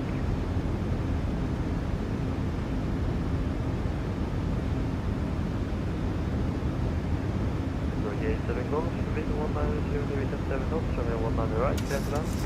Clear to land, 1 on the right, Nordic 87 Golf. Alpha Tower, hello, Fox 3345, LS 1 on our right, 9 miles.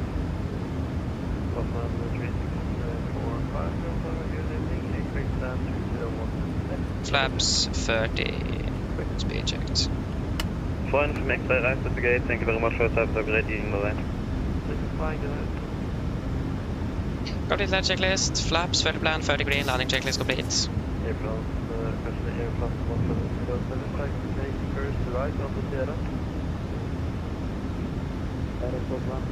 We approach 1000, we are stable, clear to land.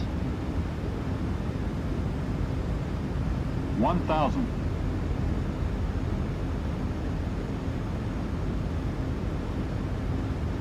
Disconnecting.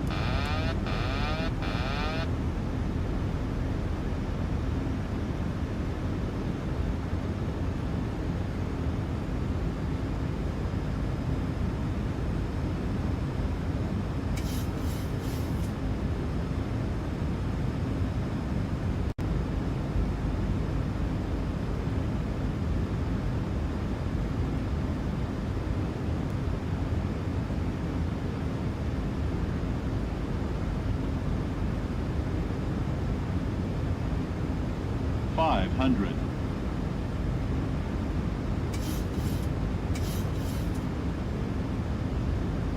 400.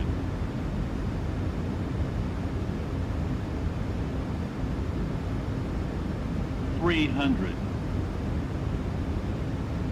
Approaching minimums. Contact. 200. Minimums.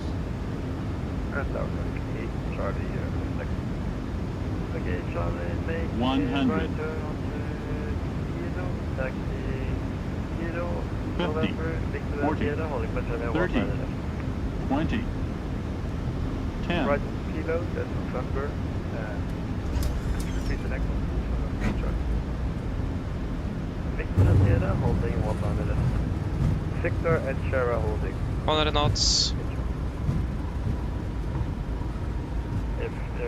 80 knots. Taxi, second right, altitude, stand 549. 60 knots. There you go, welcome to Oslo. 2 hours 54. Tower, good evening, Sienna 221 ILS 195. First Boston 6345, expect day clear. Copy that. Nordic 87 Golf, fix the lights. Please say again for 87 Golf. 87 Golf, fix the lights. Expedite 87 Golf. 79221, you have one approach, full credit, continue approach. Continuing 9221. Boston 6345, wind 190.7 knots, 19 right, clear to land, and for shorter taxi, stand to vacate via Alpha 3. Copy that, getting the Alpha 3, clear to land, 19 right, 4645. Nordic 87 Golf, taxi straight ahead, full 10, stand 72, go on. Straight Hotel, confirm stand 7287 Golf. Affirm 72. Thank you, 7287 Golf.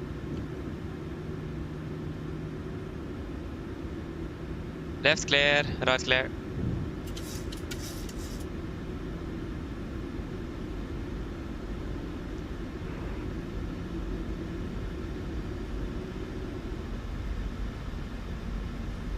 Tower, good evening, Lufthansa 3 Echo Juliet now, send 10 info whiskey on board, request Alpha clear on back to Frankfurt.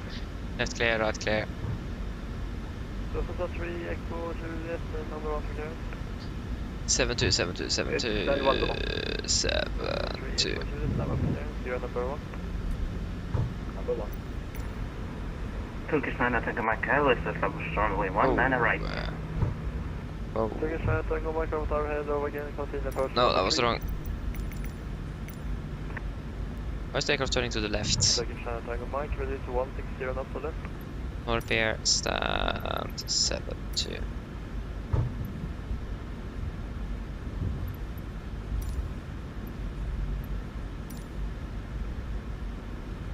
Plus 16345, taxi November, stand 201 left.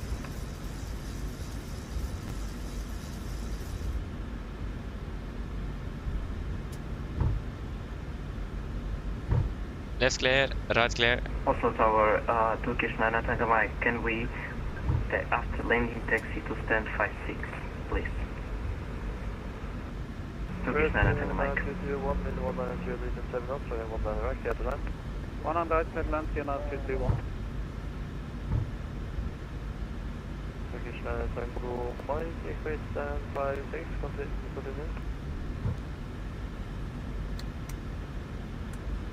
Lufthansa 3 Echo Juliet, clear the Frankfurt, clear for 1 side departure, 19 left, check hand stand, after please, 11416. Clear Frankfurt, sleeper, 1 Charlie departure, runway 19 left, climb, confirm 7000 for 1416, Lufthansa 3 Echo Juliet. Welcome 6345, can we check your gates for left? Affirm, good night, thank you.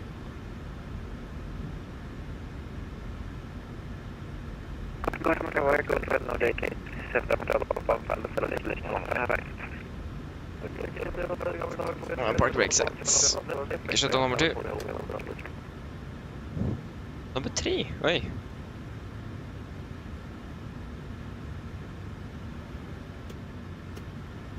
Where's the dome switch? There you go, grandpa available. Set on number 1.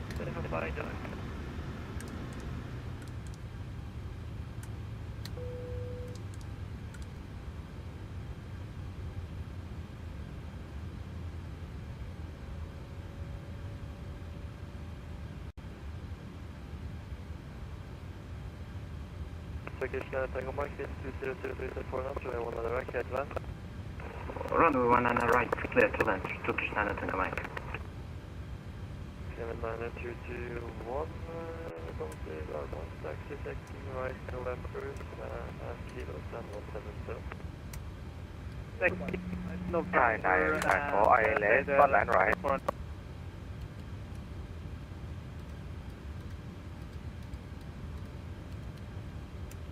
Why isn't ground calling us?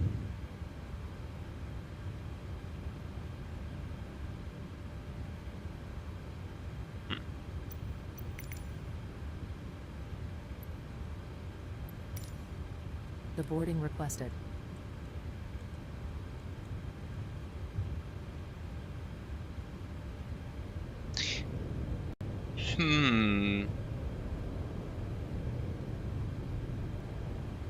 Yeah, it is not an anti-collision, that's a strange thing.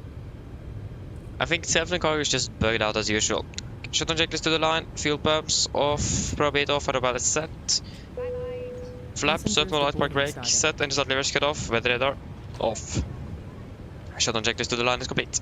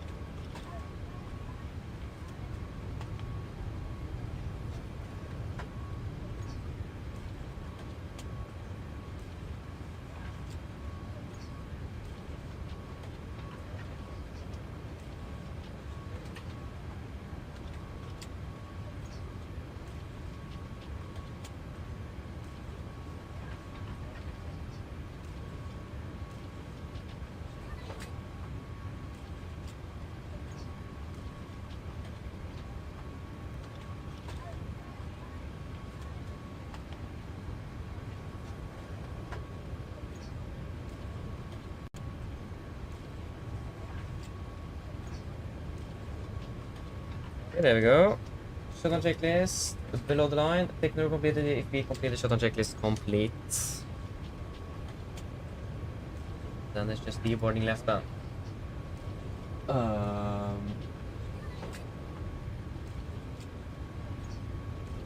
Yes. Interesting control today indeed. Bit bad for the approach controller. Did a great job though.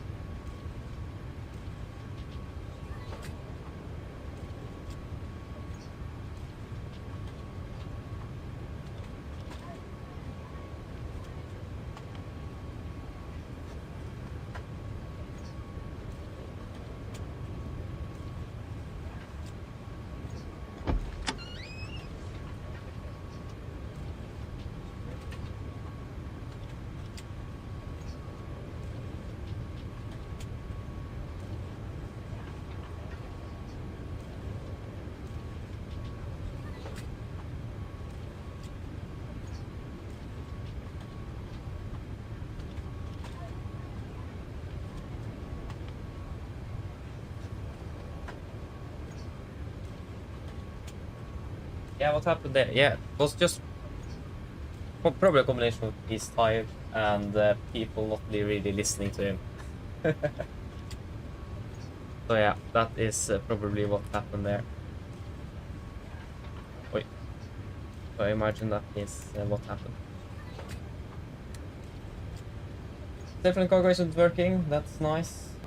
Not really surprised either.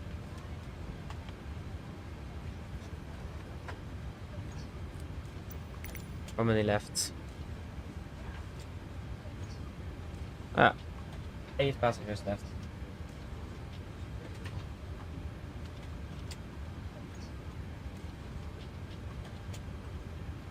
Sorry. Loading is finished at least. Or unloading.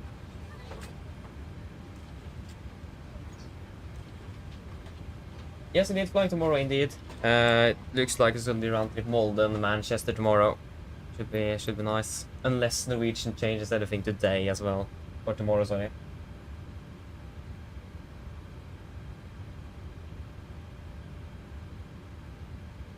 Yeah, it's funny, indeed it is. Yeah, it looks like we're finished with deboarding, and again, self-running cargo isn't working, so just shut down that program, we can shut down the aircraft.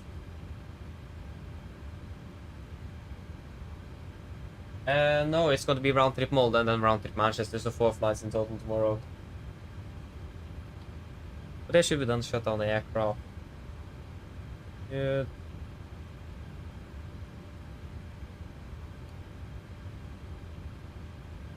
Come on, work that.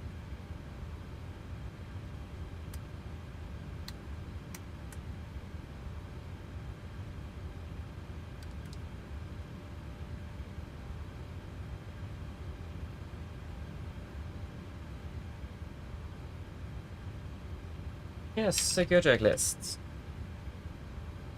IRSs off, emergency exit lights off, window heat off, packs off, ground power off, and battery off. Secure checklist complete. So that was it for today.